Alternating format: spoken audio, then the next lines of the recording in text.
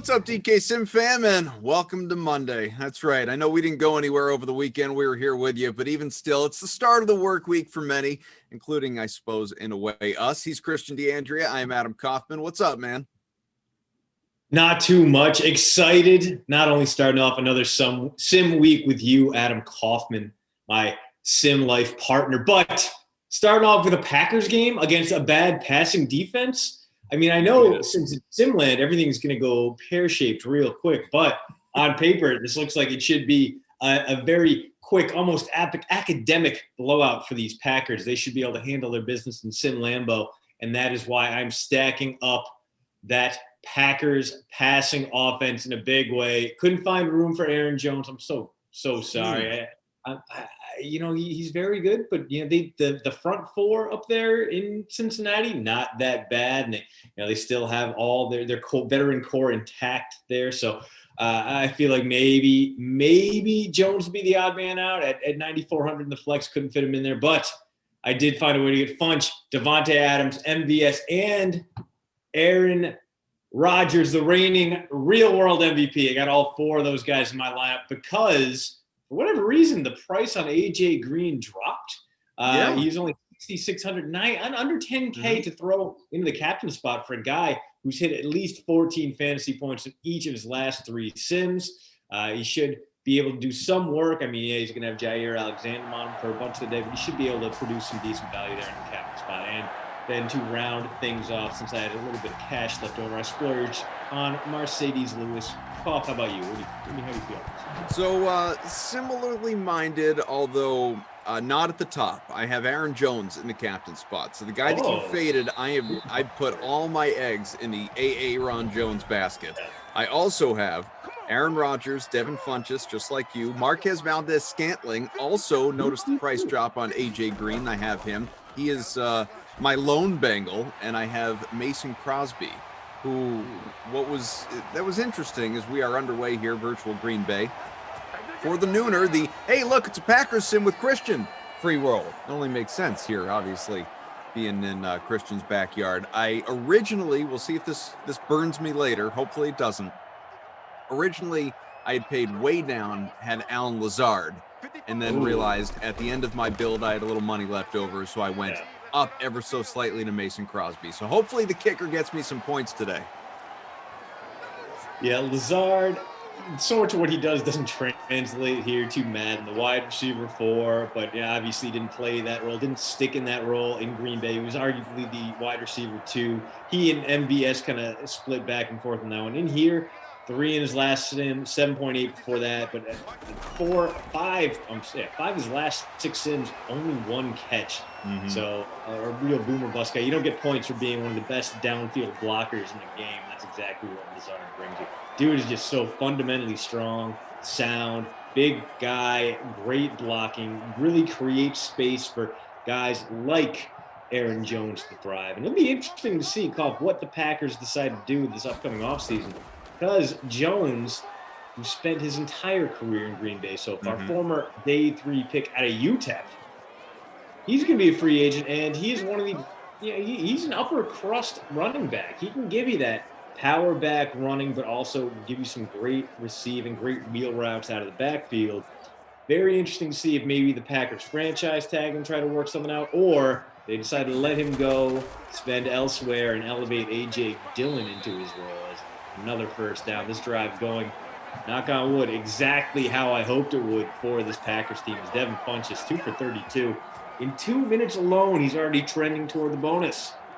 It is wild, though, that Packers team, obviously, as we move off the sim into real life, that backfield, fresh off a trip to the NFC Championship game, Aaron Jones could be gone. Jamal Williams could be gone. I mean, they could be, all in on A.J. Dillon, the Boston College product, Bry guy, as you well know. But it is kind of crazy, and I can't imagine that would make Aaron Rodgers feel great. Yeah, and Dillon looked good enough in that brief audition he had towards the end of the year. Look at the dude. Looks like he squats a Volkswagen every day. Just insane leg strength. He's just a beast of a guy. He averaged more than 5 yards per carry in limited snaps, obviously. Didn't really give you much of that receiving role, though, that Jones and to a lesser extent Williams can give you. So you got to imagine the Packers are going to keep one of those two guys. Maybe they'll add another running back in the draft. Maybe they'll find a pass-catching running back in free agency. But you got to figure it's going to be one of Jones or Williams sticking around, and it's going to come down to, I think, what the team can spend on receivers. Bang, there's a receiver right there. MVS into the end zone. An unstoppable opening drive for this Packers team. Rodgers to MVS for 6, and the Bengals defense crumbles pretty much the way we hoped they would, or expected they would. I don't want to say hopes. Well, I know there are a lot of Bengals roster guys out there. Marquez Valdez-Scantling with the first touchdown, first points of this game. Mason Crosby gets one as well, make it 7-0 Green Bay, almost halfway through the opening quarter. And MVS, who is in my lineup, by the way, puts me at the top 25. Love to see it early out of the 190 entries we've got here for the Nooner free roll. MVS is owned about 44% of lineups, 11% in the captain spot, as compared to the larger free roll, where he is similarly about 45% owned overall, but only 7.4% going in the captain spot.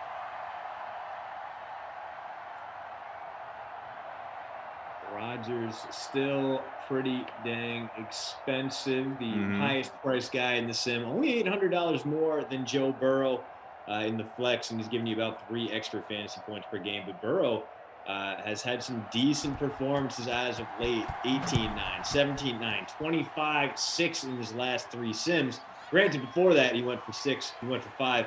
The sim before that, 373, a rushing touchdown, 3 passing touchdowns, 37 points in the flex. So his ceiling is pretty high. He has all the potential you would expect of a former number 1 overall pick who lit the world on fire his senior season at LSU.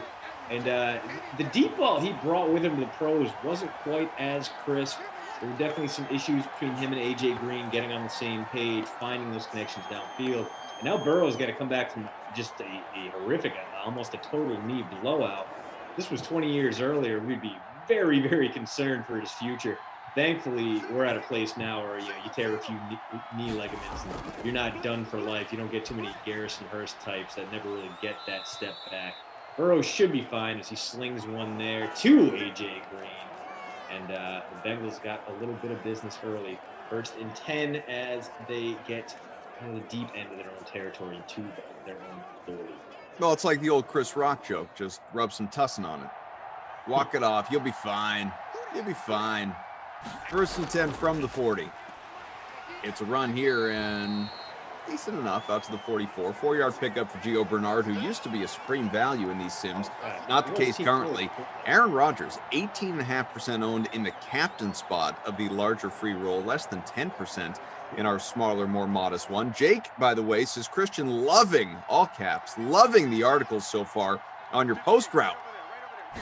Jake, I am loving you subscribing, and if anyone out there wants some NFL knowledge dropped on them as CJ Uzama takes it into the happy side of the field, I will have the billboard up later. Not only Cough will I have the billboard up later, but in the coming days, I will have a new, very fancy Kilgore-made billboard coming my way. I am very excited about it. I've seen the design. It's clean. It's crisp. I am a big fan. As sad as it will be to retire this one, you know what? Maybe it'll be a sign for the tune because, the envelope was very expensive. But yeah, very, very happy to see how many of you have signed up for the post route. Warms my cold pit. I think you should consider, just for giggles, taking the old billboard or the current soon-to-be old billboard and actually using it to mail a bill or something like that, just to see if you get a new subscriber from some random person out there in the world. You know what? This was an incoming envelope, so I would have to do a lot of crossing out, but I can just start with postroute.substack.com on all my outgoing mail just to begin with. And maybe, the mailman's going to think I'm a lunatic, but we discourse sometimes. We had some nice little chats down by the mailbox. Sure. I feel like he's a football fan. He might even sign up himself. I like it. 3rd and 1 from the 32, about 90 seconds left here in the opening quarter. That ball incomplete, should have been caught.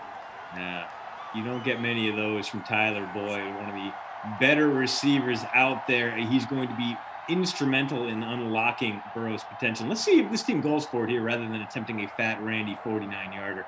4th and 1, you have Mixon, you have Gio Bernard. Maybe a 49-yarder.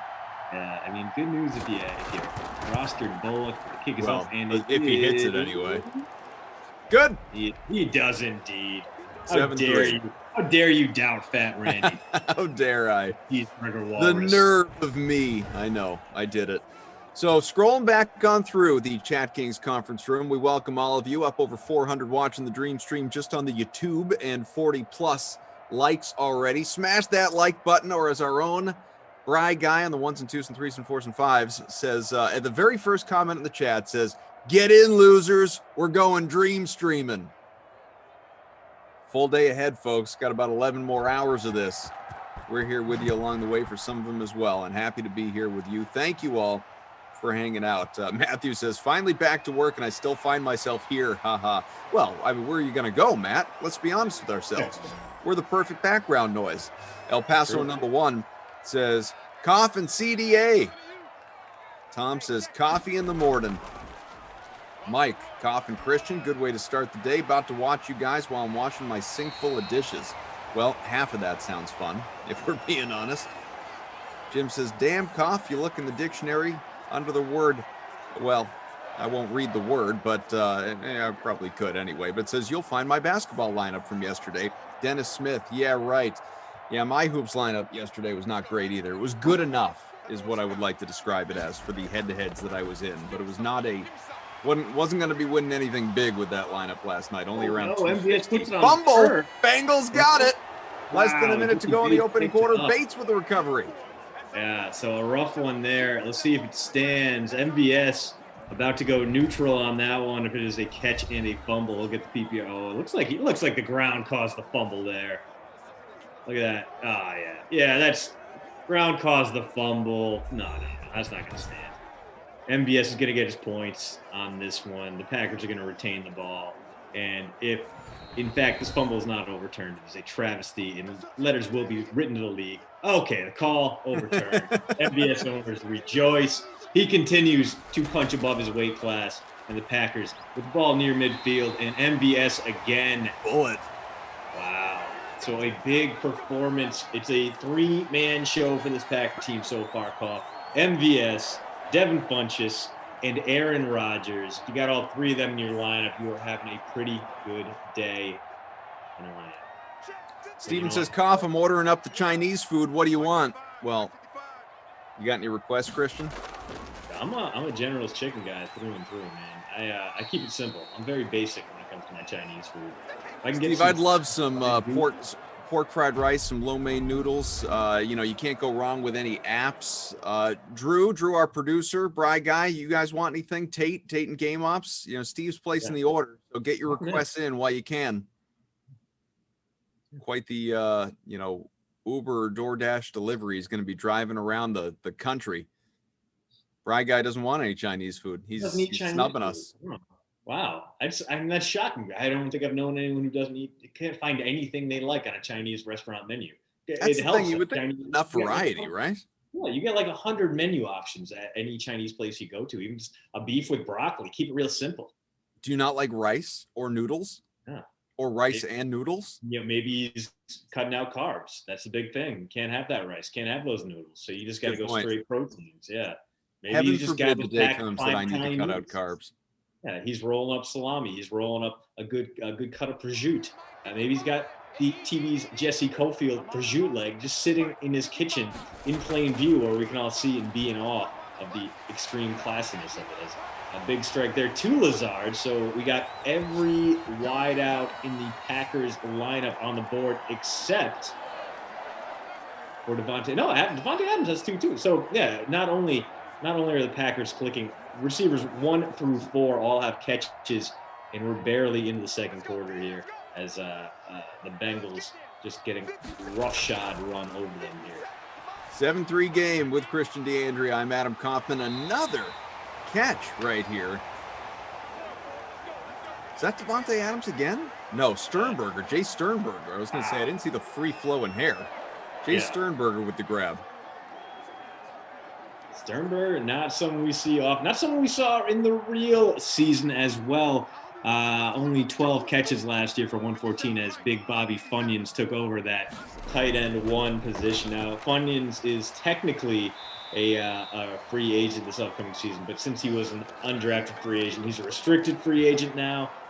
There's no way the Packers will let him go. The man was a revelation. He was massively important to that Packer passing game. He is everything the team hoped Sternberger would be when they drafted him in the 3rd round, 75th overall in 2019. And the hope is that Tunyon and Sternberger can be a dynamic top 2 duo, but maybe they bring back as Aaron Jones into the end zone, no problem. Koff's captain scoring there, and he gives us a little bit of the Conan string dances. Green Bay's offense refuses to be derailed, about to be 14-3 Packers. Well, I suppose this makes you half right? I mean, you said you were all in on the Packers passing game. Just so happened that Rodgers passed to a running back and got himself a touchdown that way. So it is 14-3, about 6 minutes to go here in the opening half. Thank you for being with us. Jason says, I like this idea. You can tell me how you feel about it, Christian. Jason says you could have a contest, Christian, for one of us subscribers to win the original envelope billboard. I mean, after all this, you're not just going to throw it in the trash, are you? Oh, no. I mean, it's going to be framed, I'm sure. The amount of work it's done for the poster out, it's probably our most valuable marketing tool. And let's be honest, it's much better at bringing readers in than anything we've actually written. So, it's got to go down in some kind of Hall of Fame or history. I just don't know. I don't know if the Smithsonian would want it, or if this is maybe more of a like a Wisconsin local state history museum type thing. Either way, it's going to be giving it.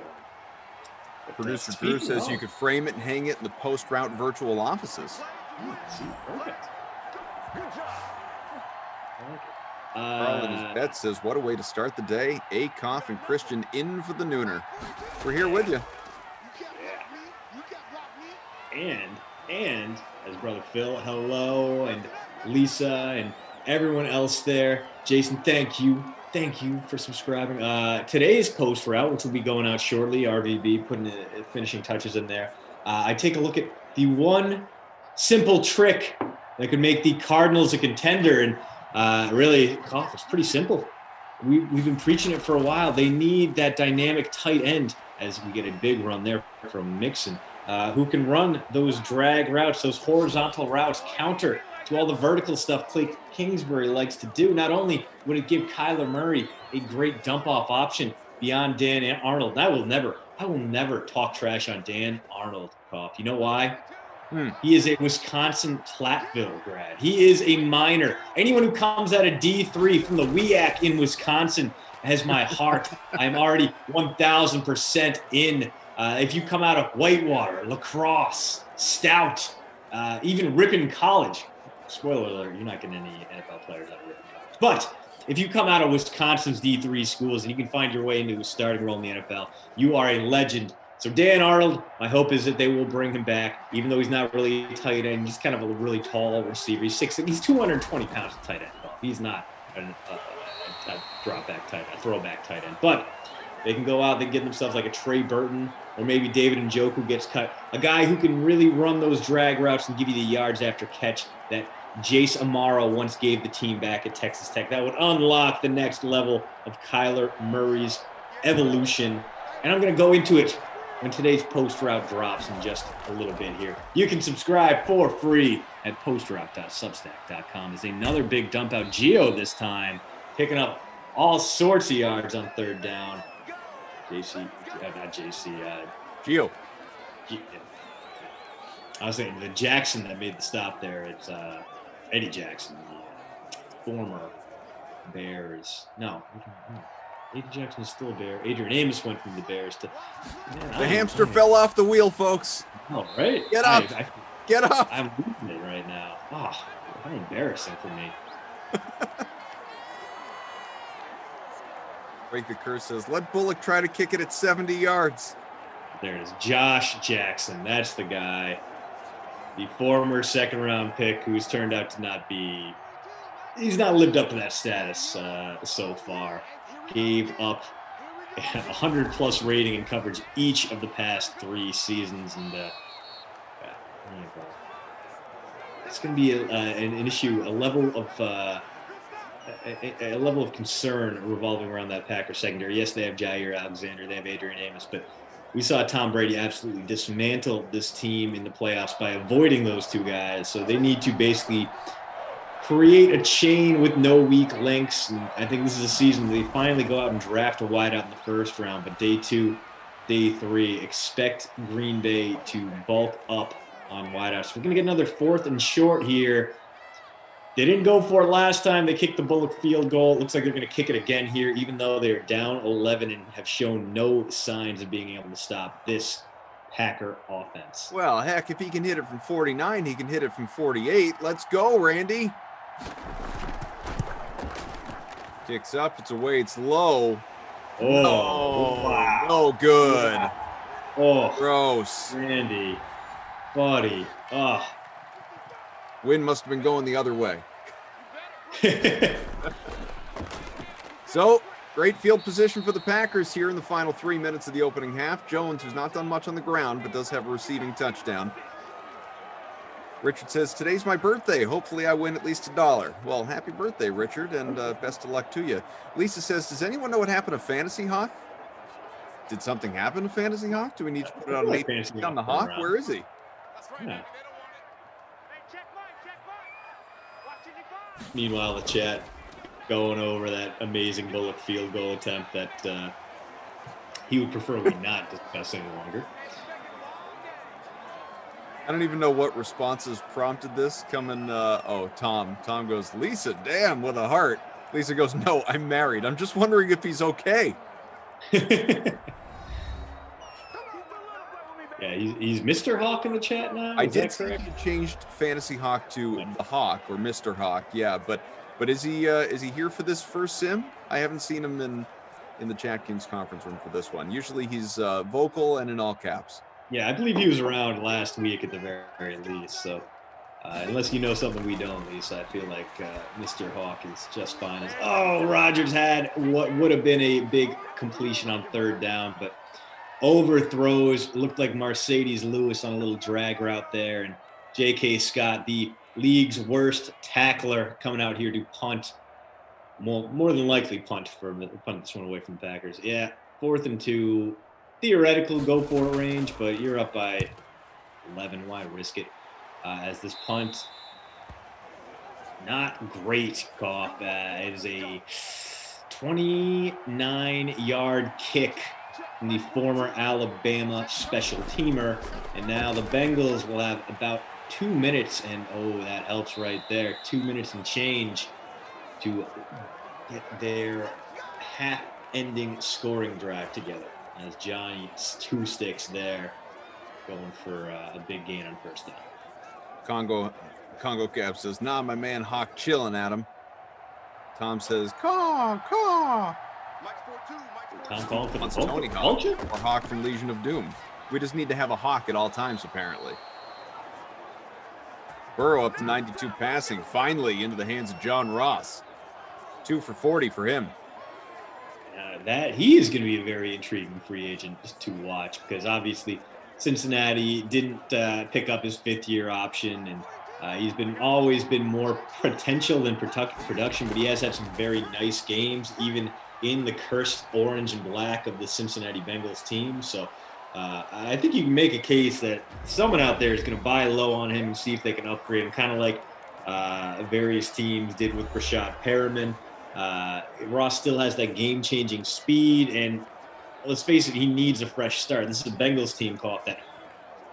When he got hurt this year, it wasn't because he was on the field. It was because he was playing scout team cornerback.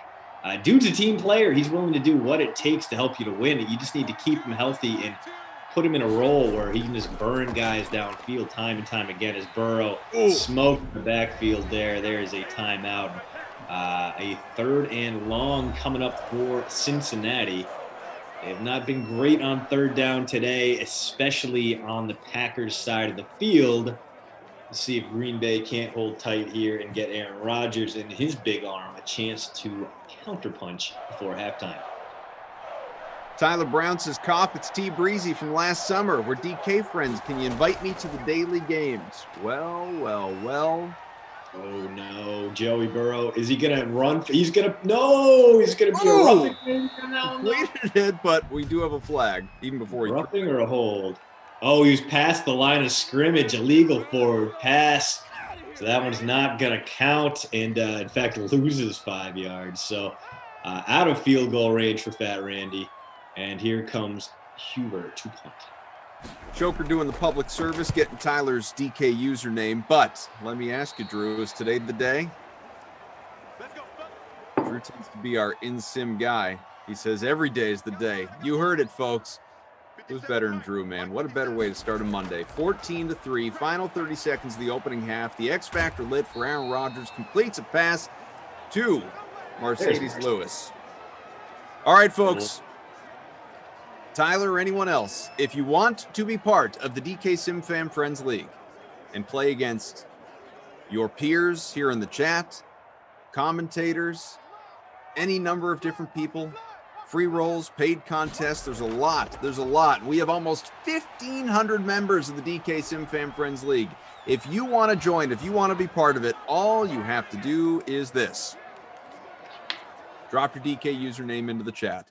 Leave your DK username in the chat, and our guy Drew here, as we reach halftime in a 14-3 game, and you see the post-route billboard. More on that in a moment. Drop your DK username into the chat. Drew will, at his convenience, because there's a lot going on here, but usually pretty quickly, will add all of your usernames that you submit, as long as they're real, because we do have to search for them, and you will be sent invites promptly in time for you to get into the next free roll beginning in about 90 minutes. The Madden Matinee coming your way at 2 o'clock Eastern. So throw those DK usernames in. James says, Koff, your BFF is in first place in the big free roll. Get after it. Saxton, love you. Now, what is that you're holding up? Oh, did you not know? Did you not see this beautiful piece of art created by some of the finest graphic design interns in the world? Yes. This is the website, the newsletter that goes out thrice weekly for absolutely no cost to you, and it drops NFL knowledge into your inbox on Mondays, Wednesdays, and Fridays. Last week, we took a look at a few big free agent moves, what was going to happen with Carson Wentz, how the Eagles weren't going to get a first-round pick in return for him, even though they might. So I was kind of right, kind of wrong on that one. But anyway, not just that, we got a great beer review of Elysian's new Hazy Imperial IPA. We cover a wide net here today. Coming out in just a little bit, how the Cardinals offense goes to the next level, and how Mitchell Trubisky is the CBS of NFL quarterbacks. All that and more. If you go and put in your email, subscribe today, postroute.substack.com. And I know so many of you already have, and I know you're sick of hearing the spiel. But hey, we appreciate you. If you've signed up, you guys have really helped boost our numbers, and we couldn't. Well, we probably would have lost interest and given up if not for everyone subscribing and kind of egging us on to make this brilliant newsletter a thing. Austin says it's this guy with his note again. That's not a note; it's a billboard. Exactly.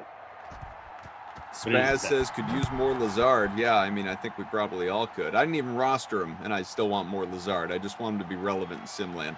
Robbie Noble, make sure you search for this one, Drew. Robbie Noble says his DK username is Adam's Biggest Fan 420. That's Adams with a Z, ADAMZ.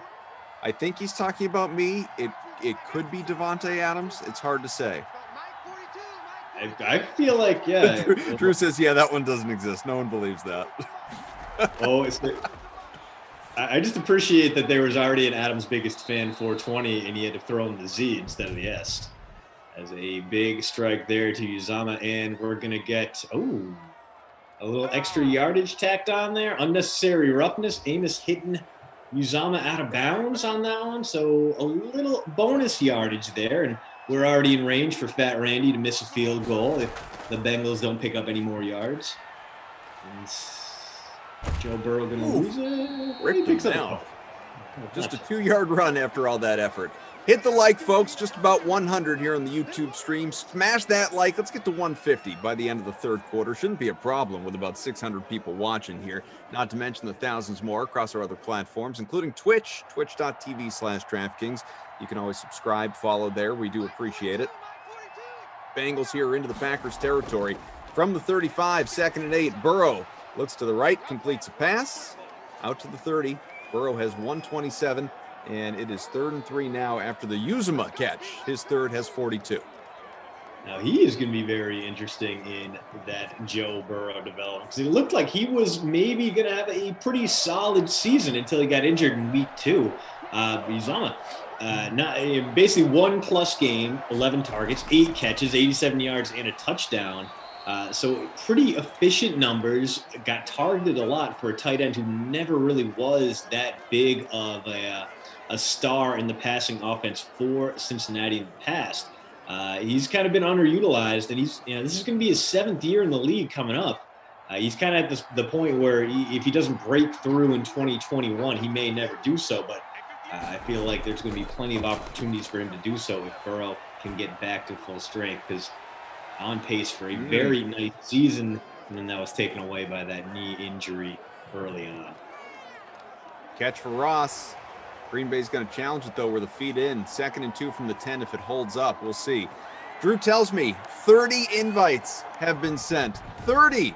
So not only has he sent out a whole lot of invites, including, I presume, to, the eager to join Call Me Fig, welcome to the club, but that's going to put us close to 1,550 in terms of membership. So keep on joining, folks. Love to have you. Appreciate it.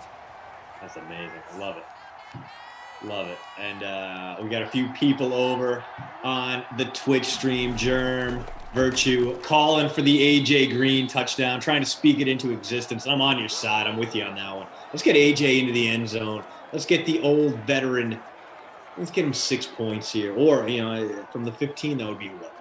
That'd be 8.5 if you got him in the flex. That would be more than 12 points if you got him in the captain spot. Let's get those AJ Green points here. That ball completed. Good for a touchdown. Spoke it into existence. AJ Green. You got a magic mind over there, guy. What? Played a lottery later. How do I use this power for good, Paul? To get people to subscribe to the post route. Going for 2 here. Will it work out? Burrow avoids pressure and good. It works out anyway. Wow. Tyler Boyd. More often than not, Madden 20 or a guy who's less mobile, that definitely was, tackle in the pocket, if not a sack there for Joe Burrow. And instead, able to escape, throw off an angle, easy completion to a wide open Boyd, and we have ourselves a 3-point game. I'm still gasping in disbelief that we were able to make AJ Green great again. Man, I have AJ Green, and yet I seem to have gone from not all in one play, but from top 5 to 15. I guess that's what happens when you don't play Burrow as well. Yeah, I got 35th out of 190 in the new 3-year-old. Even though, I got MVS in the 16 points. I got 20 plus from AJ in the captain spot, 13 from Aaron, who's falling off a little bit here. We need him to come through in a big way. Sean says that right there was the coolest thing Christian ever did. Yeah, you're not. So promptly too. It just, you said it and boom, next play. Didn't even have to will it to be. We got the yardage right and everything. And would you like Koff to speak Aaron Jones into existence? Because he's going to make it happen on his own. Otherwise, breaks free for about 15 there as this Packers team feeling a little bit of heat underneath them, driving again. So 1st and 10 onto the happy side of the field, and we could see a little deep route to Devontae here. No, it's going to be a woof. People are begging for it. Instead, an Aaron Rodgers run right back to the line of scrimmage. Yeah, a real weird read option, tight end jet sweep. The tight end sweep there was with Mercedes Lewis, who is roughly 55 years old and should no longer be taking those sweeps, but I appreciate the effort. Tyler here says, "What's up, y'all? Hope y'all been great. Been a while since I've been able to hop in here, but I've still been getting those lineups in. Carpe diem. Have a great week, Sim fam. Love that. We always say it, we just hope you're playing the contests, be it free roll or paid, whatever the case, that you're involved. And if you can hang out with us some and on the Dream Stream video as well, that's great. But if if you can't, you got other stuff going on, you're still making those lineups, that's okay. We're just happy you're part of the fam. Speaking of the fan, Noah Moon asking us to speak Adams or Funchess into existence.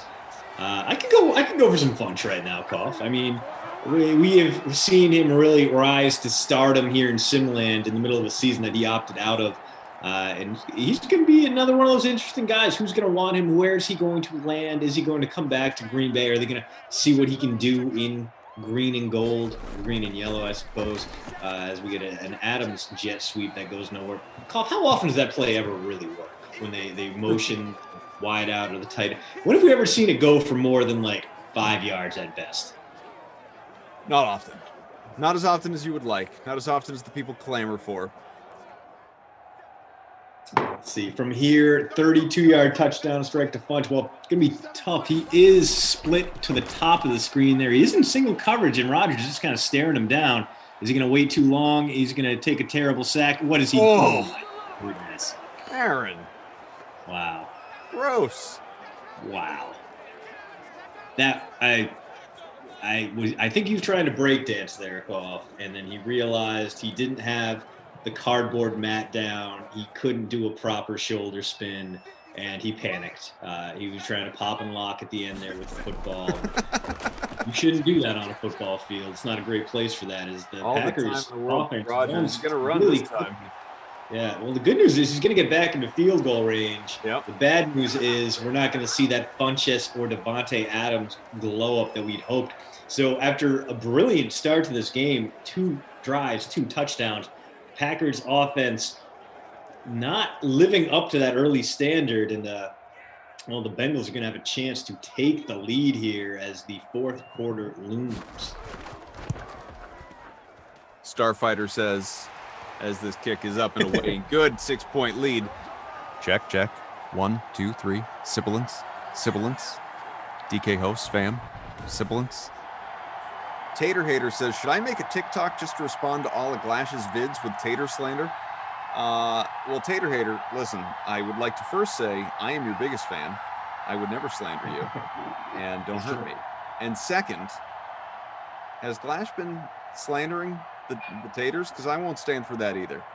Also, is he getting lazy with his TikToks? I mean, I don't want to presume that there is a lack of effort per se, because he's still, dressing up in a lot of different costumes and shooting multiple shots. He's not just, it's not a one-off or something like that. Like yesterday, he did the Nets Clippers thing, I think it was, and there were like 6 different shots of him playing basketball with himself. Problem is, these videos they went from like 60 seconds to 10 seconds or something like that. And I'm wondering where all the good Glash stuff went. This isn't the TikTok I'm here for. I want to see more than just characters. I want dialogue. I want a storyline. I want something to get excited about.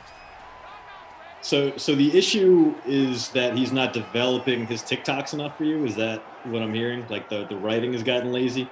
Yeah, I think he's mailing it in. This is like the later seasons of Sons of Anarchy where nothing makes sense and everything's just kind of tumbling downhill. Yeah, except he's been doing it for, like a week.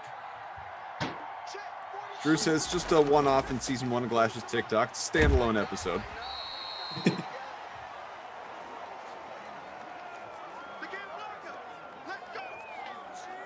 Oh, man. Jerem with the tremendous reference that Aaron Rodgers French fried when he should have pizza when he took that sack. Love it.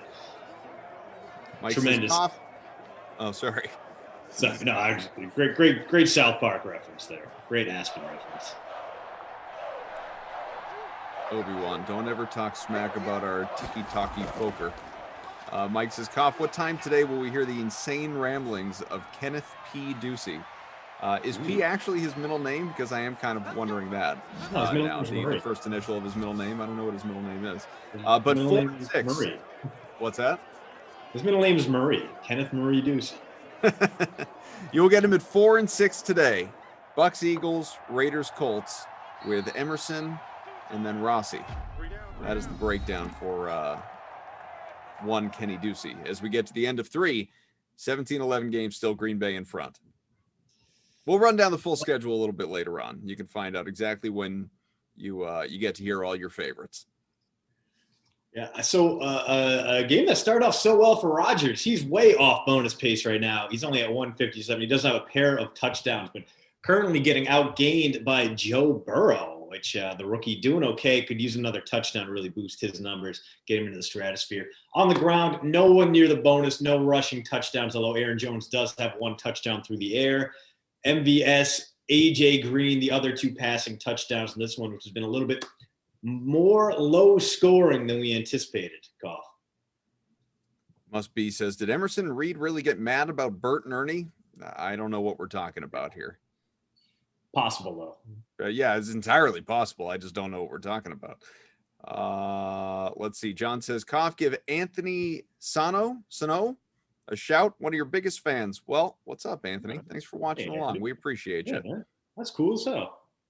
Let's see. Assuming it's a real person and not like some fictional murderer that we just shouted out because we don't do any research here. Yeah, that would be a problem. I think Glash said TikTok is very time consuming to make. However, you may want to fact check that. Says its own dance. That's true. We know Glash is a busy man. You know, he's got to get up to UNH and call those games. So it's true. Mm-hmm. If he's not there, the America East, their basketball is going to go unnoticed. So this doesn't even happen. A lot of hats. The man wears a lot of hats, both literally and figuratively. So great. Yeah. Let's see. Well, the good news is the chat. We're trending toward a banger of an ending here as the Bengals continue to drive. They got a first down. They're on the happy side of the field. We could see, or they're not yet, rather. Sorry. They're near midfield, though. And we could get an Aaron Rodgers game-winning drive, which are always fun, as a big strike downfield. Who is that? It's Johnny Two Sticks. Woo! Touchdown, Bengals. They are about to take the lead here as John Ross. I'm sorry, it's Johnny Five Sticks, really, because he's got the 1 and the 1 in the number, and then John Ross, the 3rd in the name. It's Johnny Five Sticks. Johnny Five Sticks with 6 points there. 55-yard passing touchdown from Joe Burrow. So now Burrow truly outplaying the reigning MVP Aaron Rodgers, and the Bengals up a point on the road. Surely this won't end in disaster for them. Surely.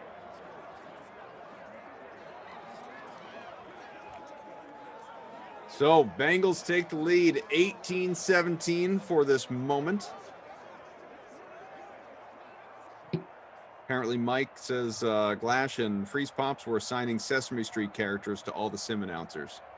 Well, I mean, if that's the case, Bert and Ernie makes total sense to me for those two. Yeah. So I want to know who Ducey was now, because I feel like Kenny would be more of a Bert with the complaining and the fact that he lives in a New York tenement. That's fair. Yeah. Maybe he would be Oscar the Grouch. Oh, yeah, fair. I would love to know. I would love to get Oscar's takes on the Jets, whether or not Tom Brady. Ducey and I had like an argument that literally spanned the first half of the sim about whether or not Tom Brady was any good in the Patriots' last playoff game. He was furious, just absolutely. Oh, I can't even. The amount of arguments Ducey and I have had pertaining to Tom Brady's importance to the Buccaneers this season, that I broke him. I broke Ducey. We had a sim where after 45 minutes, he couldn't talk anymore. He was done yelling. He had nothing left. He needed water, but even that wasn't going to do the trick. And there was another sim right before that we got to post game. He just turned off his camera and said he was leaving. Ducey and I have had our run-ins, and we've come out on the other side. We're okay. We've had our battles here related to football. Kenny just needs to be a little more welcoming of other people's opinions sometimes. That's all. And the thing is, Kenny lives the gimmick and reason as well. He recovers. He comes back hard. Agreed. It's Steve Leibowitz. Subscribed. Where is the post route merch? You know what? That's a great idea. And the problem is I don't know if you've seen the graphic design we've already put out there, the envelope, the extremely made in MS Paint logo we have. So we're going to have to maybe bump up our design chops. We're going to have some actual merch as we get another J.K. Scott punt here. And the Packers really 3 points after those 2 amazing opening drives. But, what a bad safety range. Absolute beauty. And this is a terrible offensive line for Cincinnati. You see Kenny Clark, star factor, Zadarius Smith up next to him. Oh, they're just going to run over Nick. Freedom. Get kind of, but you know what? This is a rookie quarterback. The awareness rating's not there. He could take a 10-plus yard sack here. I'm not going to say we're not doing the safety dance today. We can get there. Still possible.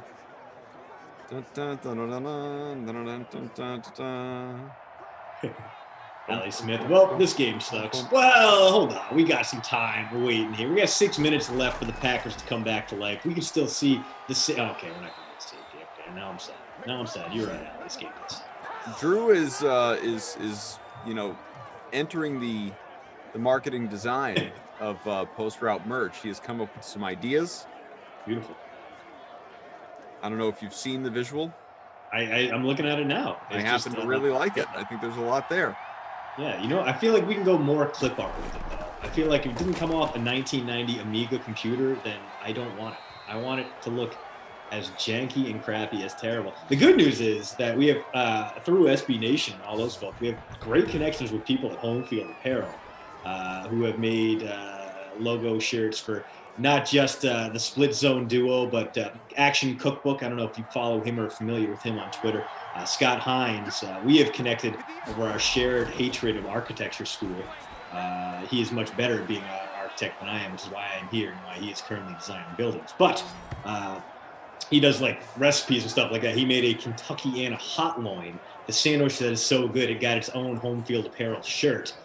So we travel in those kind of circles. So if we did get a great logo, we could potentially turn it into a very soft, very high quality T-shirt from Home Field Apparel, which would run you about $25, but would be worth it because their stuff is great. I got one of their Vandy hoodies. No, not even a hoodie stuff. A crew sweatshirt. I think it's lovely. Lovely sweatshirt. They make quality stuff there, despite existing in America's crud bucket, Indianapolis, Indiana. 18-17 Cincy. Bengals with the ball, 5 minutes to go in regulation here, 2nd and 10 from midfield. With Christian DeAndrea, I'm Adam Kaufman. We got Drew, our producer. Bry Guy on the 1s through 7s is our technical director. And, of course, Cobra K, our man Tate, in game ops, working with us. I want to revisit the Sesame Street thing, though, for a second. Did anyone in the chat, unless I've missed it, who were Christian and I? What characters did we get in this assignment? Because now I'm curious. Yeah, no, that's it. We need to figure it out. I'm very intrigued. Was I the count, counting all of Glashes and Freeze Pop's NBA DFS money?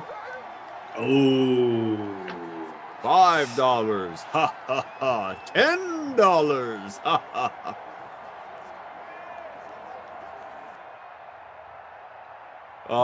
Drew says maybe Christian was Animal. I like that. Dude, I love it. I'm into it. 1,000%. That's pretty good. Dude, Disney it is more Plus, Muppets, but that's okay. It works. Yeah, it's fine. They were effectively Muppets on Sesame Street. Oh, absolutely. Mike says I was the human grown-up. You know what? I'll take it.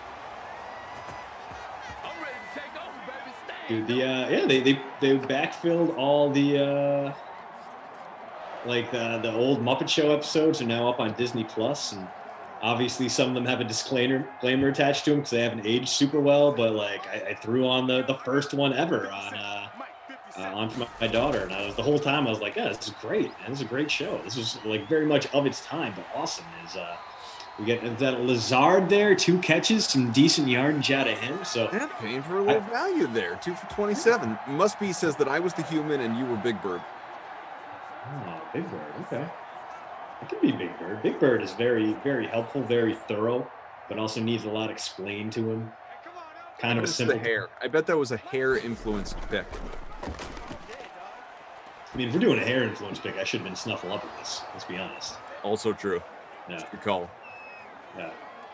Just watched, not by any stretch an original Muppets movie, but the Muppets movie that came out in maybe, I don't know, 2011, something like that. The one that had Jason Segel, Amy Adams. Yeah. Watched that with the kids the other night. They hadn't seen it before. And if I had seen it, it was years ago. I didn't really remember it. That was a fun one. It was a good movie. Yeah. Oh, completely solid. Yeah. Courtney Love hated it because they sang "Smells Like Teen Spirit" at one point. And she said that was trampling all over Kurt Cobain's corpse. And jeez. Bringing a lot to that one. That's okay. Mo says that LaMarca was Snuffleupagus, and that I think that works. Okay, I can see it. I'm okay with that. Yeah. Who's Grover? Or Super Grover? Because there's got to be some. Then maybe I could see Ducey being more of a Grover than an Oscar the Grouch because of his way to both be loud and wrong all the time.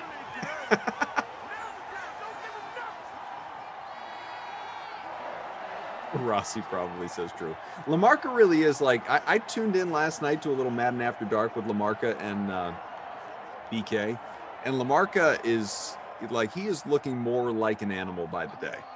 Like you're seeing less and less of his face and just more and more hair. Plus he had glasses on last night. He basically looked like the father from Teen Wolf after he turned into the werewolf and showed his son for the first time. That was LaMarca when I tuned that on. Yeah, like Michael J. Fox opens up the bathroom door and then it's his dad standing there. That's exactly what LaMarca looked like.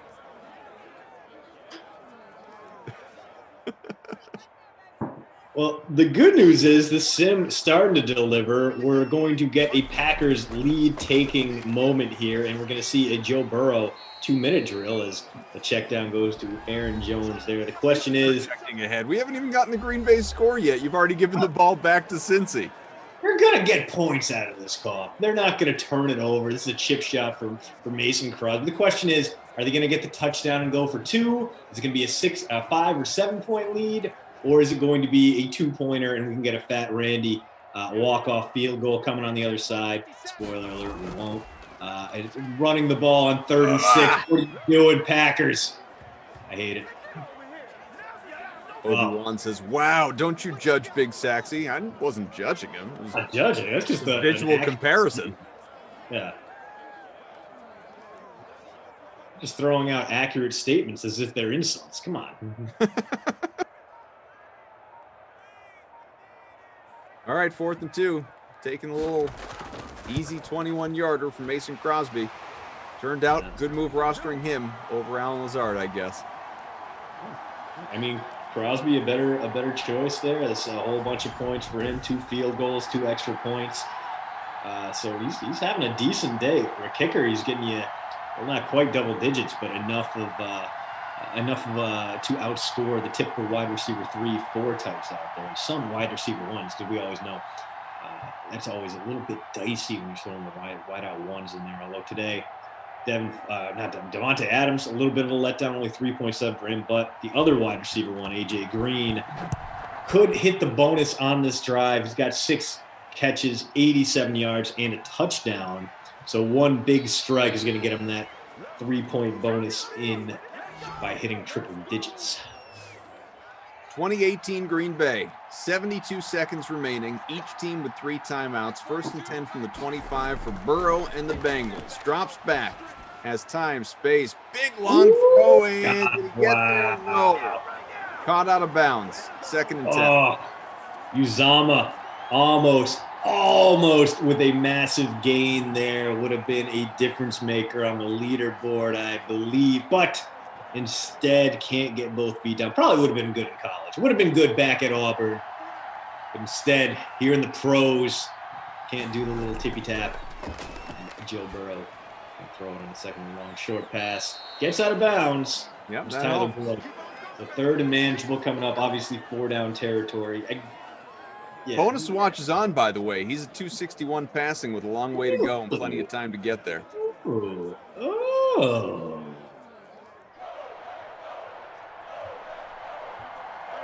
Hit that like, folks. Almost at 150. Get us there before the end of the sim, would you please?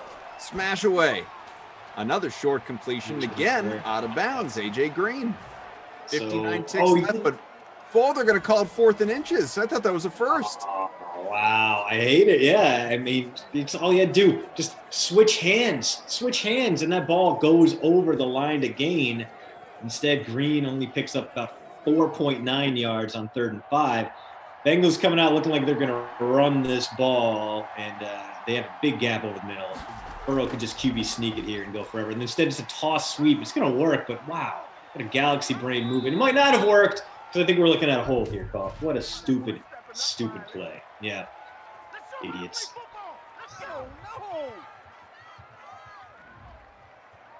Cough, I hate it. Why? AJ Green's had himself a day, up over 20 fantasy points. And another completion here.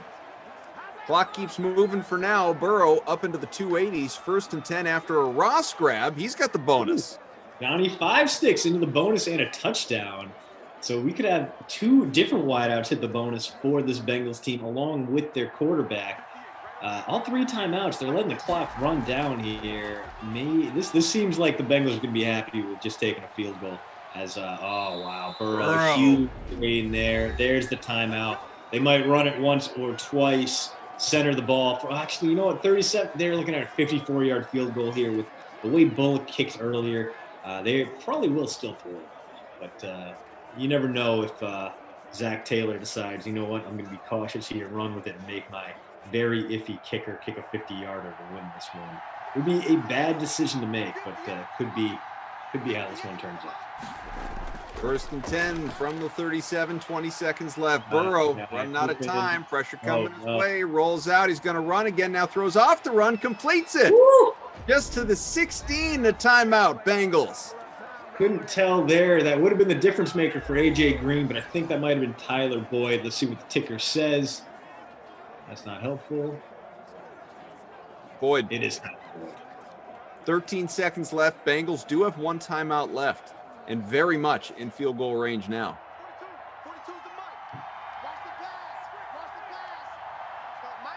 Rodgers, you hate to see it. Yeah. Run to the outside, trying to stiff arm, and down at the 4, 7 seconds left, final timeout. Yeah, it might just be the quick chippy here for Bullock. No timeouts left. You got the ball in the 4. Don't even know why you're huddling up. Go out there, send your iffy kicker out there. He's not going to miss from 21. And here it comes. Potential game winner. Ice him. Yeah, sure. Why not? Now we'll see if this could shake anything up in terms of where's Bullock near the top of our leaderboard. I don't think he's that.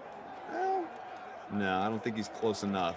Someone in 6th has Randy Bullock, but about 6 points off the lead, so that's not going to be enough. Amino transfer erase is currently pacing toward a victory, but only by about half point right now. We'll see if it holds.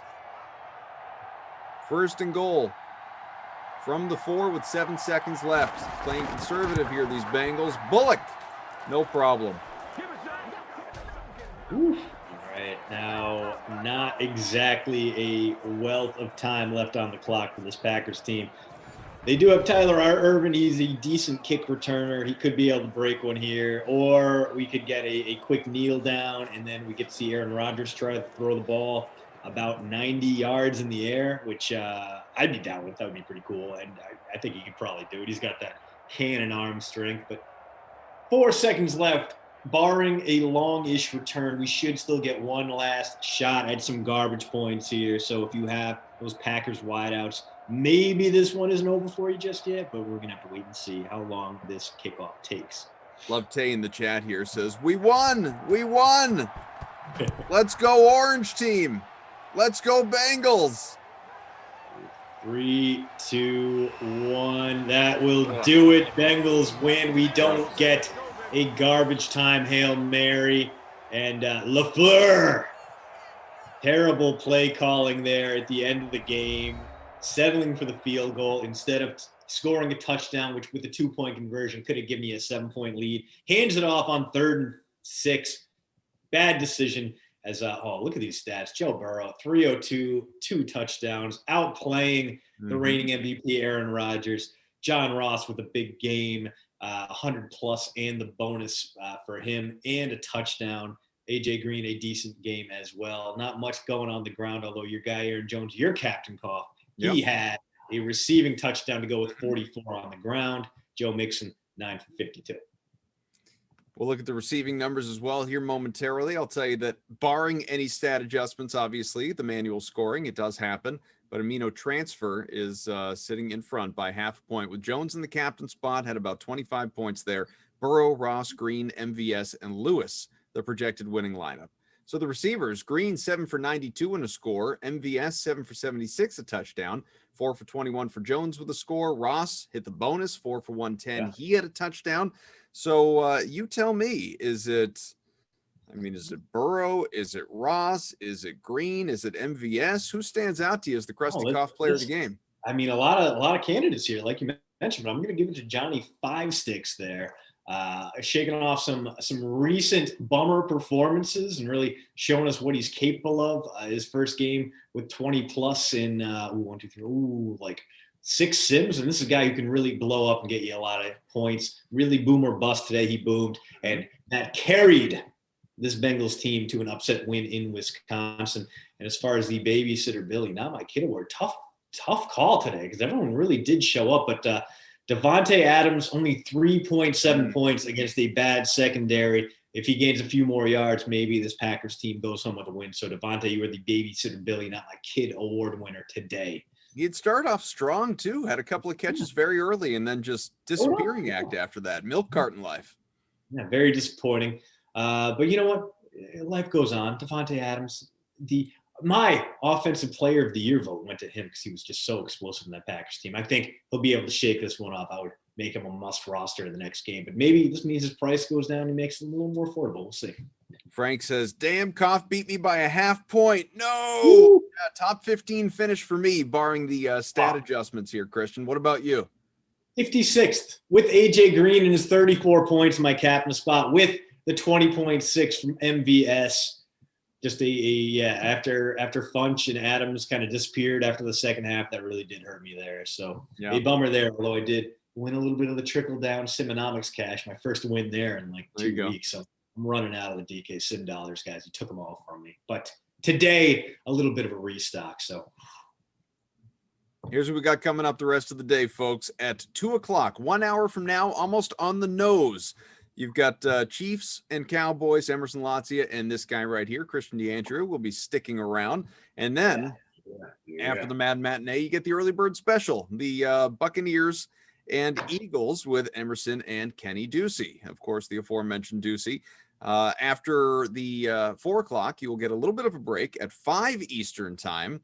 It is the NBA Pre-Lock live show. You don't want to miss that with Sharad Hira and Julian Edlow. So those two will be along to offer all sorts of advice from the association for tonight and a 6-game slate in the NBA.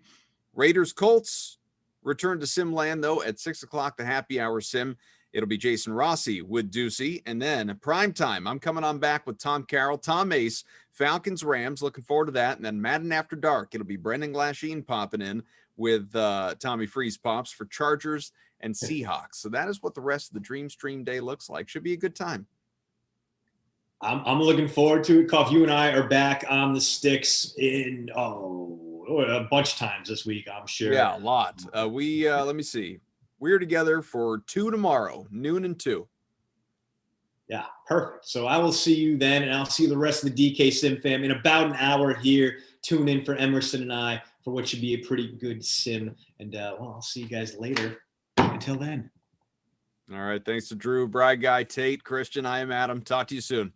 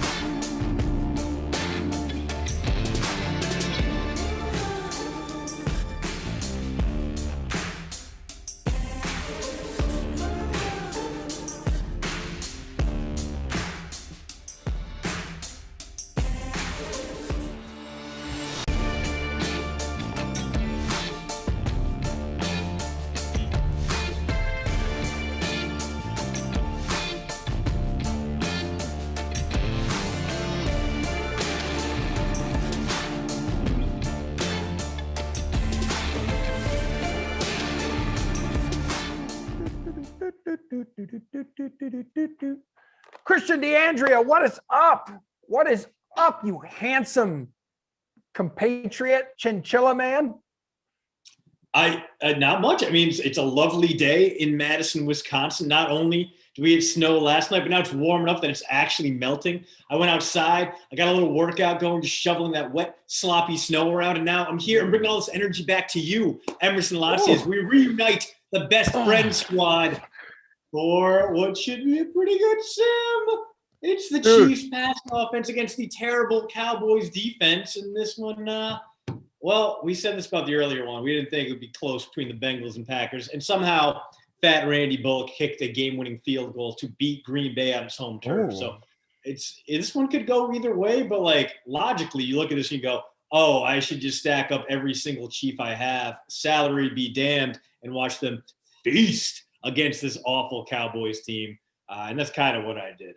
I captained CEH because he's a little bit cheaper. Made sure I had Mahomes in there. Made sure I had Tyreek Hill. Threw in Ricky Seals-Jones as my punt play because I ran out of cash. Those guys are expensive. But also was able to fit Amari Cooper and Michael Gallup into my lineup. I'm hoping for a lot of passing fireworks. What about you, Emerson Lapsia? Where's your team looking like? Shout out to the DK Sim fam. 157 entries in the Congrats Patty Mayonnaise contest. I went ahead and went CeeDee Lamb in the captain spot. Ooh. Then Patty Mayonnaise, Dak Prescott, Zeke Elliott, Mr. Kelsey, and Greg the Leg Zerline. Ooh, a lot of stars in that lineup. If you get a decent day from CD, you're going to be in the upper half of the Patty Mayonnaise free roll. And now we get to see what the Chiefs team can do. Yeah, I can't justify ever fading Tyreek Hill. He's in that Dalvin Cook kind of range, that Lamar Jackson kind of range, where every now and then it pays off. But last time this guy had under double digits was this is me scrolling. Sim 91. This is Sim 110 for him. So you got like a 5% chance of him not coming through for you. And he had a 56-point game not that long ago against a pretty good secondary in New Orleans. This Cowboys secondary, there's no Byron Jones. There's no one to be afraid of here. So he should be able to absolutely rock and roll today in Sim Arlington. And instead of Sammy Watkins getting the first catch, because I should not be trusted with my takes. We have almost 12,000 entries in the free showdown, $250 free showdown contest. Some of the ownership numbers in said contest looking like this. All you beautiful human beings. Patrick Mahomes, 76% owned, highest owned player in the contest. Tyreek Hill then down at 60. Travis Kelce, 55, who just got popped. I don't know what just happened there. A little ping pong action there. That's like that opening scene in Meet Joe Black where Brad Pitt gets bounced off a couple cars. We saw that, but with an actual football instead of a human being. Which that was an emotional movie, and then that was also known for the Goo Goo Dolls song. That was like really popular for that one. Yep, filmed in my hometown of Warwick, Rhode Island. Did you know that? The Aldrich Mansion over near what used to be Rocky Point, one of the world's crappiest amusement parks, but taking up a lot of great waterside, bayside real estate in the lovely state of Rhode Island. I don't even know if it turned into condos yet or if it's still just a real creepy haunted place, but lovely amusement park way back when. And since we're just dropping fun facts here on the Sim on 3rd and 5, Patrick Mahomes to Kelsey, first down, not a problem. The Goo Goo Dolls out of Buffalo, New York. As my wife will be quick to tell me when I say nothing good has come out of Buffalo besides like wings and stuff. She's like, well, there's the Goo Goo Dolls. Zeke Elliott, just kidding. I love Buffalo. You guys know that. Zeke Elliott, 55%. CeeDee Lamb, 41%. That rounds out your top 5. Sammy Watkins, Amari Cooper right on the outside looking in at 6 and 7.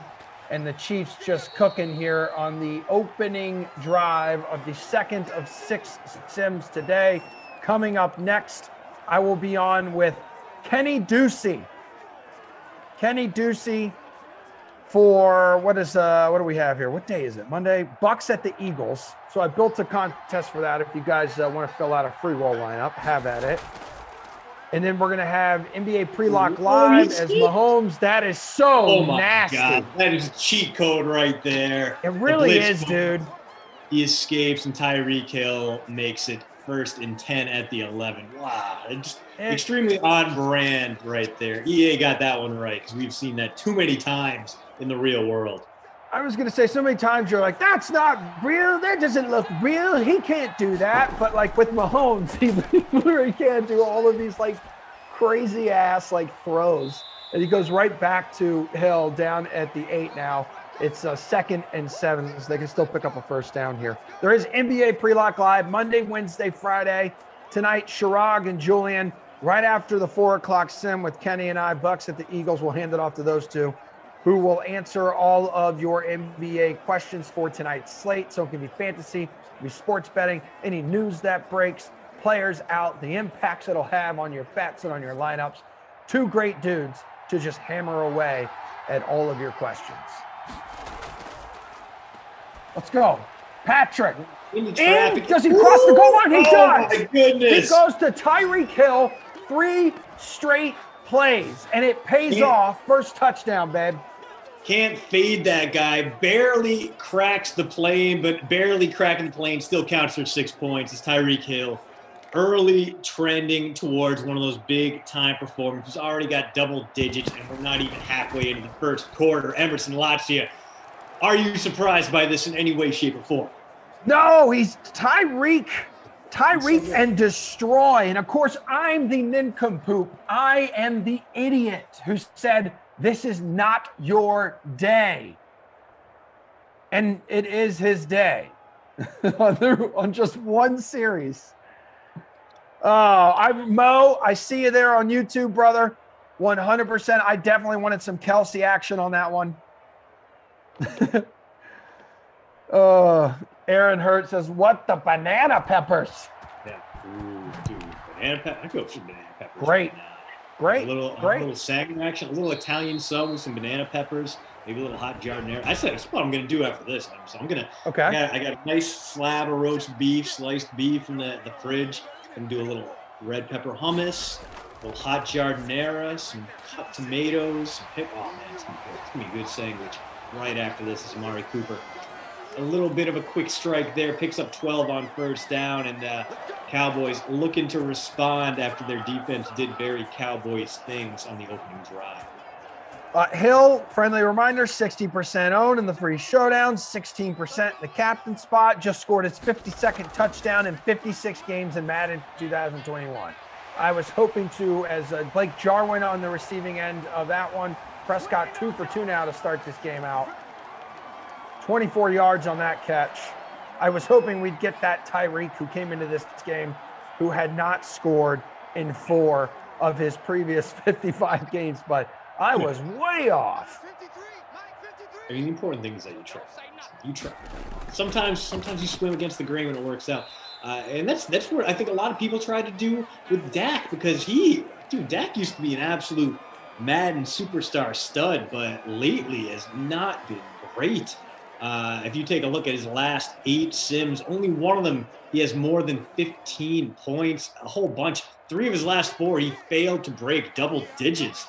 This is a guy that used to be able to give you like 250 yards in the air and 40 on the ground guaranteed every week, but clearly he's playing like bum leg hobbled Dak Prescott here in Simland. The slander, I won't hear any of it. The man is still good. He's going to be a revelation again in 2021.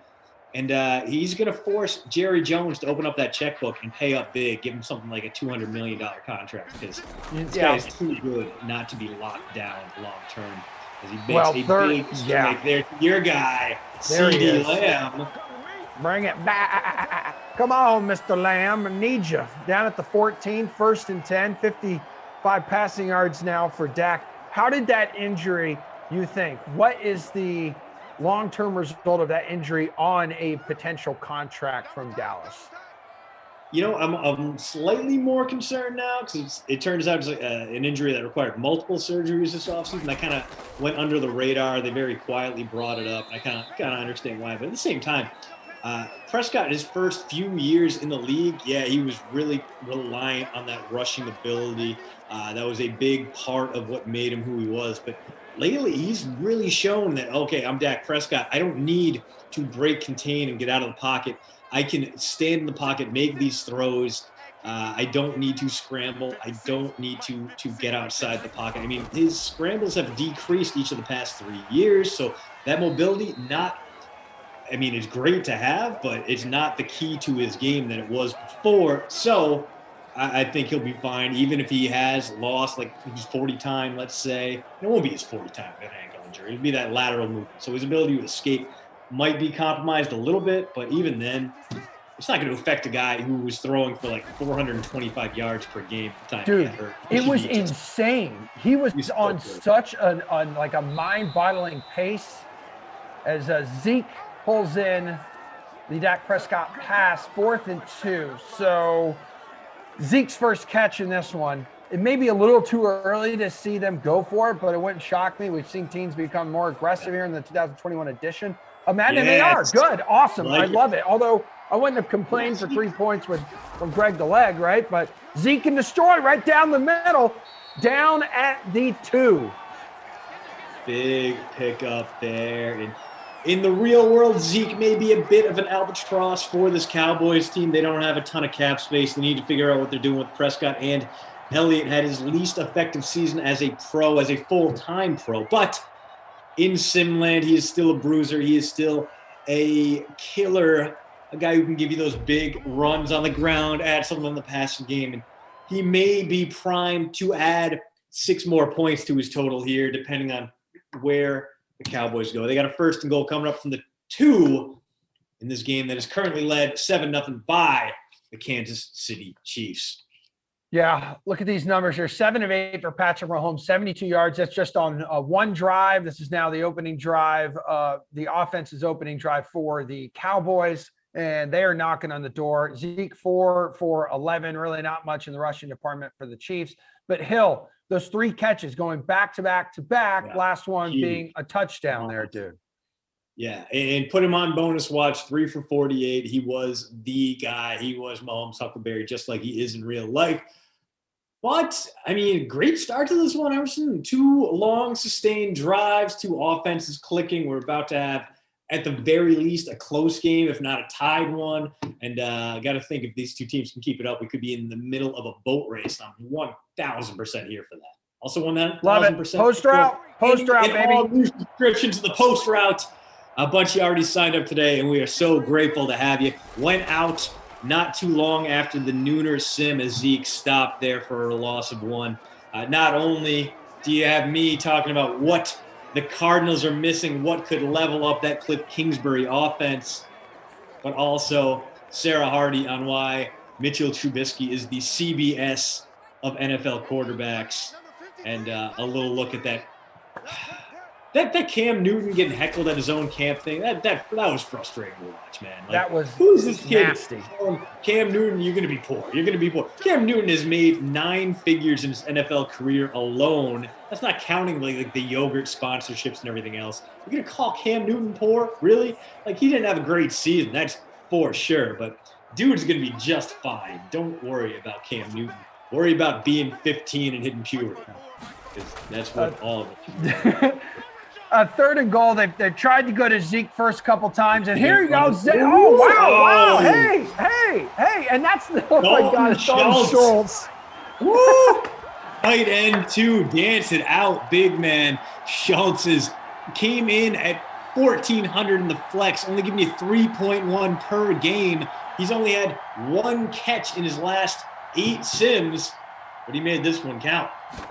Oh, yeah, man. I was thinking, dude, wide open. You got like 5 yards of greenery in front of you. Just trot on in. Not a problem. You're healthy Dak here in Sim World, in Simland, inside Jerry's world. No.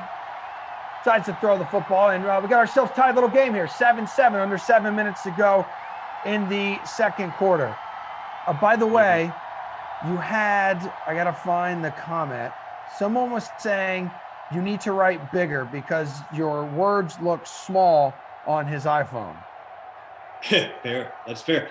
No, the good news, Emerson, the Kilgores are sending me a custom-made, very professional, very clean and crisp-looking sign. So we're gonna alternate between the obviously very, very important and very expensive back of the envelope billboard and the official, properly made, beautiful one that Jared and Alana are sending my way. So big ups to them. Thank them so much from the bottom of my heart for coming through. But a lot of vulture calls over there in the YouTube chat. Someone, let me see if I can find Meager66. I captained Schultz as a punt play. Godspeed. Because that means you probably got that guy right there. Tyreek Hill, 4 for 67 now. He's probably in your lineup, along with Mahomes, along with Kelsey, along with Dak Prescott. You could afford a lot of these superstars if you threw Dalton Schultz at 2,100 in your captain spot. The Dracula attorney, I agree. It's going to be one of those Tyreek games. It certainly feels like that right now. DEH with a big game. It looks like it's coming back. Yeah. It is, in fact, cheating on the Chiefs. Yeah, it was Michael Rogers who said you need to write bigger. But Mike Ament says, put that on your headband, old school, Jim McMahon style. It's a good idea. I mean, I like it. I think it's a great idea. Solid. You really should. You should. You need to do that, please. Yeah. See, I got a good solid white headband. You know, I could probably take like an old shirt and cut it up and do it that way. Like give it kind of like Karate Kid style headband that ties in the back. Yeah. You could do like a sleeve on a short sleeve shirt. Like you'd have a lot more space to write your message, you know. Yeah, it's Kelsey. Not very encouraging, but does pick up the PPR point, 0 yards gained. So 3rd and kind of long coming up. Typically not a problem for Patrick Mahomes, but the way this drive has been going, it might be need to set up a punt, or if they can pick up a few, maybe they go for it on 4th down here. They're set up. Okay, I'm going to motion CEH out of the backfield, and they should have some options. Yeah, I mean, you always have options when you're Patrick Mahomes, who went oh, my God. Oh, okay, Jesus. It's like, okay. What was that? Yeah, he could have moonwalked to the 1st down there, and that's not easy to do in cleats. There would have been a lot of friction stopping him from gaining any kind of progress, but there was no one near him. That would have easily been a 7-yard pickup for the Chiefs and a 1st down. Instead, Mahomes got in his own head and decided, you know what, I'm just going to launch this one across my body into traffic. And was that a terrible punt? Is it that ever? Was a terrible punt. 23-yard punt. Jesus. Whoa. The hell's going on? Hey. I don't like it. Zeke on the carry. So, yeah, Dallas is able to make the Chiefs kind of look human here after all. Lineup check as Tate has the scores updated here through quarter plus. So shout out to our dude Tate on the ops team, also producer Drew and Bry Guy on the 1s and 2s. Good to have this squad together. Perfect way to start off the week, hanging with these dudes. And also all of you dudes and dudettes of the chat. We got ourselves a fumble. You got to hang on to the bread, baby. Oh, you can't do that against this Kansas City team. You are handed a gift, although review, these typically get reversed. When we see a fumble in Simland. Hold on. Here's the replay. Ooh, oh, he's down, bro. He's 100 down. It's all good. Bailed out there, not going to lose you any points, and the Cowboys will get it on 3rd and short. And, well, typically you'd think run here, but they're coming out in the shotgun. Could still be a draw up the middle. They have the numbers up front. Dude, Zeke. First, and then some. Zeke, a virus, just rolling 9 carries, 29 yards.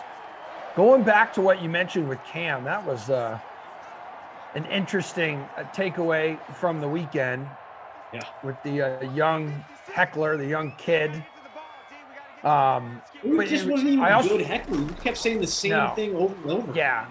I also don't know why. Like, what's the point of that, dude? Like, don't you want to like take that opportunity to maybe pick his brain a little bit? So, like, there is a former league MVP there. Like, ask him questions. I'm sure you have questions. Like, get advice. And I saw that Cam tried to go over and have like a conversation with him afterwards in like a second video that was posted. I didn't see it until this morning, which is why I tweeted about it. And to me, like Cam, it is very on brand. The guy has a well-recorded track record for trying to help young people. And unfortunately, I don't think his message really got conveyed because the heckler's coach injected. Like towards the end of this video, the heckler's coach, the kid's coach was like, yeah, no, didn't want the conversation to continue. So to me, it was another missed opportunity to kind of teach this kid a lesson. Yeah. Someone in the chat said that the kid wrote an apology note to follow up. So, I mean, obviously. Well, someone obviously got to him.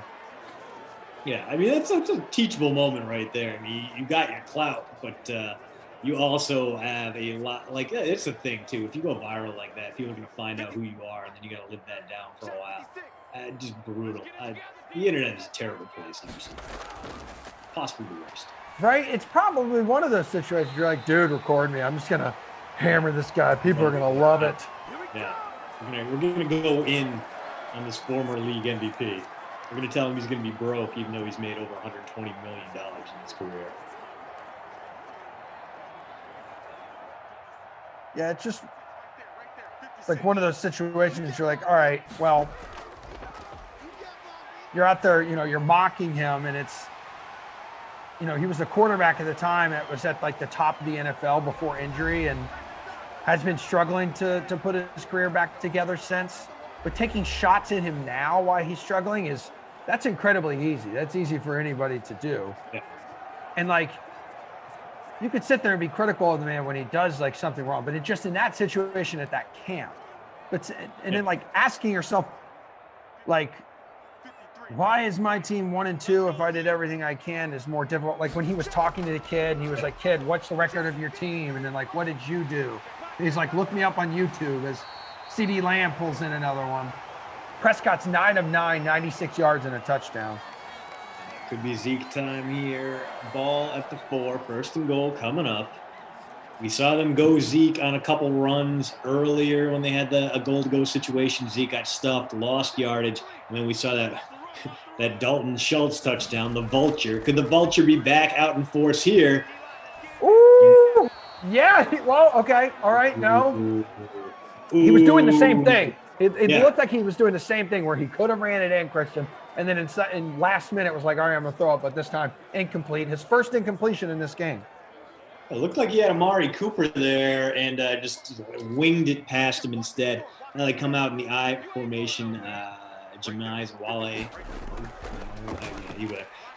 It's going to be the play fake, the sling, and... Oh, my God. Does he get in? Holy hell, I thought Schultz was going to get a second one. That would have been bonkers. Just absurd. Slate breaker.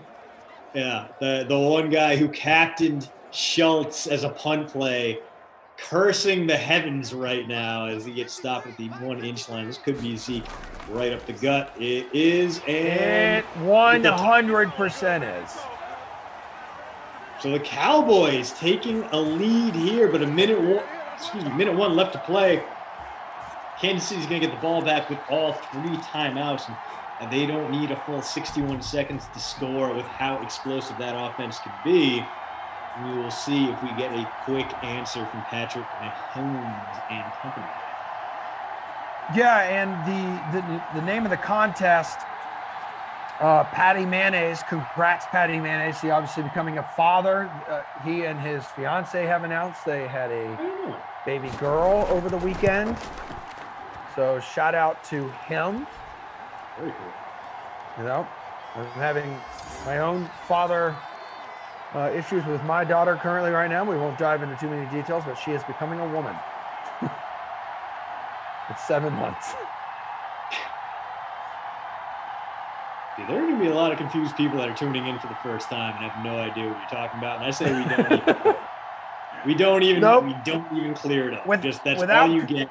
Without context. The dream stream without context. Dude, there should be like a Twitter account or like a YouTube account. I'm shocked. Yeah. Like someone hasn't done it yet, where it's like, sim announcers without context and just taking like the random ass things we say. It would just be Glash. Tweeting it out there. Yeah, minutes of time of Glash just going and going, showing up in costume. Yeah. Shaving his eyebrow. It would basically be like that, when we did the SimFam retrospective and it was like the 3-minute clip show and like it was 85% Glash being a lunatic. It would just be that. That's all it would be. We get a strike there, and Demarcus Robinson on the board for a big gainer there. So the Chiefs might get something going here.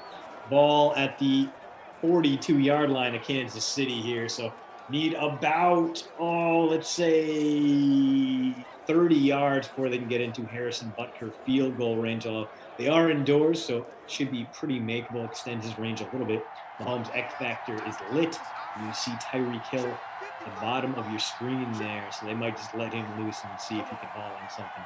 CEH motioned out of the backfield. This is going to be a pass play. Let's go, baby. Rock and roll in the slot. Is that a little Ricky Seals-Jones getting the call? Yeah, I feel like that was a little Ricky Seals-Jones. Tight end too. Yeah, the less heralded of the two tight ends. Seals-Jones usually makes like a catch or two, and yet he is getting completely overshadowed by the other tight end too, Dalton Schultz, who has been an absolute monster in the first half, and was inches away from a 2-touchdown first half. All right, close to a first down. Patrick Mahomes, 11 of 14, 121 yards. They're going to give it to him, and that's Travis Kelce. A couple grabs now, 18 yards.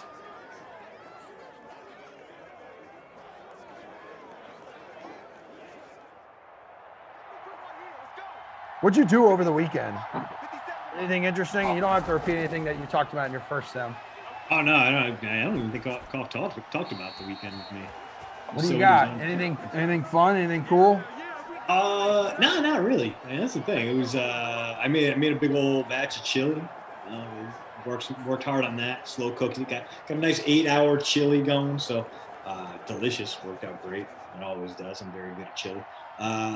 Saturday, just went out with like a couple friends here. Brought the kiddo out for her first like social interactions with other people in feels like months. So got there's an awesome local place. It's right across the street from a butcher shop. So all their burgers, super fresh, super good. Had some curds, a couple beers. Watched Wisconsin State high school hockey championships here. Verona, my local high school team, made it to the title game, and then promptly got swamped by a city up near the border of Minnesota, which of course they have good hockey players. What else are they going to do? That's about pretty much it. What about you, Emerson? Hold on 1 second. I just want to see if we got ourselves a field goal by Mr. Butker, and we do. Yeah, we just chilled, man. We didn't really do anything. Went to the dog park like 10 times and watched some more Schitt's Creek. I watched some midnight hockey on Saturday. I did. I started falling asleep. You know how they pushed the game back? Yeah, the ice was melting.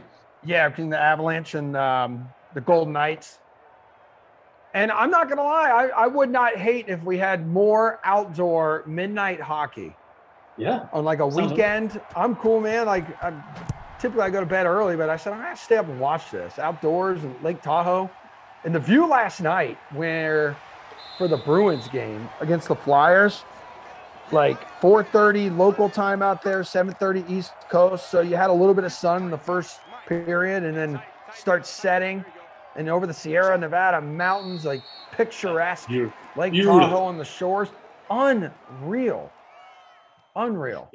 Yeah, super cool. And yeah, they should have more. Every team should get one outdoor game per year. You shouldn't just make it a winter classic. You shouldn't just make it on New Year's Day. Like, give every team a chance. We actually did one up here. It was the winter before I moved up, so I just missed it. But they had college hockey at Camp Randall Stadium.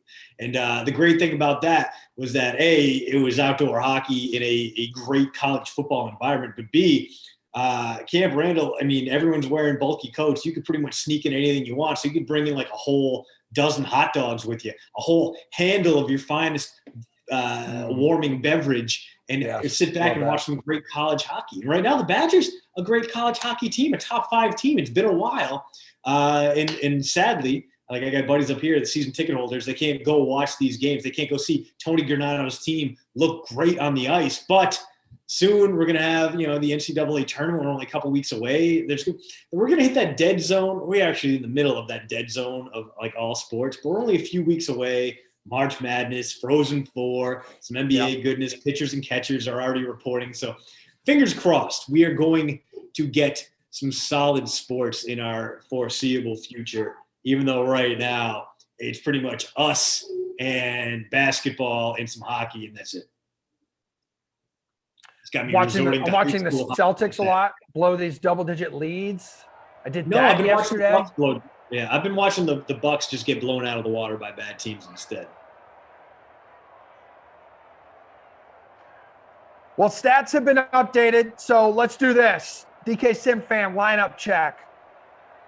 Where are you at in whatever contest you are in?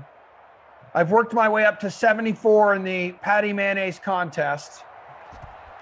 What about you, Christian? Currently a solo leader in the big showdown, 12,000 entries. Lonely Boy 7. Lonely at the top in solo. Ooh. Solo lead. That's a good lonely, though. I am currently 127th because my captain pick, CEH, got screwed over by the holding call there. I do have Tyreek Hill, but everyone else does too, so not great for me. And then my Amari Cooper, Michael Gallup, let's get some passing yards play. Being completely eclipsed by Zeke Elliott's I'm going to ruin everyone on the ground mentality. So here we are.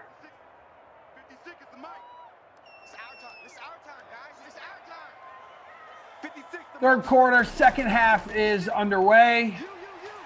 4 more sims to go on this beautiful Monday. So it sounds like you're getting hit with just a bunch of crap weather right now. You know what? It's gotten nicer. It's better right here. I don't know how you guys are doing, but I mean, right now it's sunny. It's like 32. The snow where it's been cleared off is melting. This whole week we're getting like temperatures in the mid 30s. Some days even the low 40s, which is great because I was running out of places to put the snow. That's a big third down. Oh, damn. I thought work. He was running over a couple guys there, and it took a third one. Maybe like Matthew, to come in and drop him and knock him out. Yeah. Dude, I'm feeling bad, though. Like, my dog, he's so starved for attention and, like, interactions with other dogs. And, like, the dog park we go to is going to be so snowed over that, he has no fur. So being out there for more than, like, 5 minutes at a time, poor guy.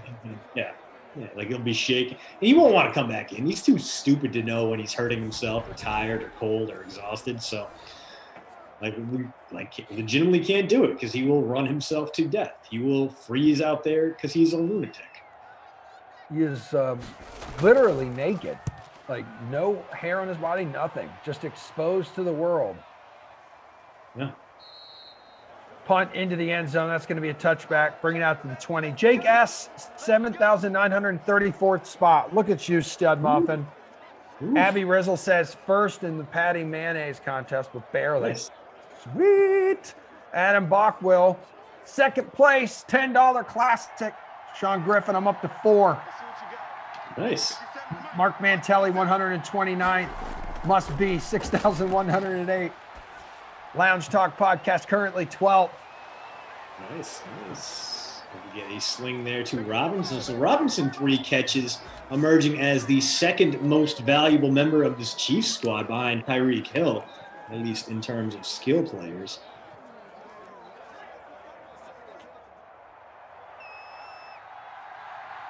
We're like freezing our asses off up here, and then they're having like record heat, I think, down in like South Florida, like 90 degrees or something. Sure. Yeah, of course, Florida is all that happens.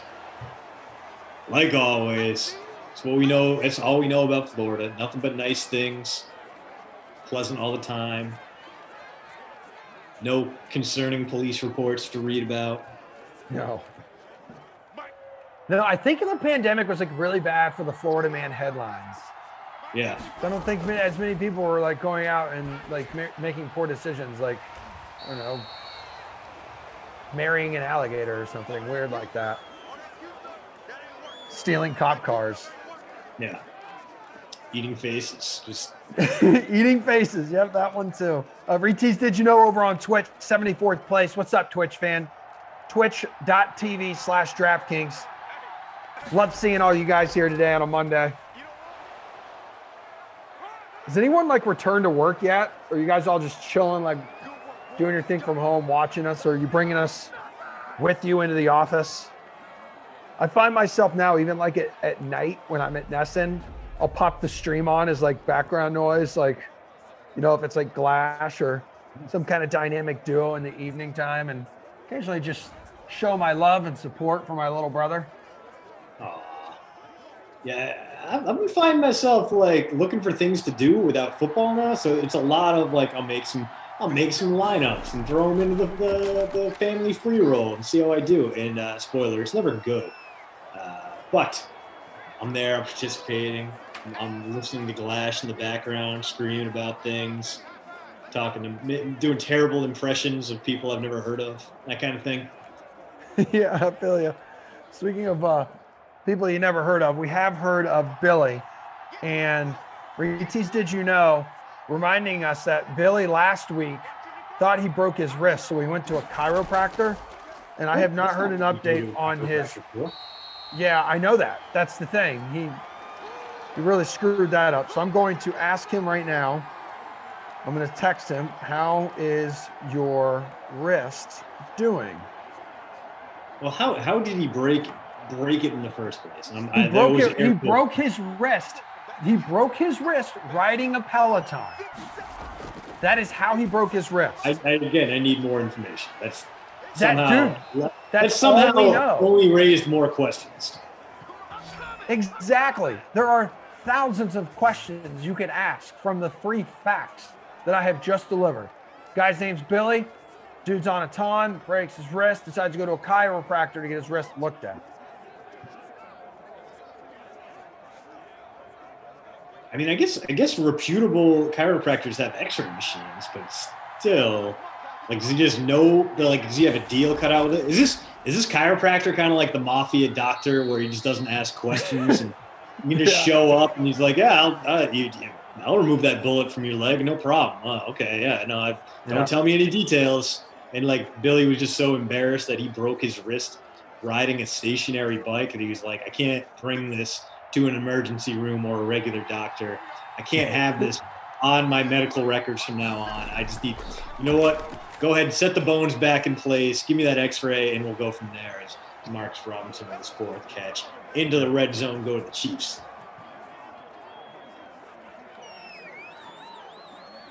Ricky Robbie says work never stopped for me. Noah says these Sims every day are going to make me fail school. Dude, that's all good, man. Most of us have, which is why we were here. Yeah. From the 13, 1st and 10, Chiefs are trailing by 4 right now, and Mahomes 18 of 22, nearing 200 yards. CEH with his 3rd catch. Tommy V says, I get paid by DK Sims. Yeah, I'm just here all day. You're successful, winning money. You can do it, man. Haven't stopped working, says Stephen Roche. Straight cash, allegedly working. Tate? Oh, Tate. Let's see it, dude. I was like, wait, I know that Tate. Tate says he's on the clock right now. Can confirm, Tate. Can confirm. Working from home, Mo. All right. Let's see if we get another draw here. They're going to have numbers up front, 5-on-4 at the line of scrimmage. If CEH not going to do that, is it going to be 3rd and inches? Sammy Watkins. So that is going to be a lead changer right there. Not Tyreek Hill, not Travis Kelce, but the wide receiver to Sammy, the pending free agent, who's going to be a very interesting guy to watch this offseason to figure out where he goes, see if he gets a bigger role somewhere else, or if teams just can't trust him given his injury problems. Yeah, Noah, you just got to learn to multitask, man. And then you could do school and Sims at the same time. I kind of struggle to multitask, but I know people who are good at it. They're some of the more successful friends that I have. People who can like text and talk at the same time, listen to music and do their homework. Yeah, dude, I can't. I don't have the attention span for it. I'm at the point right now where if I have like 2 shows, like if I'm trying to watch TV and even like respond to a text, like I lose my mind. Like I clearly I watched too much TV growing up, and that has just broadened my attention span. I blame Nicktoons. I blame the Rugrats, Rocko's Modern Life, Real Monster. My downfall. All of those classics. Have you introduced your family to those? Not yet. I mean, we're breaking them in real slow. I actually don't know where I'll find them right now. I guess I could just record them on YouTube TV, but she's 3, so I feel like that would be good Rugrats era right now. Yeah. Like she's more into the ones that teach you stuff and you learn from. So I'm okay with that. Well, that's Ren and Stimpy. You can learn a lot from Ren and Stimpy. Can you though? Yeah, absolutely. I mean, like besides like where you can keep your collection of boogers and it's a lot of you're right. It's a lot of bodily functions. It really is, yeah. Yeah, I'm it made sense to me. Yeah. It made sense to me as a kid. Colors, yeah. I'm going to stick to the songs about being a good neighbor from Daniel Tiger's Neighborhood instead. Is Dak, what the hell? I don't even know if he was out of the pocket, but I guess you're not going to throw the flag on that. I think that was actually the electric slide you were just doing there. Or maybe the Cupid Shuffle. I'm not sure. Either way, it was one of those 90s dance crazes that had the audacity to try to teach white people how to dance. It was one of those. My dad loved Ren and Stimpy growing up. Like when I was a kid, I'm like, I kind of get it now when you're older because I feel like it was targeted more towards an older audience. Just like really inappropriate, but like everything that would go over your head as a kid. Yeah, they keep trying kept trying to do like revivals, and they give the producer new shows. Then it turned out he was kind of a creep and a predator. So like it's one of those things. It's like, okay, leave the memories alone. Like it fell off hard, and every time they talk about bringing it back, they tried to bring it back like an edgy version for Spike TV, and it was like, nah, we're good on that. These stats though, we are still working on as neither quarterback trending toward the bonus. Although Mahomes needs 100 more, he can definitely do that in one quarter, especially if Dallas takes the lead here on this drive. They got a 1st and 10 coming up. They're on their own side of the field, but through the air, Tyreek Hill, 4 for 67. Didn't see him in the third quarter. Did see Demarcus Robinson, 4 for 65. Sammy Watkins, 4 for 34. So you stacked up the Chiefs' top 3 wideouts here, having a pretty good one today. Yeah, if you roster Dalton Schultz as your punt play, like 2 catches, 7 yards and a touchdown.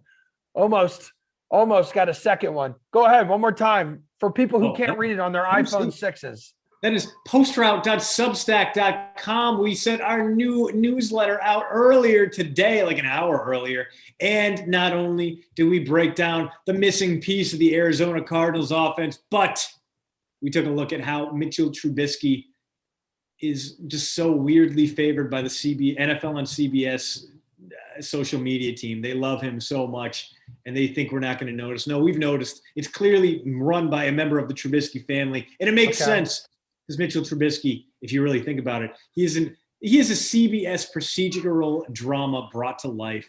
No one really likes him except people who have terrible opinions. So is it like love for him, or is it like making fun of him love? Like it is like weird, legit love. Like they don't expect us to watch the games. No, like they pick out these weird stats that like they point out how he has a better winning percentage than Deshaun Watson, or how like they'll throw like really weird like benchmarks to make. They'll be like, Mitchell Trubisky is the only quarterback with XXXX and Y, and it's like, what? It's just bizarre. They find ways to prop up Mitch like they are like a member of his agent's team, and they're trying to make sure he gets that new contract. It's out there. It's definitely. Suave Tom says Emerson looks like he's on the DK red carpet. Dude, I have this big-ass step and repeat banner behind me. That's why, dude. Ooh, big strike there to Amari. So now the Cowboys rolling, exploiting the holes in that Chiefs secondary. Yeah, man, part of me wants to be a big shot in the DK world, get that salary, get the DraftKings background, be that important, but at the same time, part of me doesn't want to give up the beautiful China hutch behind me and all the bobbleheads. Just gallop down to the 1 yard line, and it looks like we're either going to get a Zeke carry here, or maybe are we going to get the Dalton Schultz second touchdown of the game? That's all I want. I don't have Dalton Schultz. 97% of you out there don't have Dalton Schultz, but I feel like we are all on board with a Dalton Schultz 2-touchdown game, a Dalton Schultz double-digit performance. It does not look like he's in the lineup, though. It's Blake Jarwin. No, but he's going to go there, back of the end zone. How about it? How about it? Your captain, captain, Mr. C.D. Lamb. Look at that. The Cowboys at home taking a fourth-quarter lead over the reigning AFC champions, Mike McCarthy, shaking hands, amazed that he didn't botch that one himself. 3.5% of you got nearly 10 points on that reception because Lamb was in your captain spot. 41% of you got him in your lineups. All right, who was it I just saw on YouTube was asking? It was our dude Tony A. Tony A says, where's MVP Mitch going? Where's he going to be playing? Where's some potential landing spots for him? Honestly, I don't know. One of the things that a lot of people were offended when I threw out the idea that if Jameis Winston isn't re-signed by the Saints, he could be one of those reclamation projects in New England. Could be the Cam Newton that Bill Belichick takes under his wing this year. A lot of people didn't like that. You know what's even worse? Over at Spot Rack, they threw their best guesses out for free agents, and their best guess for Mitch Trubisky was New England. And that was so much more offensive to me than Jameis Winston going to Foxborough. But you can't rule it out, and Bill's going to take a chance at some high-ish upside guys. Trubisky has the build, has the basic skills of a quarterback. And you just need to filter out all the bad habits, all the Chicago Bears-ness of his throwing game. Still, I feel like he's going to stay in Chicago. I don't think anyone is going to be so invested in Mitch Trubisky that they're like, you know what, this guy is a starter somewhere now. Okay. I think the Bears, with limited cap space, make a small investment in Mitch and maybe see who they can draft as their quarterback of the future instead. It's interesting you bring that up about the Patriots too. Did you guys talk about that at all? Some of the reports earlier today. In the I no, not. I haven't seen it. I've been so invested in Sims. So the Patriots obviously in need of a starting quarterback after this experiment, which I think it's safe to say failed with Cam Newton. They've had conversations regarding every potential trade candidate in the league. This is according to the Athletics' Jeff Howe. So he says, and this is according to Howe, the Patriots, as Robinson now, just adding more. He's the leading receiver in this game. He's got to be up near bonus territory after that. Yeah. Let's see where he's at. 92 yards, so he is 8 shy. According to Howe, the Patriots spoke to the Detroit Lions about Stafford and the Eagles about Wentz, but weren't in the running for either quarterback. The price it costs the Rams and Colts to acquire the aforementioned quarterbacks has slanted the trade market toward the sellers, and the Patriots, according to Howe, are taking a cautious approach. But the Patriots have picked up the phone for any quarterback that might be available, including Garoppolo, Darnold, Watson, and Marcus Mariota. Ooh, Mariota in New England could be fun. Obviously, been languishing after getting replaced by Tannehill after not beating out Derek Carr for John Gruden's affections. So, an interesting place, an interesting quarterback for sure, and he could very easily slide into that mobile quarterback type game plan that Josh McDaniels dialed up for Cam Newton last season. I still think it's going to be Jimmy G. I don't think the Niners have the leverage that, well, I didn't think the Eagles had any leverage whatsoever, but the Niners definitely don't have the leverage that the Lions had with Matthew Stafford. There's, if push comes to shove, if the market doesn't develop for Jimmy G, they can just release him and only eat about $2 million in dead money on his contract. So I think the Patriots will say, okay, we'll give you like a third or fourth round pick. We'll give you a third and a fifth for Jimmy G. If you don't like that, we'll just wait it out. If you don't trade him, you're going to have to cut him anyway because you have so many important players you need to re-sign right now. Speaking of important players, Travis Kelce puts the ball inside the 10 there. Chiefs 8 yards from retaking the lead late in the fourth quarter in this one. But Jimmy G would make sense. Jacoby Brissett's a free agent. Maybe he returns to New England. Maybe both those guys go back to New England. And we see the Jarrett Stidham era come to a close because as much as Bill Belichick may like him, he's looked anything but the answer for the Patriots' starting quarterback. CEH getting a carry there thanks to the backwards pass. Only 29 on the ground. PPR point really would have helped him out there. Would have been his 5th catch of the game. Yeah, and CEH right now, just around 9 points in this one. So Mahomes in the flex has just under 20 points. He could change that by making some magic here, and he does. Right to Travis Kelce, and the Chiefs retaking the lead. Seesaw, back and forth, roller coaster of a scoreboard continues. Christian DeAndrea. But they left plenty of time for this Dallas offense to counter punch. And from what we've seen lately, the Cowboys, very difficult to stop on their home field. That engine is churning right now, and with all that time, they can run Zeke. They can run a lot of shorter routes to guys like Blake Jarwin, like CeeDee Lamb. So the whole playbook open for Mike McCarthy right now. 3 points from overtime, a touchdown away from potentially winning this one in regulation. Let's see what Sim McCarthy has got dialed up here in the final 2 minutes. You thought 600. Where can you see rosters before the game? It's over at the Madden Stream info page. Just pop in Madden Stream info page to Google. It's hosted over on DK Nation, part of the amazing SB Nation network of sites run by one of my good friends, David Fucillo. Fuch, one of the more reliable betting info guys out there. Puts a lot of information at your fingertips. So go to DK Nation or just look up Madden Stream's info page and you can see who the wide receiver ones are, who the third down backs are, et cetera, just like that. A first down for the Cowboys. Yeah. 30 yards to go, and they're going to be in Greg the Leg's field goal range. Can take their time, limit the amount of time the Chiefs get to fire back in regulation if need be. Yeah. I saw the picture producer Drew put in our Slack channel of Billy getting his wrist looked at. Which, guys, one quick second. I have an update. I have received a text back from Billy, and I would just like to point out that even first-time Fortnite saying on Twitch, Billy is the only guy who gets hit by a car on a bike and doesn't get hurt. That's a true story. That happened to him. Didn't get hurt. He was okay. But then gets hurt riding a stationary bike. And so I have texted him, how is his wrist feeling? And I quote, he says, much better. Thanks, my dude. You are sweet. Lots of heat. feeling pretty good. And so is CeeDee Lamb, who has 7 catches, 81 yards, has a touchdown as well.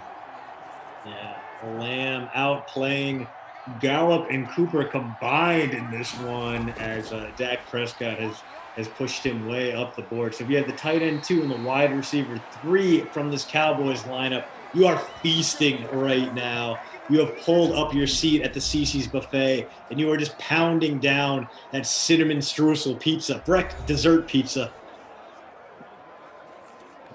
Dude, I will miss Cece's. I can't imagine that Cece's going to be coming out of the pandemic just fine. Cece's was like part of my livelihood in high school. Like I'd go throw down $5 and I would eat and eat and eat.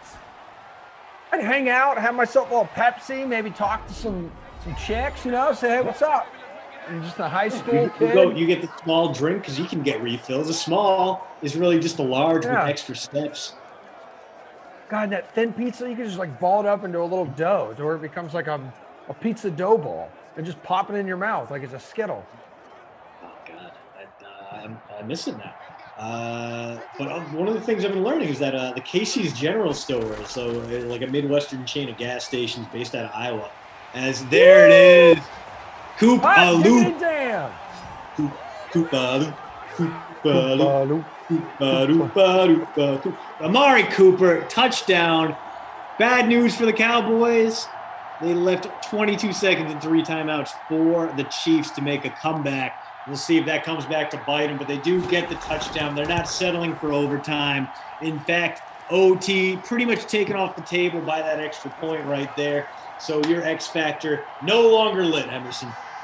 No, it is not. But the seesaw act of the scores, one team has the lead, the other. It's like Dak to the future, baby, because he's got his Dak in a box.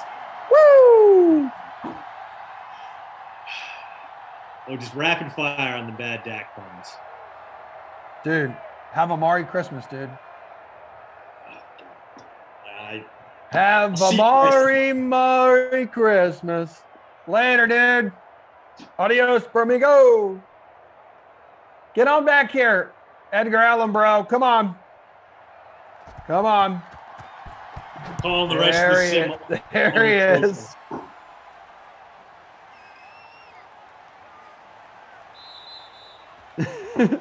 Oh, wait. The South? All right, here it is. James Farrell. Someone tell me why I have captions on my TV, and when Emerson said CC's, it came up feces.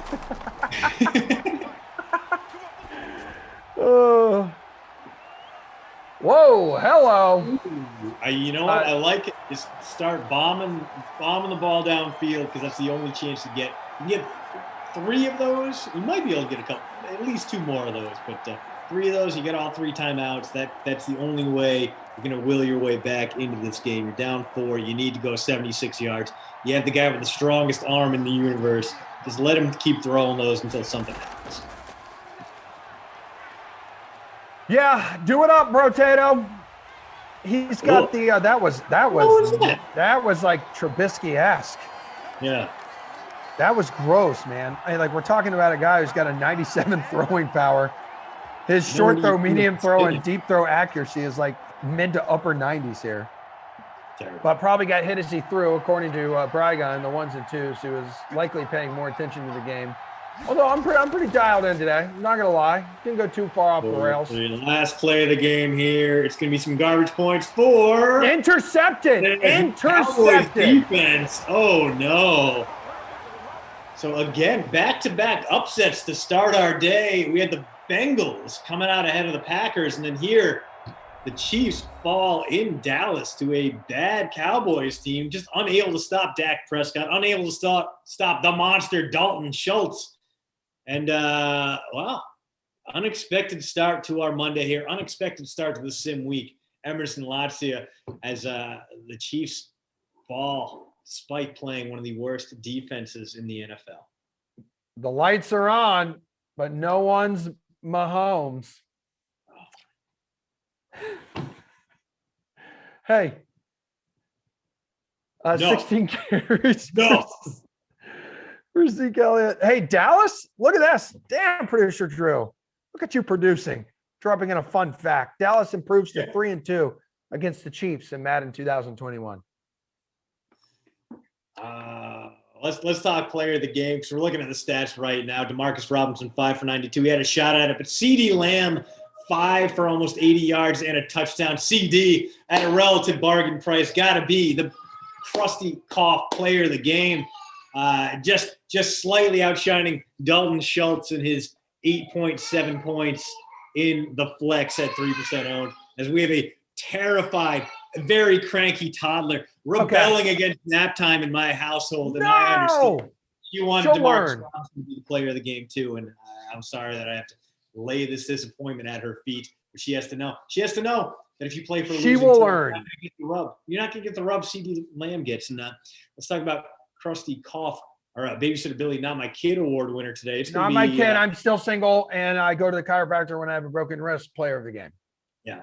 That's going to have to go to the guy I put in the captain spot. I expected big things at Clyde Edwards-Helaire, but he just didn't really generate anything. Some decent PPR points, but only 13 points in my captain spot. Got me finished 142nd out of 157 in the Congrats Patty Mayonnaise free roll. So Clyde Edwards-Helaire, you are the I broke my wrist, so I'm going to a chiropractor because I am too embarrassed to tell the world I did this on a Peloton.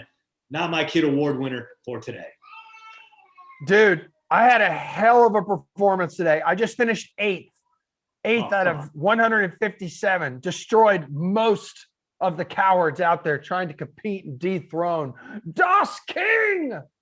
We have one more contest that I have made coming up in the 4 o'clock. That's what's next. So upcoming here. Myself, Kenny Ducey. It's the Tom Brady versus Lorraine contest. Get in. There's 121 entries, so there's 79 more to go. Let's fill this baby up. Eagles and the Bucks coming up at 4, and then we're going to hand it off to NBA Pre-Lock Live with Chirag and Julian. This was a good sim. This was fun. Good conversation. Good to start the week with you, DK Sim fam. Thank you for the likes and everyone who tuned in on YouTube and Twitch. Christian, go enjoy the rest of your day. I hope your child ends up embracing naps because we all do when we get older. She never will. No, we upgraded her to the big girl bed. She has a nicer room right now than I ever had growing up, or like the majority of my time as an adult. It's beautiful. It's cozy, and she absolutely hates being put there in the middle of the day because she knows she's missing out on the DK Dream Stream, which I can understand. Why wouldn't you want to be a part of this if you could? And if you did join us today, we are so grateful. Thank you so much for being here. And especially if you subscribed to the Post Route, postroute.substack.com. Thank you so much for tuning in, for listening, for reading, for subscribing, for playing the free rolls, for taking all my hard-earned DK Sim bucks in the trickle-down Simonomics. Everson, you and I are back together at some point this week, but I am done for the day. I will see you guys tomorrow, noon and 2 p.m. with Cough. Sounds good. I'm into it. All right. Great. Brian guy on the ones and twos, producer Drew and Tate Muffin. Love you guys. I'll see everyone at 4. Peace.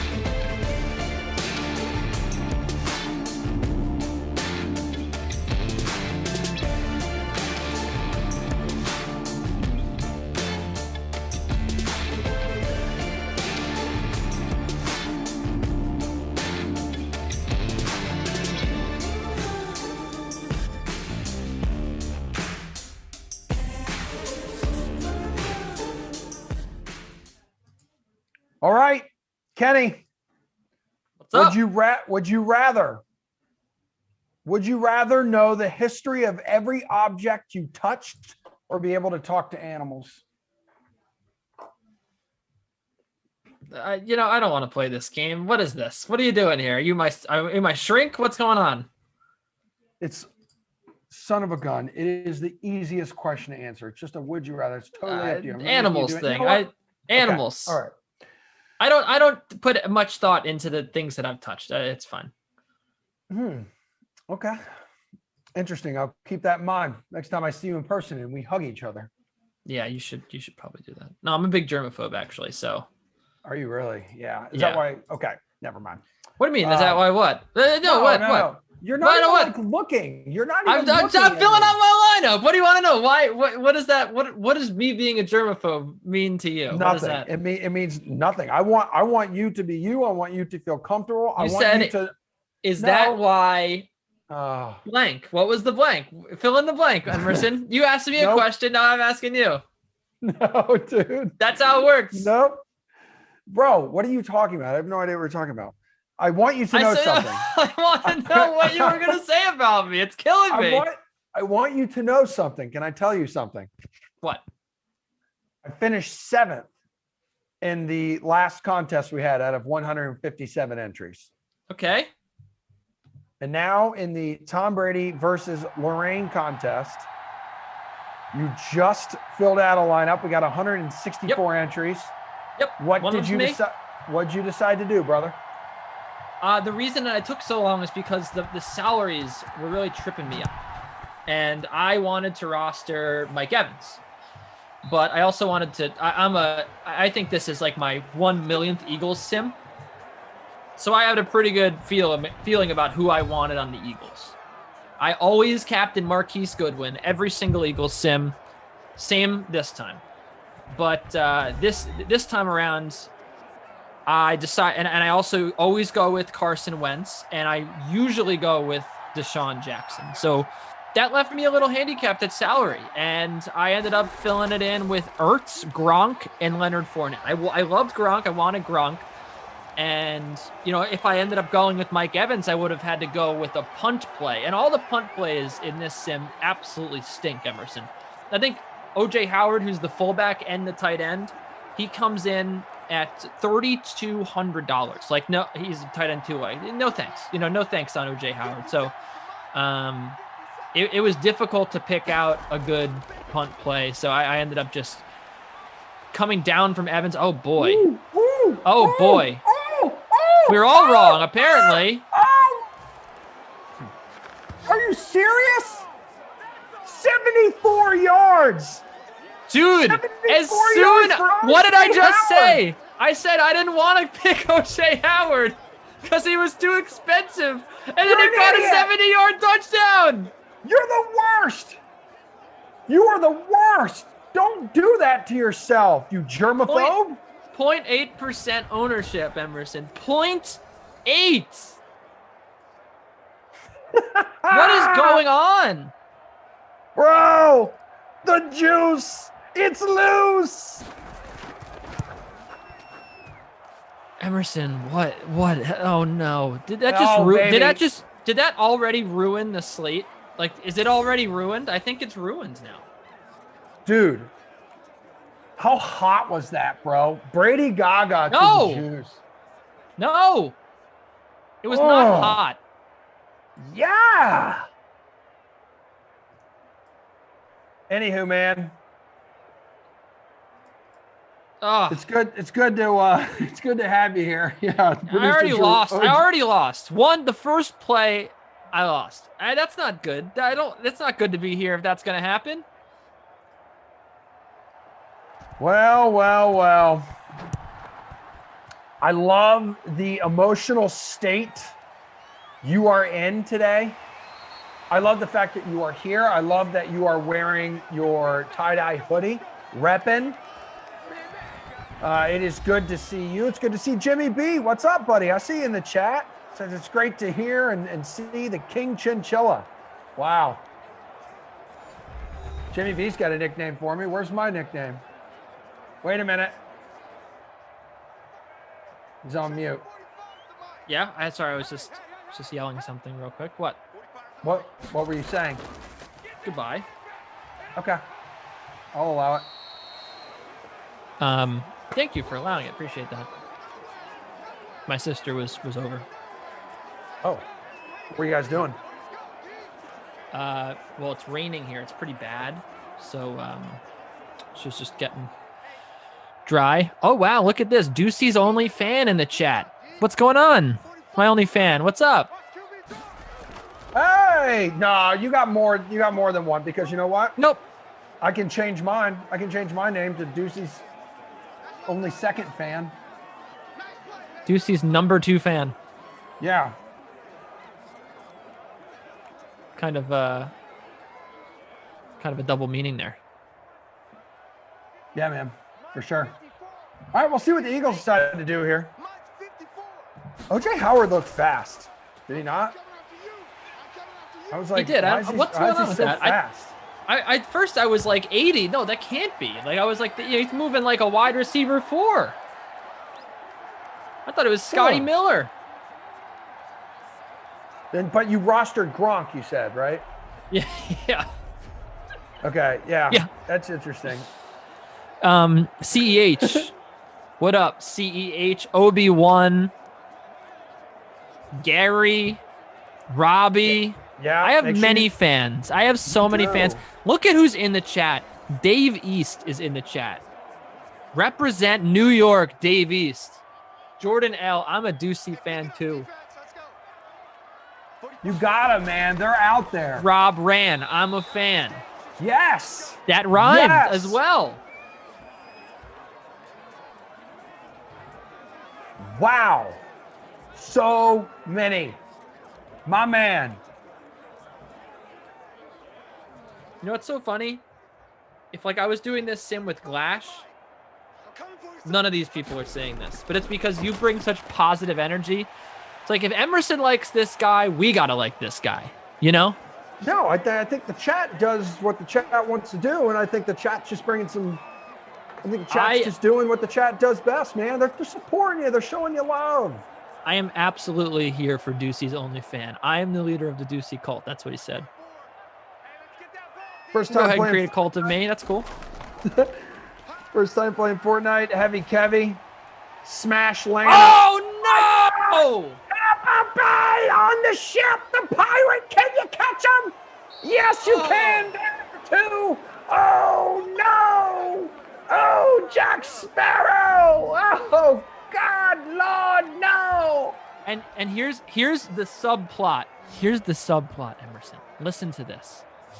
You have the Buccaneers with the ball on the 1 yard line. You know who could be looked to in this situation? Could it be Bro J. Howard? Could we see 2 touchdowns in 2 plays for OJ Howard, or just give it to me? No. Oh, is that Lenny? Uncle Leo? Dude, that's, you know what? I learned this early on in my Madden days, calling him with our good friend babysitter Billy. Says that's the worst play to run on the goal line. It's the sweep like that. Just terrible. Andrew says, great block by OJ there. He wants a touchdown, man. Dude,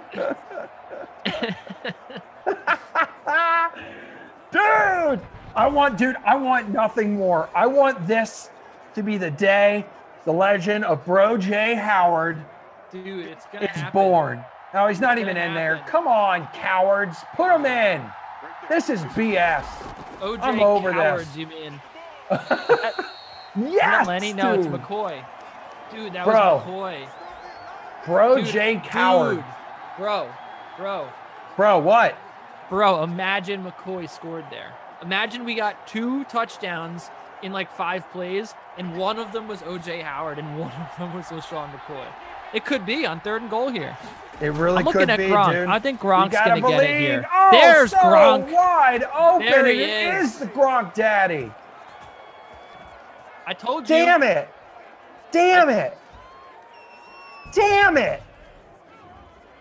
That's why they call me the Tony Romo of Simlands. I told you that Gronk was getting that ball, did I not? Roger. Damn you, Roger. You did. You nailed it. You crushed it. So just how much better do you feel now knowing that not Gronk scored all. for you? Not better at all. Good. No, not I wanted to make sure you still felt terrible about yourself. I feel awful. Gronk was 42% owned in the 42% on the free showdown, 5.6% in the captain spot. North of 12,000 entries. DK Sim fan bringing that vibe, baby. Skull for Rob Gronkowski. The whistle's gone.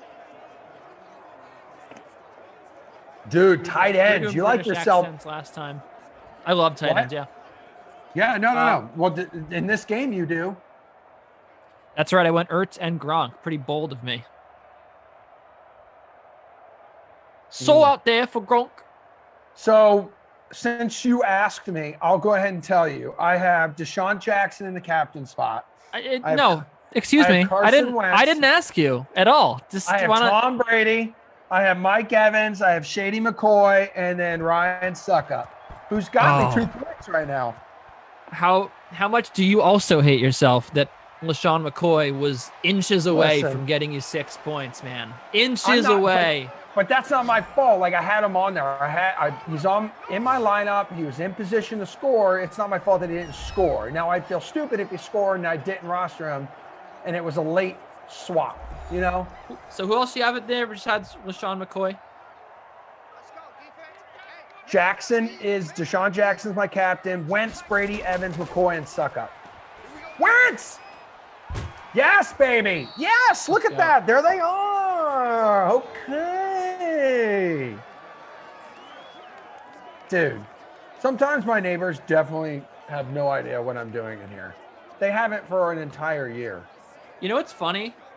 My right on the other side of this wall. So my camera is like right against, it's up on the monitor, which is essentially against the wall.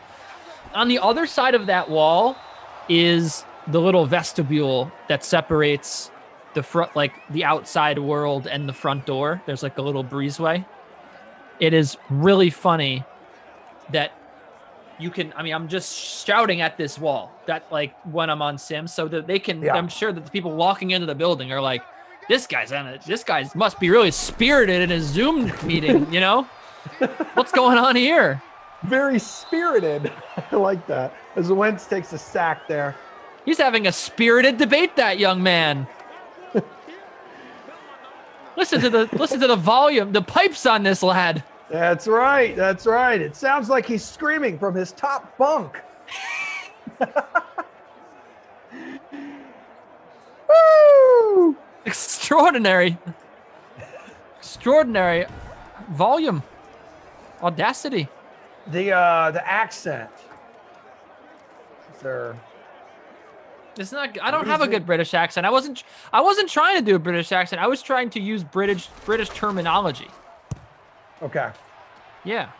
That's tough. That's tough to use the terminology and not use the accent. I feel like it just goes hand in hand. It's a natural process for your brain to trigger the accent. What? It's a goal for Brighton. 54 minutes time. 1-0. On the pitch. Joe Veltman. Joe Veltman with the goal. Tom Brady with an incomplete pass. He's Brighty doing his all there. Trying to get it to that man. He's trying to get out to his tight end. I love doing British accent, but the thing is, I recognize that I'm horrible at it. Like, I'm the first one to be like, I wish I could do a good British accent. I love British people. I went to London last year, or I guess that was 2 years ago now. Wow, time's really just, who knows? I loved it. Well, Zachariah Love on YouTube says, yes, please give us more of the worst English accent of all time. I actually don't think it's that bad, but it's a good thing he's pliable. Isn't it? Cam Murray over on Twitch said, what it do, baby? What's up, dude? What it do, baby? Yeah, what it do, baby? What it do, baby? What it do, baby? What it do, baby? My girlfriend the other day, she was like, what's going on with those Madden Sims? It sounds like you just don't talk about anything like anything remotely or resembling football. Yeah, I know, man. That's just kind of what we do. My wife doesn't necessarily hate these as much as she used to. And I think it's because we talk about more of like what's going on in the world, some fun little debates, fun would you rather questions.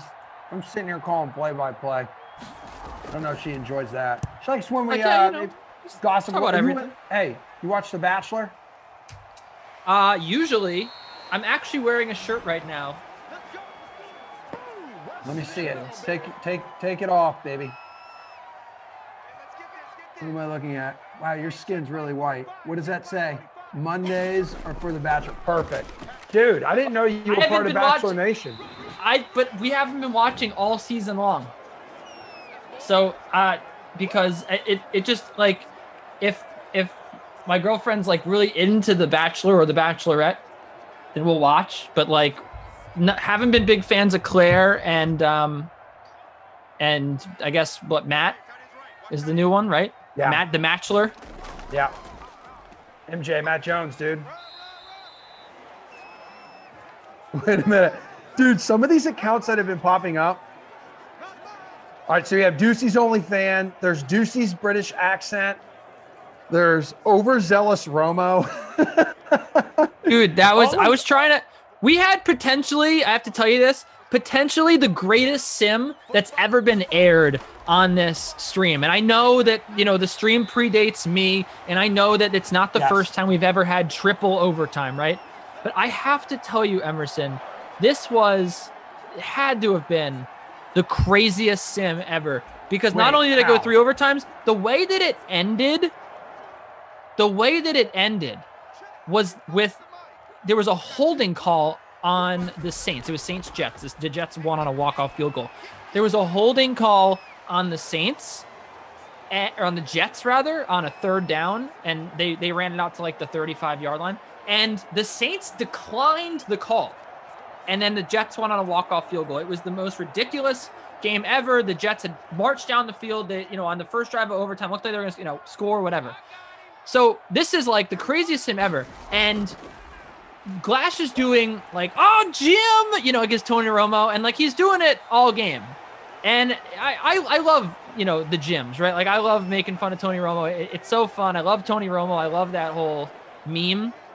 And it was like fun, for the first, like, it was fun for like 20 minutes. And the game, we're probably on 40 minutes now of Glash doing Jim. And I was like, all right, I think it might be dead now. And we might need to move on and find a new joke. And he didn't. So it kind of ruined the sim for me, but it was a great sim. So I think that's where overzealous Tony Romo comes from. Okay. Yeah. It's just, there's that dead horse and you're just beating the body of it, smashing it with a sledgehammer. 14-0 after the first quarter. So your dude, Bro J Coward, and then also Gronk. So big tight end fest here today in the 3rd sim of the day. We're going to be handing it off to Chirag and Julian, not right now. But you made it sound like I was like ready to get out of here. I was like, all right, see you guys, bye. Yeah, later. Well, you're pissing off your neighbor yelling through the wall, and your neighbor just messaged me and said, "Can you get this guy to shut the hell up?" I just got messaged by someone 10 feet to my left that's with it on the other side of a closed door that said, "You are just so loud." Wow. Yeah. Okay, things are going well there. Rally Rel, what's up, dude? Ducey, there's a Ducey Spunk Bet account now. This is great, man. Wait a minute. What are you talking about, producer Drew? What does that mean? Oh, okay. I see what you're saying. Oh, okay. Yeah. I was confused at first. I was like, is it one of those random Mondays where they don't have the show? I was like, I'm pretty sure I saw a promo earlier today.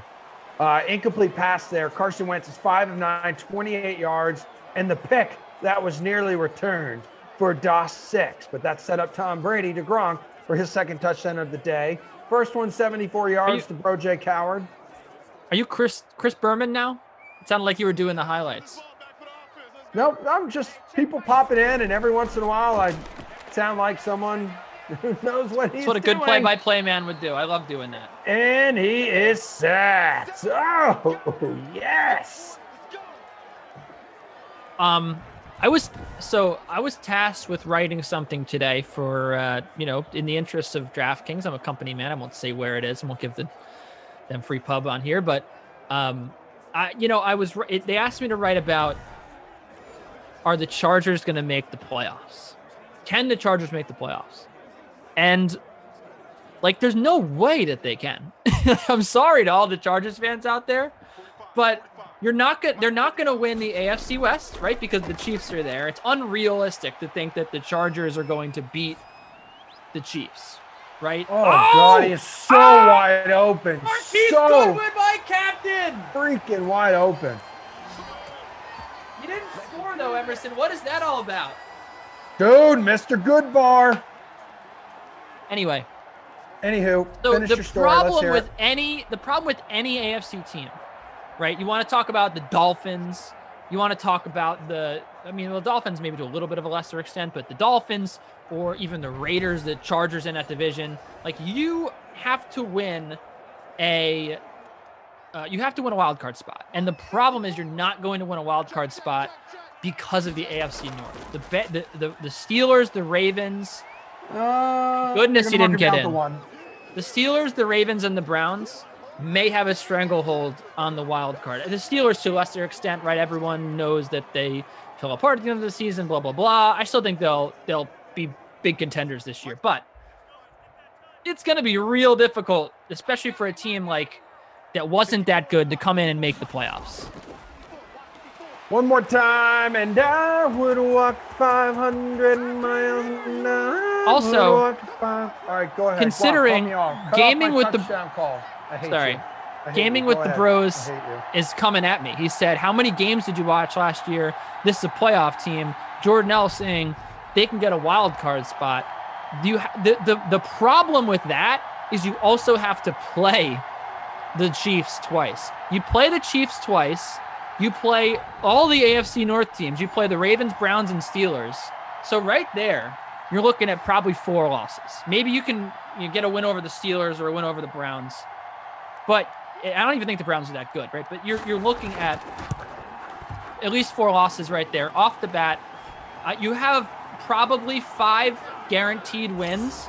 So the question is, are you going to be good enough to beat a team like the Cowboys next year, who will be healthy?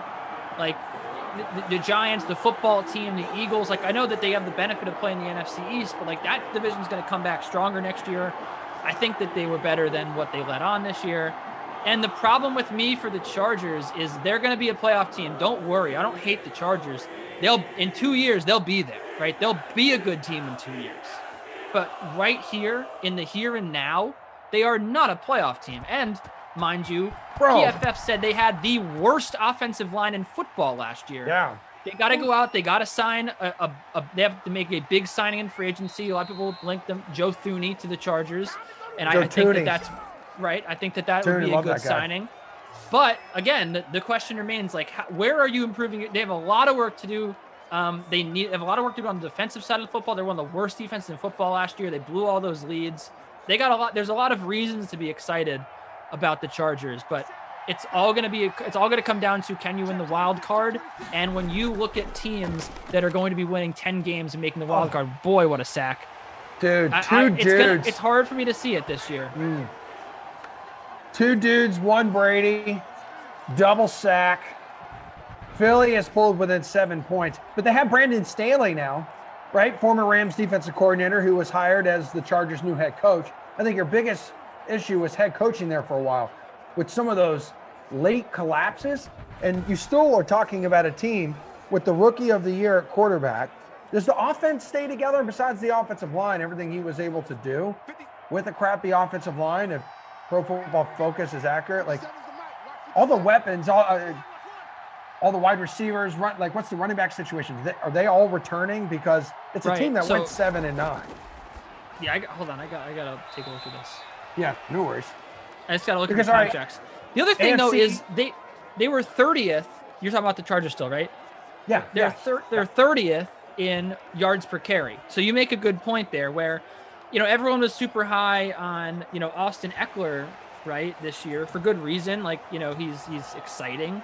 But when it comes down to it, like, I don't think, he was also hurt, so he didn't contribute fully to the 30th rank in yards per carry. But, it's all about, for me, like, I think they need to improve the running back position. I do. I just don't think that Austin Eckler is like a 3-down back in the NFL.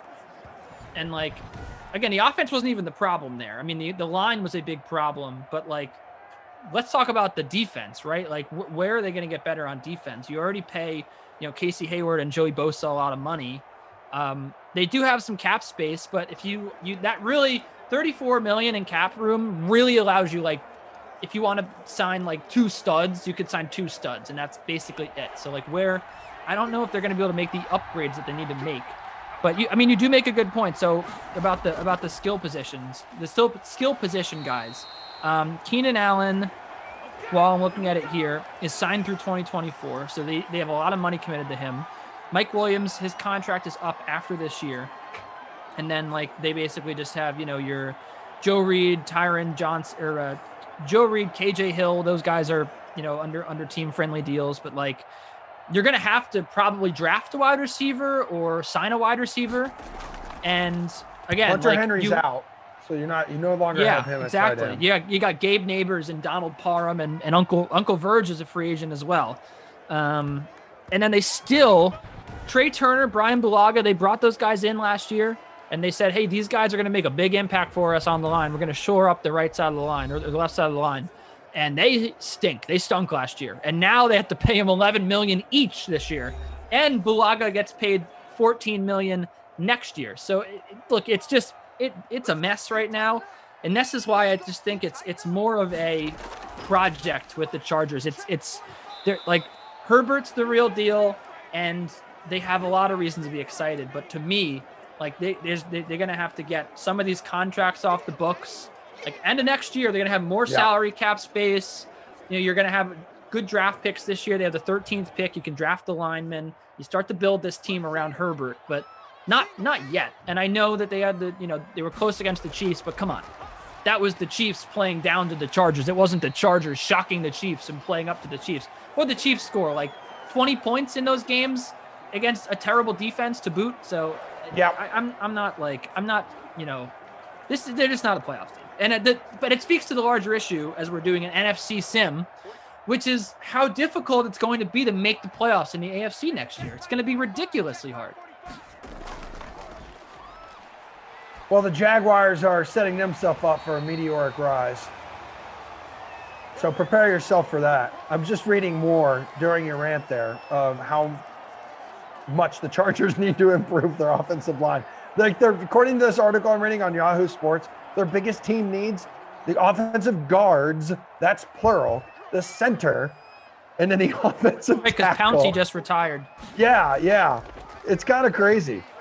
It's more impressive to me that they were able to go 7-9 with like no offensive line. And they have and Brandon Staley, head coach now, and an offensive coordinator, Joe Lombardi.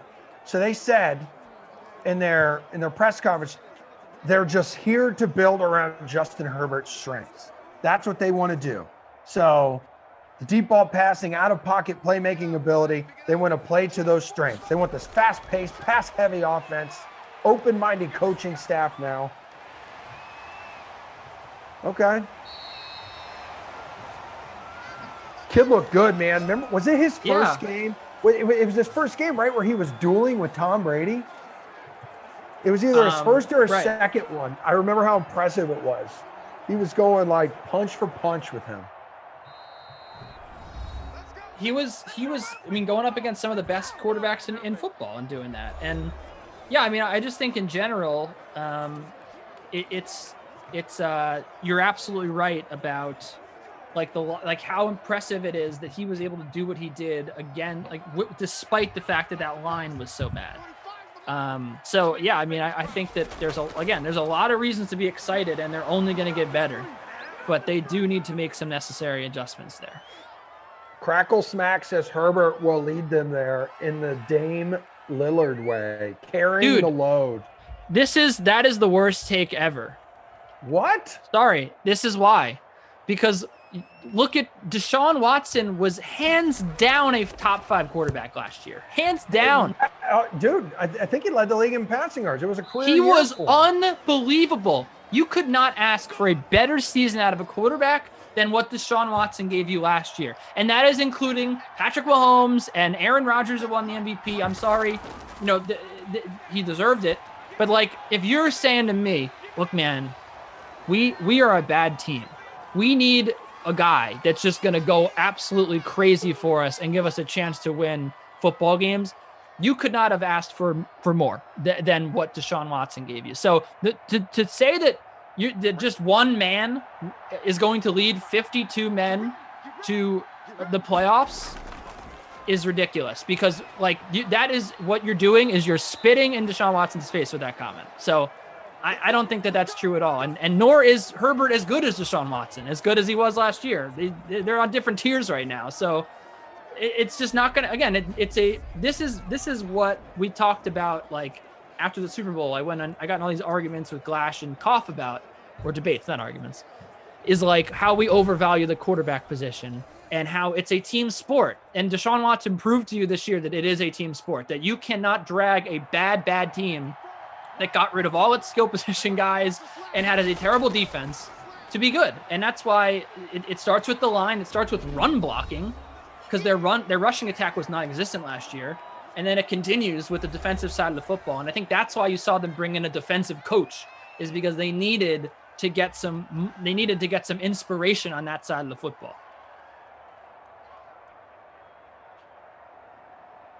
So are you and Glash and Koff, are you guys okay now? Yeah. Okay. Who scored so far is a question we have in the chat. It started off with O.J. Howard. 74-yard touchdown reception from Tom Brady. That was on the, second play of the game, third play, opening drive. We'll go with that.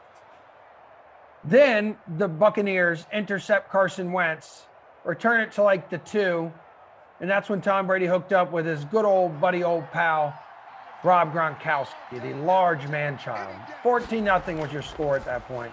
Eagles eventually get their you-know-what together, and Miles Sanders runs it in to give the Eagles their first 7 points of the day. And that's how we've arrived at this point. Chris Godwin on that reception. Chris Godwin, I saw a report today, expected to be tagged by the Bucs. Rel, has anyone seen Godwin? Please tell him to call Brady. AE812. This Fudusi on today? This Fudusi is on today? No wonder the chat is hostile. Haha. Nah, playing. Nah, playing. Whoa, Gone Fishing 1220, bringing the heat. I wish I could dance battle Ducey and own him. Are you? Wow. Where are you in terms of successful dancing ability? Oh, I'm a great dancer, but I can't say I've had too many dance-offs. So I don't think. I think I would need to work on my strategy. Work on how I approach these things. Well, I would. Yes, never mind. Suck Up makes it from 49. You don't care about my dancing anymore? No, I do. I just wanted to draw attention to what was happening because he's in my lineup. Good point, yeah. So you're not a great dancer? No, I said I am. I've just never been in a dance battle before. So I don't know how you start. I don't know how I would start. Like, what's my opener? Like, I don't know what my closer is. I don't know how to. I think the dance battling is a whole. That's a very cerebral activity. You need to be able to think on your feet. And I think I'm pretty good at that. But I also just I just don't have the experience that that most people do in dance. I would say that, I've been in like dance circles before, but that's different. You're not really competing. It's not a competitive thing. Whoa. You've been in dance circles. Yeah, everyone has, right? You go to a wedding, dance circle. Yeah. Oh, yes. That's typical when I started. I didn't mean like I was in a group of people that liked dancing. Like I was in a circle, Oh, man. I would love to see that. Would you be able to post a video of you dancing by any chance?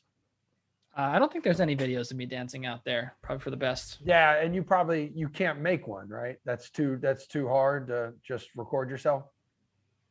That's weird. Wanted to see me dancing alone in my house? A good dancer can dance alone. Andrew said Kenny doesn't have a TikTok. I actually do have a TikTok, but I've never posted a video. I'm getting close to, though. I'm starting to really, I'm trying to, that's like one of my silent New Year's resolutions, I think, is to just like dive headfirst into this new day and age, because I've always tried to pride myself on being, I've always prided myself on trying to be ahead of the trends. And, that's why I wanted to work here at DraftKings. And for a long time, really, I've been trying to get into the betting content, but, and DFS content. But I think that, because that is the future. So I think that I would be better served doing more TikToks and trying to stream on Twitch and stuff. Okay. Yeah. You got emotional there for a second. Greg B, only problem I have with Ducey is he suggested to roster Sammy Watkins in the Super Bowl. Yep. I took a huge L for the Super Bowl. Yep. Huge one. Not only did I say roster Sammy Watkins, but I said Chiefs are going to win, stack up the Chiefs. The only thing I was right about was I was right that Demarcus Robinson was going to be a non-factor, and Mecole Hardman, frankly. But I mean, everyone for the Chiefs was. But like Jeff was like, "Oh, you're going to want to roster Mecole Hardman, biggest guy you're going to want to roster." I'm like, Jeff, Sammy Watkins. Yeah. Sammy Watkins got a catch at least. Yeah, I downloaded TikTok a while ago, and I just haven't done anything with it. You do you like lurk on there? Like, do you just watch TikToks? That's what I do. I just watch a bunch of TikToks. Yeah, that's what I've done that a little bit in the past, but then I started saying to myself, dude, I've seen this on Instagram. So that's why I'm like, man, I can't balance all this crap. My wife already complains enough that I'm on my phone all the time. If I add that to it, and I don't know, maybe one of you guys could correct me. It looks complicated. Like, it looks like it could be time consuming to make some of these great videos, but maybe I'm wrong. Like Glash's videos look like they take some time, and having seen some behind-the-scenes footage, right? He goes next level. Editing, it is next level. I don't want to go next level. I don't. He does wardrobe changes. That's a whole nother animal. But I've been told that the editing on TikTok makes it very easy. Okay. To do them. I've been told that they give you an amazing array of editing tools on there. Like, you don't have to, it's just like Twitch, frankly. Like, you don't have to worry about like doing a ton of that yourself. A lot of that's like AI, a lot of that's, they have a lot of good stuff in there. So, but I've never tried it, and I think that's about time. I don't know what I would make a TikTok about. I'm still trying to figure that out. Like, if I have an idea. Yeah. I mean, I'm blessed to have a beautiful Ertz. Hurts so good. Don't hurt him, Ertz. Come on, baby. Come on, baby, make it hurt so good. We didn't put enough, we didn't talk enough about how we had a Hurts and Ertz connection last year. Probably because they only hooked up for a few completions, but that was a big deal. Hurts and Ertz, baby. Hurts and Ertz Express. Why don't you do tennis stuff? That's what producer Drew says. What am I gonna do? That's like your passion. Like, you should throw on the short shorts and the tennis sweatband and post tennis highlights. Yeah, something, man. Let that ridiculous personality of yours shine. Well, hold on a second. I mean, we're sitting here hanging out with our DK Sim fam. Yeah. DK Sim fam, what should Ducey TikTok? when he starts to finally fire up some of his own content instead of creep on other people, what should he do? Like, you know how Glash has found his way, his spot, like the whole, sports betting thing. He does that like a few nights a week. Good, that's the road he wants to travel. Awesome. Should Ducey do something similar with tennis? You said you're a good cook, right? No, I'm not. I'm not going to join food TikTok. That's too competitive a field. Very difficult. Well, dude, whatever field you name off is going to be competitive on TikTok. Not I feel tennis. like I'm the last person. Well, but then is there an audience for it? Right, probably not. Let's go, baby. Let's go. 45. Here we go. Okay. All right, those are inappropriate over on Twitch. Ricky Robbie says TikTok is dancing, so dance. Nah, TikTok's not just dancing. That's a misconception. It's true. By the way, when I made the account, it was like, what are your interests? And I selected like 30 things. Yeah. By the way, both tight ends killing it right now. Ertz, 7.2 points. Actually, it might actually update here. And Gronk, 8.6. So if you rostered the tight ends, you're doing well right now. If you rostered Miles Sanders, you're doing extra well right now. Come on. This is it. Here it is. Here's the touchdown. Let's see it for either. I think Carson Wentz could run this in. We haven't seen a good Carson Wentz run yet. He has -1 rushing yards.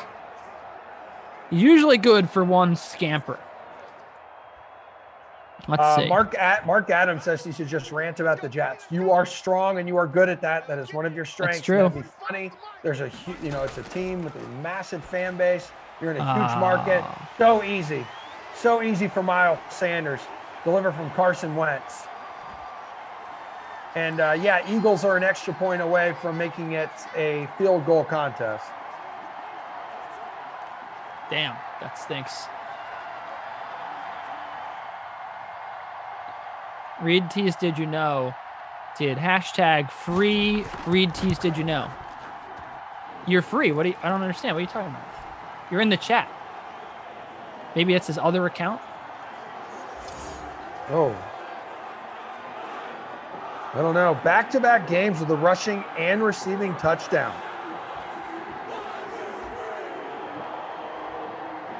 I guess he's in timeout. Do you remember being put in timeout? I mean, I'm still occasionally put in timeout. Not really. I don't think I remember. Were you like a bad kid? Were you a good kid? I Were never you like a mama's boy.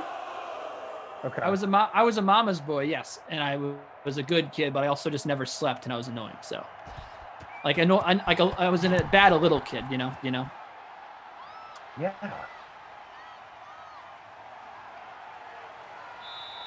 And we know you have a sister. Is it just you and your sister? You ain't gonna burn me. I have another sister as well. 2 sisters. Okay. It's like sister. If that helps. Remember that show? Yeah. No. Well, I remember there was a show called Sister, but I never watched it. I couldn't tell you what channel it was on. Yeah. No, that's okay. It's like the first round of NCAA games where. Is that OJ Howard again? Yeah. Are you serious? It is. It is, buddy. It is. Were you talking about the first round of NCAA games? It's always on like a couple channels where you're kind of struggling to find like where it is. But luckily I have the remote where you can talk into it. Just tell it to go to a channel. Yeah, I don't have that. But I used to, actually.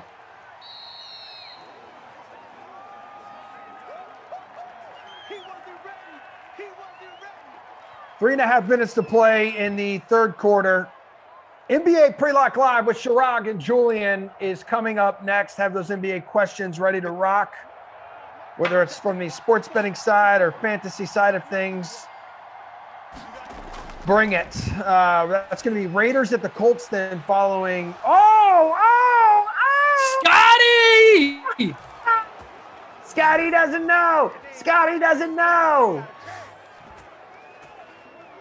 Wow, what a slate-breaking sim. OJ Howard and Scotty Miller are just 28% ownership These are the two guys that power your lineups to unbelievable, man. Unbelievable.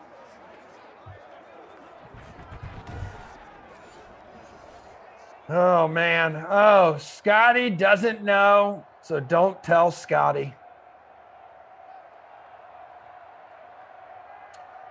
10-point lead for the Bucks. 10-point lead for. Why'd you sing that? It sounded like you were singing it. 10-point lead for the Bucks. Now you're Hootie and the Blowfish? 10-point lead for the Bucks. You're Darius Rucker right now. I can't believe it. You just, right before my eyes, you turned into Darius Rucker. Time. Why you punish me? Raiders at the Colts. Hey, Raiders at the Colts. You and Rossi coming up at 6 o'clock. I did not know you could sound like Darius Rucker like that. I'm impressed. Yeah, I know you are. I feel like I don't impress you a lot with many things, so the fact that, I am impressive to you. I'm like Shania Twain in that way. Most of those things that you do don't impress me much. Don't impress me much. That don't impress me much. Eagles released Alshon Jeffrey. We talked about that, right? We mentioned that. And Jax, right? Yeah. Deshaun. Both featured on this sim.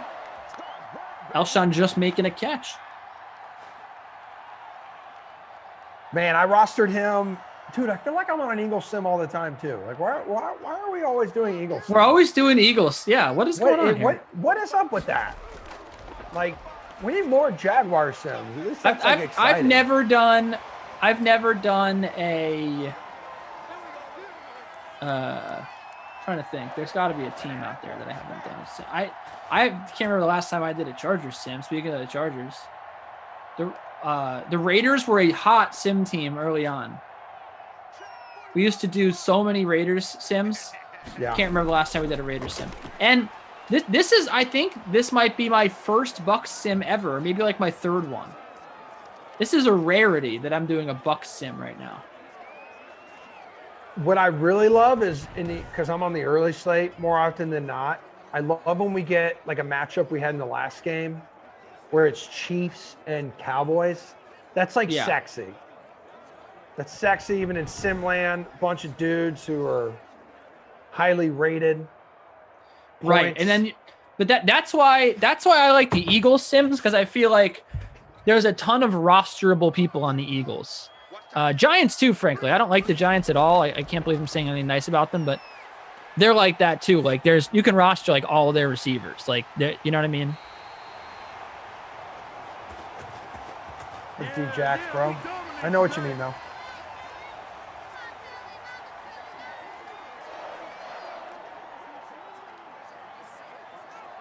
Giggle Pigs, yes, bro. Karaoke challenge.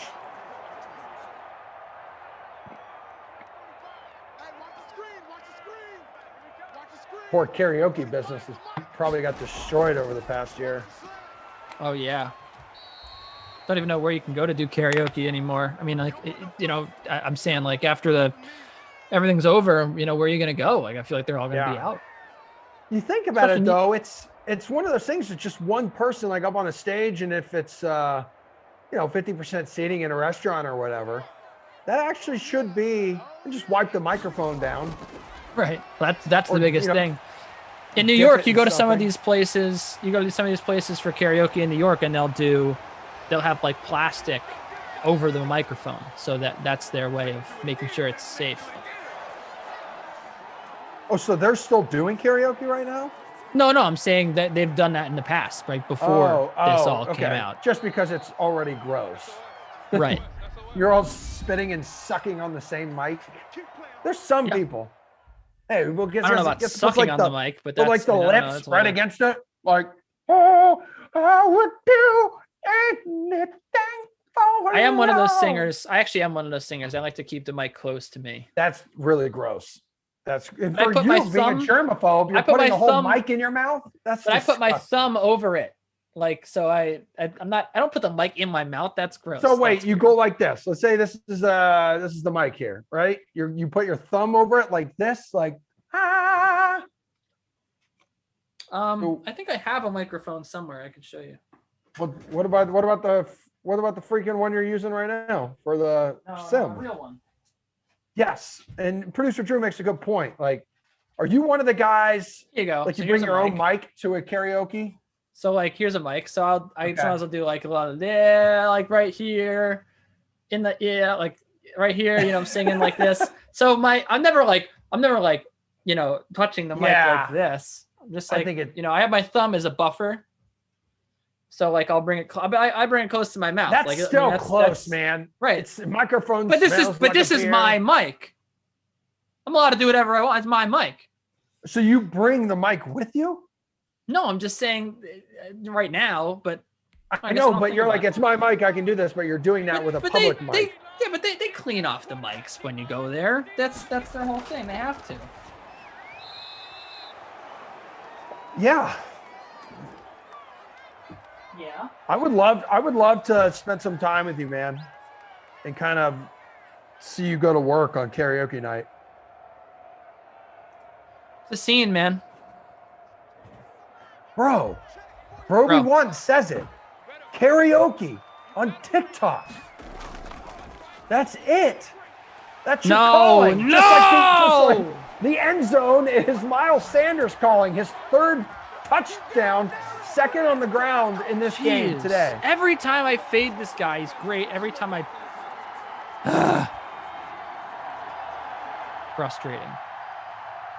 Frustrating, Emerson's very frustrating. I know it is.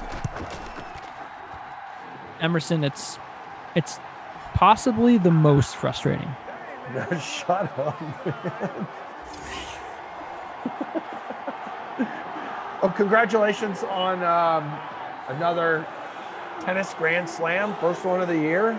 Thanks. You feeling pretty good? I mean, you crushed coverage for 2 weeks. I'm going to give you credit. I'm going to give you credit when it's due, brother. Nice job. Thank you. I appreciate it. Yeah, I made a lot of friends in the chat and on Twitter as well along the way. Great slam. It was awesome. You know, I thought that it was full of surprises and some upsets, and Fabio Fanini making a run and Mackenzie McDonald making a run was pretty fun. But yeah, overall, I mean, it was the competition level was pretty high, which was good considering that there was hardly any tennis played before the Australian Open. A lot of guys came in rusty, or you thought a lot of guys would come in rusty anyway. So yeah, it was a good slam. And let's do it again in about a month. The French Open. Holy hell, he pulls it down. Sorry to cut you off. That was an exciting play. Tom Brady throwing power at 90, launching it downfield to lucky number 13, Mike Evans, who pulls it in. Sorry, 2 months. When's the next one? In mid-May. So that's 3 months. 3 months, yeah. Well, it's like 2.5 months. Look at Bro J. Howard there. Perfect fullback position. Oh my God, is he going to look for him in the flats? Oh, wow. He does. Does he pull it in? Out of bounds. No, they give him to him. 6 yards, buddy. He's at 91 yards, 3 catches, and a touchdown. First time playing Fortnite on Twitch. Emerson, how many likes do we need for you to spend a whole day with Ducey post-quarantine? 0. I want to spend some time. Gonna spend some time. Afternoon delight. Dude, OJ again. That's not 96 yards, yeah. Wasn't the song I was going for. I was going for Death Cab for Cutie. Gonna find my baby, gonna hold her That's tight, gonna grab singing. some afternoon delight. That's not at all the song that I was singing. Woo! Hey, hang in there, dude. Cheer up. Scotty too hotty. Scotty Absolutely too hotty. not. I didn't roster Scotty Miller. I didn't roster Rob Gronkowski. I did. I didn't roster Miles Sanders. And I didn't roster OJ Howard. I'm having a bad day, Emerson. Listen, dude, it's all good, man. having a bad one. What position are you in right now? 147. Oh my God. Yeah. Most of these people at least had Sanders.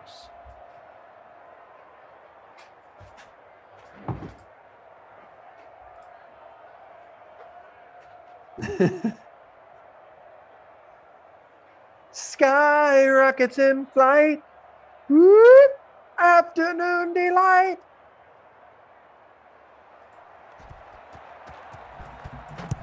Six and a half minutes to play in the fourth quarter. 31-21. The way this has been trending, I would say, oh, Philly scores again, pulls it in 3. Tampa Bay answers and just keeps that 10-point back and forth cushion. Peace of mind. I had a bad sim. Yeah. You and Ducey. Yep, happens.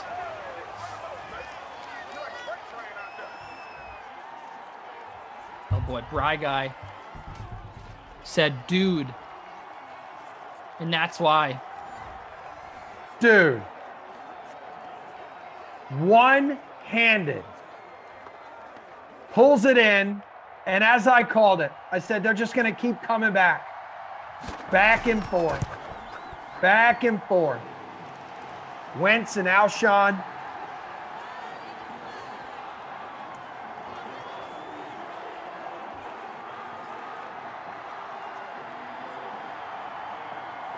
Dude, what's mine say? Dude, what's mine say? Sweet.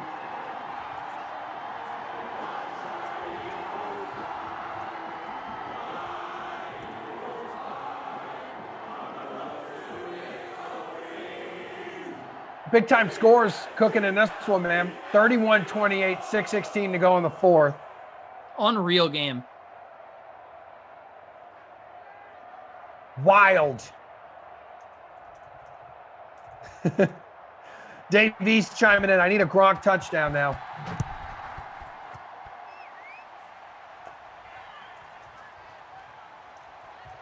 Who do you need again? Who was in your lineup?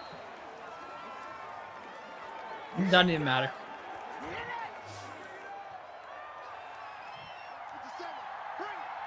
Are you okay? You're like in a weird mood all of a sudden. Why are you so like emotional? That's What's me. I'm an going on emotional with guy. you? I know, but it's a sim. You're in a free roll. Don't let it drag you down. The long face. I need Fournette. That was good. That was good for me.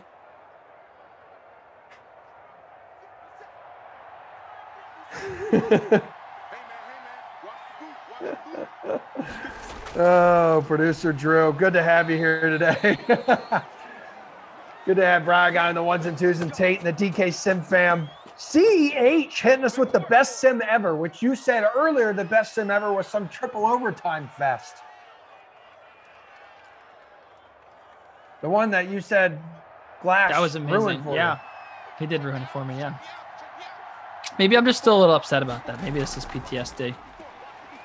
Hey, well, when you get sad, just look at me in the Zoom box. I do like looking at you at the Zoom box. Actually, I have it. I have it on gallery so I can see you a little bit bigger. You're just as big as the Madden stream About time, dude. because you're just as important.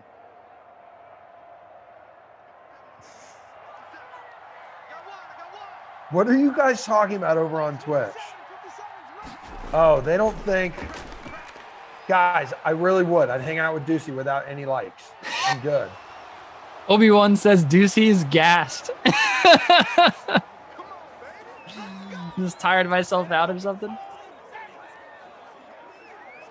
Yeah, this isn't like you. I'm a little concerned. So let me ask you this then. What's going on? Yeah, what's not like? What am I?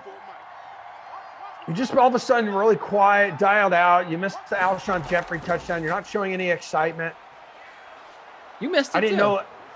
Oh, I saw it, but I was waiting to see when you would see it. That's what I'm talking about. Exactly what someone would say if they didn't see it. No, that's not true. You're researching the French Open already. It's in 2 months. Relax. Hey, hey, question for you. Yeah. Would you rather spend the rest of your life with a sailboat as your home or an RV as your home? What site are you reading these questions off? Ask me another one. I don't like that question. Ask me a new one. What do you mean? Ask me a new question. I know you got a list of them there. Read me another one. Okay. Would you rather go back? Would you rather go back to age 5 with everything you know now, or know now everything your future self will learn?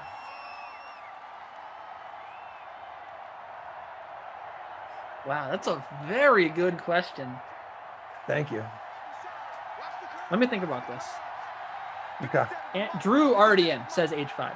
Yeah. So, like, either way, think about it. You'll definitely have a leg up. Like, you would be the smartest 5-year-old on the playground, but man, you know what? It would be rough going through puberty again. No, I would hate knowing everything ahead of me in life. There'd be no surprises in life. Okay. I mean, other than the fact that I would probably become a multimillionaire betting on the Jets to win the Super Bowl the year that they do. That's not going to make me. I mean, the Jets. I want to know when it. I don't know. I don't want to know when the Jets are going to win the Super Bowl. You know, I don't want to know when I'm. You know, when certain things are going to happen in my life. Like that seems like it's recipe to be unhappy. Life is interesting. Life is fun. Life is ever changing. You don't want to just have you don't want to know everything. Let's see what's next in life for the Buccaneers here. Smack dab down the middle. Oh, there it is. Leo, Uncle Leo. I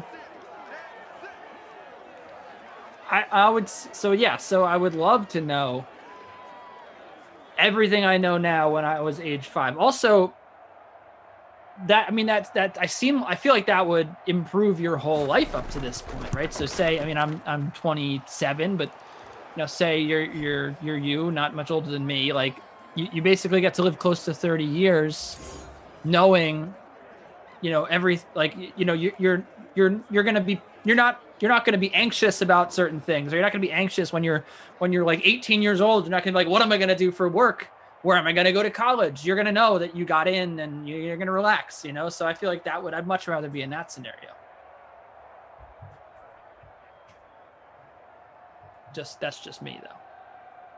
I can't imagine why would anyone want to know what's ahead of them in life? That's just like, I feel like people need help if they're going to answer that. It's kind of crazy, actually. You just kind of reminded me about that. About like a story my wife told me over the weekend. Like one of her friends went to go see like a medium. Like the company that Twitter owns? No, like a medium, like a psychic, you know, where they kind of connect with souls and dead people like in your past. Okay. Tell you things. It's crazy. You know, there's shows about it. So like, you know, if you have a lost loved one or connect with pets or something like that, they'd be like, hey, like this, your Aunt Jill says when lights are flickering, like in the bedroom, it's like she's there. Something crazy like that. You want to know what's funny to me about that profession? What? You never meet like a psychic, right? That's yeah. Okay. No, it's all Who good. cares? I'm not gonna flip. You never meet like a psychic that's in it because they want to know. Like no one ever goes into it, right? No one ever becomes a psychic because they want to connect with people in their past life. Yeah. Like they're always using it to make money. So that's why you know that it's not real. Because if this were a lifestyle that people could, you know, adopt or something they could learn to talk to spirits or whatever, like everyone would be doing it, right? Like and people would be like, oh, I'm so much happier now. Like I've reconnected with my mother, you know, like, but they're not doing that. What they're doing is they're charging you hundreds of dollars to pay, you know, to visit them. And I think that's the real indicator of whether or not that's real. And Yeah, I would I just think a lot like, of you never meet someone who's like, oh, I'm a psychic. I'm so happy. You know, I talk to all these spirits, you know, very nice. Yeah. I think some people are in it because it's just like they enter the world and all of a sudden it's like they're connecting to spirits naturally. And they use that gift to help other people make that connection with someone in the afterlife. And a lot of people go once. But they're right? not doing You it. They're look not for- you trying look to for help some people. They're closure. trying to get Well, a their lot money. of people go looking for closure. You know, they might have, be guilty for whatever reason. And they go there and then like the lady's like, oh yeah, like your mom says it's cool, you know, no worries. Right, but I'm saying like it's not. They're not in it to help people connect with their mother. They're in it to charge them. But if they can help and make a living at it, is that wrong? I don't know. I think that maybe, especially because I don't think it's real. That's my whole point. It's not like Okay, that's fine. it's That's not fine. like I don't think it actually like it's not like it's they could be lying to you and making you feel better with a lie. Like would it be what if I was like, oh hey, I'm a dermatologist and that mole, it's fine, nothing to worry about. I made them feel better. I made them feel not guilty for not putting on sunscreen, right? But maybe I'm actually not doing them. Maybe I'm hurting them. Maybe like their mother would not like this thing that they did. Some Rob Rand says some do help police from time to time. That's crazy. CEH said, good call, Kenny. Scam faux show. This is why I do it. Scam faux show. What was the comment we got earlier? It was like, nah, playing. Not playing, dude.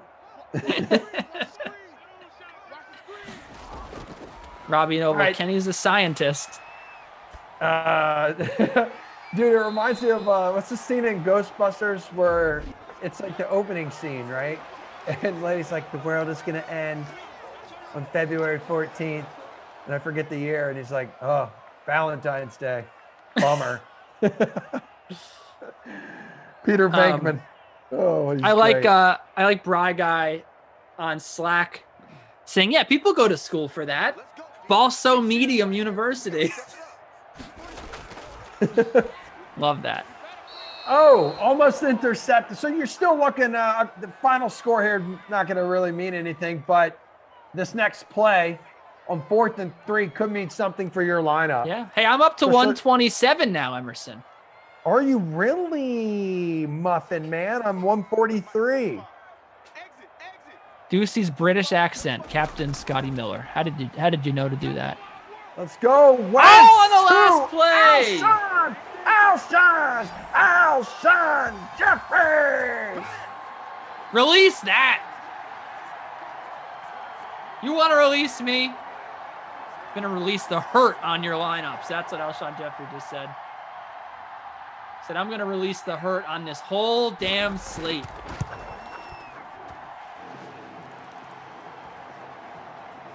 One second to go. Anything is possible.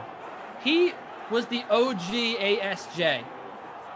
Everyone wanted to say Austin Safarian Jenkins. Alshon Jeff was the OG ASJ. Pebble Beach spamming Fs in the chat now. Something terrible has just happened to Pebble Beach. And I don't think it's a rainstorm.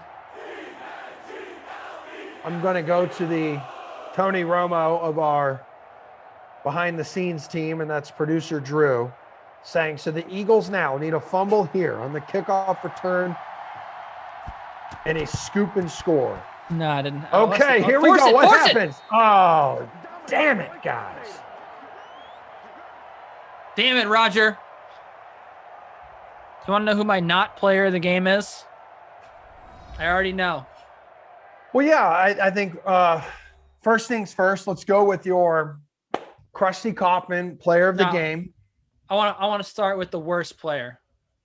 Okay, so that's the babysitter Billy. Not my kid. I'm still single. I broke my wrist on a Peloton and went to a chiropractor player of a game. Yeah, I want to flip the script because I think that this sim was so good. We need a reality check here. We need to talk about who was bad in this sim. You know why? Okay. Because there are people out there, Emerson, that are burning up right now because they rostered Chris Godwin. About half of the people who played this slate rostered Chris Godwin. And what did Chris Godwin do, Emerson? Do you happen to know what Chris Godwin did? I don't think you do, because we hardly talked about Chris Godwin. Catches, he has 4 catches, 38 yards. 3 catches yards. for 27 yards. 4 catches, 38 yards. I'm looking at the stats on the screen, bro. I had 4 catches for 38 yards. Not good. Wait. That would be 7.8 fantasy points. So yeah, as I said, Mike Evans is the Babysitter Billy Not My Kid Award recipient. 6.9 DK fantasy points. Awful day. 1 catch. Happened to go for 59 yards, but that doesn't matter.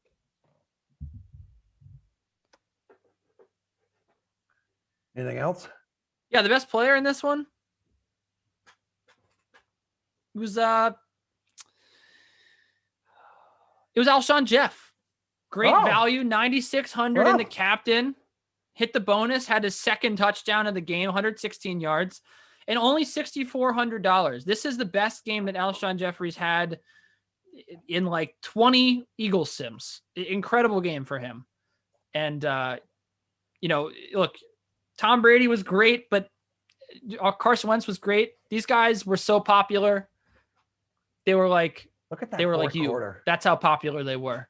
But Alshon Jeffrey came in, quarter ownership, 45.9 in the captain, caught the touchdown at the very end to just all these lineups just rose like a phoenix.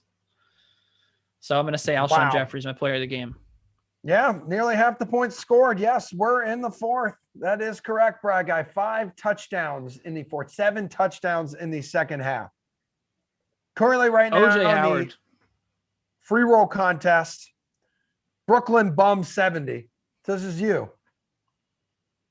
First place. If scores hold right now, Tate's finalizing everything. Alshon Jeffrey in the captain spot. Wentz, Brady, Sanders, Goodwin, Howard. 2-way tie for first right now. In the free showdown, be 186-67 with Sanders, Wentz, Brady, Jeffrey, Miller, Howard. And how about the wrapping up the free early classic? Kenny Ducey. P39. P39 had Mahomes, Elliott, Jones, Lamb, Ross, MVS, I thought you said Kelsey, Hill, Bucks. I thought you said B39 like we were playing bingo or something. I'd mash you in bingo, dude. How? It's not a skill game. It's not like DFS. You. Just like you destroyed me in rock, paper, scissors. All right. Real quick, before we hand it off. That's right. You coward. You cheating coward friend of mine. Before we hand it off to NBA Pre-Lock Live, Chirag and Julian are standing by. One and done right here. You ready? Are you ready, or is the delay that bad where now you're going to use that as an excuse? Oh, you want me to? I thought you were saying like you're just saying goodbye right off the. Okay, yeah, let's do it. Ready? Yeah. Rocks, paper, scissors, shoot.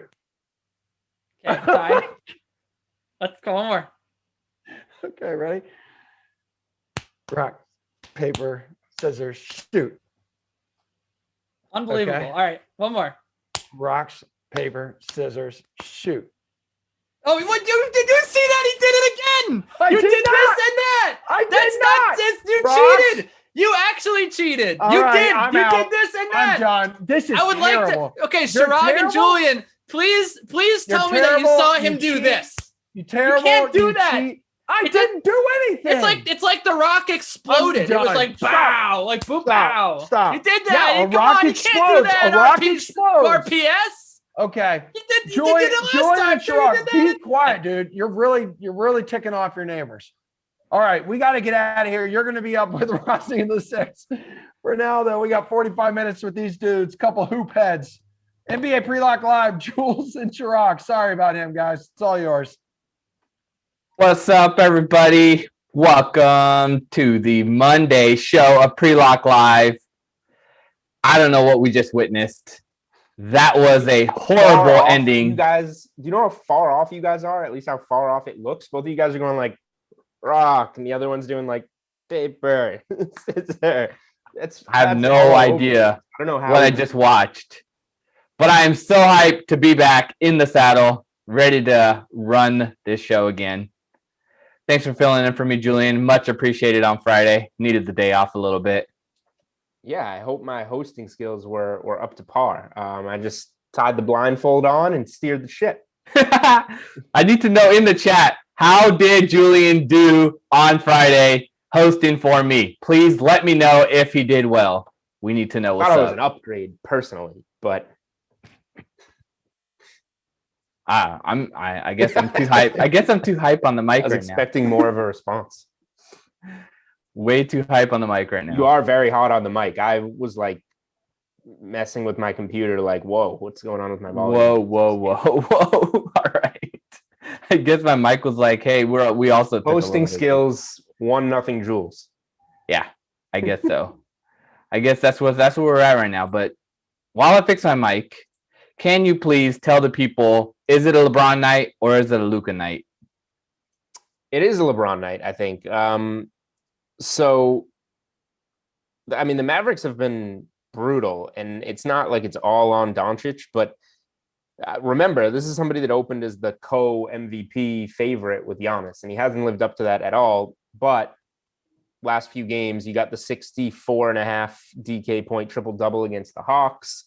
And then 2 rebounds off the triple-double, the 46.80 DraftKings point game against New Orleans, then another 66 against Portland. Those are all really good matchups, is the thing that stands out. Maybe not as good of a matchup as Memphis. So I think there's a little bit of a downgrade for that.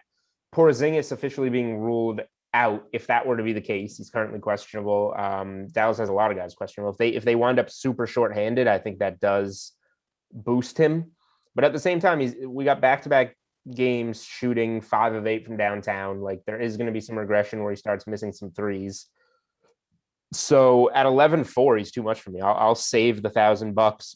I'll take LeBron in a spot where we kind of need a bounce-back game. The Lakers have been awful. They've lost 3 of 4. They're one of the worst teams at home against the spread in the NBA. And now you get this Washington defense in there, and the Wizards haven't been bad, but they're not great defensively. This is a spot where LeBron needs to step up and have a big game. Normally it wouldn't be. It's just a spot you coast against the Wizards, but because of how poor they've been, it's not really much of an option. Yeah, losing back-to-back games against Brooklyn and Miami really puts LeBron in the driver's seat here. You know, playing 37 minutes against Miami on that kind of showtime game on Saturday night, he wasn't able to really get there, 7 for 21 shooting. He only had 1 3-pointer made. Yeah, he's only made 1 in the last couple games, but when he was really playing well, those 3-pointers were coming early and often. Yeah, I mean, well, like I wrote up in cheat sheet for LeBron, he's not playing great. He needs to be better. He needs to go to the rim more for sure. But just getting some of these threes down is going to help him. 1 of 8 against Miami, 1 of 6 against Brooklyn, 1 of 4 against Minnesota, 0 of 5 against Denver, 1 of 4 against Memphis, 3 of 6 against OKC, 2 of 10 against OKC the game before that. He's shooting like 20% or less from 3 in like 5 of his last 6 games. So I think the matchup against Washington is a combination of maybe getting some more open looks and getting some threes down, but more so getting to the rim and just being able to play better against a bad defense. Yeah, for sure. I think with this matchup, he should be able to execute. But I think, if he doesn't record a triple-double tonight, I will be surprised there. He came pretty close against Miami, 1 rebound, 1 assist shy, and the opening should be there for LeBron and the Lakers in general. Is there anybody else that stands out to you from the Lakers side of the ball from a value perspective? I'm seeing Talen Horton-Tucker has been getting a little bit of love. KCP, his minutes are on the rise, played 35 minutes against Miami. And also you have to consider Marc Gasol and Wesley Matthews after the kind of performance they laid up. So is there anyone else standing out from the value perspective from the Lakers for you? Yeah, BKCP for me. More because, the Anthony Davis thing is a whole trickle-down effect for the roster, but Then when you get Schroeder out of there, now you need some scoring. KCP can shoot, and those minutes need to be filled in the backcourt. So even though KCP is already a starter, I think he needs to pick up some of those minutes. He didn't pick up the shots in the last game, which was a little concerning. 3 of 5 from the field, all of that which came from downtown. But the 35 minutes were encouraging. The over 25 DraftKings points were encouraging. He's still cheap enough where that's good value. And I think he is in a position where eventually he's going to have to take 8-10 shots, most of those threes, get to the free throw line a little bit. So I think that, there's a good 7 to 8x type of game on the way for KCP for as long as Schroeder and AD are out together. Yeah, makes sense. Let's go back to the other stud and the other game that we have to consider. Right now, top over under on the slate, 232.5, Memphis and Dallas. If Kristaps Porzingis sits, who do you look to from the Dallas side? So, I mean, Doncic is kind of one of the more obvious ones from the start, just because I think people are going to want to buy into that hot streak that he's been on. So maybe it makes the Luka LeBron argument tighter. And Josh Richardson's banged up as well. Oh, he's probable though, right? Yep. Yeah. So let's assume that we're going to see him out there, obviously. I don't know how DFS Dorian Finney-Smith could possibly get any more runs. So I don't know if it helps him that much. Like, he's played over 35 minutes in 3 straight games. Yeah. So I don't know if he can play more if Porzingis is out. So I think we need to look beyond him. Tim Hardaway Jr. is completely falling apart right now. But at 4,400, he becomes the secondary scorer then, and you've got to kind of look for a bounce back game, especially when he's going to be getting more shots. Do you think that the Mavs go small and run maybe DFS at power forward and then slot Tim Hardaway Jr. into the starting lineup? He hasn't started, and that's kind of where he succeeded. Honestly, if you look back at what he was doing as a starter, he had his better performances. And now it's coming off the bench. His minutes aren't as secure. And if he gets that start at 4,400, I really like that. I think that's a very realistic option. DFS has played a lot of 4 for Dallas. So if that slides Hardaway into the starting lineup at 4,400, I think he becomes a very intriguing play. It's only been a couple of games that he's been awful, but it really affected his salary. Yep, exactly. That's where I was looking at. I definitely want Porzingis to sit. And the good part is this slate locks at 8 and the game locks at 8:30. So I have a feeling we are going to get the news in time to make the adjustment before lock. We should. Yeah, that was kind of the situation last time we were on, right? When we heard Simmons was getting downgraded, and then right when we were going off, we got the news that he was ruled out. It won't be like that tonight because this is a late locking slate. So ending at around 5:45, we're not gonna know that. And then it was another surprise on Friday, because when Matt and I did the show, we were talking like Simmons was going to be back because he was supposed to be back, and then he wasn't. So the two things that I don't know if this situation ever comes up again. The two things that I cashed on when that happened, I played Tobias Harris over 7.5 rebounds in both of those games, both banking on Simmons both of the lines set based on Simmons being in. Yep. Weird place to look. People think about assists, points, but Harris easily cleared those like in the third quarter, get like 15 rebounds a game in those games. So that's a prop for when Simmons sits that I'll be looking at in the future. I mean, the weird part about, at least for this slate, is that when you look at the DraftKings Sportsbook, those lines for the Mavericks aren't up right now because of Porzingis getting that midday downgrade. So it got taken down. Yeah, true. So we have to see what comes back up, but take what the slate gives you. Yep, exactly. Let's move on to some of these other matchups. What do you do with Chicago at Houston? Victor Oladipo out again. John Wall's price is on the way up, but can you really fade that considering he's been playing so well and his minutes seem really secure now, over 35? And then where do you look at as an ancillary piece? Eric Gordon, Jayshawn Tate, they've been playing well. And then David Nwaba might get the start. When he starts, he plays well. I'm kind of confused as to what we can expect from this Houston team, considering they are playing the Bulls. So we do potentially need to have some exposure. Yeah, I want exposure. So starting on the sportsbook side, one of the things that I did write up on Best Bets, which is coming out like right now, pretty much on the DK playbook, is Jayshawn Tate over 12.5 points. And I know what you tweeted out was his three-way prop is one of the more popular ones on DK Sportsbook. And that goes hand in hand with the news that Cousins is going to be out. It actually, so you, in your tweet, I think it was at 20.5 and minus 200 to the over, which you never want to lay, but it's moved to 22.5. So it's more reasonably priced now. I still want the points, honestly. And he's a good rebounder, and Wood and Cousins off the floor obviously helps with that. But you just look at the points, 12.5 points. He's cleared that number in 5 of his last 6 games. You look at the last 2 games, he's even more involved, 33 minutes and 40 minutes, 18 points and 19 points.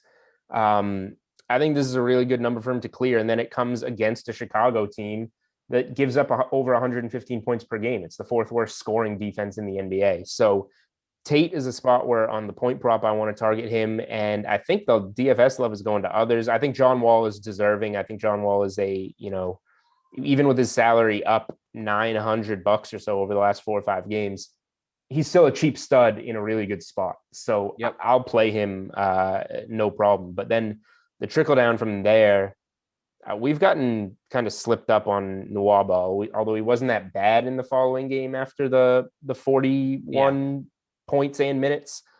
He played just 24 minutes the next game, which was kind of weird. I kind of want to play Tate. He's probably going to be less popular than the rest, but I think he kind of benefits the most. So I'll go a little off the radar, stay away from, the crowds and go with Tate. Makes sense. You mentioned the points prop. Let's get into another question from Twitch about a points prop. Can Rozier stay hot and go over 21.5 points? He has been a man with a flamethrower recently. Are you feeling this player prop against the Jazz as they sit at 12.5 point underdogs right now? Yeah, it's a tough spot, and the point prop's a little bit inflated because of the ridiculous work that Rozier's been doing in these recent games. I'm certainly not betting. I'm not telling you to bet the under. I would not bet the under just because it's inflated and it's not the best of matchups. One of my bigger plays of the NBA season was the Hornets money line on the live line on Saturday night, which was a massive edge because we got Curry ruled out after the game, and the live lines don't necessarily adjust. They keep going on a formula from the pregame line. So it was a like back up the Brinks truck type of situation.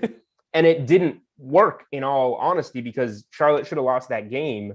Yeah. And then talk about bad beats. We complain on about bad beats on Twitter all the time. That was the most fortunate win that I've ever had in my sports betting career. So I think I deserved one by now. But thank you, Terry Rozier, for that. So maybe we owe him and we got to back him on the points prop here. 36, 33, 41, 34. Those are his last 4 games. Yep. Interrupted by a COVID pause, a contact tracing pause, and stayed hot. So if you like the over, I'm not going to tell you to stay away. I don't think it's a good value, but I'm not going to tell you to stay away. Plus 125 that's what makes it interesting of all the bets. It's plus money right here. Yeah, if you like it, go for it. But he did shoot. Utah played in Charlotte earlier this month. Yep. Rozier played 36 minutes and scored just 15 points on 6 of 16 shooting. Yep.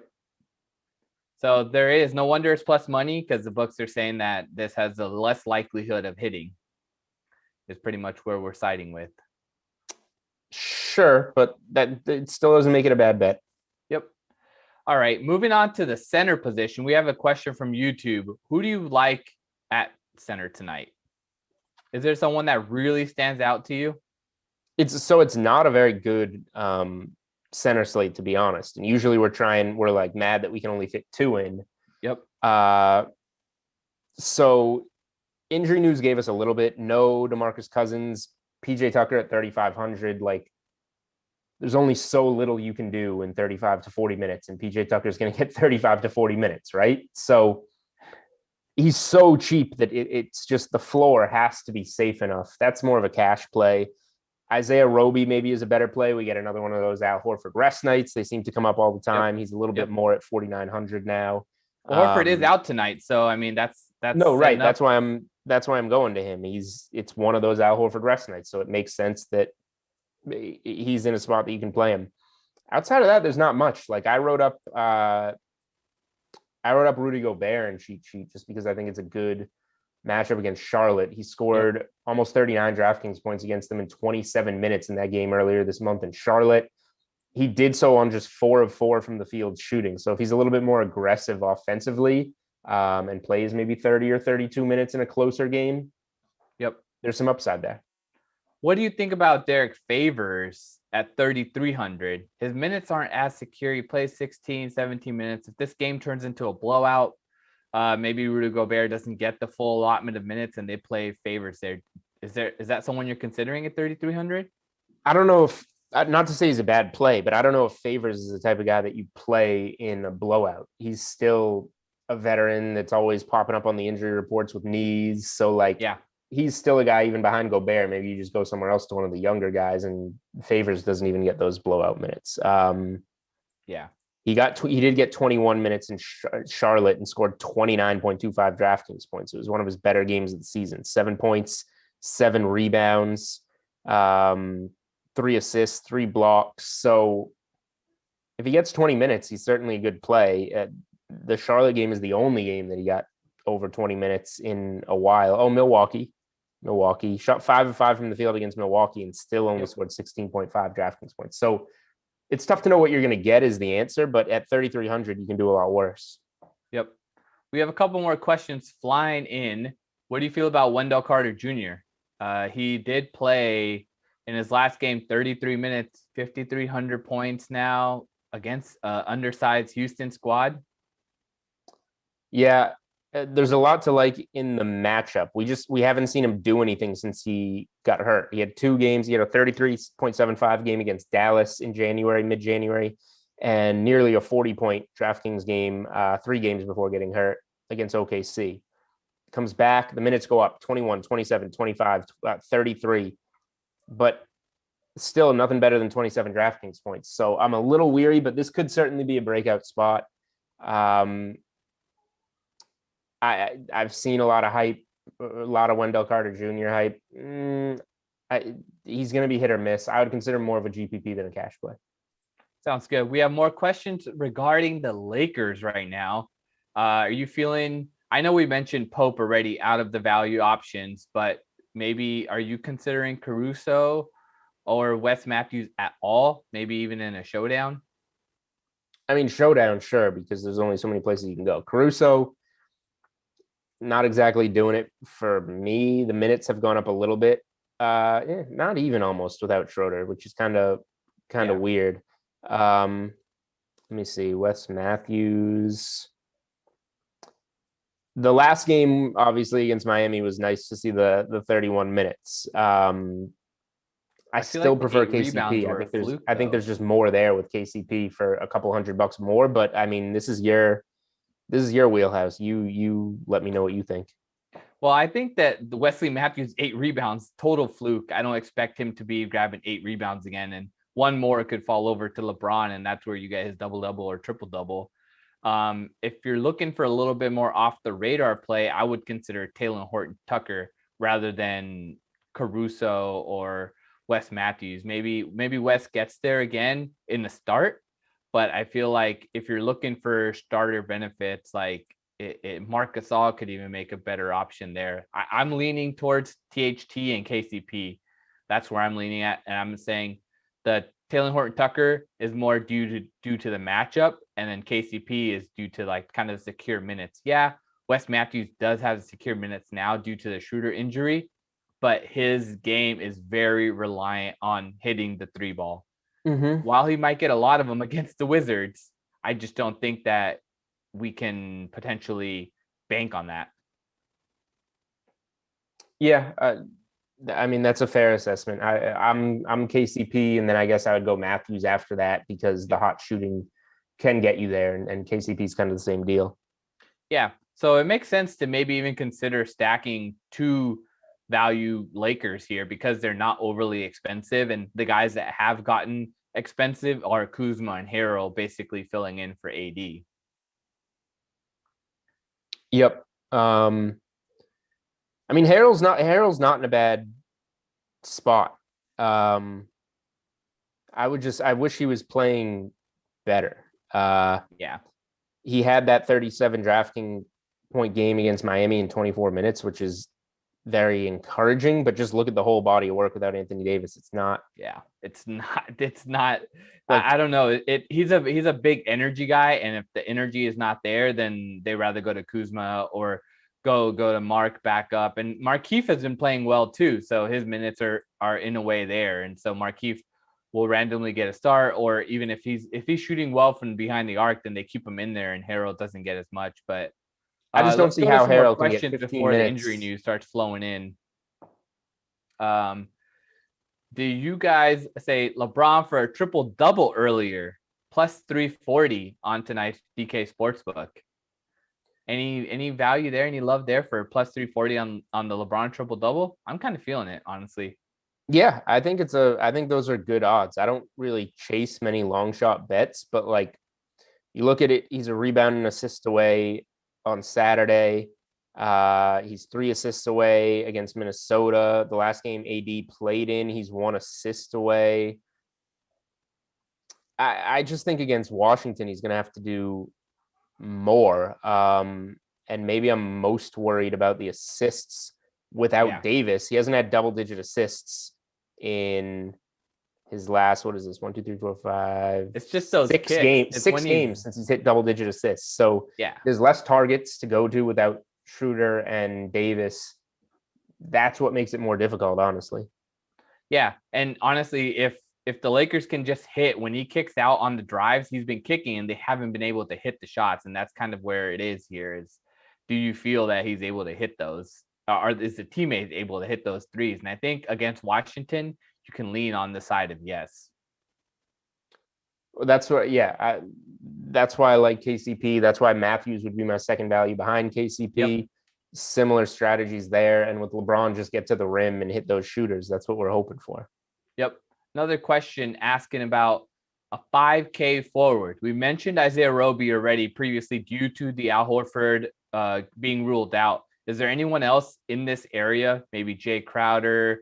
I was looking also at Tim Hardaway Jr. Obviously, we talked about him off the top. If Kristaps Porzingis sits, that's somebody. If he gets a start, that's someone you definitely need to consider.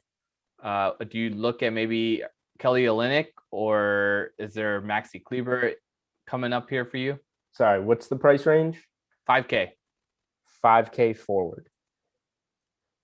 Man, I would say Roby is the safest, just because he's been pretty good regardless, but he always seems to pop when Horford is out of the lineup. The Porzingis news would definitely help. For me, if Porzingis was out, I would say go down to Tim Hardaway Jr. and just save yourself some money and use it elsewhere. Nwaba could get some minutes back with these guys out. He's a guy that you like, but I think Roby right now would be the safest, but injury news can help those other guys. Sounds good. We're about to bring the injury report up for tonight's slate. It's a short slate, 6-game slate, but there are a bunch of important things that we definitely need to watch out for. Something that, stood out to me to consider is, what do we do with Dylan Brooks being ruled out? This guy was playing 30 minutes for the Grizzlies, and now we're going to have someone that's going to be starting in his place. Is there someone that you can look at in place of Dylan Brooks, or is that somewhere where Jonas Valanciunas or John Morant is the better option because they're the safer ones? So Kyle Anderson and Brandon Clark rested or didn't play, and Grayson Allen also didn't play in that Saturday game. Yep. In which Memphis got absolutely mopped by Phoenix like the entire game. So it's tough to exactly say what that rotation is going to look like. And then you leave Brooks out of it, but bring those other guys back.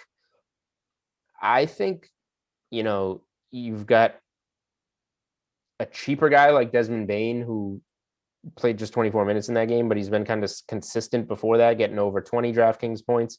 That can be a long shot value for you if you want to pay more. Brandon Clark maybe benefits some from that, but I think the guy that most intrigues me is Justice Winslow, because he's a piece of that young core for Memphis. Played his first game on Saturday, got 21 minutes against Phoenix, 19.25 DraftKings points, but clearly was knocking rust off. He shot 3 of 14 from the field. So if he can get a little bit more consistent from the field and maybe his minutes go up to 25, he's a guy that they count on as a piece of their young core that I think has a chance to have a good game. Did you catch any of that game possibly just to see if Winslow got all his shots in garbage time, or was it more of like they tried to get him some shots early on and he just kept bricking? I didn't, but I assume with 14 shots, and they wanted to get him in the mix anyway, and that's part of the reason that they rested some of those other guys. Yeah. And just given, that he's a former lottery pick coming back from an injury, I think they want to invest in him and give him some meaningful minutes. Yep. Another option that we have to consider from this slate that we're sitting at questionable is Tyler Hero. He's questionable for tonight's game against the Thunder. And if he sits, do you feel like we have to look at maybe Gabe Vincent 3,200, or do you just rather pay up and look at Kendrick Nunn or Jimmy Butler? I haven't heard the term pay up for Kendrick Nunn in a while. I mean, look at where he started for the season. He started and he was down here at 3,300, 3,100, 3,000. Now he's at 57. No, I know. He was like a monster 45-point game.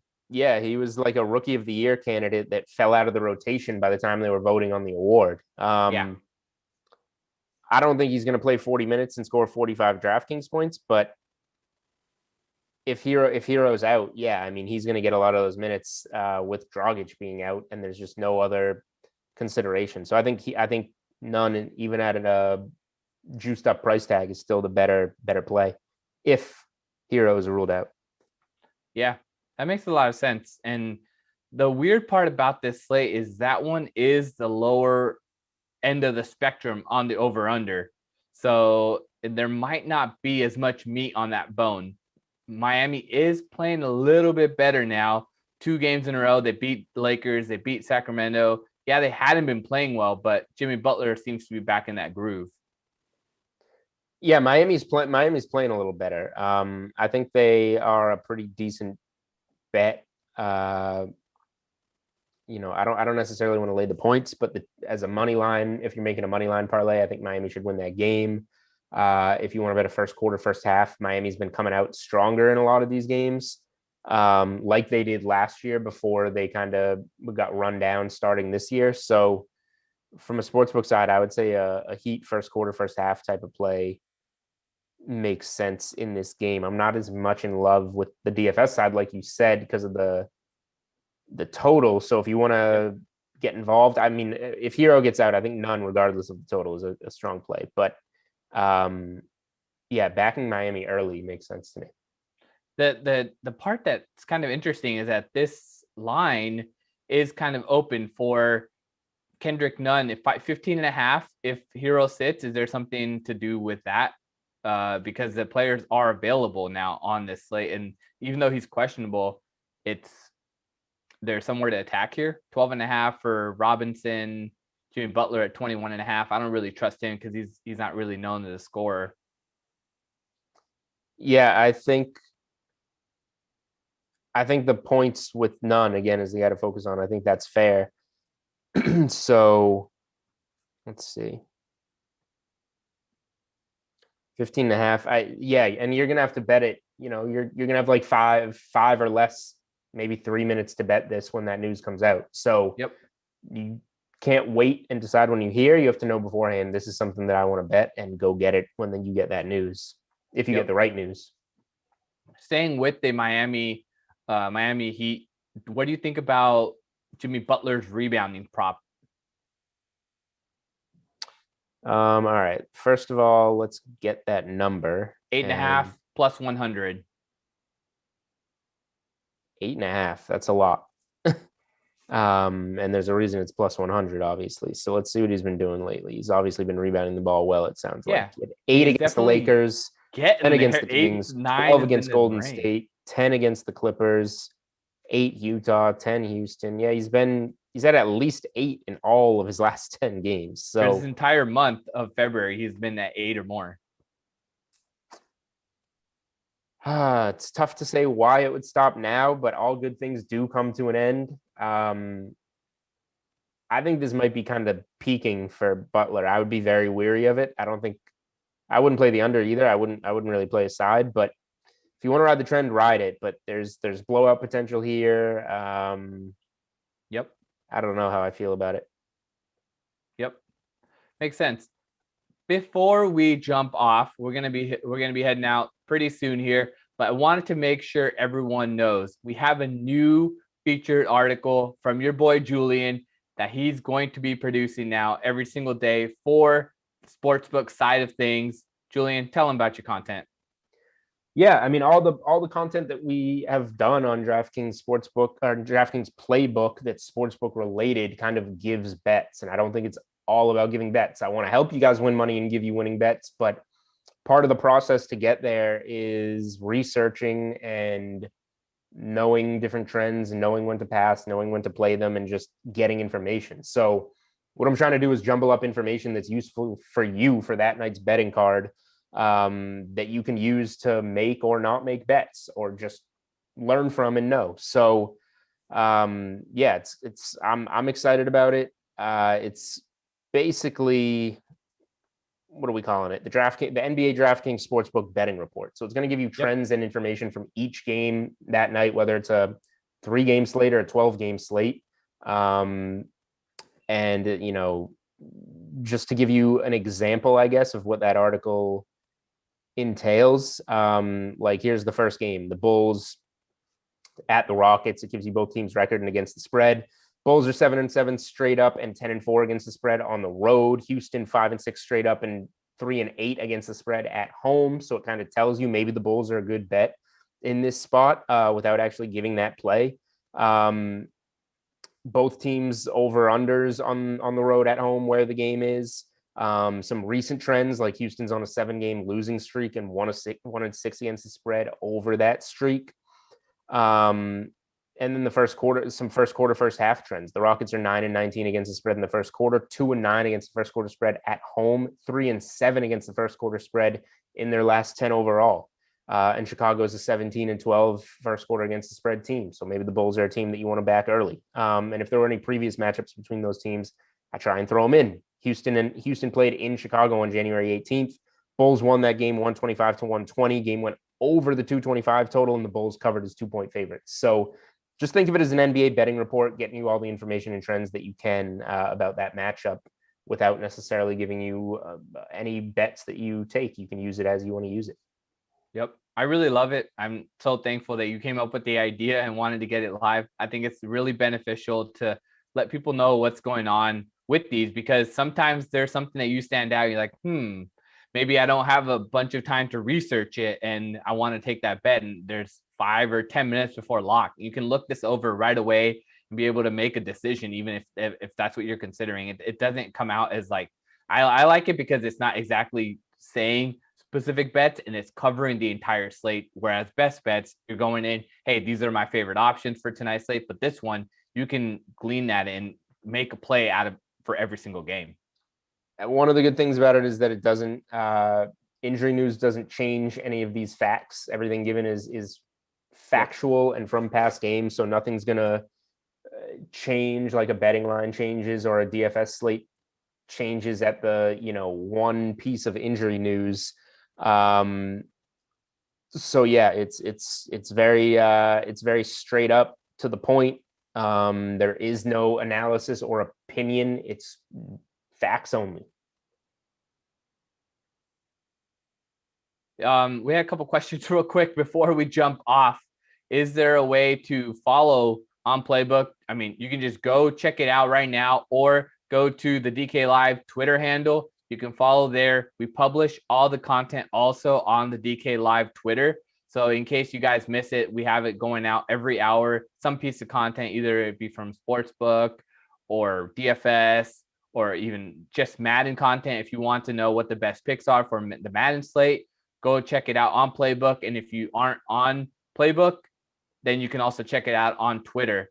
Before we jump off, Jesse is coming next to let you guys know about the Raiders and then Colts with Rossi and Kenny. But one more question before we jump off. John Wall or CP3 from Shooting Lakers?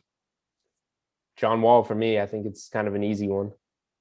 I'm leaning on John Wall too. And if you play Luka, John Wall, and LeBron James, you're going to be left with about 4,000 in these remaining positions. So check out the value plays that we mentioned. You know, if you're liking Favors or anybody like that, there's a bunch of value on the Lakers side of the ball. And wait for the Kristaps Porzingis news to get the value from the Dallas side of the ball. Any final thoughts before we bounce? For those looking for it, I'm going to tweet out the NBA DraftKings Sportsbook betting report right now. So check out my Twitter at Julian Edlow, and that'll be right there for you.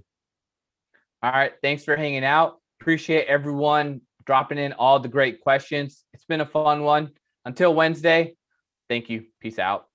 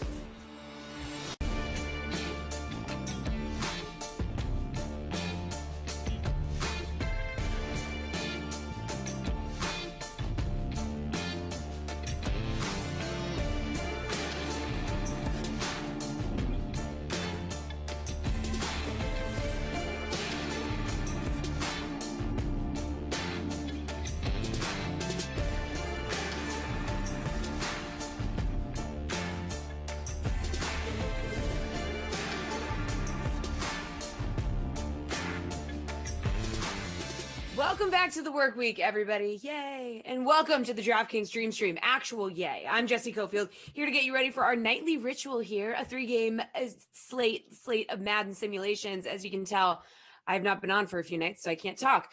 The showdowns for these games all featured in our featured Madden Stream 4K Monday night special. That classic contest, $10 to enter, features 4K and prizes, including $1,000 to first place. So let's take a look at tonight's schedule. We're going to get things started at 6 p.m. Eastern with Jason Rossi and Kenny Ducey bringing the action from the showdown between the Raiders and Colts from Indianapolis. And that's going to be followed by our 8 p.m. contest featuring the Falcons and the LA Rams. Adam Kaufman, Tom Carroll will be on duty for that one. Then at 10 p.m., Koff says goodnight, and Brendan Glasheen takes over, joining Tom Carroll for Madden After Dark. It's the Chargers against Madden After Dark favorites, the Seattle Seahawks. That's all coming up on the Dream Stream. But first, here's what else is happening on DraftKings right now. We have plenty of NBA and NHL contests available tonight, including the NBA 500K Excellent Eights contest. So for just an $8 entry, you give yourself a shot at a top prize of $100K. That's a lot of cash. Over on the ice, you have the NHL 80K Twine contest locking at 7 p.m. Eastern, $20K to first, $10 entry fee on that one.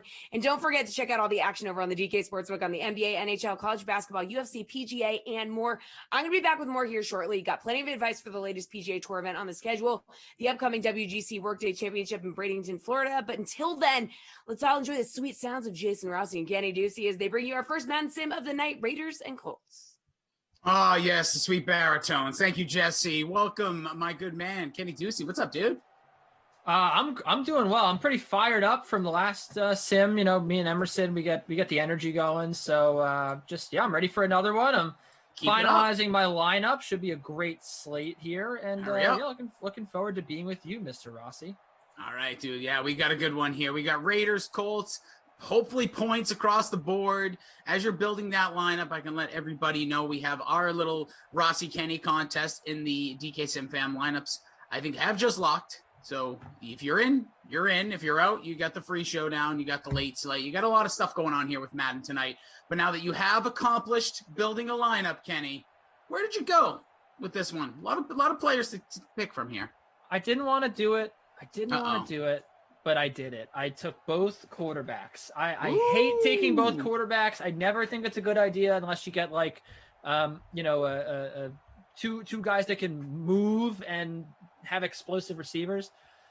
I caved. I took Carr. I hate rostering Derek Carr. My God, do I hate rostering Derek Carr and Phillip Rivers. And I ended up going back with the Trey Burton in my captain spot, Darren Waller, Nyheim Hines, and my punt play. What you got? Jason Witten. Oh, interesting. Can get involved. 143, the I love you amount of people in our contest. Similar-ish build between us. I went Williams in the captain spot, Carr, Hines, Waller, Burton. And come on, Kenny, we're indoors. You got to get a kicker in there, dude. Carlson. No way, man. Oh, yeah. Kickers are going to rule tonight. I do love Carlson. Well, see, then you should have put him in there. Guy's gonna boot like you wouldn't believe. No, real life, Dylan Carlson. Carlson is the outfielder for the Cardinals. Yeah, but it doesn't matter. Daniel Carlson's the kicker. I don't care who it is. Carlson, Daniel, Ducey, doesn't matter. The guy's gonna boot him all day long here. I'm feeling good about it. That's his name, Ducey Carlson. You didn't know? What he's going by today, at least. How about something a little more realistic? What about Deuce Carlson? Deuce McAllister, Deuce Carlson. Well, Deuce doesn't make sense for a kicker. What about Chase Edmonds of the Arizona Cardinals? Deuce. Shout out to Chase. I dig that. We're Twitter friends. Fordham for life, baby. Brag. 67 touchdowns or whatever at Fordham, 3 years. Ridiculous. Guy broke every record there. Unbelievable. Sure did. We're going to get the Raiders starting off with the ball here. Derek Carr, your boy. We got our guy, one of the OGs of Simland. Him and I like to credit him and Zach Thompson as like the guys behind the movement here. Billy D is in the chat. He asked what's in my hair. Just took a shower. That's what happens when I clean myself once a month. You guys have no idea. There's so many times where I've just taken a shower and I get on the air and you would never know. Well, the only reason I think people would, with me, I literally look like, he says I look like I would be 5 years old if I didn't have the beard, because I look like I have like a boy's regular right now, because I just quickly did the comb to the side, notice it was 5 minutes, well, like 10 minutes of, and I ran downstairs. If you were wondering, Kenny, my toes are still wet, and that's a very uncomfortable thing. Sorry. Yeah, it's a weird thing. That's why I usually wear socks and slippers when I do these sims. It's very cold in my room. That's sweaty though. Don't you get sweaty? No, it's very cold in my room. I need something like that to keep it. Because you got the AC on, you maniac. I don't have the AC on. My room just gets cold. Yeah, that's a good thing. Good to sleep in the cold. It's also very cold here in New York. It's just cold all around. Raiders get the first down in this opening drive. Here they come. 37-yard line. Here's the handoff to Jacobs. El Paso number 1 saying Sebi Corda looked good this morning. Just good to see Tsonga back in action. Absolutely was. Yeah, I got to ask you this. So the other morning, my son got up. You know, there's been some comments off here you've made, but it's fun. This has nothing to do with that. You were up. It was like what, like 5 a.m. You're like, do I go to sleep or do I stay up? I believe I like the tweet. And I have to ask, did you go to sleep or did you stay up? What did you do after watching some nice hot tennis action at about 3 a.m.? I eventually went to sleep, but not for a couple hours after that. I was busy doing some work, so that's why I stayed up. I mean, I basically finished. I was writing, and I finished all my work around like 8 a.m. And then like after that I went to sleep for like 2 hours, and then I had work. I had to work at I had the noon sim, so I went to bed for like three hours maybe. Look at you. Then I had the noon sim. I worked all day, worked till 9. Oh, that was yesterday. Yeah, and then I was just absolutely. I forgot it was yesterday. It was like days ago. And then I was just absolutely toasted. By the time I was done with work at 9, I just hit a wall, and I was just like done. We were trying to play a board game. I was just like, Oh, I dig that. It's funny, me and my wife now, we have game nights. We're deciding 2 nights a week because we've been noticing we just sit on the couch at night and either just watch like Shark Tank or, for me, a lot of wrestling. Yeah. And we're like, we got to do something that's more brain activities. We're going to get a punt here. The Miz is the champion now. I'm very excited about that. I mean, I'm bittersweet because I know that he's just a sham champion. They're going to take the belt off. He'll probably take the belt off him tonight. Those could happen. But I'm happy that he's the champ, man. I really am. I think that he deserves it, and I don't care how long it is. He needed a second title run. So again, it's probably going to be like a month. But I think that this is my I'm not like one of these people that sits on the internet and gets really upset about all the decisions WWE makes. Like, there are people like that, like, oh, boo, Roman Reigns. It's like, okay, like, it's, it's for kids, like, I get, like, why they want to push Roman Reigns and stuff and why they don't want him to be a heel, but now he is. But, to me, my biggest thing is, like, they could come up with so many amazing storylines around Miz. And they're just not going to. They're going to revert back to what they always do, which is let's just put 2 giant men wrestling for it. We decided that this guy was going to carry it all the way through WrestleMania. The champion stays the champion for like a year now. Like any champion that's not like seen as the guy they're going to push to the top is just basically a placeholder for the next guy, right? So like, Kevin Owens was never going to be like the face of the show, right? Anyway, so I'm rambling, but no, it's all good. My point is they could bring back John Cena and he could wrestle Miz for the record at WrestleMania, and that would be an amazing feud given their history. They could do so many things. They could have him do a program with, like, there's so many people in WWE as a history with. So to just waste it on, like, let's just give it back to McIntyre. Like, I'm sure a lot of people would watch McIntyre and Lashley if it weren't for a belt, and that goes back to the days of Kevin Owens and Chris Jericho in WWE, when everyone was just saying, let them wrestle for the title. Why are we having them wrestle for the U.S. title when people would have watched Goldberg and Brock Lesnar or whoever the hell it was? Yeah, it was that. That's exactly it. They didn't need the belt. People would have watched that without a belt at stake. Like, it's a spectacle. And I think that elevating someone to the main title scene with Miz, that's a good idea, because you then have the opportunity to, like, make it about the belt as opposed to make it about the match and, like, 2 big boys wrestling. Like, that's a good WrestleMania match without the belt. Yeah. No, I get you. You need for wrestling fans, even people outside, there's spectacles that are going to draw you in, because everybody at one point has had a wrestling fandom, whether it was 1 month, 10 years, whatever, still to this day, like myself. Hashtag not a quitter. I would say that, yeah, like having the Miz, the point of this, he won last night, Elimination Chambers. We have a nice drive going by the Colts. There's a catch by T.Y., gets it to the 18. For halfway through the first quarter, or Kenny you bring back the Daniel Bryan feud. I guess they're on different shows, but yeah, but there's so many things you can do. I think with this one, they kind of put themselves in a box. The one thing I'll say is I think as champion for basically the better part of a year was Drew McIntyre. Never got the opportunity to be in front of a crowd. It's confirmed there'll be an audience at Raymond James Stadium for WrestleMania. Give him that moment. Do I think The Miz will be involved? No, because it looks like he's going to be involved with Bad Bunny. Yes, if you're just tuning in, you're like, what the hell? Bad Bunny will be... well, it is and it isn't, because that is a showcase match. But why give him the belt in this weird intermediate time? It's because they probably have no better plan for him with the Money in the Bank thereafter. So it'll be good. He'll probably start Raw tonight with some hot mic action, which I think is his specialty. This title run probably should have came about 3 years ago, though. That's when he was at that next peak. Right. But right, or even 2 years ago, or or he had the face run, right? No, he should never be in a face as a champion. He's too good. He's the guy you want to punch in the face. Speaking, Hines trying to punch it in, not going to get there. It's Marlon Mack, actually. Scratch that. Edit in post. But yeah, I'm excited to see Marlon Mack. No, he's a good pump play in this, but I'm not calling him a vulture either. For people wondering if there's a vulture swirling around Indianapolis, nope, he's not a vulture. Cena 472 wants John Cena apparently. Makes sense. Yeah, on brand. He said the champ is here. First and goal looks like should be in the end zone. It will be. Got to check that number though. Not going to be happy about that one. It's your boy Marlon Mack. Not a vulture. He's not getting the vulture call. First touchdown opening drive. The Colts. Frank Reich putting his hands what in the air. What do you mean he's not a vulture? He's not. No.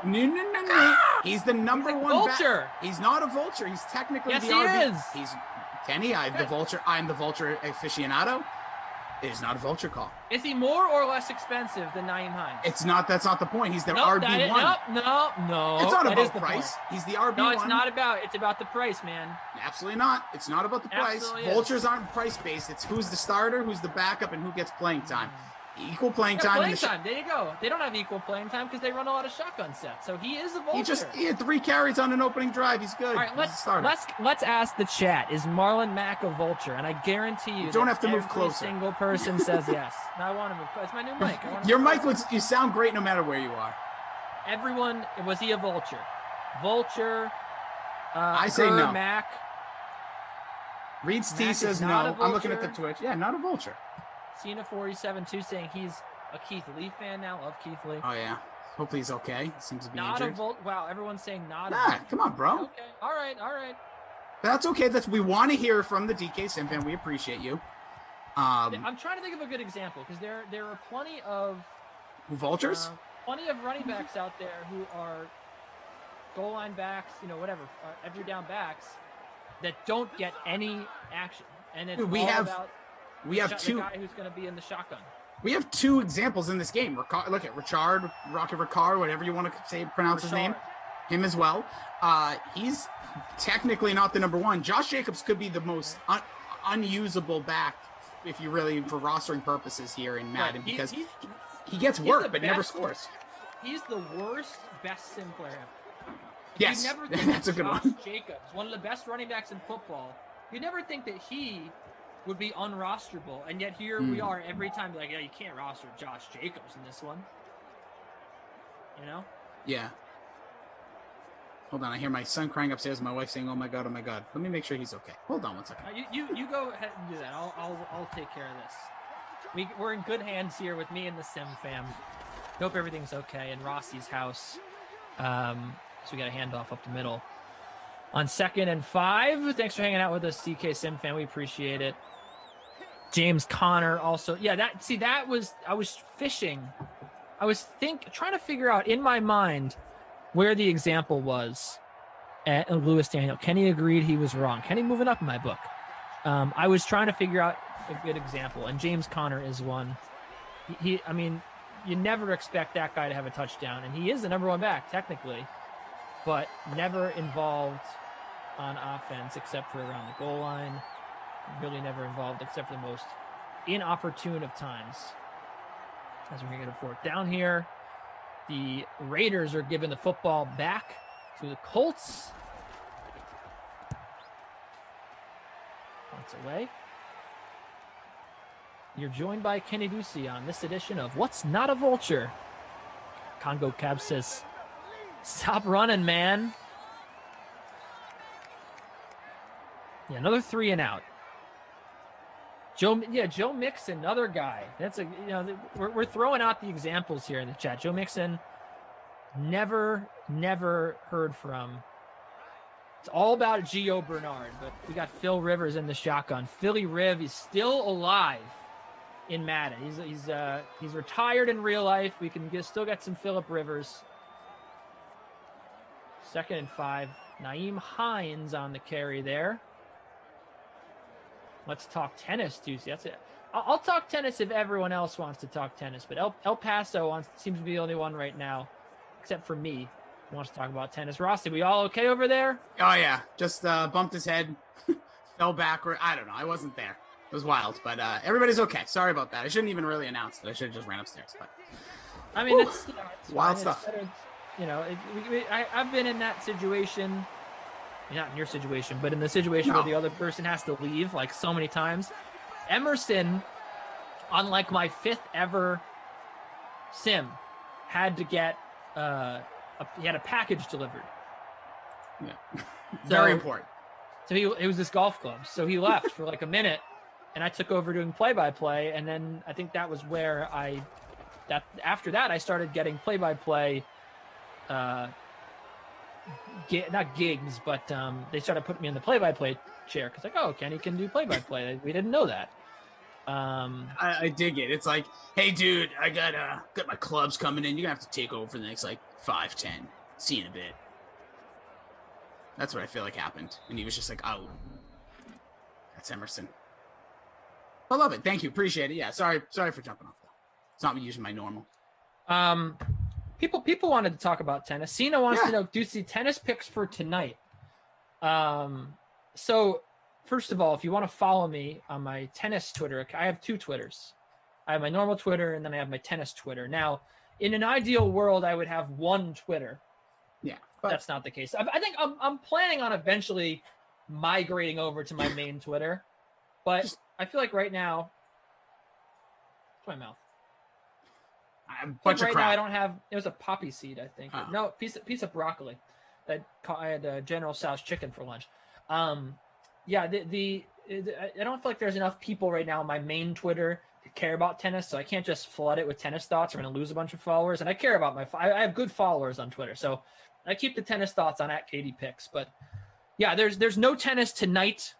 It's I think it's going to start. It will start tonight because there's the Singapore, right now, we have tennis going on in Argentina. It's nighttime there, of course, in Cordoba. I wish I was in Argentina right now. Tonight into the early morning, we have Singapore, and then we move over to Montpellier, France, and then right into Cordoba. So plenty going on in the tennis world. Dig it. And don't forget, follow him @KDPicks, @Kenny Ducey. He'll be chatting about it. He'll be telling you when he's up at the butt crack of dawn. Let's see with you. We see. I did. Somebody asked me earlier. It was. I think it's K. I'm gonna call him K Murray, for lack of a better term. He was asking about my eyes because I've got my eyes dilated. I don't even remember. It feels like 2 weeks ago. I need to go get glasses now. But yeah, my eyes are good. Well, they're terrible, but I can see. I can read. I believe everybody in my house is okay right now. I haven't heard any screams in the last 3 minutes. So everyone's good here in the Rossi household. Maybe concussion protocol, but yeah, I think we put him in the tent there for a minute. He's just losing his mind as we're gonna get a punt here from the Colts. Still just 7-0. It was a touchdown for Marlon Mack. Confirmed, not a vulture, but we might see a vulture today. Technically, you have a vulture, I would say, in your lineup in Jason Witten. Depending on what the set is, that would be quite the vulture-esque score. Speaking of which, I am not making this up, Rossi. Tell me. There is a tennis match going on right now, and which I'm keeping tabs on. and there's a stoppage in play because there's a kid crying hysterically in the stands. It's probably did they pick it up from upstairs in my house? And maybe.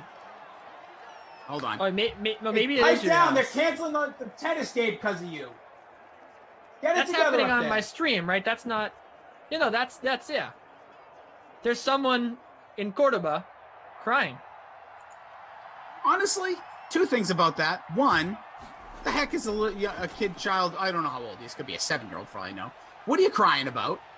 Well, I mean, that's the thing. I don't, you never want to speculate, but I mean, it could be something as unserious as, Mom, I want to go home. You always do this. You always make us go here, or Dad, either one. Or it could be, he got hurt. He fell. And I don't know. You never know. Kids cry for unknown reasons. So do adults. So pass to number 1 saying, is it the Kovalik match? You bet your bottom dollar that it is. 1st and 10, you get a pass out there. I thought that was your guy Witten for a second. He's not. Hunter Renfro getting in the action. Yeah, look at this. Witten. I actually, my new favorite thing will be if kids crying delays everything. So, like, say you're at a football game next year when crowds, or we saw him in the Super Bowl. Like, there's a kid crying, just shut it down. Kids crying, let's quiet it down, please. That's what it should be. Whoa! This ball's bouncing around. What is going on? Who has the ball? No, it was incomplete. He was literally juggling it down. I think I think that they kicked it out of bounds. No. I know that I know that there's no precedent for this, but can we see a replay of that? No. I know we don't ever do that, but can we please see a replay of that? I need to know Hold what on. happened. Let me talk closer to my mic. Maybe after the game. Sure, you can do it with the crew. No, what happened there was the ball was incomplete. They were bobbling the ball around between the two of them, got in the front, and then the ball just kind of kicked around and went out of bounds. Are you sure they didn't kick it down the field like it was on the ground and they just kept kicking it, or they were literally bobbling it, you said? The beginning of it was a bobble, then it just kind of booted out of bounds. Now they got a 4th and 5, a drive that led to nothing. Even Robbie Knowles said he was juggling it with a Z. Was juggling. Would have been the coolest way ever to get like a 60-yard pass completion. Can you imagine? I've actually seen it once or twice, but it was based on the defender tipped it up, then an offensive player tipped it to an offensive player that was a little further down the field. It was awesome. It can't happen. It happens in the NFL. You've seen those plays where it just kind of bounces like a big smashing hit across the middle, ball bounces in the air. Next thing you know, it's either intercepted going the other way, or a receiver or running back or an offensive lineman grabs it. Those are actually some of my favorite plays. And like when you look at like any, I don't know how much YouTube dark black holes you go down. I've watched plenty. Yeah, I've watched plenty. Yeah, of those. I love that. Like whenever it's like how many offensive lineman catches that were unintended. There's so many in the history of football, especially in the last like 20 years. Like not like an intended pass to them, but a ball that bounces, or sometimes it's a fumble recovery. But I just love it. Nothing better than a big man just trying to get down the field. I love I had a Super Bowl prop pool that I did from all my friends. Yep. And I did will there be a fat guy touchdown, yes or no? And we had the fat guy touchdown. It was also DraftKings offered something about that. But there was almost a fat guy touchdown. It hit him in the face, right? Should have been. Yeah. Been. How do you drop that pass? Looking like a Chiefs receiver. Just balls hitting people right in the face. Yeah. Just not catching it. Philly Riv, baby. Just doing really not too much. 3rd and 5 here. 4:20 to go here in the second quarter. Kenny, Ducey, Jason Rossi, producer Michael, the extraordinaire, our technical advisor Andrew, Zach, and our ops team. Smash the like, hit subscribe on your way in so you get notified every time. YouTube, or if you're over on Twitch, anytime there's some live content, especially on YouTube, because there's so much extra bonus content that you may not even be aware of. So hit subscribe, you get notified. Look when at the time that Rivers has. Look at oh no, he missed him. Like that was, I don't know if I want to call that Phillip Rivers' fault or a little lack of effort. What do you mean it's Phillip Rivers' fault? He missed him. I don't know, wide dude. Open. Gotta put the arms out. Receivers gotta, stretch it. But he did miss it, and that brings up the point that Michael's been, talking about here behind the scenes on Zoom. He says, with this, Carson Wentz, the trade, and obviously nothing's gone through yet till the season starts, but he's going to become a Indianapolis Colts, for this entire career thus far, has wore the number 11. Michael Pittman, the rookie, with his whopping 1 touchdown, around 400 and some odd yards receiving, already has said... Whoa. Don't disrespect my man, Michael Pittman. Not respecting just... He has 1 touchdown, and he had a few games that he was good, but other than that, he shouldn't deserve to wear number 11. Hold on. Didn't finish my statement, but I will say that does sound exactly like me. I will give you that. 1 touchdown for Pittman, 400 some odd receiving yards, has already said, ain't giving him number 11.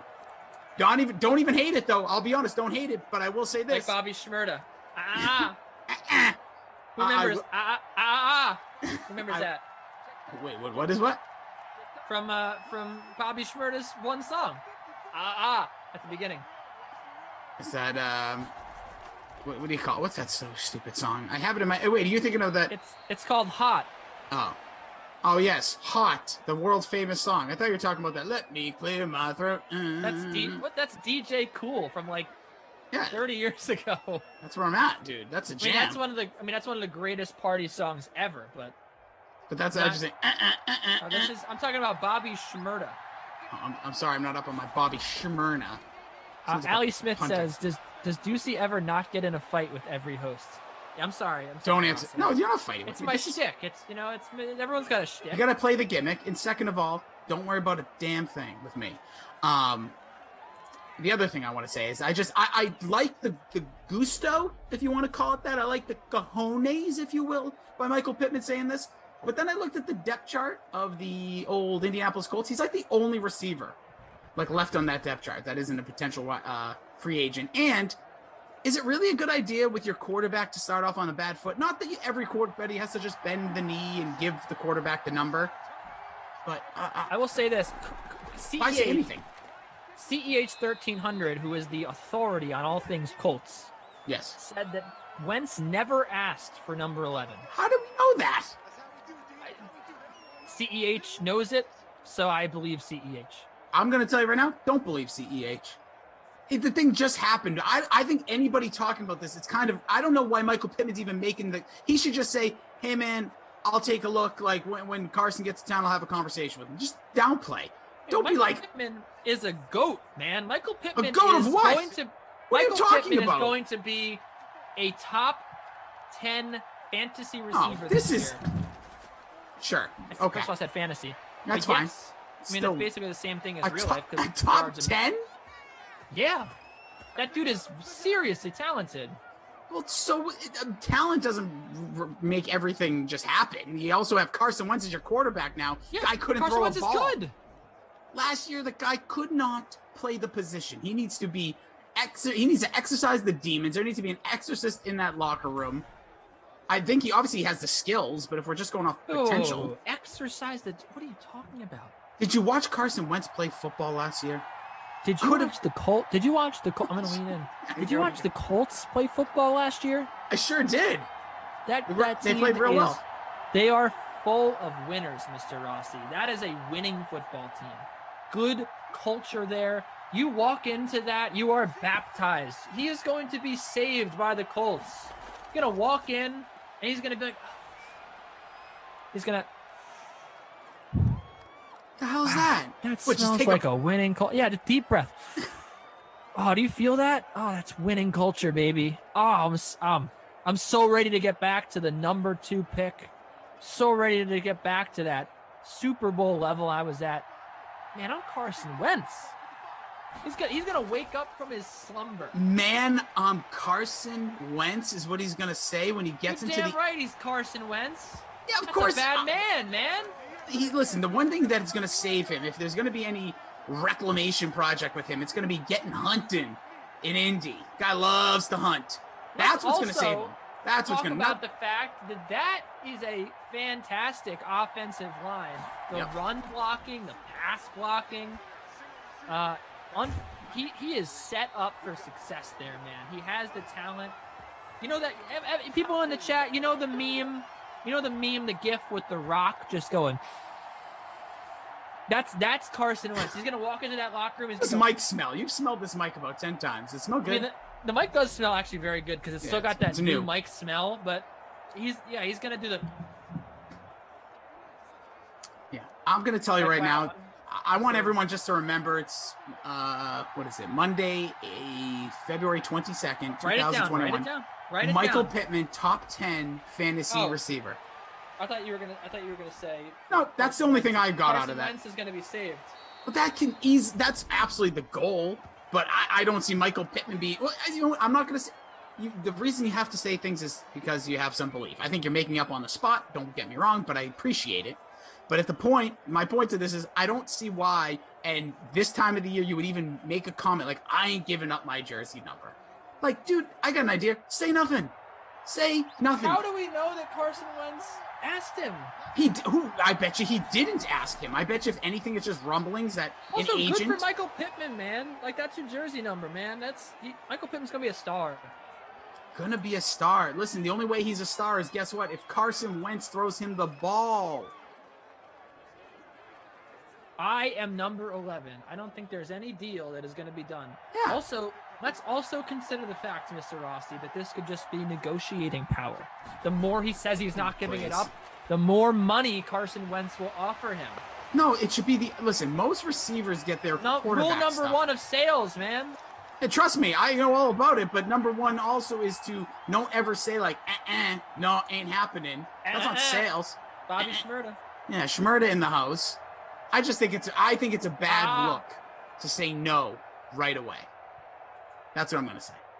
So we're about to get potential field goal attempt from the real GOAT here, not Michael Pittman. Give me a break. Michael Pittman, good for him. He said Wentz was testing the waters to see how much he was married to 11. Get out of town. Michael, that's Michael telling me that, and I appreciate him. Michael's great. But guess what? At the end of the day, don't give him the number. I don't really care. I don't care what number anybody wears. I think all numbers are potentially overrated. It doesn't really mean much. But listen, at the end of the day, I would say if I'm a receiver, dude, here, take the number, throw me the ball. Let's make some Pro Bowls together. That's if I'm a receiver. I will say that it's unique, but that's sort of why I like it. I feel like every receiver, like, oh man, I'm giving up my number. That's you got to have big stones to be like, you know what, man, this is my number. This is not as a rookie number. He's not a rookie anymore. Still as a He made rookie some till the plays season last starts. year, man. He made some plays. That's great. And listen, it's not like he's not like if you went to Atlanta, let's say Carson Wentz got traded there, and Julio wears 11. Julio's 11 is going to be retired by Atlanta. I get that one. Like, this guy is beginning his career, and the only way his career has success now is on the arm of Carson Wentz. That's it. Michael Pittman wants to be a star. Carson Wentz is the reason. That is what this franchise is tied to. So, what about the current Colts quarterback, Phillip Rivers? On the arm of Phillip Rivers, the Colts get to the 41-yard line. That was a weird segue. I thought you were trying to actually talk like a real conversation. I was like, Phillip Rivers retired. No, listen, here in Simland, Phillip Rivers, great. But I just think in reality, it's a weird flex to be like, nope, not giving it up. If I'm Michael Pittman, where do you need it, Carson? Let's get together, throw the pigskin around. Let's become Pro Bowlers together. I heard a guy named Kenny Ducey say that I'm going to be a top 10 fantasy option next year at receiver. Let's make it happen. So here you go. Here's your guy, Phil Rivs. 31 seconds left. No. Philly Riv. Philly Rivs. Philly Riv. Oh, boy. Bad pass there. Hits the offensive lineman right in the back of the old head. See, that's a play that happens where the quarterback might catch it. Yeah, Michael Getze says wide receivers all think they're always open and want the ball. Seems like you'd want to keep your quarterback happy, just like your boss in real life. Yep, there you go. Bad Boys of Pop says, look, you want 11? I'll give it to you. Give me 11 targets a game. Boom. Let's go. Here's Philly Rivs throwing the ball out of bounce. Going to set up for a 3rd and 10. Alshon Jeffrey going to be out of Philadelphia. Everyone's leaving Philly. By the way, smart move. Yeah. Move on. Philly's got to do. They're talking about another team that needs to exercise some demons. Get some sage up in that locker room. Get rid of the stank of Doug Peterson. I love that sage, man. Gotta, come on, get the first. Stretches it out, gets there. Calls the timeouts. CEH. Pittman call you. I don't know if he's still talking to us, but yes, he did actually. Michael Pittman gave me a buzz. So what's up? What up? What up? Yeah, I was like, hey man, what's going on? He's like, I was always number 11 in my flag football leagues, my baseball career. So he was asking me. He's a big lover of 11. 16 seconds remain, 31-yard line in field goal range. Will we get Blankenship to come out here and boot one? Oh, those tough passes on the sideline.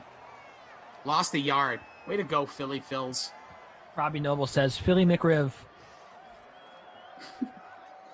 Love it. Also, just before we get to half, I don't know, we were talking some music. R.I.P. Daft Punk. Calling it a career after, 28 years? Had no idea they were together for 28 years. But most bands or artists you don't realize were doing stuff before they got popular. So, yeah, internationally known. Hitmakers. One timeout remaining here. Sad to see him go. Good jams, good jams. I'm not a big house or techno guy, but man, they crossed over. They did it all. Want to get down some Daft Punk. Good shower music too.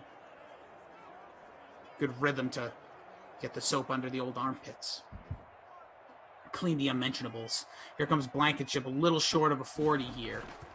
Not even going to waste time. 3, 2, 1. Buzzer beater at the half, and it's good.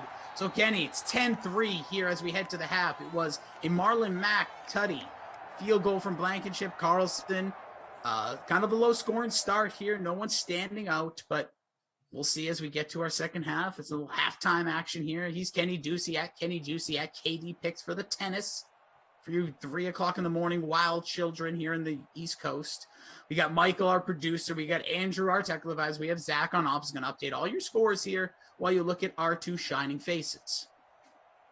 Can anything stand out to you here? Maybe your boy Philly Phils. Philly Riv, man. Good half for him so far. He got up to 10 points. Rodrigo Blankenship drills that field goal. So certainly a big half for him. You know, anytime you have the kicker and you get 3 points, that's always needed. Colts defense has the sack, but yeah, Ty seems to be one of the favorite targets of Phillip Rivers. So that's pretty nice half for him. 53 yards on 2 catches. So we'll see if that continues. I'm also pretty impressed with Darren Waller as well. You had him up to 3 catches, and Jalen Richard, you know, getting the involvement that we all hoped he would. Sorry, T.Y. Hilton now up to 3 catches. Nice. Rocket Richard, 5.4 fantasy points. Pretty good. Yeah, T.Y. currently in the captain position in the number. Oh, things are updated. Yeah, he's still in the number 1 spot for JV 11. Another 11. I wonder if he would give up his number. Yeah, he's in the captain spot, getting 13. Phillip Rivers, Hines, Waller, Richard, and Colts D in that lineup. For me, my captain of Terrell Williams with in the captain spot, 0.3. More English accent. Juicy, isn't it? Yeah. Obi-Wan wants me to do my British accent more, but it's really bad. But that was British. Oh. Good day, mate. No, that's Australian. They're all the same to me. I can't do them. That's very Australian. Yeah. It could be offensive to all of our British viewers. I apologize. British viewers? There you go. What do you know about British viewers?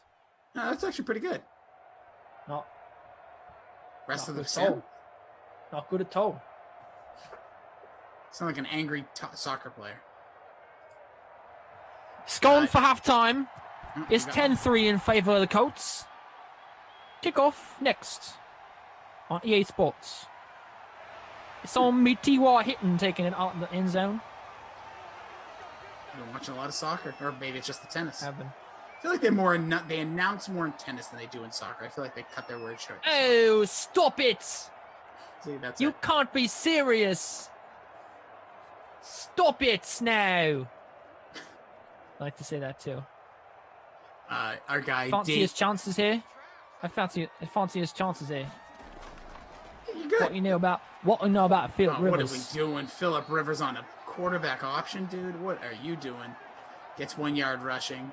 David E says, feed Waller, feed Jacobs, feed Doyle, feed Hines, feed Kenny some more British food, some more fish and chips. British food. It's pretty awful. Yeah, British food. It is, actually. I've been, and not impressed. Blonde. Yep. They forget about taste. Yeah, you know, that's what makes it so amazing. Oh, fumble. Oh, look no at this. Way. Take it the other way. No way. Is that coming back? We'll find out. 7-19. Well, I don't know. Looked like it was good, but you never know. They're not even putting it in a review. Don't quote yet. That's true. Yeah, I think it was good. Yeah, that looks like he's down by. Oh no, he's not. He's on the other player. He was on his knee. His knees were not down. His back wasn't down. His back was on top of someone else. I really like. Yeah, what do you like? Look, it's under review. Told you. Booth review, isn't it? It's a booth review. But fantastic. It makes it amazing that Gordon. Obviously out. Gordon Ramsay being British and being a chef like that is just incredible to me. What do you mean? His elbow was in the air. No, his elbow was down. It's coming back. Watch. Shaka Murray says, "What is going on here? What LMAO? It's gonna be Colton's ball. It's bad. Yeah, I told you. Elbow is down. What? Yeah, you gotta. What? That's what happens when you put your elbow down. Body part. First and 10. Excuse me? I did not pass gas. I Heinz. am playing the rest of this sim under protest. What is that? It's called an obvious elbow down. That was clear and that was a clear and obvious error by the official looking at the replay. That was so definitely a fumble. Wasn't even close. You were doing your British talk. You're barely looking at the screen. You had your face what diving into the mic. What are you talking about? You've been. Oh, look at this Stop run. it. Nice run up the middle there from Hines, the guy that everybody wants to see get the ball. I can't tell if Robbie Noble said LOL, what an angel, or LOL, what an angle. I'm guessing elbow. He meant to say elbow. No. Angle or angel? Elbow. Okay, no, I said elbow. I said angle or angel. What'd you say? He said elbow. Love it. Love the way the mind works. Virtual elbows. Down, baby. All right, let's see. What are we going to get here? The handoff again. Pushing his way. Manhandling. There's Marlon Mack getting back in the action. I see the homies over on our Twitch stream. DK Sim Fam. Bugaboo 22. West Streamer, Kamari. What else we got? First time playing Fortnite. Reetsy, did you know? Energy. Derwin. Got a good crew there. Lisa Robinson Sanducci, the ground can't cause a fumble. I'd like to see a world where the ground can cause a fumble. I want to see that world. I want to live in that society where we can have the ground. You could take a hard fall, you lose the ball. The XFL should adopt that rule. Like the XFL wanted to go be crazy and say adopt certain rules or change different rules, right? Yeah. They should just do anything's a fumble. You lose the ball, it's a fumble. Okay, no, I think that's a bad idea. So what if you put a knee down? What if you're tackled and you literally put a knee down, your body's down, and then you stretch, and then it comes out? You want that to be a fumble? Yeah, that's the risk you take when you're stretching out. Don't stretch. If you're gonna stretch, you're gonna lose the ball. Nah. Bad idea. The conduit would be the whistle or the qualifier. Like if the whistle blows, plays over, can't fumble. If it's before the whistle, you gotta allow every play would be a fumble, Allie. It'd be so awesome. Say, Marlon Mack again! Gets it in there for a second touchdown. Marlon Mack stealing hearts, telling Ducey, get out of here with your crazy fumble rule. Be amazing. It would not. It would be ridiculous because the ball would be turned over every play. You know what's so funny? Ironically, as we're talking about this, at the top of my Twitter feed, Josh DeBow tweets, Raiders were 2-3 last year in games where Carr lost a fumble and 9-18 in his career. Well, that's actually a very interesting fact, and it does play to the conversation. That's, Our technical advisor, Andrew, says, so every wide receiver running back would have to hand the ball to the ref. Just about. No, not at all. It's after the whistle blows. The whistle blows, you can't fumble. My whistle blows, you know. Yeah, I think it's a bad idea. There would literally be, this would be the most insane thing. We don't even know what a catch is right now. And you want fumbles every time the ball comes out. You take away all rules from the catch. Eyeball it. Real-time speed. Did he catch it? Yes or no? It should be an objective thing. Like, you're watching it in fast. Don't break it down in slow motion. And, did he catch that ball? I mean, look, the in or out of bounds thing to me makes sense, right? You can't have a guy with 1 foot out or whatever. But, like, as long as, like, in terms of, like, the ground help, whatever, like, you should be able to look at it and just say, yeah, he caught that, or no, you know what? Like, he needed the ground's help. He didn't catch it. That's what it should be like. I think, first of all, Mac with his second touchdown, being informed from our guy Michael, he has just hit his 2021 Madden sim high, baby, getting them 2 tutties. So good for him. So he's obviously on his way to potentially being a award winner at the end. But Ali Smith. Yeah, what's it? He's babbling nonsense. It's my opinion. It could be different than yours. I'm not saying it's right, but it's not. Everyone's opinion's not nonsense just because you disagree with it. Well, that's her way of saying it. Yeah, you know what? I don't call other people's opinions nonsense. I don't say it's nonsense when people in the chat disagree with me. Well, because that would be rude. It's a one-way conversation. Yeah, exactly. So you got to take their little heat because it is. I wouldn't say it's nonsense. It's just nonsensical. How about that? I like the catch idea though. I've always been a proponent of that. Referees make the calls just like an umpire calls balls and strikes. You gotta we cannot be slowing down games. That's what I said. Yeah. Yeah, I agree with you there. Yeah, I'm not even going to talk about the fumble thing. I'm not into that. But I will say that I do agree with you. These officials get paid. They have this job. Catches can be different things to other people. Get over it. It's a catch or it's not a catch. Make the call. No reviews. We're done. If it's, sideline, challenge that. But if across the middle, guy catches 1-2, gets popped, ball comes out, make a call there. Because we can't, there's no define anyways. And that's going to be a nice catch. Did he stay in bounds? He did. Beauty there. Ruggs getting back in the action. Another rookie. Here's truer words never spoken, Obi-Wan says, Deucey, you can't please everyone. Nobody can. You can't even aim to. Can't aim to. Please try to please everyone. You know what they say, Kenny? Yeah. What do they say? You can't. You can't do it. Please no one. Thank you. Ooh, that ball might not be a catch, but I think it is a catch because almost every time these are catches. How dare you? Claudio was not a vulture. Expect that we had this. Fievel says, objection, Your Honor. Pittman over Ruggs? No. I would say no, Davies. I'll take Ruggs all day, every day over Michael Pittman, regardless of jersey numbers, which they both wear the same. Pittman would have stayed in bounds. Good stuff, Davies.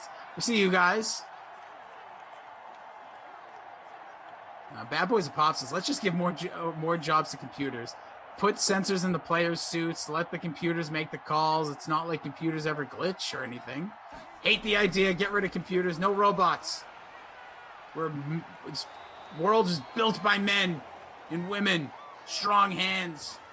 Dirt under their fingernails. Catch from Waller there, by the way. I don't like it. Don't like it at all. Well, I'll tell you what I don't like. This Raiders offense. They absolutely stink. Oh, that's a little bit harsh. This is one of the worst teams in football. Okay. I was going to say, come on. I want to get CONCACAF riled up. You know I don't like the... No, CONCACAF's all Knicks now. It's not that I don't like the Raiders. I just like... They're overrated, man. They are. Well, they should have been a playoff team, and things just didn't pan out. I told you that back-breaking loss to the Chiefs in the last minute. Wait, what do you mean things didn't pan out? They blew it. They blew like 4 or 5 games. They're it's not like they got bad luck. They just freaking had the worst defense in football. That's what happened. It's not panning out. Undisciplined, worst defense in football. That's why they blew so many leads. I don't completely agree. Yeah. They had every opportunity to have 2 wins against the Chiefs this year. Second one pants them. And they lost their mojo, and now they're sitting here. Yeah. Potentially Derek Carr is going to be on the move. They probably can't pay Mariota as the backup. Who the heck knows? Tom Vogay says Raiders are garbage. which I agree with. Niners, exclamation point. Don't agree with that at all. Ooh, pass caught. Nice play there, getting to the 4-yard line. Mike Bauer, Gruden is overrated. Yeah, let's keep it going. Kenny Moore owns the Raiders. Carr is mediocre. Look at all the great comments coming out about the Raiders. Where were you guys like 3 months ago when I was talking about the Raiders? 3 months ago, the Raiders were good. No, they weren't. I would be on here talking about how bad the Raiders are. Be like, oh no, they're a playoff team. They're good. Yeah. John Gruden knows what he's doing. Now everyone's like, yeah, kicking club. Raiders did suck. Even the Jets needed to work hard to lose that game. Tom, Raiders are trash. Everyone, Congo Cab. What did Congo Cab say? Raiders going to the Super Bowl. Way better than the Jets. He said Congo Cab said the Raiders are going to the Super Bowl next year. Well, you got to believe that. Vogt. Sorry, Tom Vogt. My bad. Ty C. Raiders suck, Bills rule. The first half of that was amazing. That was like the Atlanta Falcons of comments. Great first half. Horrible second half. TJ DJ. Raiders suck. See, I'm just reading all the bad Raiders comments. This is picking and choosing. Again, at the end of the day, the Raiders Justin. Raiders are trash. Allie, I feel like I'm hanging out with my wife. I don't understand that one. I feel like that's an inside joke. Like you got to know your wife to get it. Oh, big sack there. Derek Carr hearing the hate that you're just proprietarily spewing. Yeah. Yep. And just like Derek Carr, what is he? He's weak. He succumbs to it. I still think the Raiders, listen, I don't think they should be making wholesale changes. The Vegas Freighters. Freighters. Bad boys a pop. You thought Zach Morris was trash. Just look at the Raiders. Ooh. Burn. Here's another sack. 2 sacks in a row. They were at the 4-yard line. The Raiders hate is just raging through my veins. It's 4th and goal from the 27-yard line for the Raiders. 23 yards on 2 plays. Dwayne says, Raiders go home. This is the worst day Congo Cav's ever had. This is just, you know what the funny part about this is? Noah. Carr plays like he does in real life. The best part about this is that all the comments are from different people, Rossi. Like, it's not like there's 3 people spamming about the Raiders. It's there's so many unique Raiders haters out there. I love it. Everyone's like, yeah, they suck. No, but here's what they're one of the, we've talked about this, the 5 polarizing teams in the league. And I want the Raiders to be good. I think the NFL is better with the good Raiders, with a good Cowboys team. How are they polarizing? You just said the Raiders suck. We got 90 comments. If you said the Minnesota Vikings suck, nobody would care. Let's be honest. What do you mean? Polarizing implies that, like, some people think they're good. Yeah. Some people think they suck. That is not different opinions. No, that Everyone's is not united in thinking that. Polarizing means you mention them. People have an opinion. That's what it means. Polarizing is no. That's like a lightning rod. That's a lightning. But that's the same thing. You're talking. No, it's polarizing. Quite literally, the definition of it is like you meet somebody and it's like one person's like this team's great, this team's bad, and they're always a team people argue and disagree about. Everyone's united in saying the Raiders suck.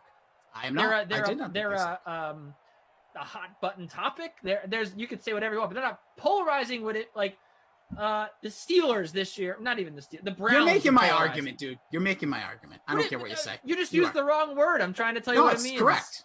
No, it's not. I said it correctly. If you mention something and people are just start talking about it, it brings a polarizing. It's a polarizing topic. Yes, that it could is be not people, what that means. It could be people on, but you're also reading certain comments as well. There's some people, Congo Cab. It causes polarity. I'm done with this. Carlson, boot me in a field goal, baby. Yeah, that's right. We're up to 23 points heading here into the 4th. Again, shout out to Michael, our producer. Here we go. Restrict the vibrations of a wave wholly or partially to one direction. So now we need to go look at polarity. Go for it. Yeah, you can look up. You can try to do this. At the end of the day, the state of having 2 opposite or contradictory tendencies, opinions, or aspects. Okay, that's quite literally. It quite literally means. Thank you, Stephen. People, it means there's. It's like when someone's like bipolar, right? It's like there's 2 different. It's 2 different sides. That's what polarity is. This is Quite an literally. absurd conversation. When you're polarizing, you cause people to jump on different sides. It's like the Office episode when they're trying to figure out if Hillary Swank's hot. Like, she's polarizing because people don't know, right? It's no one argues about whether the Raiders are good. No one says they're good. I'm trying to look at a polarizing. The Colts are a polarizing team. To bring it back to the sim. To bring it back to the sim, yes, because you've taken us into dark territory here on a feel good Monday, a little before 7 Eastern. Gonna cook some salmon tonight and kick this night off right. Kenny's been plucking broccoli and poop out of his mouth the whole day. Tyre Woods. Kenny is allowed to be right, even though he's the bad guy. There's no bad guys. What are we talking about here? Bad guys in quotes. Oh, well, yeah, that's fine. At the end of the day, this conversation was polarizing. Allie Smith is lost here. She doesn't understand. I said, just like in The Office when they argue over whether Hillary Swank is hot. It's a good episode. You should watch it if you haven't. I have not gotten to that point, I don't think. Congo Cab is the only. She has the Raiders. I say the Raiders are good, Kenny. He's the only one. I said it too. That was where this conversation started, and then you just started. You just said it because you want good talk radio. That's why. You didn't say it because you really believe it. Let me get this straight. So you think I'm going to play a gimmick? I never once. I know. I think they are. If we're going to split the league in half, I think they're on the top half of what we saw last year than the other teams. Okay. All right. Here we go. From last year. Let's do it. No, let's do it. Yeah, let's do it. Go ahead. I'm going to go through the teams. You don't have to. So that means they have to be in the top 16. Okay, let's go to the AFC first. Are they better than the Bills? No. Okay, better than the Dolphins? Yes.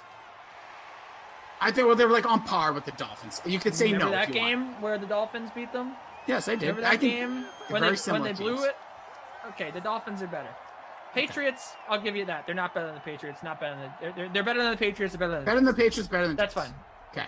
The Chiefs, not better than the Chiefs. Nope. Are they better than the Chargers? Are they better than the Broncos? I'm willing to give them those two. Yeah. Okay. Okay. Yeah, we're in agreement.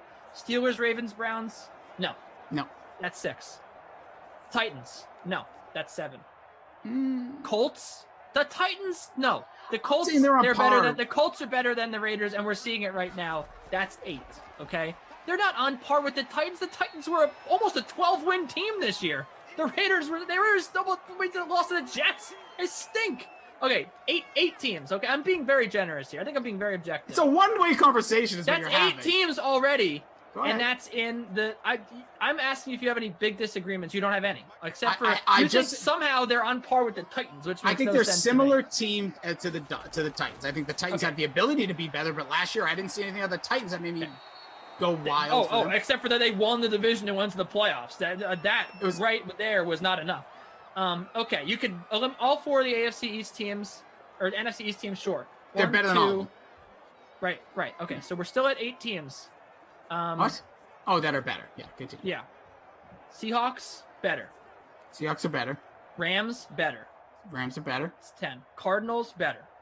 Really? Absolutely. Yes. Cardinals are better team. What showed you? What was better about the Cardinals? Both did the same thing at the end of the season. Do you think if the Cardinals played the Raiders? That's not what I'm talking about. That's not what I'm saying. This is what I'm talking about. Do you think the Raiders would beat the Cardinals? I think they have I think it's a 50-50 matchup. You think that Kyler Murray wouldn't throw 5 touchdowns against that defense? Absolutely not. He had no arm at the second half of the season. I watched him throw absolute garbage passes. So I would absolutely put the Raiders. So right now, we're talking about right now, Kyler Murray is healthy, right? He's had time to rest. He plays the Raiders. They're not winning that game. Nope, I think it's an even. They're not. The Cardinals wouldn't beat the Raiders. Are you serious? You're talking about the Cardinals like they're this bandwagon, dude. They were not a good football team. They were not an easy win. Okay. I'll take the Raiders. I'll put them even. You don't have to do this because you're gonna win the argument, okay? But the Cardinals, yes. Whoa. Say what you just said again. You don't have to do this. I didn't do this. I just made a comment, and there's a touchdown for our guy Naheem Hines. Well, because we're almost done with the teams is my point. We're going to run out of time. But for the sake of argument, sure. Cardinals. No sake of argument. I just made a statement. The Cardinals are better. Okay. Sure. Let's continue. The Packers, yes. The Bears, I think yes. We can say no. That's fine. The Vikings. No. I'd say the Vikings are better. No. Oh, again, these are on par teams. So if you're going to say they're better. Saints and Bucks. Saints and that's Bucks 15. are better. So we're right in the middle. They're right in the middle of the pack. Exactly what I said. And that's exactly what I've always said about Derek Carr. But I personally think. Can we? If I've never asked this before, can we mute a host? Because this is insanity. We've done that before. Can we? Can I get that? Can Andrew mute you for like 2 minutes? No, I can't do it. No, Andrew. My point is, what it comes down to is whether or not you think the Vikings, the Bears, the Cardinals, and potentially the who was the other team in the AFC that we talked about, and the Chargers, let's say. Sure. Like, I think that you can make a great argument that I think we said the Dolphins were better. I think Rossi was a little stubborn, but he agreed. I think that so that's what it comes down to. So to me, those at least 3 or 4 of those teams are better than the Raiders, and that pushes them to the bottom half of the league. But that's the point is they're not any higher than 15th. Okay, first of all, I feel like I'm literally taking crazy pills over here, and I take omega-3s, and that's about it. But I literally said that, and that's when you go, let's do it. And I'm like, we don't have to, because this is what's going to happen. There's a lot of teams we're on par with. I think if I'm a Raiders fan, there's a lot of encouragement and discouragement going into the season. You need to shore up that defense. You got young studs on offense in the wide receiver category. Ty Williams is going to help you. Darren Waller's a dude. You got to find out if you're going to bring Derek Carr back. If you're not, like, are you looking to the draft? I think Derek Carr is a quality starter overall. You have to get rid of Derek Carr to be the better team. I think that he's. I think though? I don't know.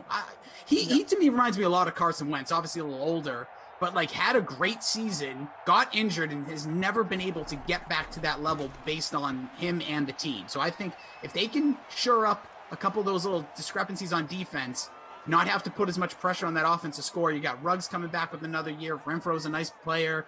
You'll have why can't I think of who's their speedster that they drafted as well? They drafted 2 receivers as well, didn't they? Ruggs was the speedster. Yeah, but I thought they had another kid. But I think that either way, I think that Ty Williams. My whole argument about Derek Carr has been, we know who he is. He's not going to be any better than this. He has hit his ceiling, and that's it. And so, like, I think that right now, can he hit his ceiling again? Average quarterback. That's his ceiling, and that's who we know him to be. So to me, if you want to win a Super Bowl, like you might be able to get to the second round of the playoffs. We might win one playoff game with Derek Carr, but like if you're out there looking for an elite quarterback, which I really think that teams are, Derek Carr's not going to be that guy. Derek Carr's he's hit a ceiling. Like, he is who he is. He's like almost 30. He's not young anymore. We know who he is, 30. And he is serviceable. But I think he'd be best served as a stopgap quarterback somewhere. That may be, but I just look at it like here's the thing I always say: there's a hold there. That's going to be a huge penalty. They're still going to go for it here. 4th and 9 now. The Raiders have shot themselves in the foot. We saw the drive where they got to the 4-2 sacks. Here comes Derek Carr in the gun, looking, searching, saying, "I'm not average. Look at this gun." Throws it deep, has a man, and it's caught at the 18-yard line. What a grab by Ty Williams. Don't forget, he's coming back next year. Guy looked good. A nice connection between the two. Might not be what he was when he's with the Chargers, but we'll see. Could get some points here if you need them. I needed that very badly. My lineup right now, Kenny, is sitting in 89th. Stinking up the rear. Mine's probably worse. Yeah, mine's 96th. Yeah, so we'll see. Trey This place. Someone mentioned in the chat, Trey Burton probably the most consistent fantasy tight end. No, Darren Sims, Waller. And he's been doing absolutely nothing in this sim. Oh, he means does he mean in Madden sim yes, fantasy? In Madden. Oh, okay, sorry. In Madden tight end wise. That's interesting. It might be. Here comes Derek Carr's got a receiver, looking, searching, dancing. DeForest Buckner gets up, but is that Justin Houston coming in to get in the sack? Praying, thinking it's a safety, but dude, it's the other side of the field. Well, JJ Fott says Sam Darnold got released or will get released. Well, we saw today the report is that their Jets are going to do their due diligence with the draft. Yeah, they're not going to release him. He has he's not Mitch Trubisky. No, he has plenty of trade value. You don't release a quarterback while they're still under contract at this point. You'll find that's the most ludicrous. Like, this is the thing. Quit while you're ahead. Derek Carr is better than Sam Darnold will ever be? Maybe. I don't think so. I think Darnold has a lot more potential than the 15th best quarterback in the NFL. Might not get there. That's fine. But then you come out and say he's going to get released. That just shows me that you're so out of touch with the league. Well, hey, to be honest, you've said some crazy stuff. People don't know. You know. Okay, is he okay? Maybe like you could say, oh, he's not going to get a first-round pick. That's fine. Oh yeah, that's true. The floor for what he gets is like a third-round Carr. pick. There's no way that guy's not going to get that. Why would he get released? Also, the funny part about that statement was he said he was released. Oh, he said he was talking about Ty Williams. Okay, I was going to say, it's like that doesn't make any sense. Ty Williams is talking to you about Ty Williams. Yeah, he got released or he's going to get released. That doesn't mean anything to me. A lot of these players are going to get released. They could also go right back to their same team for less money because it's a weird year. Remember that. We're going to see. Is he not under contract anymore? No, I think he is, but that's why he's going to be released at the beginning. Like all these players you heard, Alshon Jeffrey, it looks like Deshaun Jackson. Who was the other one we heard? There was one other player that came out, not necessarily huge names, but yes, it looks like Ty Williams is going to be on that list, as that's an incompletion. So Raiders just probably going to end this game with 6 points. Andrew Connolly in the producer Drew saying that Mark Ingram. You also have. Oh yeah, he was released. You also have Alshon Jeffrey today, Deshaun Jackson. Yeah, exactly. No, I like that Michael in our Slack chat said turnover on downs to the Colts, just to make sure we knew what was happening in the sim. Listen, I don't know what Kenny had 2 sims, so he's emptying his tank here. He's letting it all out. You gotta start full end empty, baby. Love it. Love that energy on the Monday, baby. That's what it's about. Get the last work week of the month. Let's crush it. Let's have some fun. We're actually teaming up again tomorrow. 2 times, baby. A little double header. The 4 and the 6. It takes 2. And it'll be a good time. Carr's not an upgrade for the Niners. He's the same as Jimmy G. That's an interesting argument. I would say, depending on the offense. I don't look at everything just as total talent. I look at like where your offense can be. Like Jimmy G in San Francisco, Carr in San Francisco. Could be similar. I think Jimmy G has proved he can do a little bit more with less, but we'll see. Derek Carr. Like, as a Patriots fan, there's all these rumors about both of those 2 quarterbacks. If I had a choice, I'd probably take Jimmy G because I know how much Belichick loves him and I think would, like, force his way to make sure it's a win for the team.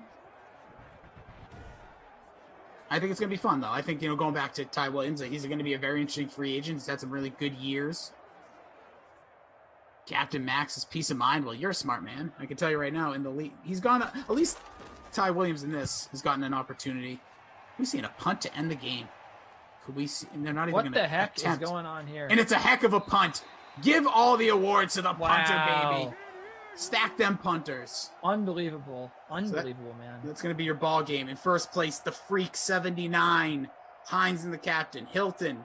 Scores are not finalized. Our guy Zach will get that done. But got Pascal, got Waller, got Burton, your dude, and Marlon Mack. So, Kenny, I ask you, with all the validity in the world, now that you can talk like a human being again, who is going to be your crazy, deucey take player of the game? There you go. Thank you. That's not going to be that crazy of a take. Well, that's just the award name. It's the award name. I'm going to give it to Marlon Mack. The Vulture. Nope. We confirmed he's not a vulture. We checked with the vulture gods. There was no cacaws. Nope. Facts. I don't know. I think he's a vulture. He's the RB1 he's the RB1. The split of carries was 1. He got 9 carries. Naheem Hines got 10. He had 2 touchdowns. That's all I'll say. He had 2 touchdowns and 36 yards, 15.6 DK fantasy points. I think he's a vulture. Don't think he's a real running back, but we'll just say he's the player of the game for his amazing contribution. 15.6 DK fantasy points at under 20% ownership. Pretty good. It's hard to find. So shout out to Marlon Mack. Return to the Mac. Yeah, baby. Who is going to be your Babysitter Billy Not My Kid award? Can I say Derek Carr? Because I'm about to. Derek Carr. Stunk. Just for the sake of what we talked about in this sim. I don't care that Paris Campbell was $6,200 and he got no points. I don't care that Trey Burton was a flop. I'm going to continue on with the with the narrative here and say, Derek Carr, $9,400, 7 fantasy points, awful, pretty awful, and both quarterbacks 14 fantasy points combined, like that, or 15. That you can't roster both quarterbacks sometimes in Simland, and we're learning that the hard way with the people that roster both quarterbacks. So sorry, Derek Carr, it's you, man. That's it. You landed it. Derek Carr, he's out. Not a big fan from Kenny Ducey. But Kenny, we're back together again, reunited, and it will feel so Excited. good. I'll bring my Teflon. It will be tomorrow, 4 and 6. But the rest of the way, you got our guy, Adam Kaufman, who, as Jesse said, before he goes nighty-night, tucks himself into bed. I bet you he wears a cap to bed. He seems like the type who has one of those, like Don't Wake Daddy Oh yeah, games. one of those little caps. Yeah. Yeah, I don't know why anybody would wear a cap. It feels like it would just make my head sweat. But anywho, Kaufman will come up next. Glash is coming up, and I absolutely forget who else is with them, and I feel terrible. I think it's Tom. It's going to be Tom because Tom's the bomb. All right, let's get out of here. He's at Kenny Ducey, at KD Picks vs. Tennis Stuff. I'm at Jason D. Rossi. We absolutely love each and every one of you. Stay hydrated, be well, say positive things about people. And here is Jesse Cofield. What a good grouping of words to live by. Stay hydrated is one of my favorites. All right, our next Madden Sim on the way, 8 p.m. Adam Goffman, Tom Carroll. Rossi was right. Going to join us for a matchup between the Falcons and the Rams. The showdown for that game is part of the Madden Stream 1K Flea Flicker contest. $5 entry, getting you a shot at $150 top prize. Free contest for that showdown has a $250 prize pool, $25 going to first. All right, guys. Ross Tucker joined us all NFL season long, breaking down his favorite DFS and sportsbook plays each week. But much like the league he covers, Ross, he never takes a break. Here's a clip from the latest edition of the Ross Tucker Football Podcast. Probably had a lot of time to think about it. And, well, what do you want to say? Carson Wentz from the Eagles to the Colts for a third-round pick in 2021 and a second-rounder that could possibly turn into a first-rounder in 2022. Right. So I could go really deep into all the Wentz stuff, and I don't know what happened to him. I really don't. I think the combo of them drafting Hurts, Wentz playing poorly, I just think he lost his confidence, and I think he was not used to the level of criticism that he received, and I don't think he handled it well. As for this particular trade, here's the thing I would say. People are like, I don't know if it'll be a first rounder or not. It's got to be 75% of the snaps for Wentz or 70% and they make the playoffs. Here's the reality. If it's not a first round pick, this is a terrible trade for the Colts, right? Because that means either Wentz is really bad and they have Jacob Eason or somebody else playing, or it means that Wentz got hurt. Either way, they just took on a contract with more than $40 million fully guaranteed for a guy and gave up a third-round pick and a second-round pick for a guy that got hurt again and or can't play. That'd be a terrible trade for the Colts. So it better be a first-round pick. Otherwise, it's a bad trade for the Colts. That's how I look at it. Tuck's Takes.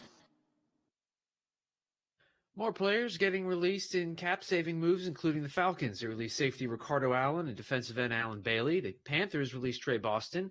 Packers, Christian Kirksey and Rick Wagner. Eagles released Deshaun Jackson.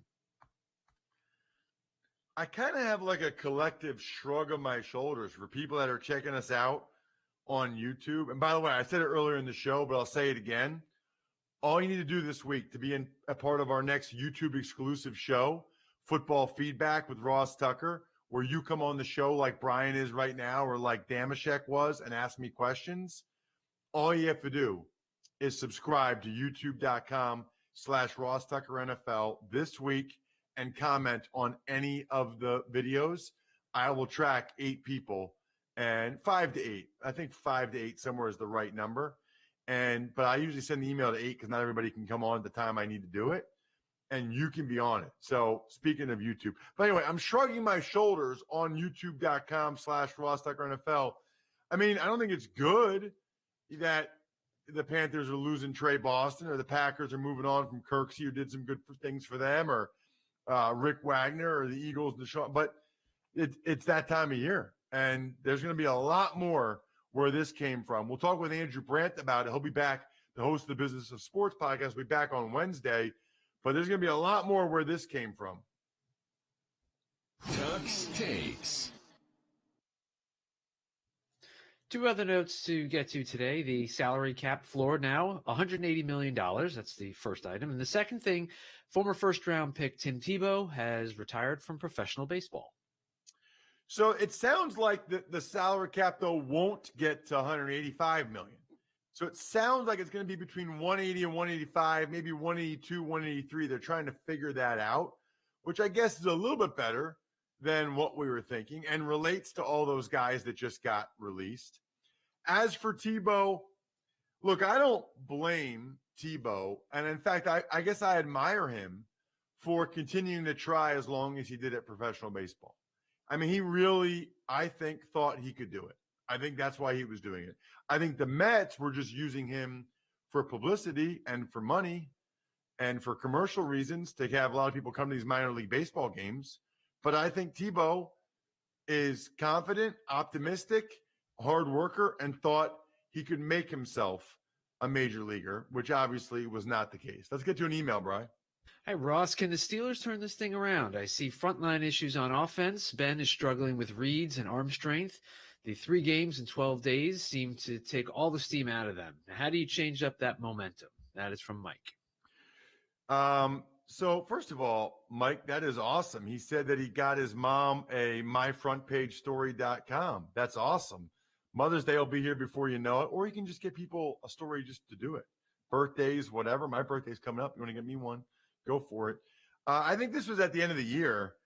Shows you that we're a little backed up on emails, but it's good timing, Mike, with the Damashek interview today on the show. And what I would tell you is I think that the O-line really played poorly. They had no running game.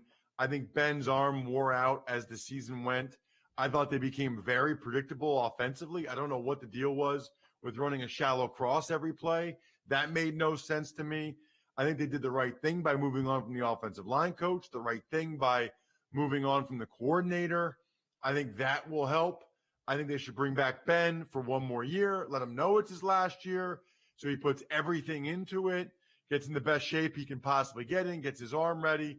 And I think this group did enough last year. They won a division, right? I mean, they won 11 games in a row to start the year. They went 12. They did enough. They're good enough.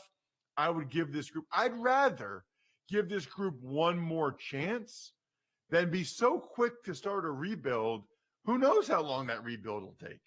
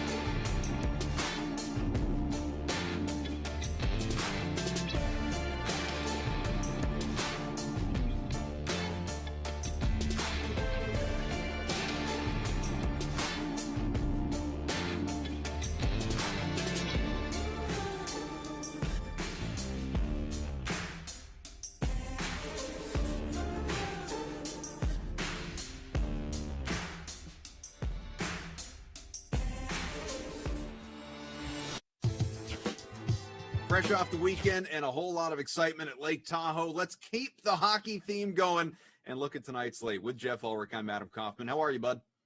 Doing good. It was a fun weekend for sure. Connor McDavid, just slaying the Flames as well, along with that nice Lake Tahoe stuff. But yeah, pretty good slate today too. So we have got a showdown contest at 8 tonight. It's the Blues, it's the Kings. As we know, Los Angeles, not the most potent offense. So maybe that leads you to say, okay, St. Louis, I'm going to put a goalie in the captain spot. Thing is, if you do that, you're talking around $16K. That's a good chunk of your salary cap. Would you do it? Is it worthwhile here? Yeah, it's an interesting showdown slate. I mean, the Kings have improved their offense a little bit over last year because they were so bad last year, but they're still a team that they get over 30 shots on goal per night, but they don't bury their chances, right? So they're a very good matchup for opposing goalies. So I think Binnington does have to, assuming Binnington starts tonight, he's not confirmed. I think Binnington would have to be on at the top of your list for captains. I mean, he's been a little bit up and down. The Blues defensively haven't been as good, but he's still coming in with a save percentage over .91. And realistically, like I said, this is one of the matchups where it's a really good one for your goalie. They get shots on net. There's a good chance Binnington, if he starts, will see over 30 shots, which is nice for the upside, but they're not good at burying their chances. So I think the other way I would go at captain in this one, if you don't want to pay all the way up to the goalie, is go with Mike Hoffman. He's playing in the top line, the top six now beside Braden Shen. You stack those two. You put Hoffman at the top. He's a pure goal scorer. The Blues are starting to play him more and more, and you stack him with Shen in the flex, and I think that gives you the other high upside option. So I'm definitely looking at the Blues players to put in the captain spot. I just don't think there's enough upside with the Kings players, but if I'm not going Binnington, I'd go Hoffman. So if you are going to captain a goaltender and use all that money, naturally you need value here for the Blues and Kings. So where are you going to find it? Yeah, so this is where this one gets tricky because the real value is on the Kings side. All the Blues forwards are priced up. Even their third liners are priced up. So if you want good value, you kind of have to go with the Kings top six, or not even their top six, just the Kings forwards. So if you're going to captain Binnington, it does get a little tough. You're going to have to take a chance. But there are some players here who are pretty solid fantasy producers. And even if they don't score goals, they're going to be okay. I mean, Jeff Carter comes to mind. He's under around 6K, still getting it done in the top six. If they pot one goal, could easily be like a Carter night where he gets it on the power play or something and comes through with 3 or 4 shots. So he's looking at good value. Alex Iafallo is almost always good value because he's playing alongside Anze Kopitar every night. He has for the last couple of years. And he gets exposure on the top six and the power play one as well. So I think taking a shot with one of those top six Kings forwards, even if you start Binnington in the captain spot, is probably smart just because they're so cheap. And then again, if you want to go really cheap, Carl Grundstrom, again, not a prolific player by any means, but he's so much cheaper than the Blues forwards, coming in around 3K that for the amount of ice he gets, like he's a really good punt play in my opinion. So I'd be looking at those Kings forwards for the pure value. We do have a late slate in the NHL as well, 3 games after 9 o'clock Eastern. And if you're just examining the top plays tonight or highest price skaters, you have Nate McKinnon, you have Max Pacioretty. If you had to choose between the two, which one do you like best? Yeah, I'm definitely going back to Nate McKinnon here. I know I've been like the Pacioretty whisperer and kind of, recommending him most times the Vegas plays, but I think this is a night where we got to go back to Nate. I mean, they call him Nate the Great for a reason, and he looked great over the weekend in Lake Tahoe. I think he's probably a little bit sick of people talking up Austin Matthews as the MVP, seeing Connor McDavid score 5 points tonight. Remember, this is a player who was going like first overall in most fantasy drafts, and there's a reason for it. He's now got 13 shots on goal over his last 3 games, coming off the longer COVID break and injury stuff. He looks really good. He looked really good over the weekend. And realistically, Colorado has dominated Vegas over the last couple of years. So I know he's more expensive than Pacioretty, but I want a piece of Nate McKinnon coming up this week. Again, I think he's going to make up for some lost time here coming off the injury. These are 2 quality teams, but I'll take McKinnon over Pacioretty as much as I do like Pacioretty. He's the better pure player. So with 3 games to choose from, of course, that means much more value than in a singular showdown game. So who stands out to you? Yeah, so, right now, I definitely want to target this Minnesota offense. They're coming in, they're third in expected goal rate in the NHL. They haven't scored much, like they're not up there in goals per game, but the chances are there, and their offense is starting to get hot. They scored 5 goals the night before, 3 goals the night before that against Anaheim. Kevin Fiala's now got points in 2 straight games. He started really slow, but he's starting to pick it up. But the value plays on Minnesota are looking really tempting here. You got Kirill Kaprizov. He's been really consistent. He's picked it up as well over the last couple games. He's only 4,400, still playing a top 6 role. And then the guy who's really good value, in my opinion, Matt Zuccarello at 2,900. He's come back from injury. He's got points in a couple games now too, and he's playing in the top 6. You're not going to find better value than that. I mean, Zuccarello isn't like the most prolific scorer, but at 2,900, that's ridiculous. He's going to get power play time, and they're going up against San Jose, who gives up a ton of scoring chances. So Zuccarello and Kaprizov, definitely the top values for me on this 3-gamer. Let's move from DFS to the DK Sportsbook here. And you've got, of these games that are after 8 o'clock Eastern, again, the almost handful to choose from, is there one team in particular you like at plus money? Yeah, I think I would take a shot with the Ducks here. And realistically, you've got I mentioned the Wild. I think they're playing better. I'm not sure if I want to take a piece of the Sharks, even though the home team. It's kind of a tough spot for the Kings on the road against the Blues too. But, the Ducks and the Coyotes here, there's really not that much that separates these teams. The Coyotes started off the year well, but they have really regressed here over their last 4 games. They've lost 4 of their last 5 now. They haven't scored more than 2 goals in the last 3 games.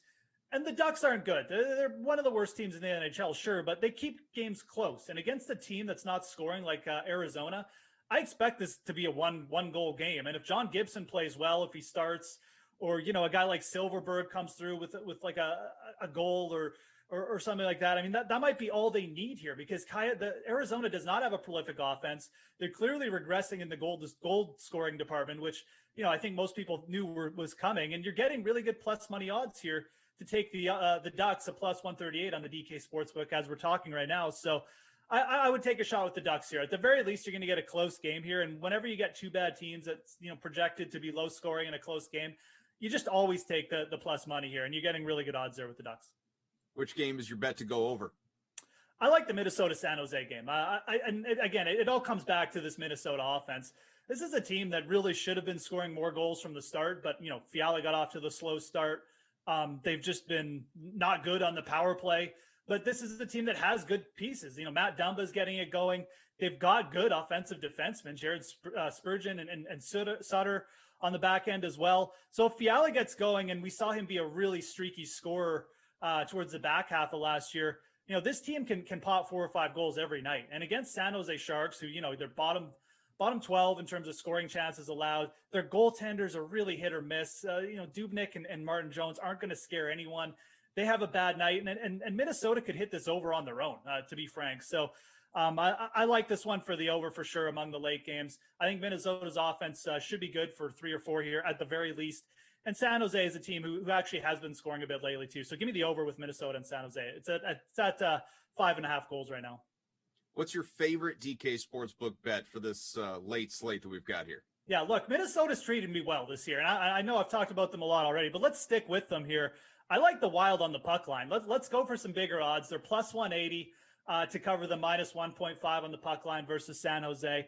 And again, this is a team that's coming off a COVID break. They got shut out in their first game back, but now you got Fiala with 4 points over his last 2 games. They've got Zuccarello back. It's added some depth up there to their top 6, which they really needed. If this offense gets in gear, I mean, they're just a way better team than San Jose, who again, they have one line and then they got nothing, and they give up a lot of scoring chances, and they don't really have good goalies here. So 3rd in expected goal rate for Minnesota. They're up there with the elite teams in that department at the very least.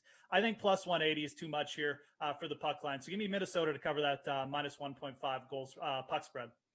Moose, pleasure, pal. See you in Simland. All right, thanks. And now it's time for the DraftKings Dream Stream play of the day. So right now on DraftKings, when you play in an NBA contest for multiple days, you can score big rewards. So the more days you play between now and this Friday, February 26th, the larger your prize will be. So for example, play in a paid NBA for 5 days, get a $5 contest ticket. Play 8 days, get a $10 ticket. It's that easy. Play more, win bigger prizes. Right now with DraftKings, shoot and score rewards. So go do that. Another play to keep your eye on is the PGA Tour 1 million flop shot contest. A $15 entry fee gives you a shot at $1 million in prizes, including a top prize of $250,000. So you can find that contest on the DK lobby right now. You can find some advice for that contest right here on the Dream Stream. Here's Pat Mayo with his early WGC Workday Championship DK picks. Pat Mayo here with a quick DraftKings preview for the 2021 World Golf Championships Workday Championship at the Concessions. So here's what we're looking at for the WGC this year. We have a stacked field. It's less than 80 players. So everyone's going to end up making the cut, which is great, but it's the first time that we've seen this course ever really in PGA competitive play. Now, you'd be normally looking at WGC Mexico at this course. So Chapultepec is where this event has been played for the past 2 years. So if you're looking back at old databases or researching course history, know that it has nothing to do with this course in particular. The Concessions is in Florida. It's Bermuda grass. It's a par 72, 7,474 yards. And that's about all the information that we have. There's a ton of sand. There's a ton of water littered throughout this course. So there are some blow-up holes. Some of the longer holes do have forced layup areas. So wedge play, so 100 to 150 yards, going to be key. But if you're just trying to bear down on key stats this week, you're going to be looking at off the tee, probably double approach in terms of weighting. Around the green is probably going to be a little bit key too if this course does play as difficult as some of the commentators suggest. I don't really know. It's kind of up in the air. So if we're talking about betting on DraftKingsSportsbook.com, especially for the opening lines, until we really figure out what's going on at this course, you probably just want to take the value. The guys that I can see being a value off the hop are probably the players coming over from Europe. So of the PGA players that we've seen, basically it's just Paul Casey's not playing, Tiger Woods isn't playing. Everyone else inside the top 50 is going to be here from the PGA Tour. But in Europe, you have 2 seasons combined into one from the Race to Dubai. So you have the 2021 players currently in the Race to Dubai Championships and the 2020 because stuff got thrown off a little bit, and this is a way that you can make the field larger. So some of the Euros that we're seeing for the first time in America that you probably know, you got Hatton, Fleetwood, Lowry, Rose, Wiesberger, and Victor Perez. I'm guessing that both Webb Simpson and Tyrrell Hatton are going to have pretty decent long opening odds versus the rest of the players that we've come to see. Hatton won overseas already. He's won in Florida in the past. He's a top 10 player in the world. There's no reason for him to open at like 30 to 1, 35 to 1. So if he is in that range, you're probably going to want to bet that right away, even knowing nothing about the course, because that number will get smashed down immediately. Then you have like your Webbs and your Sungjae Ims. I mean, Sungjae hasn't played in 2 weeks. It's like the longest stretch of his career where we haven't seen him in competitive play. But those are all Bermuda specialists who can win at this event. You don't love that it's such a long course in a par 72. That would theoretically favor bombers. However, these guys great on Bermuda and they can win at any sort of course. So I'm not too worried about those guys, and I expect them to all come in with longer odds, and probably they should actually warrant. Those should be 20 to 25 to 1 players. I mean, not Im, but Webb and Hatton. Im should probably be like 35 to 1, and you're probably going to see them at like 30, 35, 40, 50, or 60, that kind of range. Justin Rose also coming over from overseas, has a second place finish over there, a decent Florida performer, and another one who's more out of sight, out of mind, that probably comes in at like 80, 85 to 1, 90 to 1. I'd probably hop on that right away too. The other Euros, you got Seabez, Detry, Sammy Valimaki, Bobby Mack, Robert McIntyre, Aaron Ray, Scrivener, Sullivan, Herbert. That's Lucas Herbert. Rasmus Højgaard is over for the first time this year. A young player who is very good. Watch out. He is someone who can dial it in with his irons. You also have Lee Westwood, Victor Perez, and Laurie Cantor. You also have Japanese players, Australian Asian players, South African players, Sunshine Tour, Asian Tour. So it truly is a WGC. I wouldn't really worry too much about those other tours. Those are guys that you can leave aside this week. But I think that the Euros are probably going to have the most value, especially the high and high class type Euros that you'll see in this field. Other than that, you're just going to be trying to draw out who is the best of the very top end players. And it was, as we see week to week to week to week, that it's going to be someone different. Like Bryson missed the cut at Riviera. However, the only time that we really have any sort of data from competitive play at the Concessions is the 2015 NCAA Championship, which of course Bryson won. He beat CT Pan in the finals that year. He became the one of 5 players ever to win the NCAA and the US Amateur all in the same year. So I wouldn't really be concerned about someone like Bryson. Bryson, Rory, and JT all missed the cut at the Genesis. However, they're all really good in Florida, so I wouldn't pay it too much attention. So it's more of a gut feel week than anything, although you can bear down on the stats. Like I said, approach, off the tee are the two you really want to hammer down on, and probably proximity from 100 to 150 yards. That's the quick preview for the WGC Workday Championship at the concession. You can find my quick picks up on the DraftKings YouTube page a little bit later on in the week. My article and my cheat sheet up on DKNation.com for full previews, including the course intro. Check out Mayo Media Network up on YouTube right now.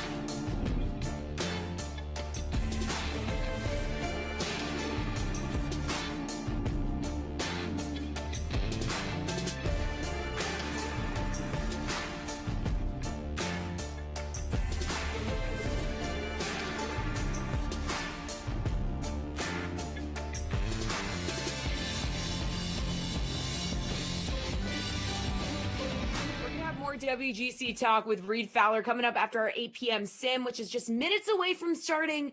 So let's get you over to the Falcons and Rams with your hosts, Adam Kaufman and Tom Carroll. Thank you so much, Jesse. Tommy, how are you, buddy? I am doing well. You know why I'm doing well, Koff? Tell me. I enjoy Falcon Sims. Okay. I have a good time when we do Falcon Sims. I need to know more. Do you have a favorite player in Simland? Well, there's a lot of guys on that offense that can pop off. I'm a BC fan. I enjoy anything having to do with Matt Ryan. Sure. So I just enjoy watching these people in Simland do their thing. I'm a big Falcons Simland fan. They might be my favorite Simland team.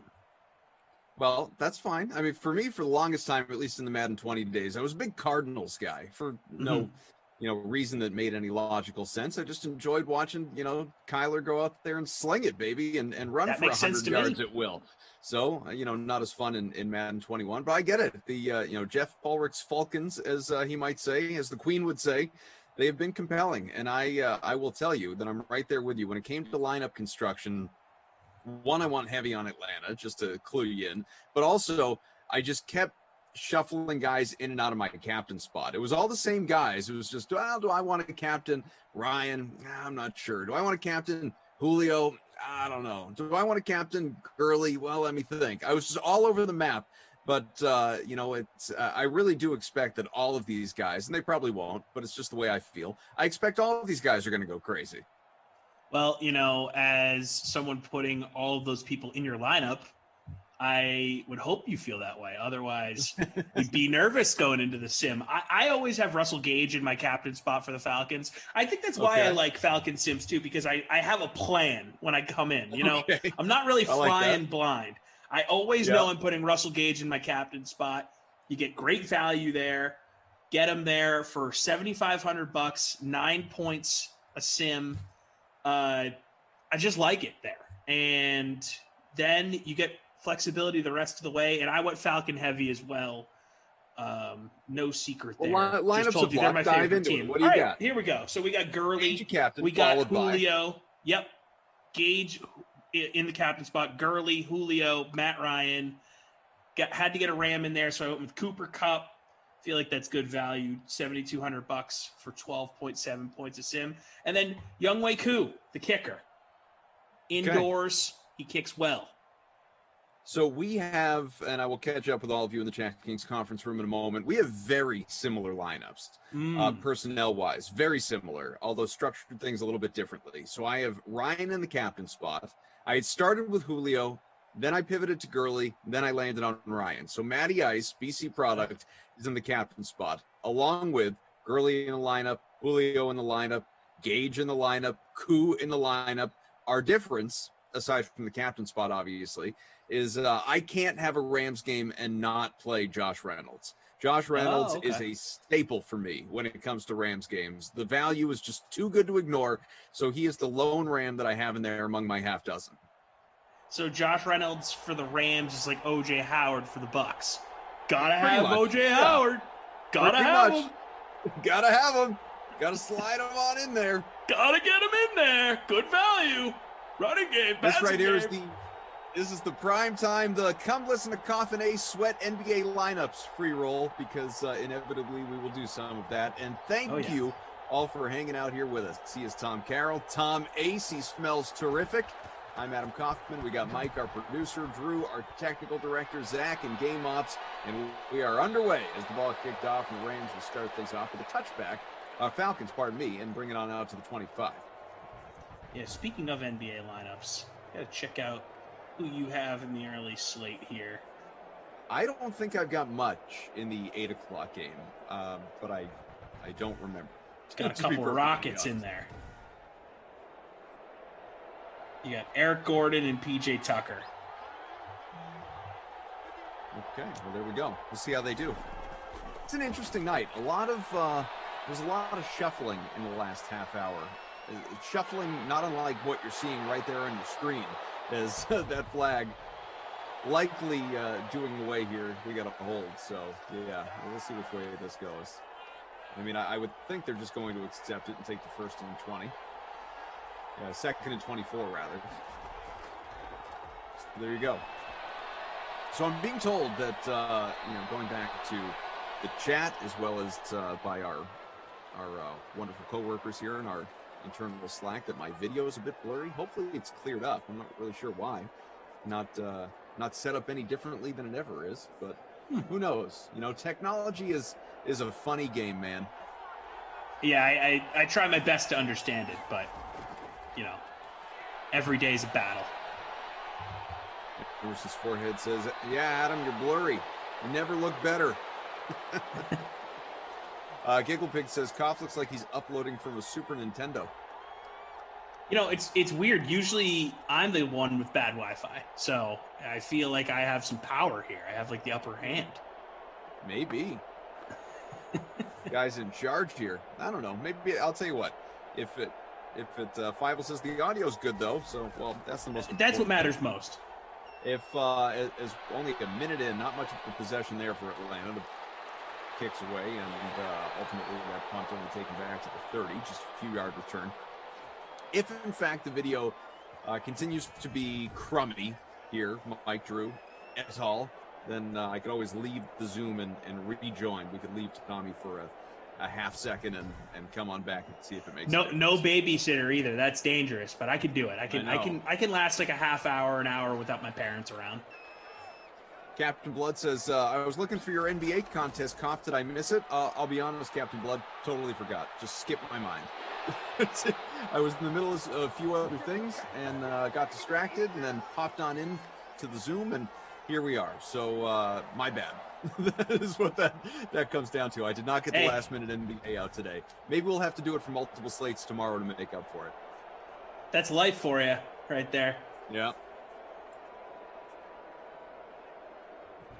Sam says, "Hey Adam, I just bought a handheld Super Nintendo because you mentioned Super Nintendo." Well, that's fun. TK Nice. says, "Audio's great. Don't mess it up, Koff." Don't screw it up. Speaking of handheld Nintendos, you mess it up. Morgan and I have been watching old editions of The Challenge from MTV. No, she finished right? Dawson Creek within the last few days. But we watched, and we're in the process of watching a bunch of old challenges.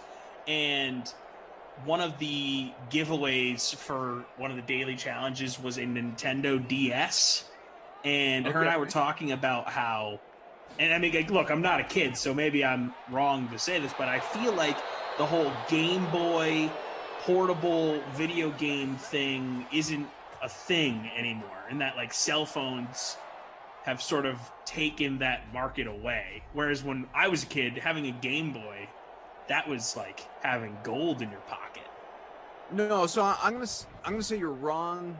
Well, depends on how you want to define it, I guess. So the Game Boy, as we grew up with, or a Game Gear, which obviously was basically the color version of Game Boy before there was a color Game Boy, and as we know, also two different, one was Nintendo, one was Sega, and so on and so forth.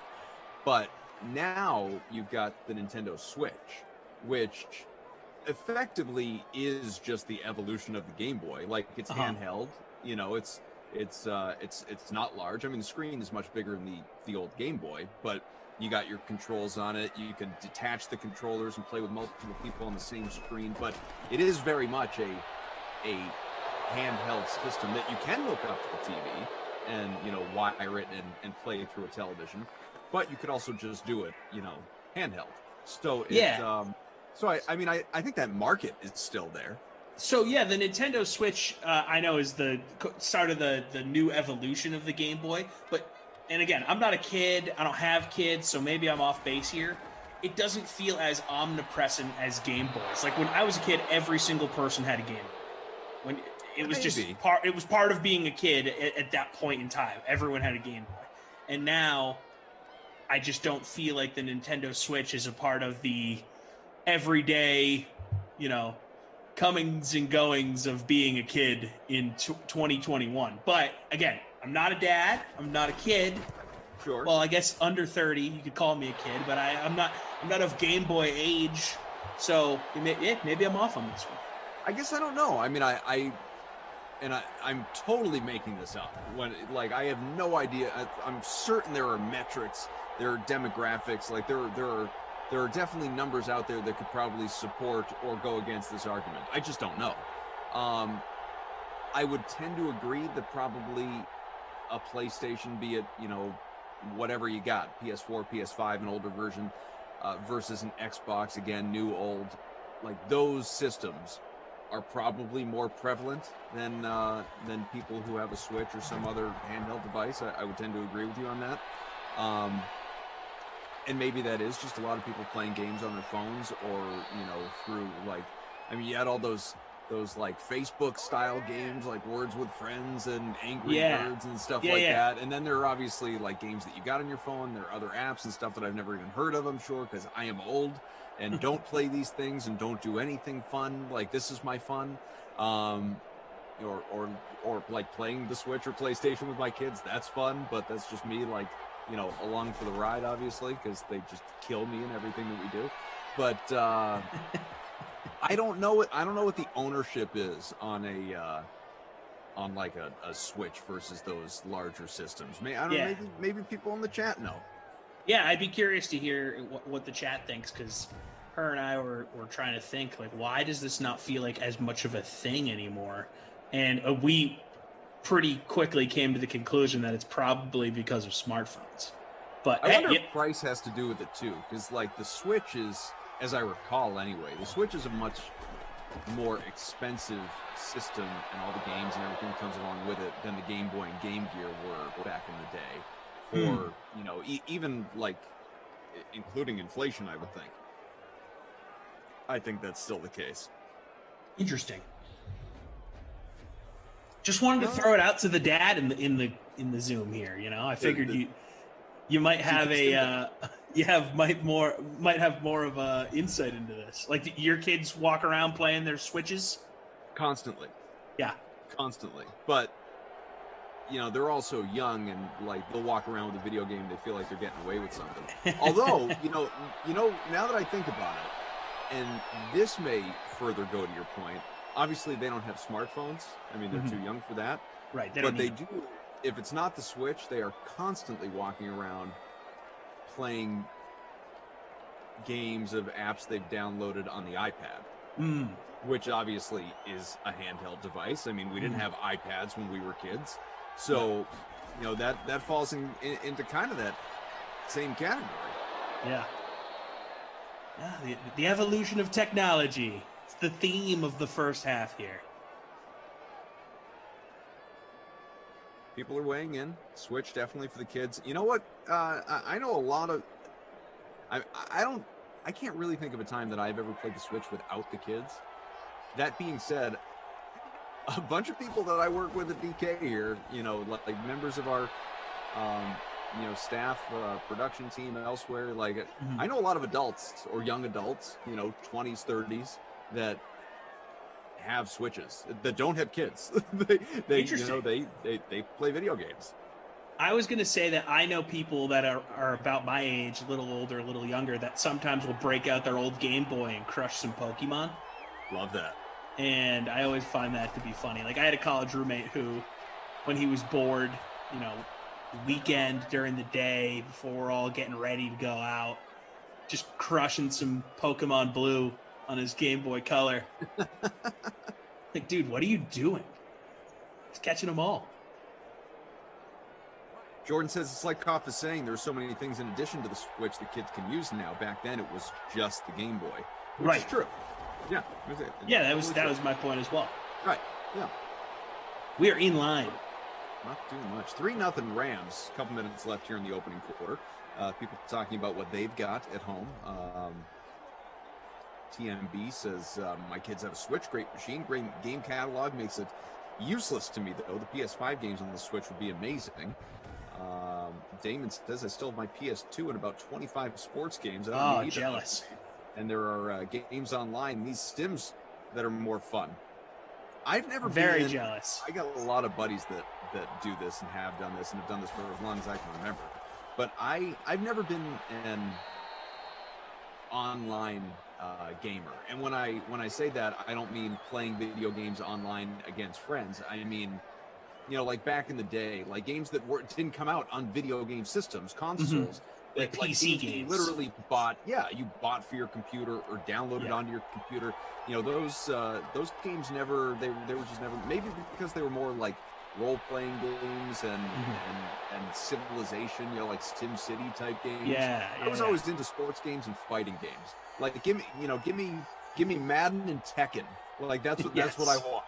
Same. Yeah, no. Also, I feel like PC games, I would, when I was a kid, dabble here and there, but it always just came down to the fact that my fingers were too fat to be good at PC games. You got to be quick at the keyboard, and you know, these fingers were not built for keyboard games. I don't know what you want me to say. 3-3 game. Now we wait. Let's clock it. We wait 15 seconds for the Tommy Fat Fingers YouTube name to come into existence at some point in time. Smash that like, folks. Getting close to 300. Hit the like, hit the subscribe button. It is appreciated. Drew says, it's an understatement to say how terrible I am at video games. I have nothing else to offer, which is ironic because I'm the one in charge of setting up this game. I'm also terrible at video games. I'm only good at sports games when I'm playing against the computer, basically. I lose pretty much to everyone else. I think I've said on here before, I've never scored a game in FIFA, a goal in FIFA ever. In the history of trying to play the game, you know, probably 15 years worth of playing, occasionally here and there, never once scored a goal. I haven't really played video games in years. I'm probably pretty terrible now just because I'm so out of touch. Back in the day, you know, when I played, like when I was in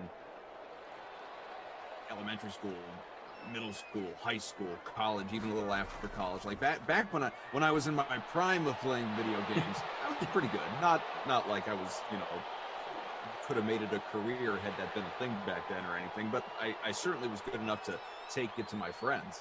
Now I don't think that would be the case. I had a buddy in college. I mean, my kids will, and they're 8. My older kids are 8 and 6, and they will just whoop me in Madden, man.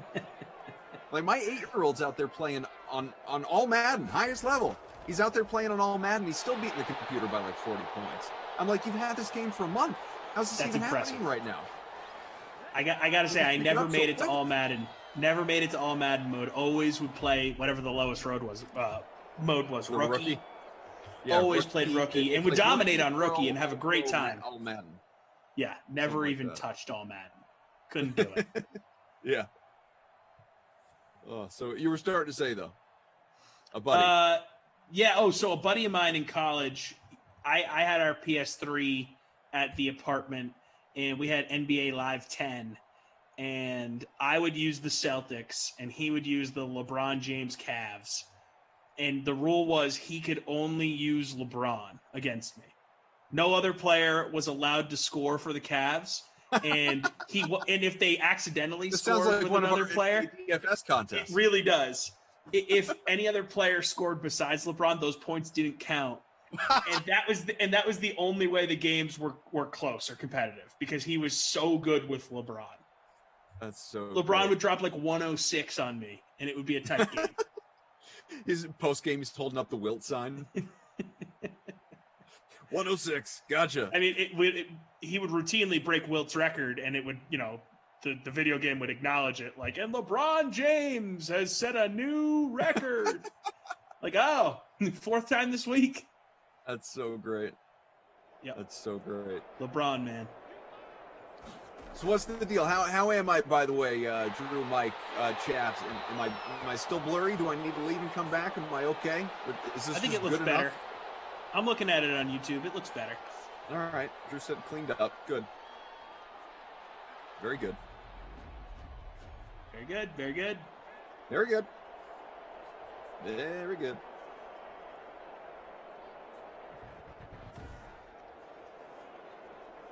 So there. Check where I am here. 3-3 game here, about 30 seconds gone by here in the second quarter. Again with Mike, Drew, Zach. We got Tommy, Koff, all you. Thanks for being with us. Yeah, Drew says all those iPads in the house drain your internet speed. Yeah, that and you know, like the kids are probably on their iPads. My wife's on Netflix. Like, I'm on Zoom and doing this, and we're destined to fail. Yeah, We are Morgan is destined watching to something fail. on Disney Plus in the other room. The other version of Cinderella with Brandy. Oh goodness, that's I guess it's old, huh? we're into the vintage stuff here. I probably it's got to be 90s or early 2000s. You know, I mentioned this in the earlier sim that I was on today, which feels like a lifetime ago. When I tell you, when you do the noon, you come back for prime time. It's like, my goodness. I mean, you got a whole day in between. Time has passed. I'm saying, put on the not the original, but I think it was 2011 Muppets movie, the one with Jason Segel and Amy. Oh Adams, yeah. You know, Jack Black, a bunch of people. Put that on for the kids the other night. Really enjoyed it. They had fun with it. That's a good movie. Yeah. I'm a Muppets fan. I too am a Muppets fan. Our ball is completed out to the 26. Goff, the now former Ram in real life, picks up the first to Bobby Trees. Yeah, what do you think Goff's ceiling is in Detroit, Goff? They're not a playoff team. Not yet. No, not yet. Yeah, it's Not even close. Yeah, not saying never, but not. And a lot of that depends on, you know, obviously how free agency unfolds as well. But in this moment, they are certainly not a playoff team. His ceiling, I mean, I think he'll be better than he was last year. I would say realistically what he's going to be, at least in year one in Detroit with the new system and new teammates and all that, is he's going to be somewhere between where he was last year and where he was in you know, the really good Super Bowl season a few years back. I don't think he's going to reach those heights. I don't think he's going to be as bad as he was last year when injuries obviously played into it as well. I just don't. I'm not of the mind that people should just be giving up on Jared Goff. And I put a bunch of these guys into the same category, and I'm not saying they're all equal talents. They're not. But whether it's Jared Goff, Jameis Winston, Mitch Trubisky, Dwayne Haskins, you know, these guys that are still young, obviously were high picks. Carson Wentz, that's another one. You know, guys that are not yet 30, that, you know, in most cases, mid to late 20s. I know Haskins a bit younger than that I just, you know, there's been enough promise in the past that I'm hoping that a change of scenery for some of these guys leads to good things. I don't think they're all just cooked. But if I have any reason to be particularly skeptical, specifically about Goff in Detroit, at least this coming year, is that ball caught inside the 5 to the 2. Goff keeping it moving here in Simland, first and goal. I'm not a Dan Campbell guy. I'm not. And he's crazy. Now he is. He seems like a lunatic. And now you're trusting, obviously, your franchise quarterback, your new franchise quarterback, to, you know, learn at this guy's feet. Goff, take it in, fella. Dives in, touchdown. Scampering in there. See, the Dan Campbell thing is interesting because he had that press conference where he came across as a crazy person, right? Yeah. But totally. then you think about his pedigree, though. He's been with Sean Payton for years. And he was a tight end in the NFL for a long time. Cross paths with Parcells. I mean, I feel like in this, I might be the first person to ever say this on any sort of platform. Okay. I feel like the Lions are going to be better next season with Dan Campbell because of that Saints pedigree. I think that you bring that in. You have the new quarterback. He wants to prove people wrong, and it's just going to be a different vibe. And clearly, they hated Patricia there. So you get that voice out of the room that everyone hated. You get new blood in there, proven blood that wins in the NFL. Everyone there is excited about Chris Spielman running the show there now too. I just feel like Detroit, even though they lost the better player in Stafford, is going to be better next season. Maybe right. You know, I certainly think it was a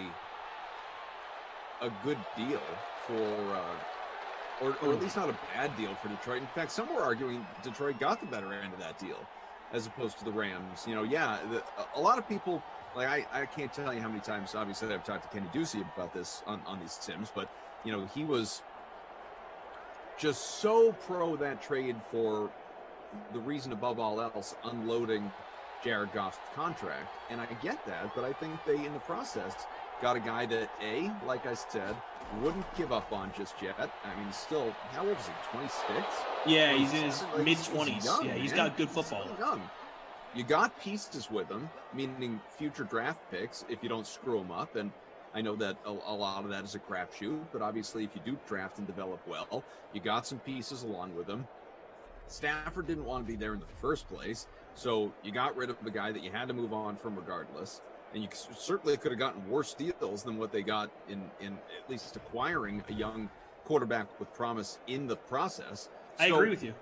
You know, I don't think it was a bad deal for Detroit. I really don't.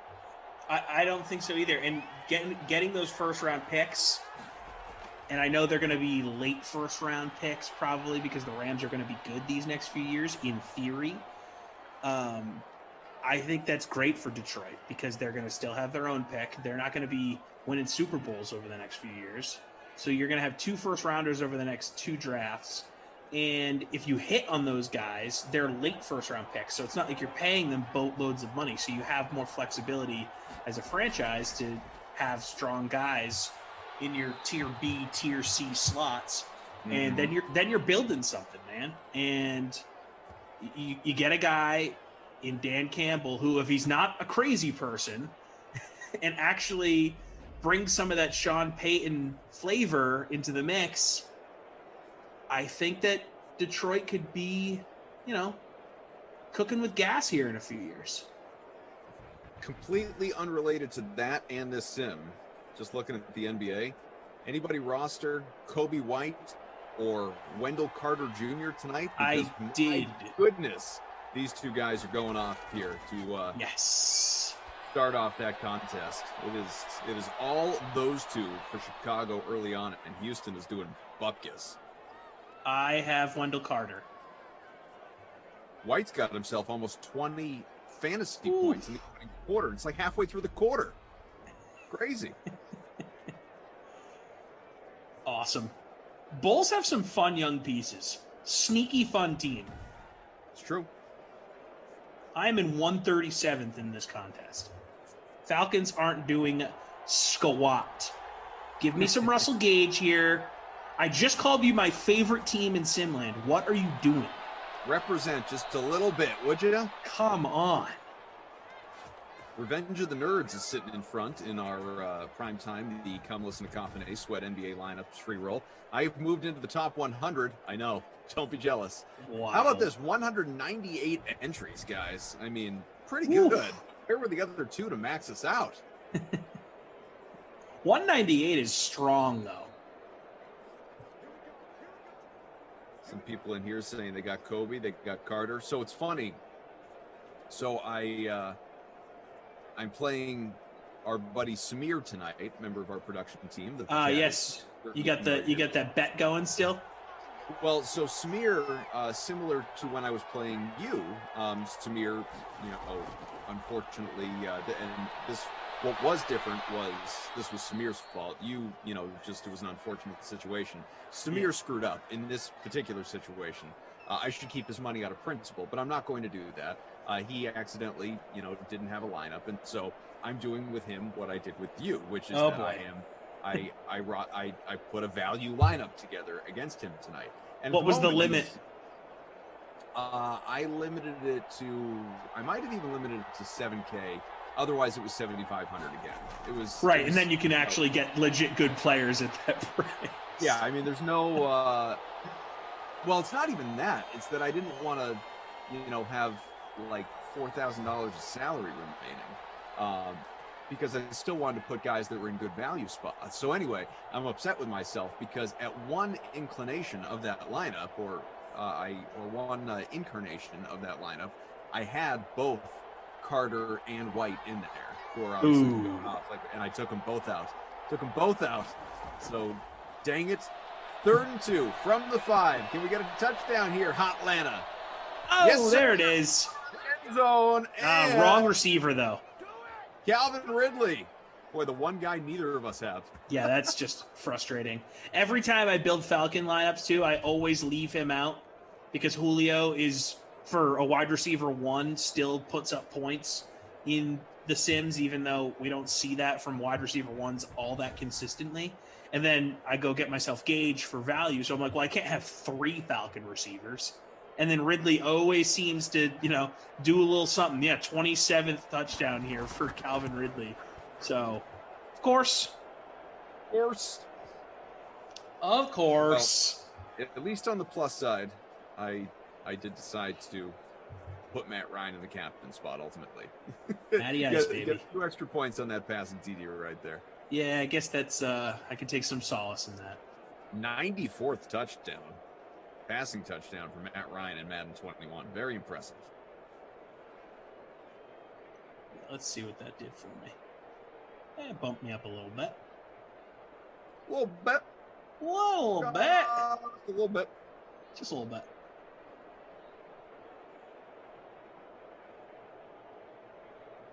So 10-10 game here, about 90 seconds remaining in the opening half. Appreciate you all being with us. Timothy says, the Stims, baby, let's go. TK, good for his classic. Cake says he'll take it. Ridley the GOAT, says Noah. Calvin, let's go, says Congo Cab. Robbie Noble, there it is. Where? Calvin Ridley had a fantastic season on a team that didn't play well. He is rounding out into being one of the best receivers in football. At a very young age, obviously. And if Julio can remain healthy, man. If Atlanta can figure it out on the defensive side of the ball, that's a scary team. If you could have one of Calvin Ridley or Justin Jefferson, who would it be? Man, it's tough to say. Obviously, it's a tough question. That's why you're asking it. I'm going to go with Ridley just because we've seen it for longer. Even though, look, Justin Jefferson's rookie year out of Jefferson last year was really good, and it was so much better than Calvin Ridley's rookie year.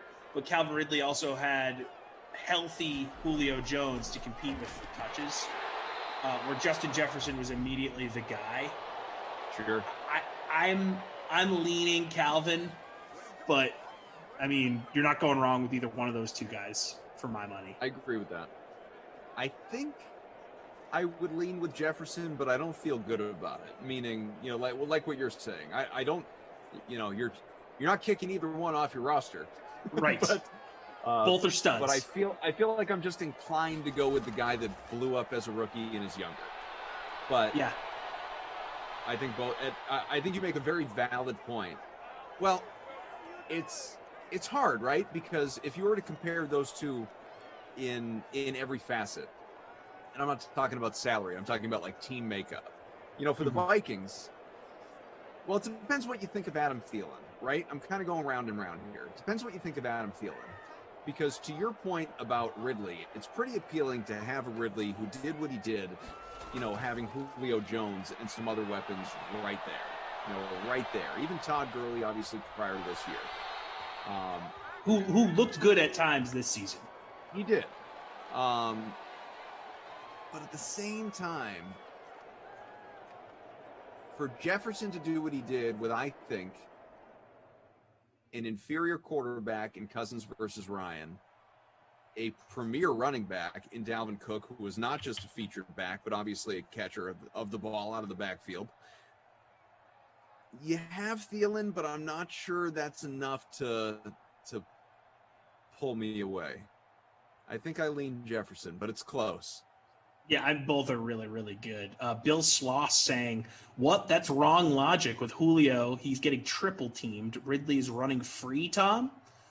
I mean, that's just not the case. He wasn't getting triple teamed. So it's just not, it just wasn't the case.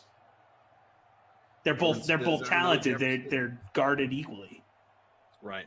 Jordan You can't says triple Jefferson team any of took these guys. All of Ridley's seasons in one season lean on Jefferson. I don't know if that's accurate. I'd have to actually dig into the numbers on that. But JJ Fats says Jefferson appears to have the higher ceiling. I agree with that. Maybe. Yeah.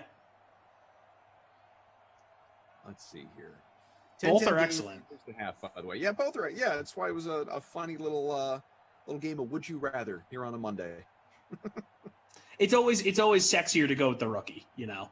Yeah, it's true. That is true. What do we have here?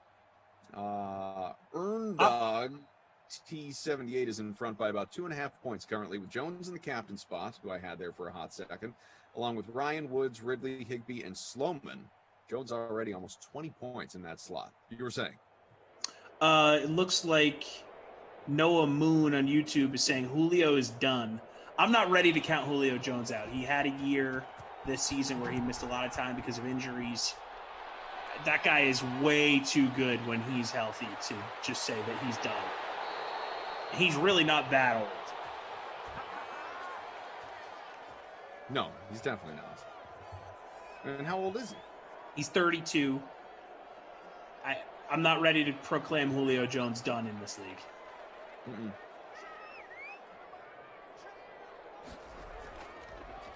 Ty C saying Jefferson will be a Hall of Famer. Bet that. Woo! Isn't it a little early for that? That is strong. Bet. See, people were probably saying stuff like that about Odell Beckham Jr.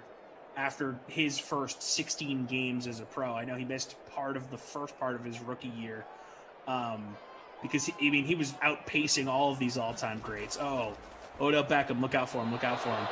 And then, life happens. And he's not on that path right now. If he retired tomorrow, not in the Hall of Fame. If he keeps having inconsistent years like that, we don't even need to talk about why that wouldn't happen for him. So I don't know. I would not bet on anyone making the Hall of Fame after their rookie year. Dave East says Pittman over Jefferson. I'm not going to go along with that, Dave. I'm going to need to see a lot more out of Pittman before I feel good about that. Jefferson was awesome. Mockingjay says, anyone in the chat seen Eric Gordon for the Rockets? Let me know. He's got a game against the Bulls tonight. I think he forgot. Yeah, John Wall is doing pretty well so far. Eric Gordon, not so much. I had John Wall in my lineup at one point. Did I keep him in there? No, I don't think so. Same here. Had him there, took him out. Hopefully this doesn't just, become a night of what could have been. That's never fun. Long way to go though, very early. Very early.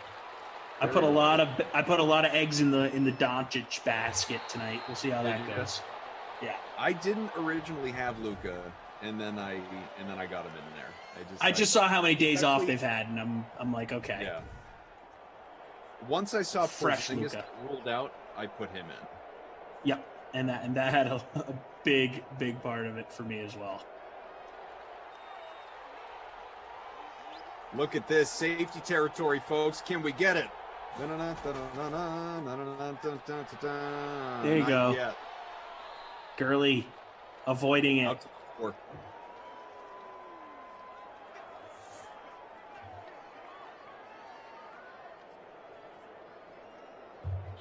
Early on, though, some of these lineups I got going on, some of these head-to-heads, I'm getting rocked around the Christmas tree, if you will. John Wall, 20 points in the first quarter.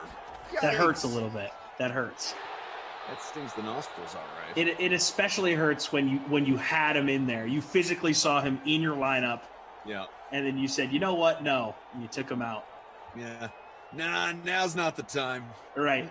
It's like when you wake up on Tuesday morning and you lost your fantasy matchup by like half a point, and you realize that if you had just made one different move with your bench, right, you would have won. Worst feeling in the world.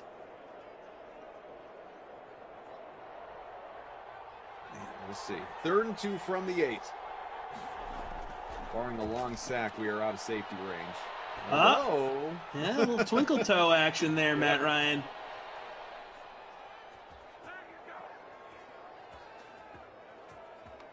Noah Moon, do something, Gage. I agree. Come on, Russell. Do something. Just do something. Do something.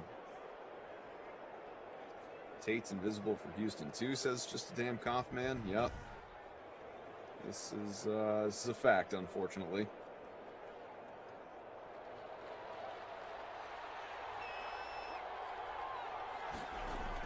Yeah, Jordan L bringing up a good point. Ridley seems to have more of a nose for the end zone than Julio does for some reason. You think that's kind of strange because Julio should be getting 10-plus touchdowns every season, but he's just allergic to the end zone. It is weird how much better Calvin Ridley seems to be in the red zone than Julio Jones, who is one of the best receivers of his generation. Well, let me ask you, I think that I know there are numbers on this, and I don't have them, but is that where coverage comes into play? And I was just going to say that's probably where Ridley gets some relief because Julio, that's where things kind of get, congested in that area. And, you fake it to Julio and then you look to the other side of the end zone and you get Calvin Ridley just standing there. Matt Ryan, a happy man, probably. What's his future? Do you expect Matt Ryan back in Atlanta next year? Yeah, too much money to let him go. I think it's like $47 million in dead cap if they release him. I think that's the number. So I think financially they have to ride Matt Ryan. And I don't think it's the worst thing in the world. The guy has won an MVP. They still have weapons. I don't think Matt Ryan's done in this league.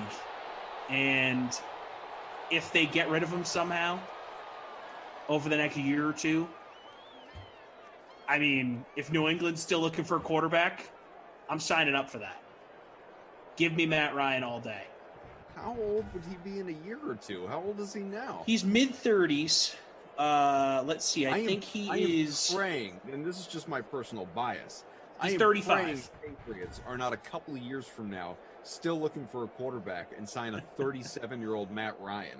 For the love of all that is holy, please don't let that. I hate to break it to you, but that's more likely than not going to be the case.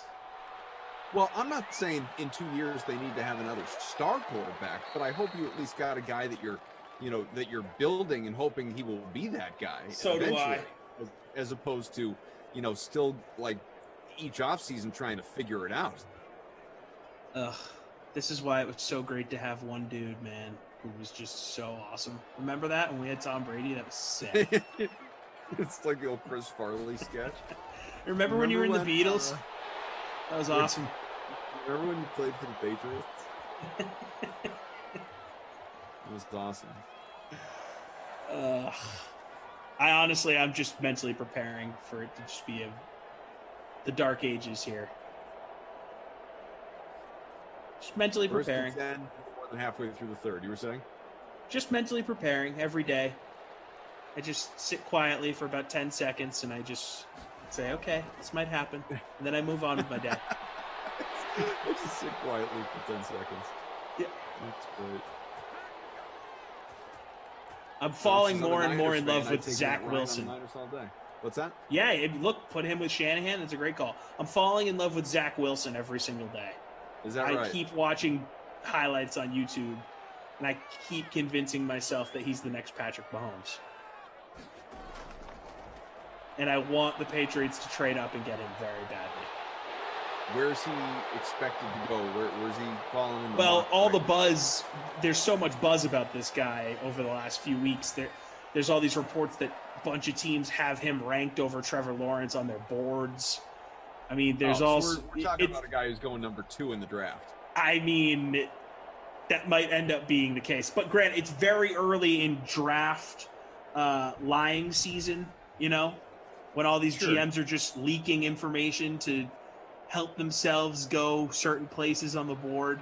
So who the heck knows? But I think the Patriots are going to have to trade up into the top 10 to get this guy, would be my guess. And I want them to do it. Do it. Just well, do it's it. not like the Patriots have this, great history of drafting well, up high. You may as well just deal your picks. At least get a guy that you feel good about. Just do it. If there's a quarterback there that is, the price that you can pay for it, and you need a quarterback, I have no problem with the team ever trading up to get a guy that they think can be their franchise guy. You have to do it. They know better than anyone. Says, at least you didn't sell your fan soul and jump on the Tampa bandwagon because you can't deal with losing your team like Glash. Well, I hate to break it to him. I, too, root for Tom Brady. Almost the 20. Yeah, I mean, Glash just went a little too far in. Like there's such a thing as supporting Tom Brady. Like, yeah, go ahead, man, get it done. Good. Thanks for 20 years of dominance here. We appreciate you. To being like a full-on Bucs fan, which I think is where that accelerated to. Like I'm shocked. I'll rephrase. I'd be shocked if he doesn't already have a Tom Brady Bucs jersey.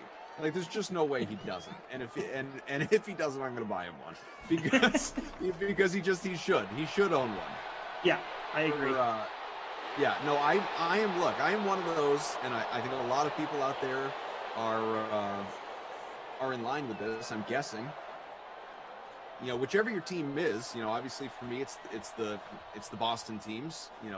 It's Patriots, Celtics, Bruins, Red Sox. It's the Boston clubs.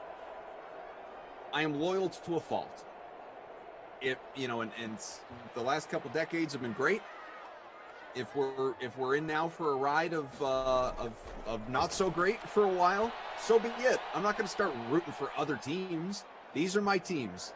These are my teams when they succeed. These are my teams when they fail. I'm going to get mad at them when they fail, but I'm not going to start rooting for my favorite players who play elsewhere. I'm just not wired that way. I can't do it.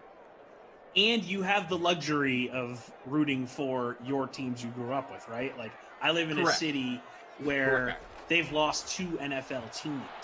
So, yeah, it actually makes me not take for granted having the ability to root for 4 teams I grew up watching, So I'm never going to abandon my guys. Those are my guys. But like you mentioned, it's okay to root for a player on another team when they've given you 20 years of pure bliss. Yeah. That it's possible we appreciate more now after last year than we even did in the moment. Yeah. When by the end we were just taking it for granted. Totally. And the thing is, I even tried to not take it for granted. Like, I would remind myself that this just how bad. At some point. And I'd look at the other teams. Look at the other teams in the division and be like, okay, the Dolphins still haven't replaced Marino. The Bills have never replaced Jim Kelly. The Jets really never replaced Namath. And some would argue that Namath was never even in that conversation, Kenny Ducey. It's just, it's insane. Even with conditioning myself, it still hurt so much to just not be good after so many years of being so good. Yeah. Every year. I mean, listen, I don't want to turn this into I know we get accused and we've done it. So it's accused is more than fair. Like a Patriot centric or Tom Brady centric. I'm not going to make this a Boston centric, fourth quarter here. All I will say is this in a 10-10 game, for all the successes of the last 20 years, and there were many, I mean, many, we're talking a dozen parades and another, 5 trips to championship rounds. Like there could have been that many more. Life was obviously very good as a Boston sports fan for the last basically 20 years. Almost 20, really 20 years on the nose, as a matter of fact. But now we are in this place where Tom Brady's gone, will not be replaced. Heaven forbid Cam Newton is back. And there's not a whole lot there other than Bill Belichick right now, for being candid. Celtics have 2 of the, top young stars in the NBA. I don't think there's a duo in the NBA, who's under the age of 25 on any team in the league that you would want before Jason Tatum and Jaylen Brown. That being said, not a whole lot around him right now. You know, Danny Ainge has not done a great job constructing that roster after a couple years back when they grossly underachieved when they had, you know, Irving and Horford and Hayward, and obviously Hayward was hurt, but even still, you know, they had as much talent as, and it didn't work mentally, psychologically, emotionally, you know, there was no connectivity among that group, but talent, pure talent, you know, they had as much talent as basically any other team in the league at that point. Totally. And they bowed out in the second round. Bruins are elite, thank God for that. The Red Sox refused in a sport with no salary cap, and a team that bleeds money, decided to not pay perhaps the best star in all of Major League Baseball, and if he's not, he's certainly top 3 in Mookie Betts. You know, if you want to put Mike Trout ahead of him, totally get that. I probably would. If you want to put even Tatis ahead of him, I wouldn't do that yet, but he might be at some point. You know, he's top 5. There's no question. He's certainly top 5, probably top 3. Like, you know, Red Sox refused to pay that guy, and now, you know, back-to-back mediocre seasons. Like that World Series of 2018 feels like such a distant memory at this point in time.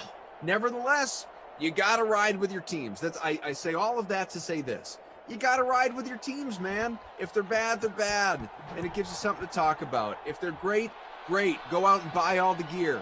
But you can't just, like, hop to another bandwagon just because, like, they're good and you want to root. I don't want to be Drake. I don't want to be Bieber. Like, I want to root for my teams, man. I'm totally with you, man. Hey, all of that is to say, go Bruins. Ain't that the truth? Gotta ride with our Ice Boys right now, Koff. Hat trick at Tahoe. 13-10 Rams lead. That would be great if the Bruins could win the Cup this year. Just giving everyone a reason to hate Boston sports again. Like, oh, we all thought that it was going to be the Dark Ages. Not so fast, my friends. Derek says, can we listen to the Madden commentators? Do you want play-by-play? 2nd and 10 here. Matt Ryan in the gun. Gurley in the backfield. 3 wide. Completes Finds it. Julio Jones up the middle. 29. Going to be just short of the first down here. 3rd and goal here in the 4th quarter. Clock winding. 7:03 to go here in Los Angeles. So, you know what? Great question from Noah. Noah says, bro, what's wrong with bandwagoning? No need to live life sad. So I'll tell you what, Noah, maybe you're on to something. Here's my only counter, and maybe Tom has something to add to this. Mm-hmm. I do not believe in bandwagoning because what's the real satisfaction ultimately, right? You know, what's the real joy if you just up and decide, like, well, you know what, like, I'm going to be a Bucks fan now, and they do really well next year, and so they succeed, maybe they make it or win another Super Bowl, you know, certainly have a really strong regular season, whatever, you know, they win double-digit games, go on a nice playoff run.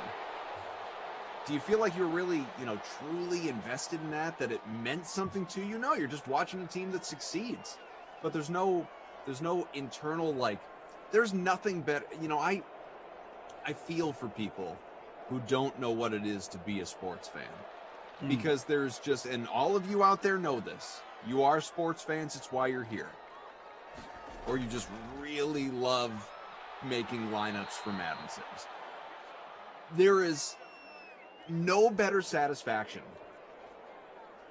maybe in life, independent of getting married and having a child, than when your team does something really well. And maybe that's a championship, maybe it's just like a buzzer beater. You know what I mean? Like when you're just in there and you're in the building and you're high-fiving and hugging strangers back when that was allowed, there is no better feeling than that culmination, that internal just, yeah. Can't get that anywhere else. Completely agree with you. The only way I can see being a bandwagon fan and having that same feeling or getting at least close to it is if you are all the way in on DFS or year-long fantasy or have other things of that nature invested in games on a day-to-day basis, and you just go all the way in on this stuff. I have a buddy who was in and still is in a dynasty league for fantasy football, and they could have dudes that are like their keepers that they keep forever. And he had Peyton Manning as his guy in fantasy.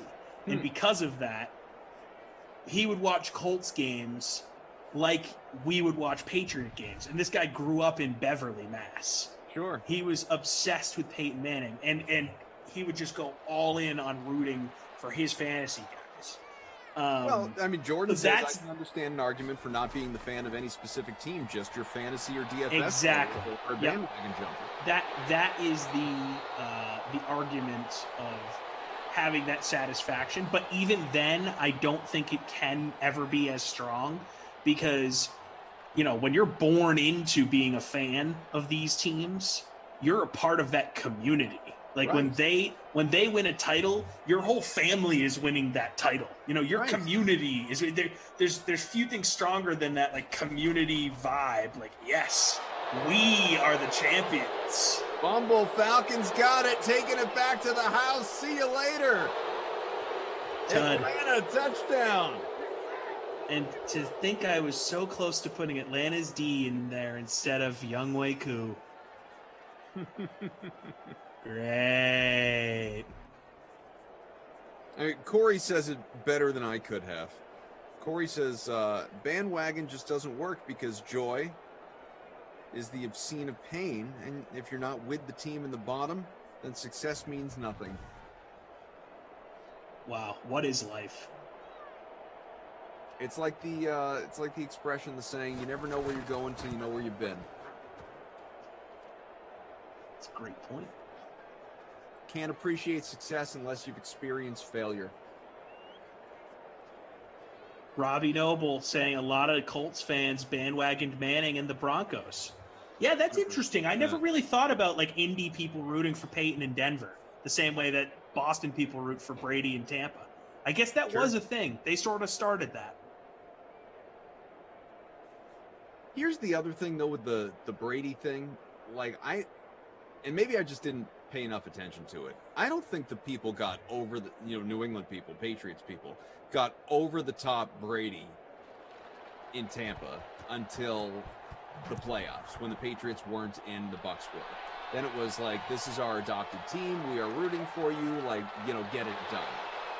And obviously, like, you're ours and we love you and all of that stuff. But I don't remember it being a huge thing during the regular season where like Patriots fans every week are glued to Bucs games and oh my God, look at the ratings in the Boston area for Tampa games, So you are there and you're working in the media up there. So you have a different perspective than me, who's not living up there or working in that media market right now. From my perspective, it did feel like Boston sort of went all in on Tom Brady right away from a distance. I don't know. I felt like, I know I personally was watching every Bucs game because I want to see Brady play. Mm-hmm. I know my parents were doing it. So I've been in this group chat with Patriot fans where so my buddy from college sent out invites to this group chat to everyone that he thought was the biggest Patriot fan in his phone. So it's like 11, 12 strangers. We've all been in the same group chat for years, just talking Pats. And all of us like went all in on the Bucs. So maybe that's just because we're super diehard football fans, and that's the lens that I'm viewing it through. But I guess maybe the casual football consumer didn't go all in on Brady being in Tampa as Patriot fans. Different than from like how I'm viewing it from my end. Hell of a play in the game here. The people celebrating in the chat, and rightfully so. Looks like a bounce off the helmet for a catch to keep this drive alive for the Rams. Keep it rolling, Rams. Jordan saying, seriously, the best play of the week. Absolutely epic. The week is young. That's a good point. Monday. Did the week start today or yesterday? I have fallen to 130 in our free roll here, which is bad. Revenge of the Nerds remains in front, as it should be. Let the Nerds finish on top.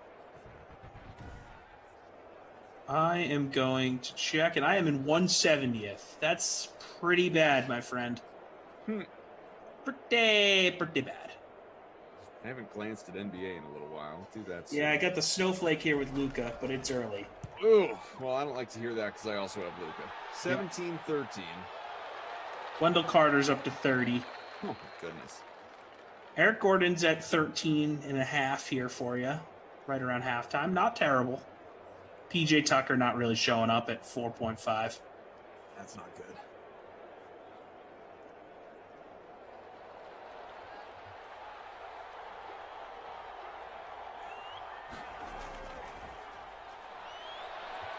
First and 10, Falcons up by 4, sack. 12-yard loss. Second and 22 on the way.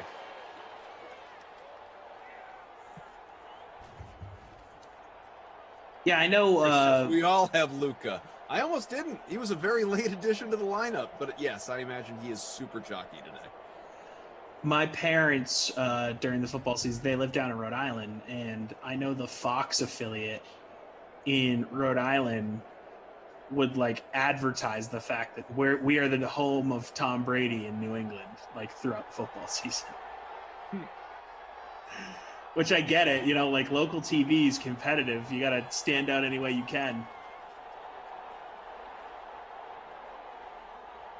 Mockingjay says, I swear I had Carter in and checked, and nope. Oh, yeah, it's a Todd Gurley revenge game. Good point by Tommy on YouTube. Hadn't even really thought about that. That should have been the title of the free roll.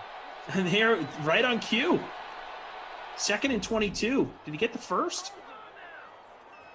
Looked awfully close. Third and inches. Here we go. Hit the like. Can you get us to 300 by the end of this sim, folks? Just about there. Only 10-15 away. Do us the solid. Hit that like. Third and inches from the 30.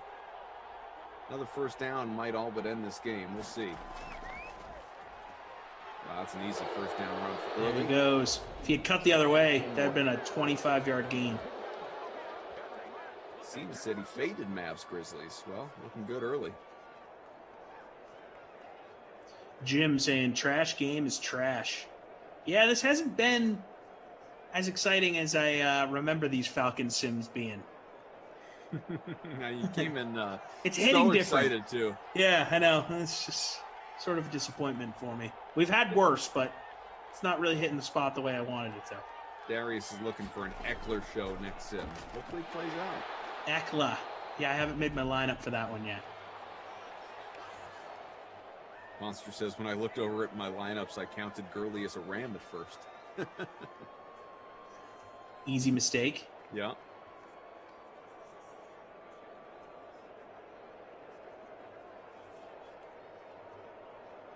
Noah says, if Gage doesn't get a point, I'm not liking Koff. How do you think Tommy here feels? Yeah, it's just brutal. Absolutely brutal. Looks like we're getting an offer. Yeah, I mean, they have no need to pass the ball right now. And also, I get you, man. It's part of why maybe we'll get him in an end around here. Let's get creative for no reason on 3rd and 5 with the clock winding. My only good play right now is Julio Jones. That's it. That is the only good play. Is Gage owned enough to be considered a Krusty Koff winner? I mean, babysitter failure winner? Oh, yeah. 49% owned, 15% in the captain spot. He is absolutely, I mean, it's a foregone conclusion, man. Yeah. Only question is, where are you going to go for your stud? Honestly, you know who you could go with for your Krusty Koff player of the game? Falcons DST. 15 points right now, only 2.5% owned. Done. Fill it in, Mike. Done.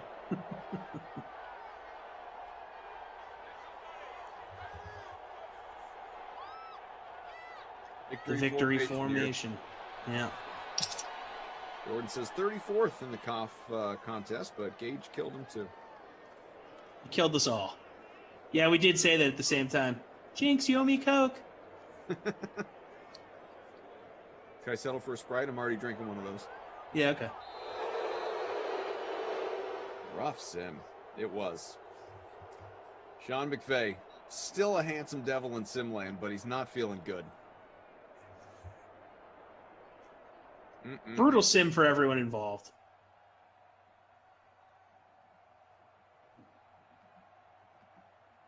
So, let's take a look at some of the numbers here.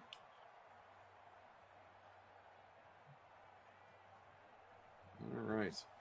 So, Goff, 179 passing, no scores, at least in the air. He did rush for one. Matt Ryan, 158 in a passing touchdown, bringing him closer to 100 in Simland.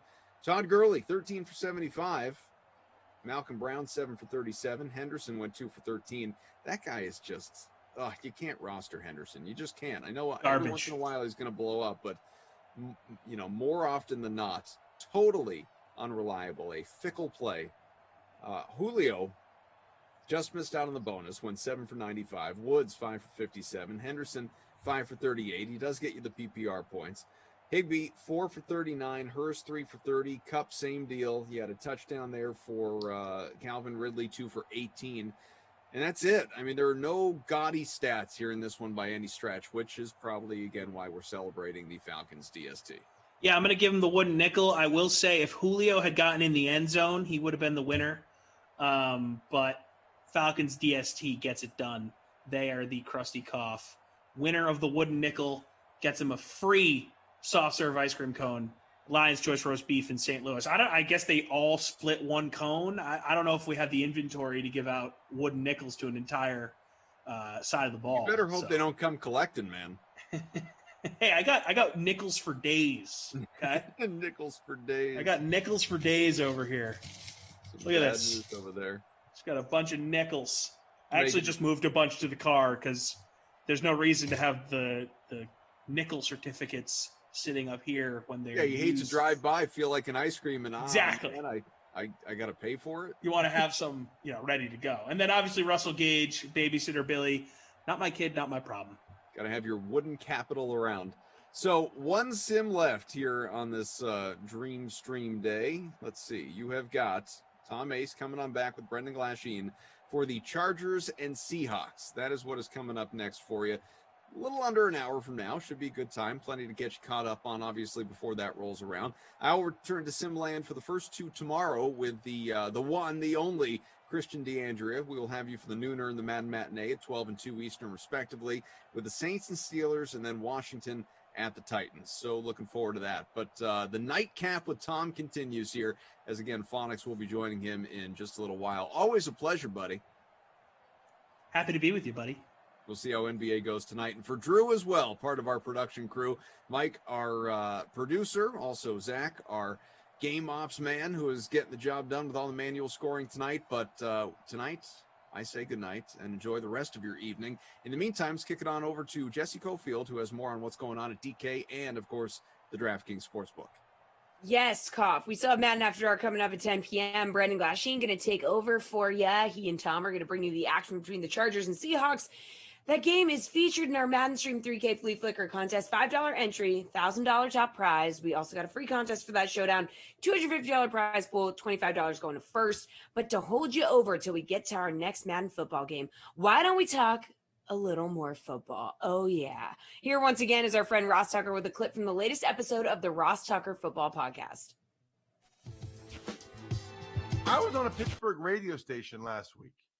And even I tweet, and they tweeted something I said about it, about, I don't think that it would go over real well with a lot of the guys like Cam Hayward, Minkah Fitzpatrick, TJ Watt, etc., if they didn't bring Ben back for one more. I had no idea, Shaq, none whatsoever, how many people, including both radio hosts I was on with on the Entercom affiliate in Pittsburgh, they want to move on from Ben. They're done with Ben. Like a lot of the tweets I got from people, he sucks. Ben's done. Ben's over. It's time to move on. I really did not know that it had gotten to that point. Evidently, you're aware of this. Well, yeah, it's very funny as a media entity. The Pittsburgh market is very pessimistic right now. They really were crushed collectively by 11-0, and then what happened there. I don't happen to subscribe to the sky is falling theory, and you're exactly right, because that's what I've been saying for the last few months now. This idea since the decline came, and yes, when a player hits the decline, it's a cliff. It is not. We've discussed that many times before. It's not a gentle decline into good night. It's one day he's okay, the next day he stinks. He's a liability. And you think about like Peyton Manning, the way he went out. If he had been on a mediocre roster, that would have been an ugly departure. Instead, he goes out holding a Lombardi, but that's thanks to the defense. And it's really not that far away from where Roethlisberger was, just a couple of months ago. So where he is as a player, I'm with you 100%, Ross. I mean, listen, you can get that cap hit down. And now it's getting a little murky. And what Kevin Colbert really was getting at last week is, are Ben and his agent somehow balking at the bare minimum that he can play for at $19 million? Because if the cap hits $19 million, there's just no workaround. Whether he turns to dust 5 minutes from now or shows up at training camp in August, the hit is the hit. And so, like you say, Tucker, what's the workaround? What's the realistic alternative? Mason Rudolph? That doesn't seem inspiring. That doesn't seem any better to me than rolling with Ben Roethlisberger. You can come up with crazy alternatives like Deshaun Watson or Russell Wilson or whatever else. Those aren't going to happen. In reality, Roethlisberger's your best bet. And these people who indulge this, well, just you know what? Just throw Mason Rudolph in there and whoever and stink it up real good and reboot and get a high draft pick in the first and come back and draft somebody. This assumes a great deal. One, that there's somebody there that you actually really desire at the top of the 2022. That's a little bit off in the future to determine. Spencer Rattler or whoever's going to play savior. In the meantime, though, that's the point that I keep making, is this idea that the Steelers are going to go 3-13 with Cam Hayward, TJ Watt, Minka Fitzpatrick, and that defense doesn't reside here in reality. That's just not they went 8-8 with Duck Hodges 2 years ago. Yeah. So here's the deal. Okay. And I don't know why I don't think this is that complicated. Through the first 11 weeks of the season, I thought they were the best team in football. When you looked at the offense, the defense, the talent, I thought they were the most well-rounded, best team, okay? You get rid of Roethlisberger, that's $22 million in dead cap money this year. That's not going to help you. Like, it appears as if Steelers, people that want to move on from Ben, they want to just take the dead cap money now, and they want to find out if Mason Rudolph and or Dwayne Haskins can be the guy moving forward, and they think that this is the year to find that out. I respect that, Dave. I guess I would just say this. Roethlisberger was coming off a year in which he did nothing last offseason. Like, he had the elbow surgery. Remember when he did that pandemic video? No chance he was less than 300 pounds in that pandemic video. I mean, he like, his arm, he couldn't move. His arm was like in one of those like weird things where you can't, it's totally immobilized. Like, I personally believe if they say, listen, Ben, let's do a 3-year deal. It's really a 1-year deal. It's a Breeze deal, right? 3-year deal. We'll give you $10 million signing bonus or whatever. You're playing for the minimum. You prorate that out 3 years. Cap comes down, etc. But really, knowing with the understanding it's only 1 more year, I just think if he knows it's his last year, like, he can actually rehab his arm and his elbow this whole offseason, which he couldn't do last year. And by the way, like, he wasn't that terrible. I mean, didn't he throw for 500 yards or something in that in the Browns game? Like, he wasn't great, but he wasn't that terrible. How about being able to run the ball for a yard? I mean, how about so many other things that we could get into here? Defense didn't exactly show up as well as they could have down the stretch either. I just think they were too good last year. Roethlisberger's been too good to not give this group of players one more chance. That's my opinion, because if you move on from Ben, all those guys, they know, DeCastro, whatever, right? And I know he didn't have a great year, but they know that they don't have a chance to win the Super Bowl. Like, they know that. And you can say, well, you never know Mason Rudolph. And evidently there are people in Pittsburgh that like Mason Rudolph a lot more than I realized, Dave. But they know they're not winning the Super Bowl with a guy like Mason Rudolph or Dwayne Haskins. When every year that's the goal, I think it's very difficult to go into a season knowing ahead of time that that is not a possibility.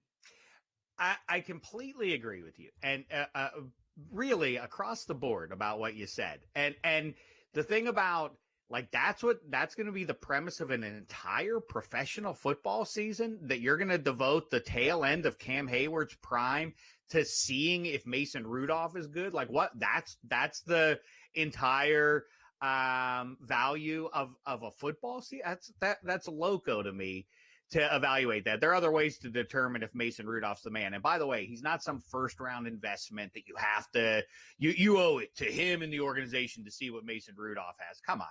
And Dwayne Haskins is a fine project too, and maybe he'll work out. But I'm with you 100% that the severity of the reaction compared to the quality of the play is a little outsized about what happened with Roethlisberger and the Steelers down the stretch. That offensive line was a mess. I can point to a lot of different reasons why they kind of imploded there. I also have to be fair and say, if the football team is based around, that's obviously the way those cap hits work with the outsized percentage of the cap that the quarterback consumes, then he has to take an outsized percentage of the blame or the credit for victory. And they really did go down the tubes.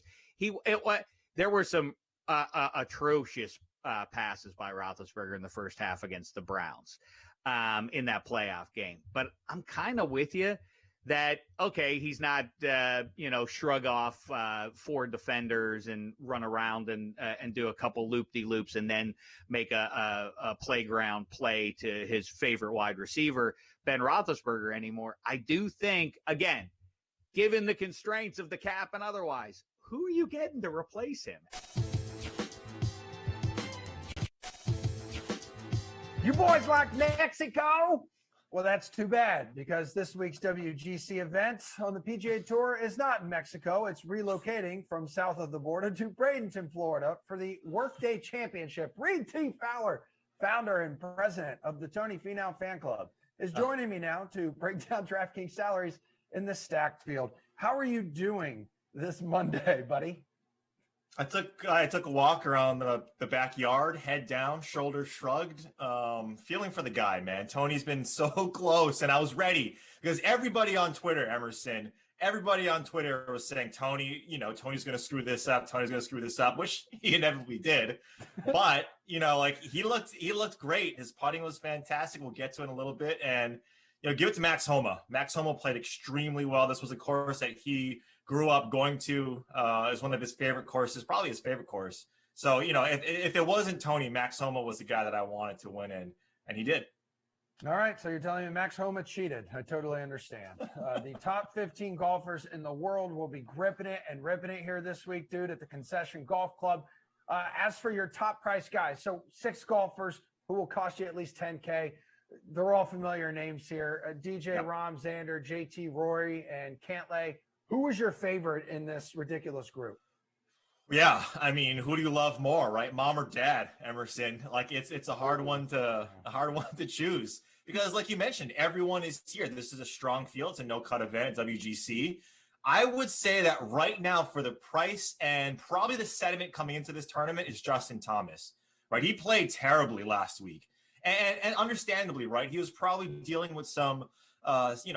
Understandably with some heartache with his grandfather passing, and then to play in a tournament, he was extremely close with his grandfather. So that's weighing on him. And, he didn't come out and say it, wholeheartedly, said that this was the reason why I played bad, but I'm sure it was weighing on his conscience quite a bit. And this is the first time he's lost strokes off the tee and approach in a tournament in like the last 4 years. And so when you take a look at that, you kind of use that as an outlier, right? You kind of say, this is not Justin Thomas and what he usually does. He plays fantastic in Florida. He lives in Florida.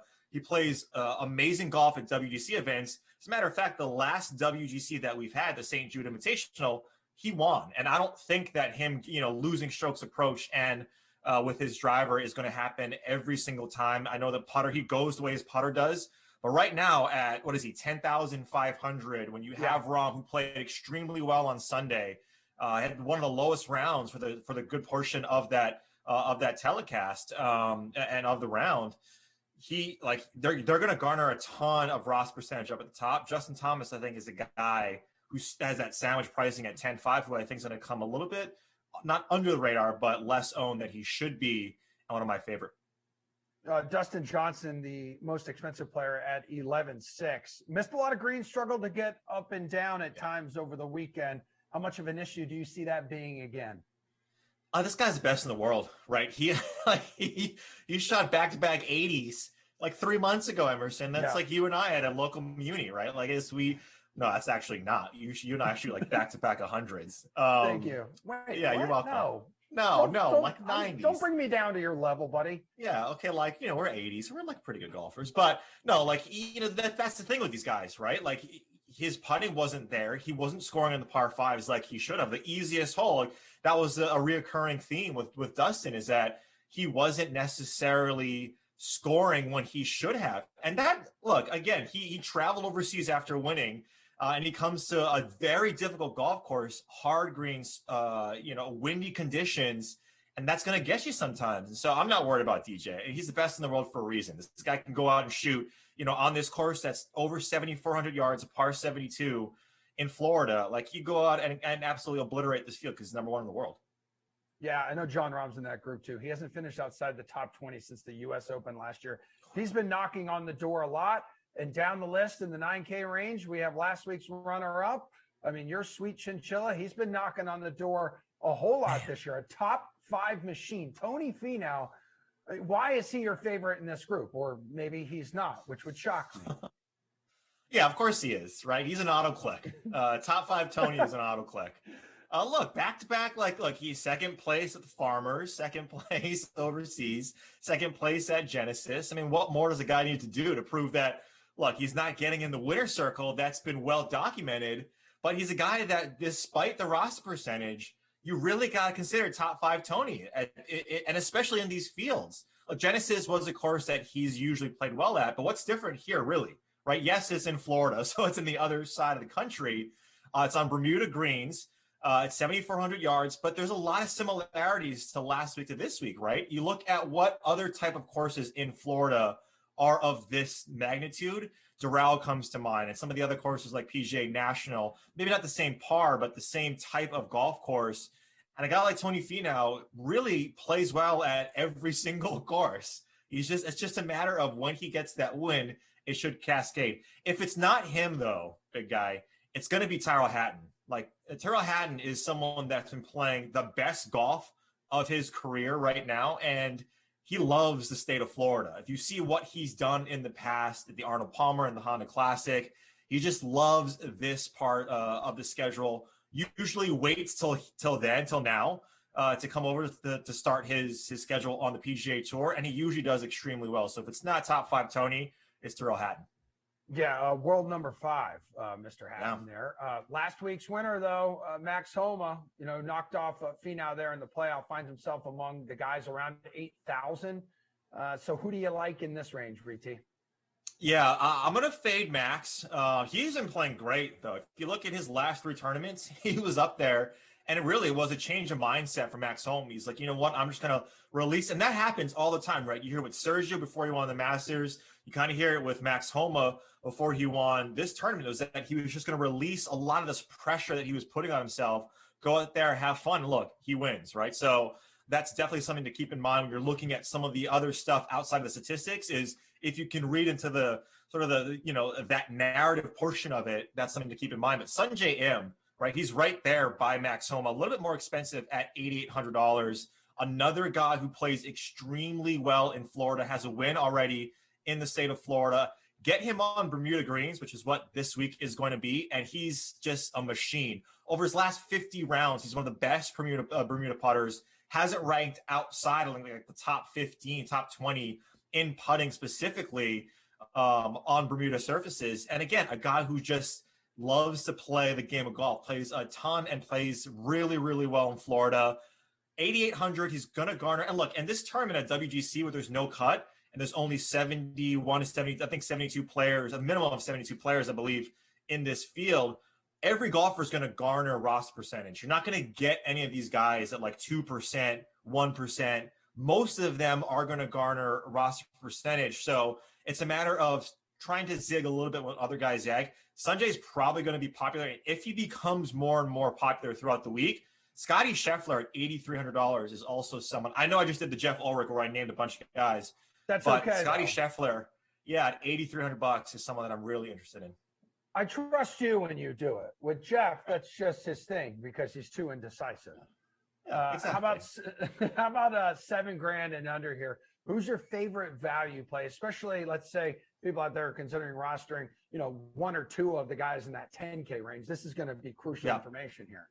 Yeah, if you're going between the 7 and 8K range, one guy that I really like is Justin Rose, $7,700. He's someone that is, I think, mispriced right now, just because he hasn't played on tour, and he hasn't done extremely well. The Justin Rose that we're used to, I think that's someone that is going to garner some roster percentage. But at his price tag, I like it quite a bit. But if I'm going below 7K, right, where the stars and scrubs type of lineup, there's two guys that I like, Erasmus Hogard and a guy, Bernd Wiesberger, right? Bernd Wiesberger is a guy that we've seen play on the PGA Tour sporadically in these tournaments. But if you look at what he's done over his past 5 tournaments on the European Tour, he's got really solid finishes. And he's a guy that plays in a bunch of these WGC events. He's at $6,700, a great ball striker. Same thing as Rasmus Hogard. He's a little bit younger, right? He's a guy that hasn't necessarily had the same resume, the longevity of a guy like Bernd Wiesberger. But I think both of those guys, if you want to go down in this range below 7K, Wiesberger is probably my favorite at 6,700.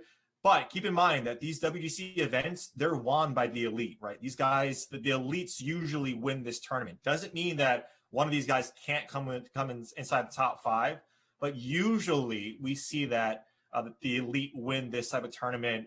This is a brand new tournament, right? It's a new course. So a lot of stuff can happen, but those are the two guys that I like below 7K. Yeah, out of Mexico because of the COVID-19 pandemic. On his DraftKings card, 6 of 6 cuts made and a couple top 10s there. So not a bad pick, at least on paper by you. Finally, dude, I know it's early, but give us a pick to win. I know you just said it's the big dogs eat at these tournaments. Big dogs eat. Justin Thomas is what my head is saying. It's really like, I think the miscut, I think that's an outlier. I don't think I know it's an outlier. He's just a guy that is so ferocious when it comes to these type of tournaments, plays them extremely well. But my heart, Emerson, my heart says Tony Finau, right? Oh. I mean, this would be great, right? This would be great if that he, like, through all the things that he has to deal with, the Twitterverse saying, Tony this, Tony that, come back, big guy, and win this tournament in this field. Head says JT, heart says my big guy, Tony Finau. Yeah, he'll feel sick, but it's not like he hasn't dealt with these feelings over like the past few years, like on a consistent basis. It's all good, Tony, man. Please. Your broken heart will mend. Appreciate it. Sweet Tea Fowler. Thanks, brother. All right, guys, once again, I'm going to hit you with the DraftKings Dream Stream play of the day. So right now on DraftKings, when you play in NBA contests for multiple days, you can score big rewards. The more days you play between now and this Friday, February 26th, the larger your prize will be. For example, play in a paid NBA for 5 days and get a $5 contest ticket. Play 8 days, get a $10 ticket. It's that easy. Play more, win bigger prizes right now with DraftKings Shoot and Score rewards. All right, despite a number of challenges, the NFL successfully completed their full season at Super Bowl 55. The NFL season certainly kept the folks over at DK Sportsbook busy. And for a recap of some of the most popular bets of the 2020 NFL season, here's Emerson Latzia with Johnny Avello. All right, guys, with the 2020 NFL season now behind us, it is time to look back at what everyone decided to bet on. And there's no one better to talk to about this than the DraftKings Director of Race and Sportsbook Operations, Johnny Avello. What's up, man? How are you? Doing well, Emerson. Thank you. So what were some of the most bet on teams in 2020? Well, the Chiefs were the number one team by handle and the Packers by total bets. And although the Chiefs went 14-2, they were only 7-9 against the spread, 8-8 for their overall record, over-under record. And as for the Packers, who won 13 games, they were 10-6 against the number and went over the total 9 times in 16 regular season games. That was a much greater outcome for the bettors. Hey, who'd you see like the least amount of bets on? Anyone out there just like I'm staying away from that team? The Cowboys were a team that they stayed away from after the first 5 or 6 weeks. They were terrible. Yeah, I feel that. How about some of the most bet on players? Patrick Mahomes made the bettors money. In most weeks, he passed for over 4,700 yards for the season, 40 TDs. Aaron Rodgers also rewarded the bettors in props betting. He passed for 51 TDs and won the MVP. But Derrick Henry was the number one player in both bets and handle. He was played almost every single week to score the first TD in the Titans game and also on weekly wagers on over the rushing yards total we posted. What surprises were there for you, though, in that category, most bet on players? Anything stand out? No, I don't think so. What stood out to me was not the players being bet on. It's the score to first touchdown. That seems to be a very popular bet now on our network. Yeah. How popular was Tom Brady? Oh, Tom Brady, he hasn't lost his charm, that's for sure. Yeah. What about what single game stood out to you, which took the most bets on? The single games that took the most bets were there were actually 2. The biggest wagered game, handle-wise, of the regular season was the Ravens at the Patriots in the middle of November, and that was a slight stunner. But one that was the most surprising to me was the Bucs at the Giants on November 2nd. That was our biggest Monday Night Football handle ever to date. Tough to answer the pregame why they bet that. Bucs were coming in and 6-2, and the Giants were 1-7. But a good piece of the action from that game came in the in-game wagering, where the Bucs were down 14-3 at the half. Bucs scored late in that game, if you remember, to take the lead. Then the Giants scored with seconds left and then missed a 2-point conversion to tie the game. It was a very entertaining one. So, most interesting bet that you guys took this season? You're going to look back on the 2020 campaign and think what? Oh, that had to be the Mattress Mac $3.4 million bet on the Super Bowl. Now, catch this. That Mattress Mac, who's from Houston, he funds his digital account, and then he flies his private jet to Colorado, where wagering is approved. Then he makes his bet at the airport and then flies home. Yeah. A lot of mattresses, right? You can buy with that cash. Any other stories you'd like to share with us from the NFL season? Anything we don't know about that didn't make headlines that you now could take us behind the scenes?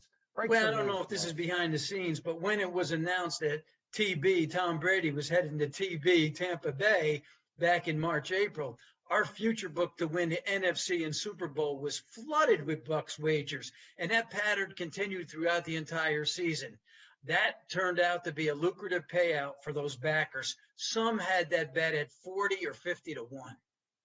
How did the number of bets on the NFL this year, Johnny, compare to years past on the DK Sportsbook? Since it was our biggest NFL season by a wide range, and remember, we're only in our 3rd year, of course, the ticket count was off the charts, way off the charts. How about 4 times as much off the charts? Yeah. Damn, that is a lot. That's good. That's a good sign. It's good news. But all this talk about football is now over. What usually takes over as the most popular sport this time of year? Well, all current ongoing sports continue to have a strong support, but basketball, both pro and college, have taken the lead. In about a week or so, though, college basketball with the conference tourneys and then the field of 68 big dance, that's going to take precedence. Yeah, how exciting is that? Like, this big event. We know what's going down this year. Like, just to be able to have that opportunity. I'm excited. Yeah. I mean, what should we expect from DK Sportsbook in 2021? Let me throw additional, increased, fresh, new, extra, all the adjectives I can possibly throw at you, Emerson. And you know what? A few surprises. Stay tuned. Okay. All right. So this is like the tease for a tease that's coming. I like this a lot. Call it a teaser. All right, Johnny and Bello, the tease king. Good catching up with you, dude.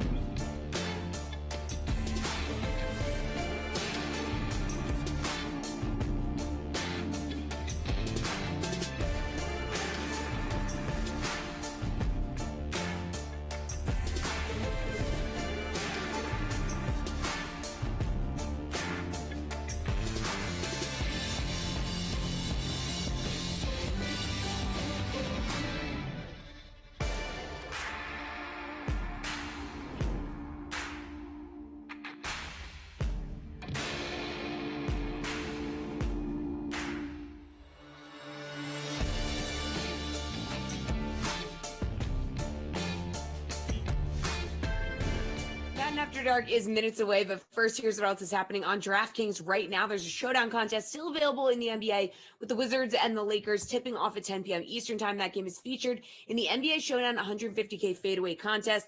$15 entry for a shot at a first place prize of $50K. Over in the NHL, there's a 10:30 p.m. Eastern lock with the Wild and Sharks Showdown. You can find that game in the NHL Showdown 8K Twine contest. That's a top prize of $2K. Entry fee is $10. And of course, you can check out all the sports betting action over on the DK Sportsbook for college basketball, UFC, PGA, and more. Time for Madden After Dark, though. I'll be back here tomorrow night just before 6 p.m. Eastern Sim with another edition of the DraftKings Dream Stream. But right now, let's send it out to Brendan Glasheen, who will be joined shortly by Tom Carroll for the call of the Chargers and Seahawks. Good night, everybody. Jesse, good night. Thank you. Freeze Pops might have spilled a Freeze Pop all over his internet, so that guy. Unacceptable, but he's working on rejoining us. It's great to see all of you. It's been quite a day not being in Simland, but let's get the party started. Late night Chargers taking on the Seahawks here in Simland. We got less than a minute to lock. Look, you guys know the deal at this stage. Justin Herbert can be like, sometimes he shows up and it's great. Other times he doesn't deliver, right? So I didn't play Justin Herbert. Got Russell Wilson in the captain spot. I cannot ask Tom what his captain will be because he's not here. So we'll get there, and we're hoping once the game starts, we can work them in. I will say, I think it is important. Lineups have locked. Now I can dive into the winning lineup, and then you can choose to stay or log off. Up to you, because the winning lineup will be revealed. Could it be? Could it be? It's a bird. It's a plane. No, it's a flying freeze pop. Back into the Zoom. Yeah. Wow. Yeah, I don't know what happened. I thought that my Zoom just froze up on me a second. I thought I was going to pop out and pop back in, but no, my internet just died for like 3 minutes, and here I am. It's back. We're ready to go. You got to be careful. Those freeze pops. You drop it on the router, cause problems. It's like every 6 weeks or so, my internet just wants to die for a few minutes. It's fine. We live and we learn. You came back to die with your city. All right, what's your lineup looking like? Oh, yeah. Good question. Sorry, was in crisis management mode. I don't know. Did you give your lineup already? No, I'll go first because that's a poor job on my part. You're still trying to strap on in and settle down. So Come on. Give me a sec. I will give the winning lineup now before you go. Russell Wilson in the captain spot.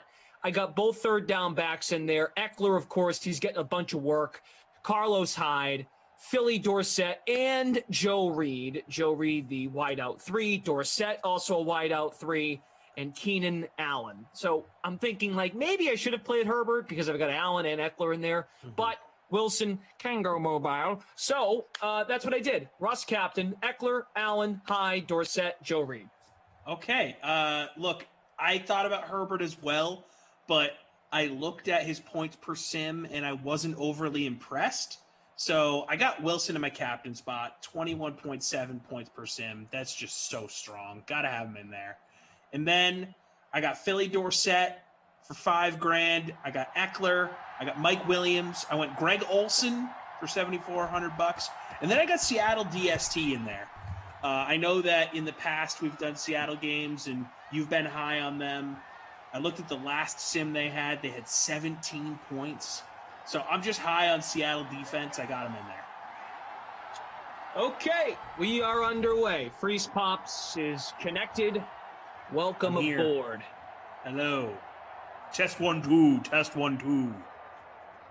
So I'll be transparent with the people.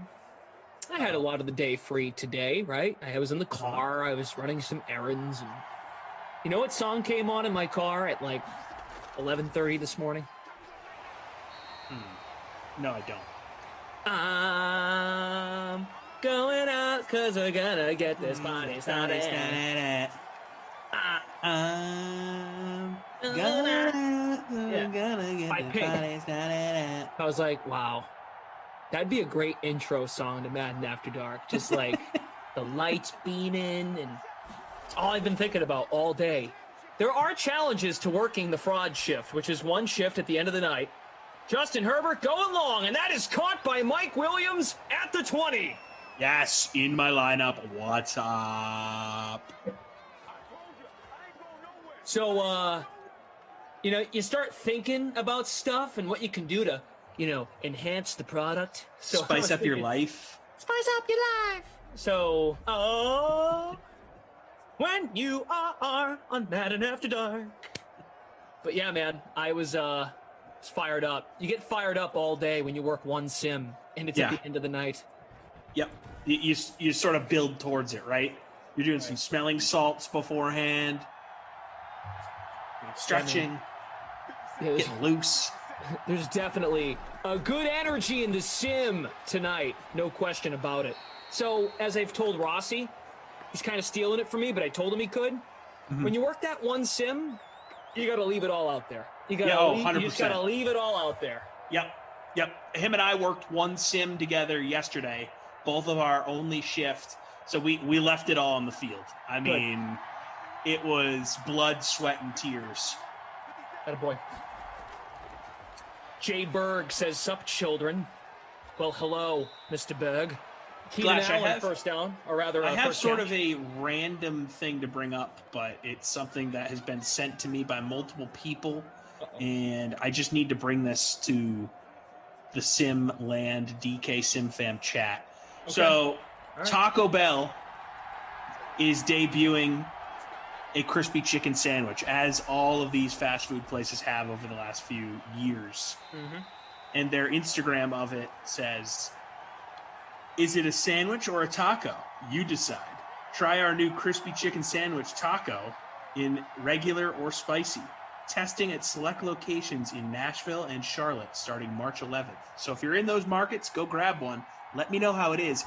But, I mean, it brings up the conversation, is a taco a sandwich? And I know that I have been on these sims before defending the fact that a taco is a sandwich. And, we've gone into my sandwich tree theory, and we've gone down this path before. But I just want simple yes or no, is a taco a sandwich? You can give your take, but in the YouTube chat, yes or no, taco, sandwich. No. You can give more of a reasoning. I really don't have one. Just no, it's not a sandwich. It's separated on the menu. Why isn't it a sandwich? Because I often find myself scooping up the loose pieces from a sloppy taco back into its shell, back into its home. Whereas a sandwich, I think there's enough organization there where I'm not having that problem. And it's a north-south kind of thing when you smush the two sides together, whereas you're really eating side to side with the taco. There's just there's a different approach. Okay, so a wrap. Would you call a wrap a sandwich? No. See, you're going down a slippery slope here, man. Oh, my God.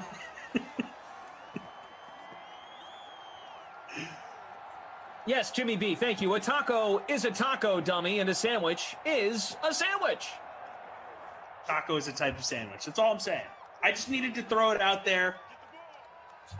When it comes to conversation amongst my friends, I need to hear it from my DK Sim Fam friends as well. Ty C, is this dude related to Tim Andercust? No, you're not related to Tim. I don't even know who that is. Tim works for DraftKings. He works a lot with Pat Mayo and the Pat Mayo Experience. Ah, gotcha. No, yeah, sorry. I'm not related to him. Nice guy. What's up? Mocking Jay, what happened to Roby tonight from OKC? He's broken my heart before. I have him, and last I checked, he's not doing well. Oh. So, let's see if that's still the case. All right, Fooligans making head jokes in the Twitch chat. Tom head used by NASA as a satellite dish. Yes or no? Go. Nope. I do not receive a paycheck from NASA. Yeah, That'd be he's cool. doing horribly tonight. He's got 1.5. All right, the Badge kicked a field goal on the first offensive drive for the Chargers. We got a flag on the Carson run from the 35. It's great to be with all of you tonight for Madden After Dark. We have producer Michael, Andrew on the ones and twos, Zach updating scores. Ownership is just fluttering on in. Badgley, 15.1% in the flex. Russell Wilson, 77% flexed, 20% in the captain spot. We have the free public showdown. We got the free late classic. And then we, of course, have the Club Madden Monday Night Party. Free roll. Everybody's partying on Monday night. Everyone is grooving and it's all right. I don't know the words to that song. Crash is gonna yell the buzzword at 10:59. He's such a dwerb. That's not even a word. I just combined dweeb and word. Word. So we dwerb. Stop being a dwerb, man. That might be the buzzword. Dwerb. Dwerb. Noah Moon saying, asking if a taco is a sandwich is like asking if a hot dog is a burger. Lol, what kind of question? I'd argue both hot dogs, burgers, and tacos are all sandwiches, so... I'm just you want to go down that path with me, brother. I'm happy Noah Moon is commenting something else other than, blah, blah, blah, stinks! He's messing up my lineup! He stinks. He's not fair! Freak of Nature's calling for it, so I'll give it to him. Oh, Tommy boy, the pipes are calling from land to land and Twitch and Simland. It's over, Anakin! I have the high ground! From the 48, Wilson spins, runs, go Russ! Gain a 8, second and inches. Tyre Woods, Morgan is home for this sim, so she will be hearing the buzzword. Thank you for checking in. Tom says, dude, you should put a temporary tattoo on your face one of these games. That would be kind of funny. I mean, face paint has been used in my past. Long time ago in Simland. Second and inches. Oh boy, maybe a free play. End zone. Touchdown, Seahawks. I hope. Who is it? No. Here comes the flag. The suspense is killing me. Holding. Okay, look. Ooh. Escape Tank says sandwiches come between sliced bread and sliced bread only. That's the unassailable qualifier. Disagree. If you're saying that, then you're saying a wrap is not a sandwich. And to say that, you're going down a slippery slope. You're also saying that if you go to a deli and they cut the grinder bread, so it just opens up and then it kind of, folds. You know what I mean? Like at Subway, how they just do that, like cut. I don't really know how you call it. So that's technically not two pieces of bread. That's one loaf of bread cut so you can just put food in it. So, no, it's not the unassailable definition of a sandwich. Sorry. 3rd and 5. Wilson delivers to Metcalf. First down to the Chargers 35. Go, Chargers, go. We got about 40 folks on Twitch. Love it. Break the curse 890. A wrap is a wrap, bro. Ridiculous. So wraps and hoagies are different than sandwiches? You guys are nuts. You guys are crazy. You guys are crazy. Brad Schmidt is in the chat. I might start calling him Brad Belly Button Lint Schmidt because he's the guy that wanted belly button. He was the one where we were doing the rapid fire questions. What did you call that again? AMA, ask me anything. Ask me anything. AMA. Okay. We should do that again. That was kind of fun. Yeah, people love AMAs. That's a great tool, meaning like a great resource topic to go to when you want to leave it all out there in a sim. Yeah, big time. All right. How about second quarter? We'll do AMA second quarter. I love a good second quarter AMA. All Open right. things up. Look at that. Production on the fly. A wide open man. Touchdown, Seahawks. Greg Olsen. The goal. Yes. The open man, Greg Olsen. Jeff Horwitz off that voice. Greg Olsen, touchdown. Wow. So open. Wide open spaces. Okay, Andrew has an argument here, and I just need to debunk him real quick. He says, I will say sub shops / restaurants do tend to differentiate subs and wraps on their menus. I agree they do have them in separate sections, but generally speaking, if you're going to a sub shop, it's a sandwich shop. Like you're going there with the assumption that everything being served at this deli is a sandwich. Also, the menu argument is sort of a slippery slope because every single restaurant lists things differently. There's no universal way to list certain things on a menu. In fact, many diners list hot dogs as sandwiches on their menus. It's a weak argument. I'm sorry, Andrew. I just have to put you in your place on this one. Oh, he's just playing the doozy role. I get it. Everyone needs a doozy in an argument situation. Goosey's bunk bed says, I want to know who Obi talks to, calling Dad and TikTok.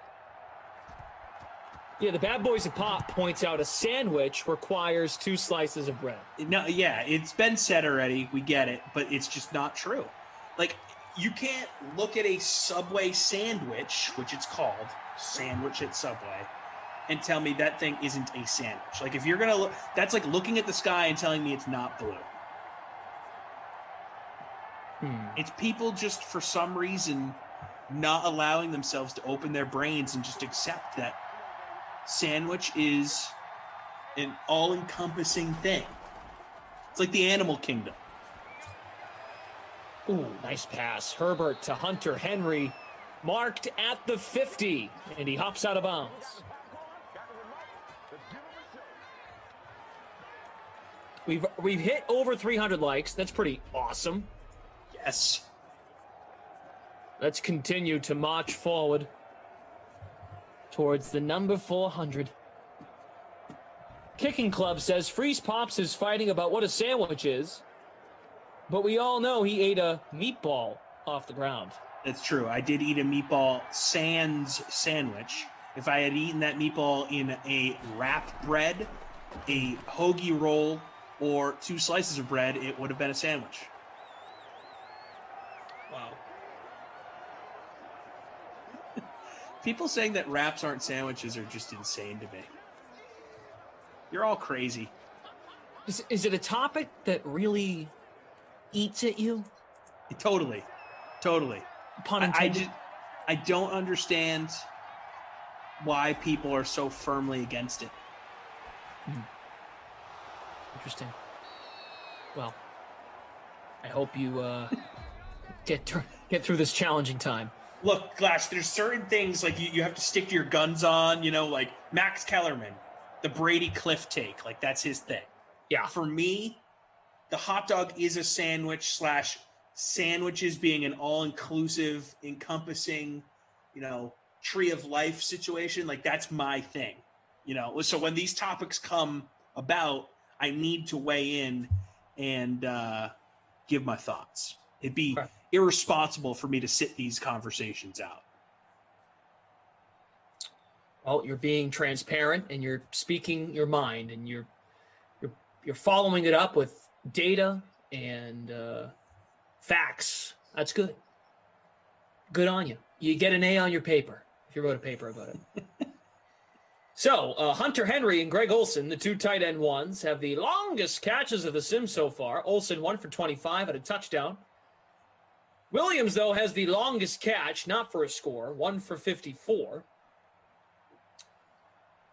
And, 7-3. The Badge has kicked a field goal. We have a 5-way tie for first place in the public Freeze Showdown. And Freeze Pops is showing off his phone because he's in second place in our contest. Let's go. There you go, buddy. All right, AMA time. Ask us anything, any topic. Doesn't matter. Nothing's off limits, unless, of course, it's off limits. AMA, baby. Ask us anything. We will answer any question you pose. Is a pizza a pie? A pie. Yes. Okay. Is a quesadilla a sandwich? Yes. No. In the same in the same vein as a panini being a sandwich. Yeah, Noah Moon. I got excited, and then when we scrolled down, Mike Williams had a catch for 54 yards, so I missed it. Yeah, remember I think that was maybe the first play of the game. Yeah. My bad. My bad. My bad. Bread bowl for soup? Yes. Love bread bowls on soup. If you're trying to watch carbs, not a great call, but delicious. Matt Davis, I cannot speak on the matter. You have to speak to the source himself. Amp FIFA asking if you guys watch soccer. I personally not a soccer fan. Clash, where do you stand on soccer? I don't watch soccer. I don't. I can't dive in. Like I'm fully invested in 4 sports. I can't add a 5th. I need more balls in net. I need scores. I need like a score. The scoreboard. It's just me. Makes sense. Ralphie 508, Mariota or Trubisky for the Patriots? I'd rather have Mariota. I think there's a higher upside. The dude won the Heisman. Like we've seen what he can do in a high-powered offense if coached correctly. And I know college is way different than the NFL, but Trubisky on no level has ever shown me that he can be a consistent winner for a stretch of time, with him being the focal point of the team. Yeah, you're probably right, because I think a lot of the credit for Trubisky belongs to Nagy. Totally. And I mean, the one great year, quote-unquote great year Trubisky had, their defense was incredible. Yeah. Jordan Yarble, is a cereal a soup? Yeah. Cereal is a different version of soup. It's breakfast soup. That's a stretch. All right, well, what is it then? It's cereal.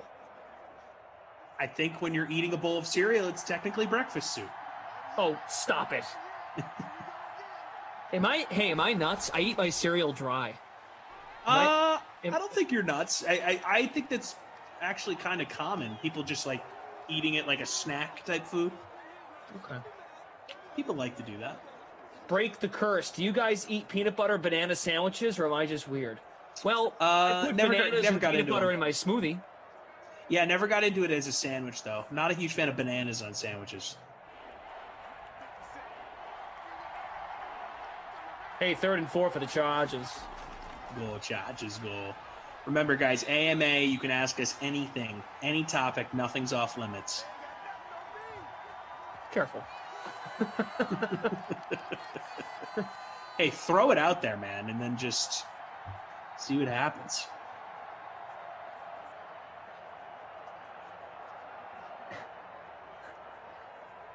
Yeah, Mike, you're right. Trubisky, good record as a starter. He's not quite there yet because he's better than him. I think we can all agree. But like Jimmy Garoppolo's got a really good record as a starter too. Totally, and I'm a Jimmy G believer. I'm not done with Jimmy G. I think he can still win games in the NFL. All he's done is win, to be honest. If you look at his career record as a starter, he's maybe lost. It's less than 15 games. Brad Schmidt proposes if we were held at gunpoint and told that you didn't impress them with your dance moves, you would be dead. What dance move would you bust out? I would survive. I'd break out the Bernie. Mix in some just general gyrations. Break it down for him. I can do the teach me how to Dougie. Oh, yeah. Teach Break me out how some to Dougie. Yeah, I'm not that good at it, but I can make it look good for my life.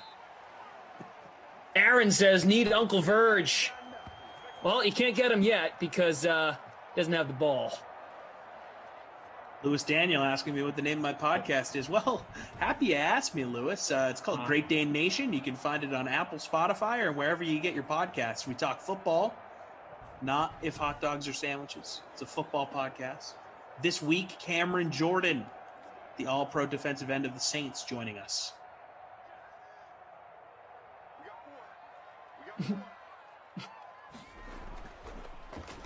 I'm just looking at the Twitch chat now. Ooh, I like this one. J-Man1717. If you had one last meal, what would it be? Ooh, are we talking one item, or we want to go like 3 courses? App, main course, dessert, and then I'll have drink. pizza for the app, pizza for lunch, and pizza for dessert. Love pizza. Okay.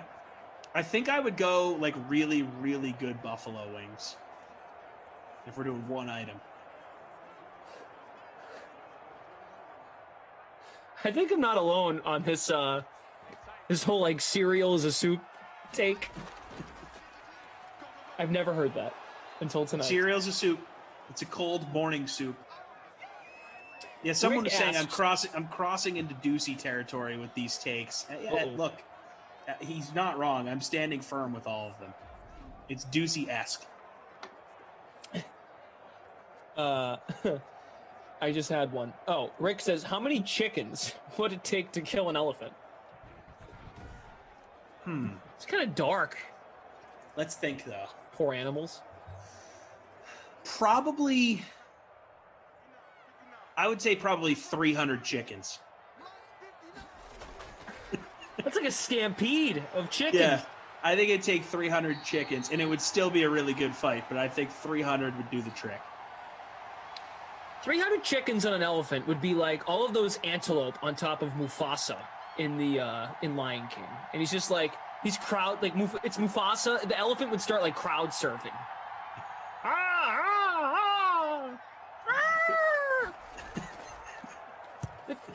The best move for the chickens would just to be to stomp on the trunk. Yeah, it's definitely their most sensitive part of the body. I'm just making that up. I have no idea. Yeah. I'd start from the behind and the trunk. Yep. Gascar 888 is a buffet a meal? Yeah, of course. Yeah. A buffet can be like one really long meal if you try hard enough. You can stay there for like 6 hours. Funnier movie, asks Stan. Caddyshack or Happy Gilmore? Happy Gilmore. Yeah. Not even close. Yeah, it's Happy Gilmore. Amp FIFA, best pizza place. Twins Pizza in North Providence, Rhode Island. Terrace, why would chickens kill an elephant? Why not? Hey, we're just answering the question. Sideways Universe, LeBron or MJ? MJ. Oh boy. LeBron. I think LeBron would win one-on-one, but I'm going MJ. Oh, see, I think the opposite. I think MJ would beat LeBron one-on-one. Ooh, I don't know. LeBron can just take him to the post, man. Jordan's strong, though. Yeah, but LeBron is like a center. Yeah. All right. It's one of those arguments. There's no winner to that argument ever. Rally Rel, what's going on? How are you, pal? Big Kev, we're gonna move on. You want to go to a different website for that? Are nachos deconstructed tacos? Yeah. Kinda. Oh, Mike Williams! Go, yes. Mike Will made it. Touchdown. Ooh, Mike Jones. Nope, actually, Mike Williams. Taco Bell nacho fries. Yep, they are good. Let's see. Nice spin here. Whee! Tony Pagano thinks it would take 3 million chickens to kill an elephant. Wow. Yeah, maybe 300 isn't enough. Mike Williams, 2 big catches here in the sim. Was that enough for the bonus? It's close. Brother Phil, there is a Webster's Dictionary definition of a sandwich, Tom. Look it up for us, would you, and read it? You know what? I'm not going to do that, because just because a dictionary company decides that a word means something doesn't mean that that's what it actually is.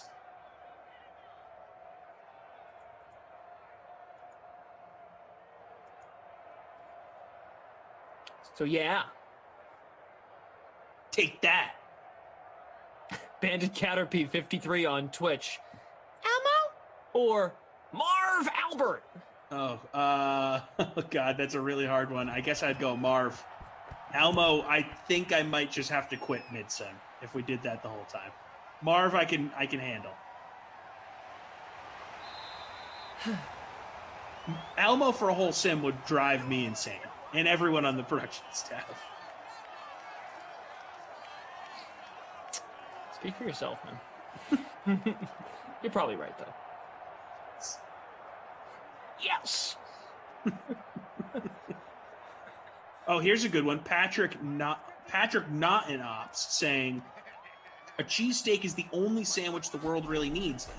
Bringing up cheesesteaks is a great call because Philly cheesesteaks, clearly a sandwich. Those are traditionally eaten on hoagies, where it's the cut that keeps it all as one piece of bread. So, thus continuing to prove my point.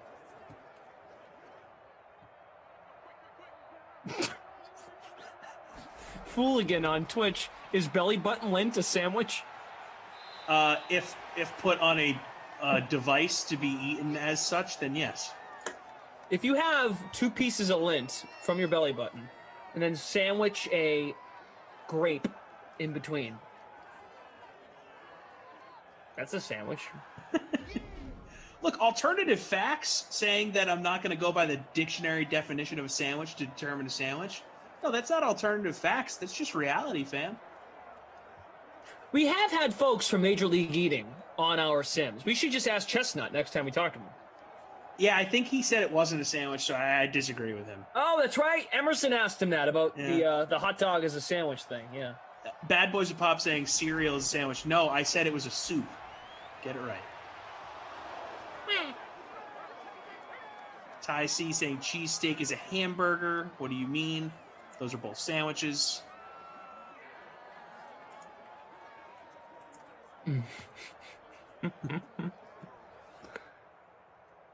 Well. 4th and inches, and they will punt. Boo. That's no fun. Do you know what Choker's asking or getting at? What is the cubic root of 27? No. Cubic root? I don't even know what a cubic root is off the top of my head. I gotta be honest. I'm in 13th.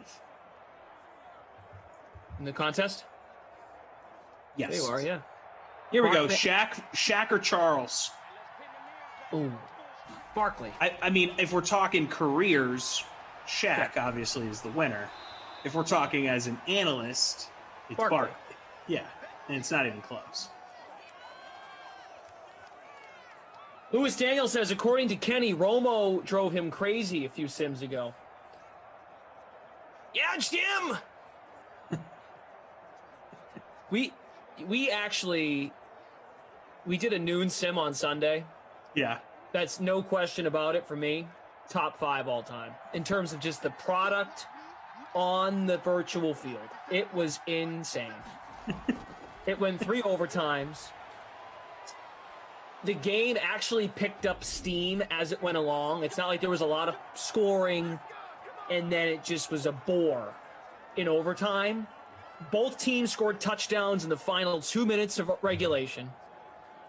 The Jets had the ball on their first drive of OT, went for it on 4th and 2, like in somewhat field goal range, got it. Then they had 4th and goal. Could have just kicked the field goal to go up 3 and then play defense. They went for it on 4th and goal. They pulled a Pete Carroll, threw the ball. Sam Darnold had Lev Bell wide open, missed him. And also, having Ducey there as a Jets fan, he was invested. And then Tony Romo showed up. And now Romo was, on the edge of his seat every play. It was a lot of fun. I had a blast. Sounds like it was a great time. It was pretty great. I didn't know you had Romo in your arsenal. Yeah, just he kept saying the same line over and over again. I don't know, Jim. That's it. Brother Phil is saying that like we abide by the Webster's dictionary like it's law. I mean, there's other dictionaries out there. You know? I don't need to abide by Merriam-Webster. The dictionary is not the Constitution, people. Come on. It's just a company it's a private company that figures out what they think words mean based on how society operates. They have their definition of sandwiches incorrect. You're going to die on this hill. I'm sorry. Like, people fall back on the dictionary definition. Like, come on. It's like such a weak argument to me. Well, if you open up the dictionary, it is defined as a noun. Also could be a verb. I mean, come on. Let's use our brains here. You look at a wrap, that's a sandwich. Like, you guys are the ones thinking too hard about this thing. It's a sandwich. Look at it, it's a sandwich. I mean, to your point, if we just always went off the dictionary, then why have opinions, you know? Right, exactly. It's like, and again, it's a private company. Like, what is the Merriam-Webster has power over society to decide what things mean? I don't think that's how that works. I believe government exists for that. That's why sports are great, because you can't look up sports stuff in the dictionary. It has to happen. It's all about nuance. I mean, Pro Football Reference, Pro Basketball Reference, those are the dictionary of sports. I don't need a dictionary to tell me what a sandwich is. I need my brain, and I just look at it, and I see a wrap, and I say, oh, that's a sandwich in a wrap. Like, that's called just using your brain. All right, man, take it easy. Like, I will die on this hill, Glash. You're going to come through the screen at me. 10-7. Justin Herbert has over 200 passing yards, which is crazy to think when it's only 10-7. And we didn't put him in either one of our lineups. Yeah. Not great. But what can you do? Abby says, we want ammo. Bruiser B, the bed does not move to match the lights. We have not installed that. Do you think I should? We'll work on that.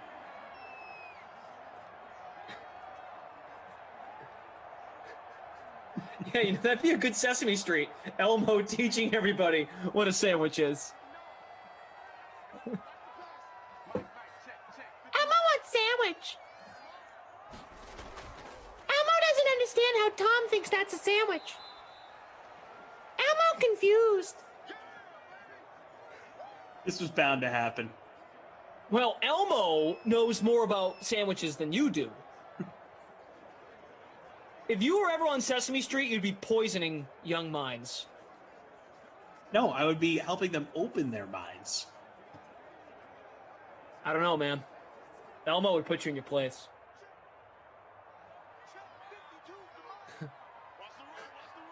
Freak of nature. This is a good comment from the freak of nature. Get a waterbed, Clash. That would be a freak of nature thing to do. I had a friend when I was growing up whose parents had a waterbed, and it was fascinating to me. You remember the Goofy movie? Oh, of course. And there's that scene with the waterbed. That was so cool.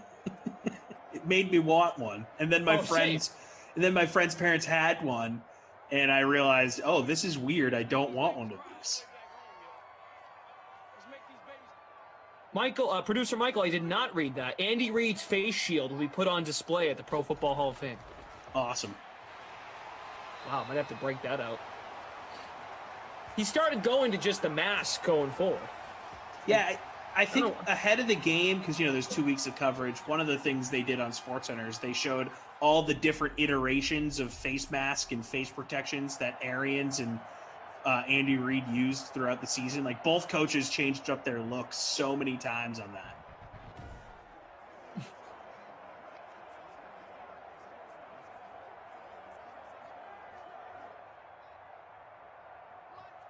Bruiser B says, I tell you, if you started these Sims with the Elmo voice, we wouldn't have made it to April 2020. You're not wrong. Interception! I've kept all of these different voices in the dungeon, knowing in February of 2021, we need something. An ace in the hole. That's Elmo. Just been keeping him in the holster, ready to fire off. Like gravity, all you need is a little push. That's dark.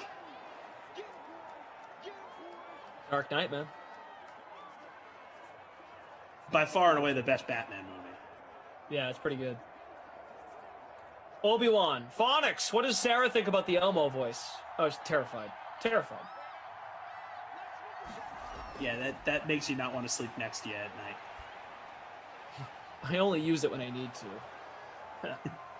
First down, Mike Williams. That's definitely the bonus at this stage. Mike Will made it. I mean, Justin Herbert's got to be trending towards a record here, right? Joker says, what are the units of gravity? I forget. Something with Isaac Newton. Newton. Patrick Not Nops. Every time you talk like Elmo, my dog hides under the coffee table. Nice. It's a frightening voice.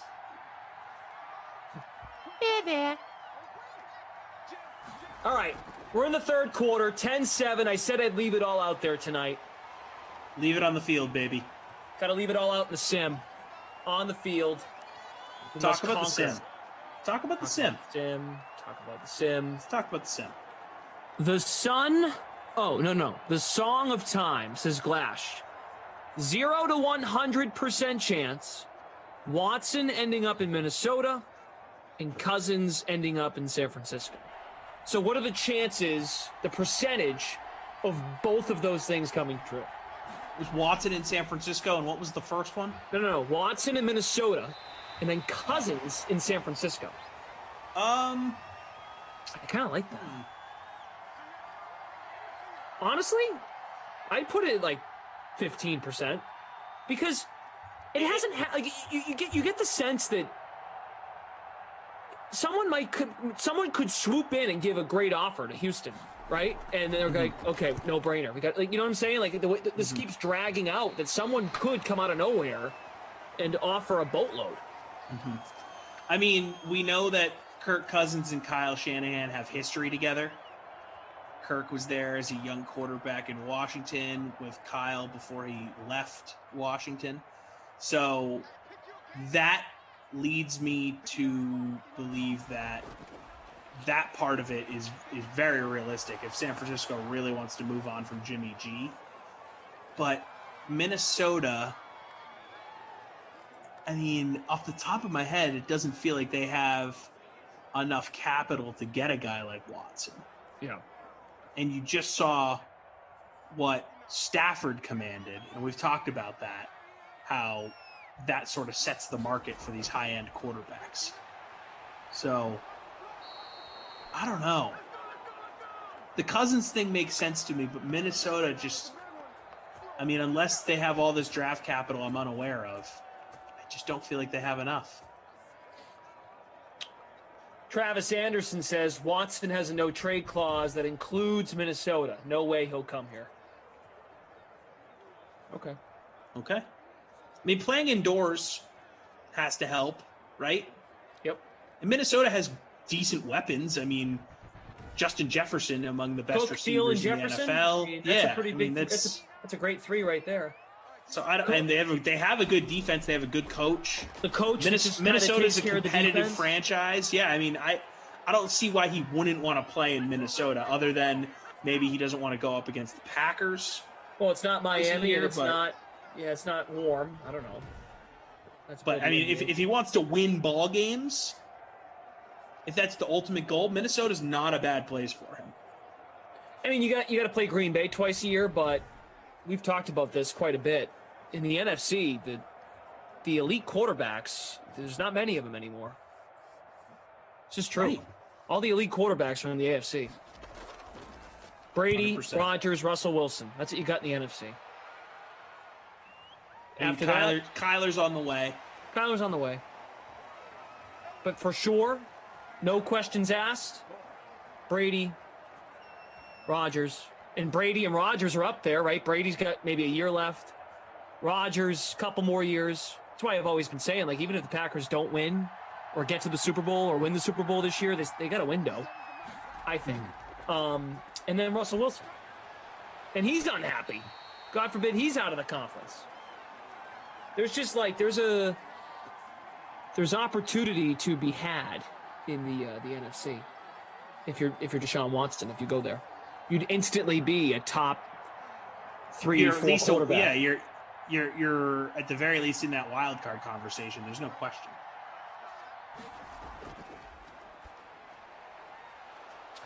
Chris Boyd says, I tell you what, I haven't laughed this long in a long time, though it's been pretty funny.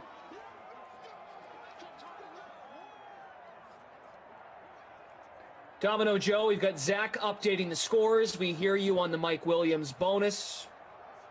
Ops team, we got a solo worker here for us. So Ty C saying no mention to Josh Allen. Yeah, we were talking NFC greats. Josh Allen, obviously among the best in the AFC.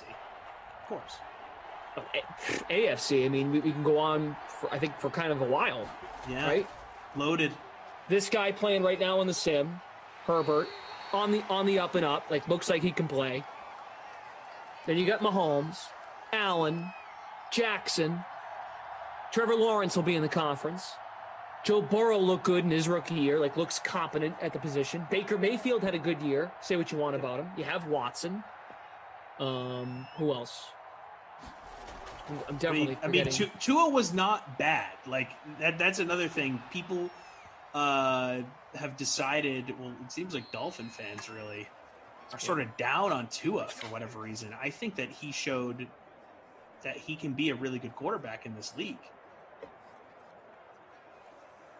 He's just not immediately fantastic, you know? Who else? I feel like we're missing a big name. Big Ben, not anymore, but I mean, he looked pretty good the first 6-7 weeks of the season.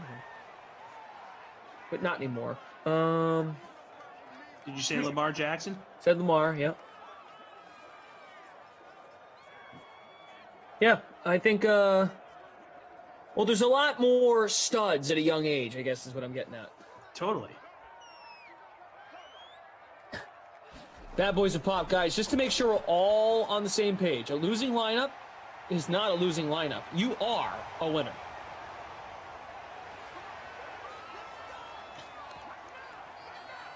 Nice.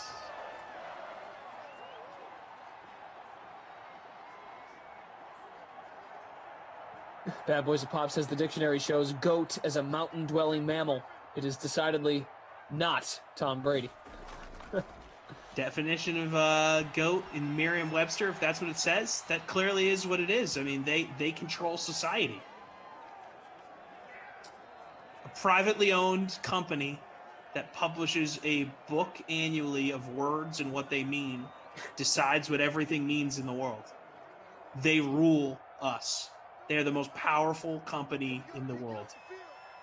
Merriam-Webster Dictionary is king. King Webster. Big pickup on 2nd and 9. Tyler Lockett to the Chargers 44. Of a first down in Seattle territory. Smash that like button, fam. Got about 400 watching here on a Monday night. Monday night, baby. Monday Night Football. Wide open Lockett. Another catch inside the 25 to the 23. I'm in 16th. I continue to slowly drop in the contest.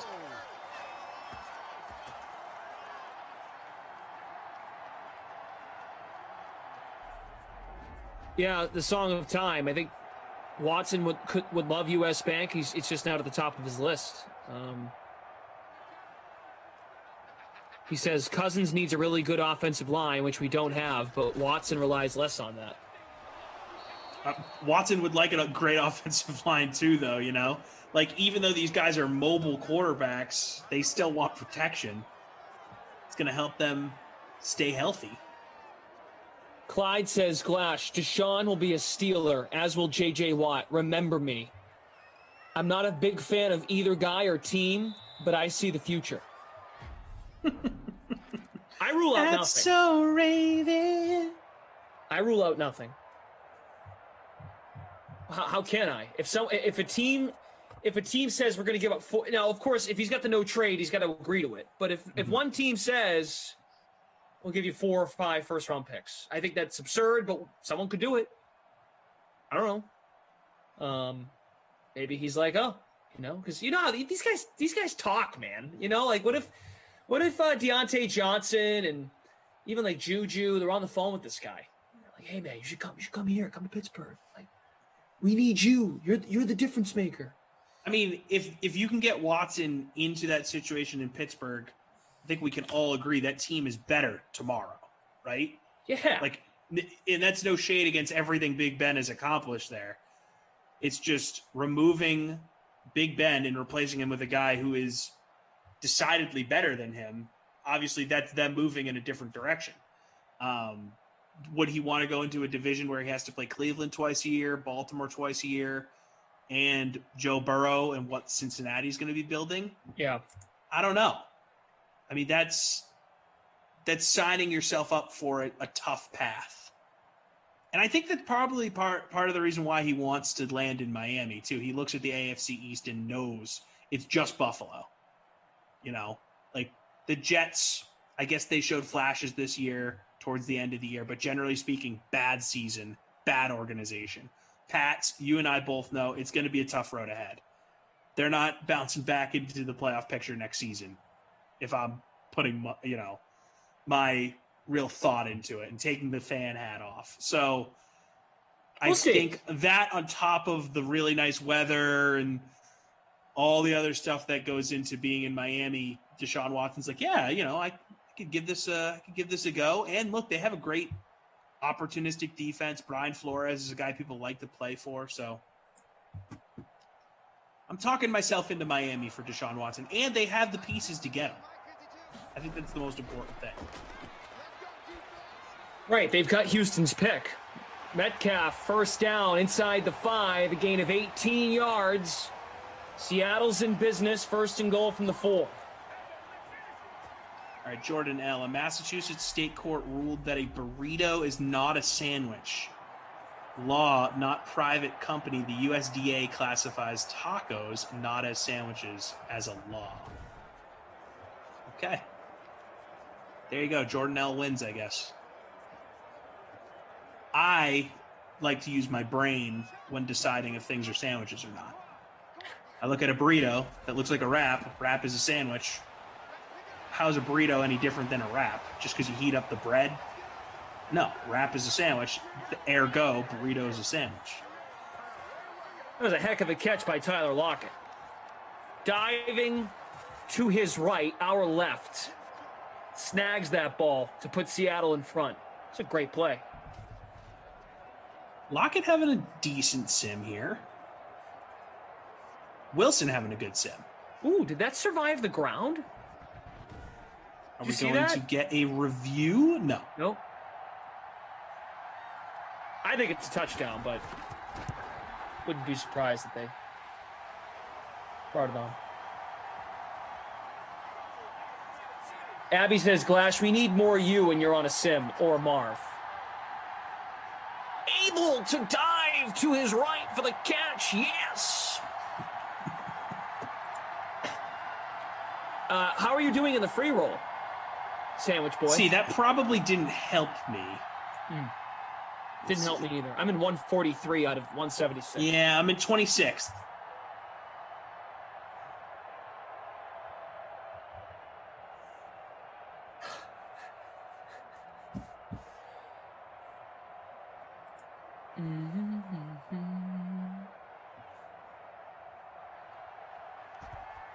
Winter Bolt says, I tune in and see a bouncer in front of a 1980s microwave.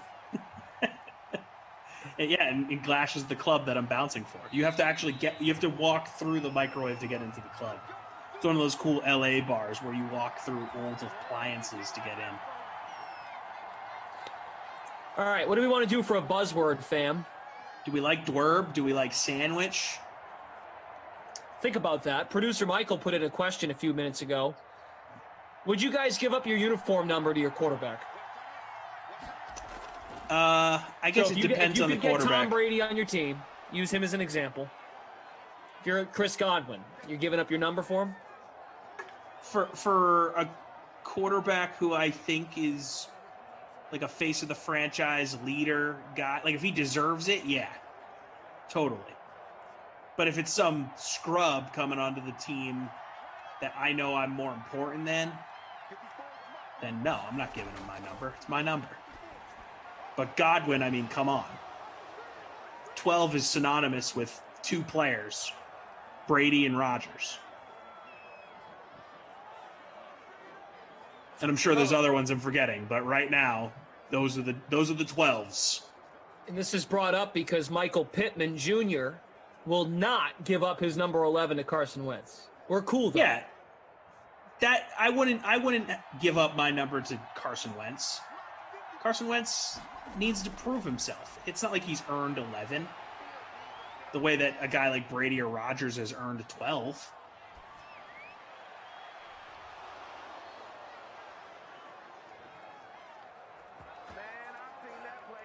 A lot of suggestions for the buzzword include sandwich. Webster, I like that. Webster Dictionary, not a sponsor, but man, maybe we should get it to sponsor the Dream Stream. I mean, if we're going to use Webster, we should actually just call it King, because clearly, they are the kings of society. They rule us. They decide what things are and what aren't. By definition,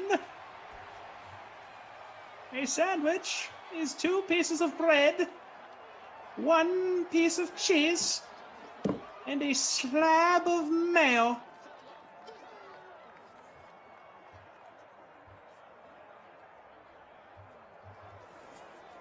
You could play the yes or no game, but I think we've already established that here tonight on how folks feel.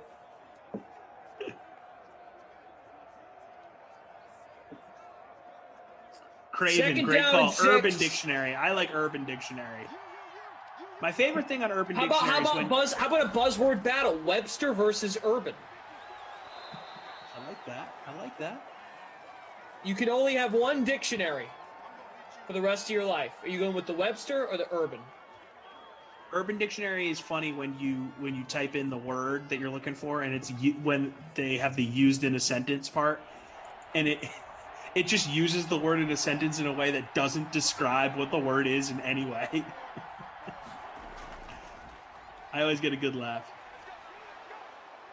Austin Eckler, 10 carries, 29 yards, a first down. Chargers at the Seattle 27, down by 4. I like this. Urban versus Merriam-Webster. All right. Urban versus Webster in 2 minutes. Get your thoughts ready. Listen to your mind, your brain, and your head, and what it's telling you. Exactly. Let's all use our brains. We don't need a dictionary to tell us which dictionary we're going to vote for here. Herbert, plenty of time, complete. Touchdown, Joe Reed. Wow. That was impressive. That was very impressive, Mr. Reed. Wow. Way to extend. Reach for the sky. Joe Reed. I played Joe Reed. Didn't play Herbert. Played Joe Reed. Did not even think for 1 second to put him in my lineup. That's good on you. That's Reed's first catch of the sim. Talk about the sim. Bonkers. Yeah, talk about the sim. Talk about the sim. That might be a good thought for you. Talk about the sim. Hey, less than a minute from the We're talking buzzword. sandwiches here. I don't need to talk sim, okay? All right, man. Let's talk about the sim. Sorry, bro. No problem.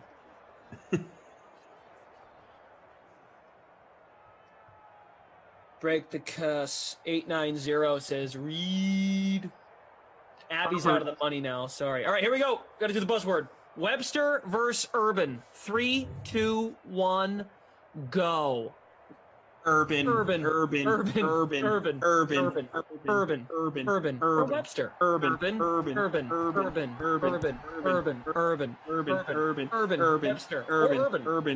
Dictionary.com.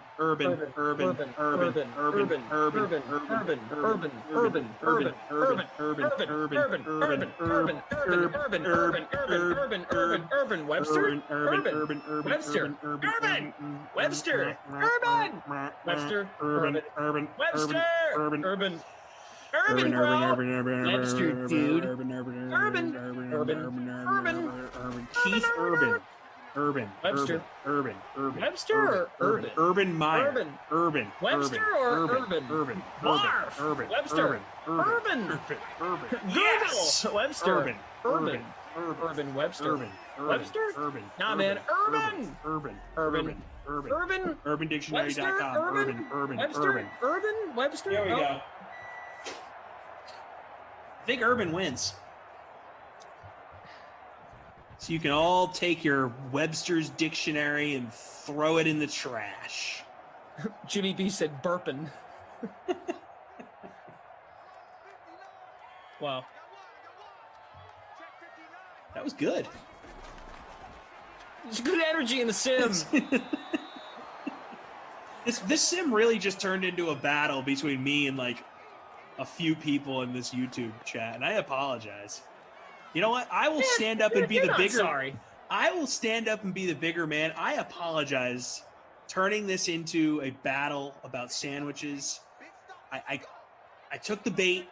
My friends texted this to me in between sims. I was like, oh, I gotta talk about this. Gotta bring this up on the sim. That's my thing. You know what? I need to remember, it gets people heated for whatever reason. And we don't want that negativity around here. We want positivity. And I know debate is the hallmark of this country, you know? Opinion. It's what matters. But I think I may have taken it too far, and I apologize. That was a great apology. Great apology. Top of the notch apology. Top of the notch apology. Thank you. I appreciate that. Obi-Wan says, the high ground, Tommy boy. It's over, Anakin. Tommy has the high ground. Yeah, does that mean I win the argument? No, I'm kidding, guys. Domino Joe. Let's read the comment from Domino Joe. Domino Joe in 4th place in the free roll. Domino Joe. Oh, and Lindenbaum. Mr. Lindenbaum sitting in Dropping third. a Lindenbaum on us. Mr. Lindenbaum. Can't ever get a good read on Lindenbaum. Like, does he like us, or does he hate everybody? I keep dropping hard in this contest. I'm in 71st. Mark Mantelli, there he is again with Glenn B tied for first in the free roll.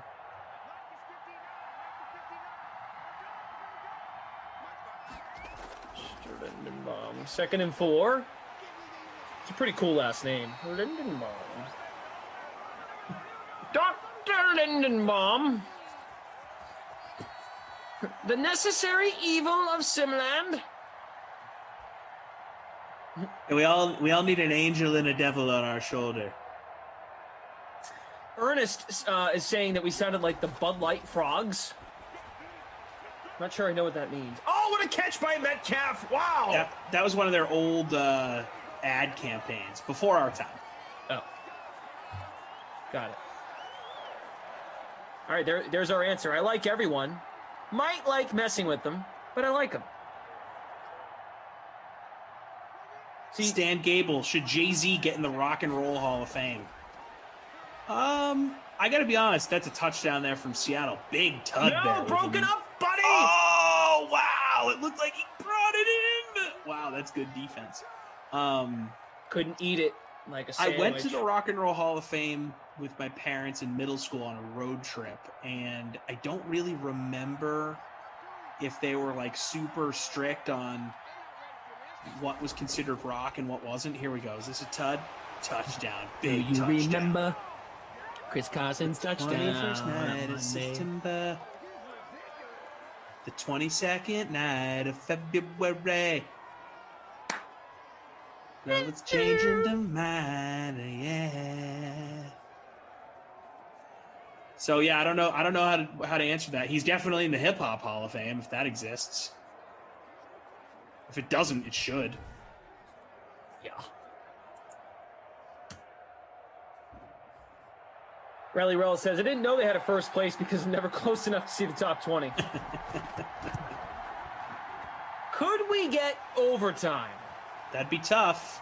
Yeah, it's not happening. Scoring 4 points in the NFL is pretty hard. Maybe he was talking about that before the made PAT. Yeah, it was JL, not Jordan Lindenbaum, another JL.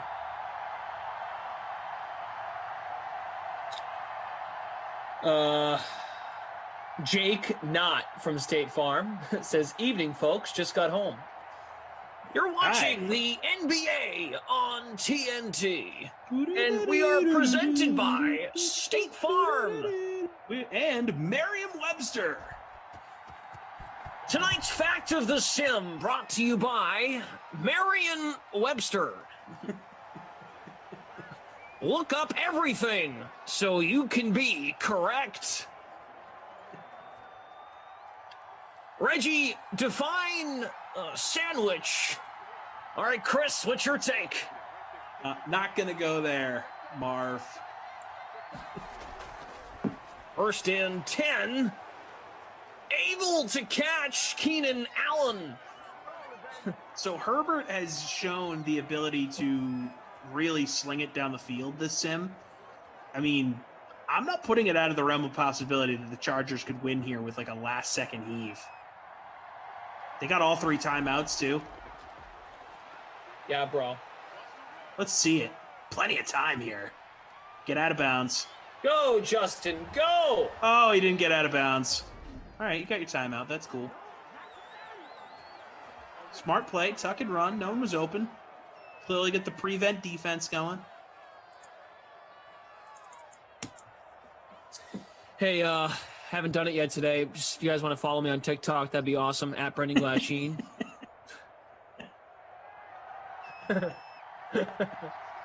Next video drops tomorrow morning. NBA. Yeah, what's up? NBA recap. Hit me on the talk. TikTok. We will not include the dictionary in the TikTok. We will not be eating sandwiches or tacos or whatever the hell we've been talking about all night in the TikTok, so you will avoid all of that. Oh, man. I'm so sorry. It was a great apology. Ernest says, Glash and Tom always bring the entertainment. Appreciate you, the entire Sim family, during this COVID time. Thank you, Ernest. You're a good man. Can Justin Herbert be the man for you? Oh, get out of bounds, dude. Save the timeout. 20, oh, wow. 15, 10. Get out. Ah, He's he at the couldn't do 10. Timeout. Wow. Wow. 11 seconds to go here. Ooh, we got 4 shots in the end zone. Ooh, I don't know, Jim. I don't know what they're going to do here, Jim. I don't know if he's going to get 4 shots. How many plays do you think they get in here? I don't know, Jim. I might leak down my leg, Jim. Jim, hold my hand. Oh, no, Jim. There's Allen in the slot, Jim. Oh! Oh! Jim! I called it, Jim! Wow. I'll tell you, Jim, I saw the way they lined up, and the way he blinks had a good feel. I will say that was Romo-esque there. You called it, Allen in the slot. Wow. Hey, we both kind of called it there, right? I said, Herbert can do this, man. And then you called it right there. Little tag team action. It's like we've called a few of these before, am I right? I'll tell you, Tony, looking forward to the golf course in a few weeks. That was pretty sick. People are now, of course, the chat is going to come at me. I did not know that was going to happen. You brought up the golf thing, and this is random, but man, did they talk about Romo golfing on these NFL broadcasts so much. Yeah, we get it. He's a good golfer. We get it. Yeah. Chris Hogan played college lacrosse. We get it. Yeah, he's going pro now, though, bro. Yeah, that is actually kind of hilarious. Hey, Jordan Lindenbaum, you're in first in our free roll, and now he's in 20th in the main showdown. Oh, there you go. Good for you, partner. I'm going to read this Brother Phil comment in the Bane voice from Batman. Oh, Tom, there are 2 bottles in front of you. You're deciding which to drink. One is battery acid. One is Coke. Does it matter which is called what? Or can you just make up what you want it to be? The choice is yours. I don't understand the question per se. Like, I'm just going to use my brain and say I'm going to drink Coke instead of the battery acid. So you came back to die with your city. Lindenbaum, it's pretty funny, actually, what he said. If they attempt to return, that is a wrap, not the sandwich. Nice. That's good. That's good stuff. Hold on. Yeah, I appreciate that. Herbert hit the bonus, 22 of 29. 326, 3 tuds, no picks. Here I was in the pregame when your internet died. I was like, yeah, Herbert, man. You can be iffy. Can be yeah. Hey, he's clearly the wooden nickel winner here, right? Krusty Koff Award. Got to go to Herbert. Yeah. Lions Choice Roast Beef. Free ice cream cone. You know, you're going to have a line outside of your place for all of these ice cream cones. If these guys all show up, be a hell of a story. Sure would. Maybe they'll tip you with a sandwich. Hey, man, I got you a sandwich while I was there. Exactly. Actually, man, that's not a sandwich, so I'm good. No, see, I was really restraining myself by not bringing up the sandwich portion of the Lions Choice Roast Beef thing, and you went down that road, and I don't appreciate it. Williams had 3 catches, 130 and a tud. Yeah, he looked good. He looked very good. All explosive plays. That's like your quintessential wide receiver 2 there, right? Yeah. Catch number down, but impactful. Eric Court wants me to break out a dance. Maybe when we sign off, we'll break out a dance. Then we'll leave it all out there. I'm down. All right. I mean, we can make it up as we go. I mean, I have a feeling Smash Lanta's going to clip it up if we do it. That's half the reason why I want to do it. That guy's awesome. Lindenbaum, first place in the free roll. Nice work. Good for him. Good for him. Mike Williams and the captain, 33 points. Herbert, Allen, Carson, Lockett, and Joe Reed. I finished in 122nd. I was at one point in second. Just goes how to, this is how the cookie crumbles, man. Allen just missed a bonus, 98 yards. Yeah, Jordan, how do you feel about the Sims today? Everything went really well for you in this one, didn't it? Interesting. Don't use the R word anymore. Looking at the public showdown, how do you do there? Let's find out. 2-way tie for first. Not Lindenbaum. There he is in 20th. Nice job. There we go. JSL 23. Attaboy. All right. Very good. Good sim for Herbert. Good sim for Allen. Mike Williams. Herbert had 52 rushing yards, too. So Seahawks DST going to be my Babysitter Billy Award winner. Nothing. Big old goose egg. And that's a DST that people like to have in their lineups, and they did nothing. Jordan says, I never do. I say cough.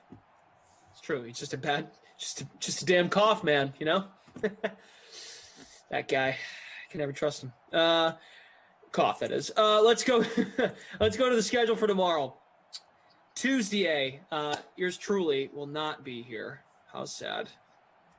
You will, though. You'll be here. You're gonna go. Hopefully, you get some sleep tonight, and you can reflect on what you did. Yeah, I apologize. Look, we all make mistakes. I went down a path too far. Took it too far. It's okay. We live and we learn. Call me. Thank you for the follow. Appreciate that.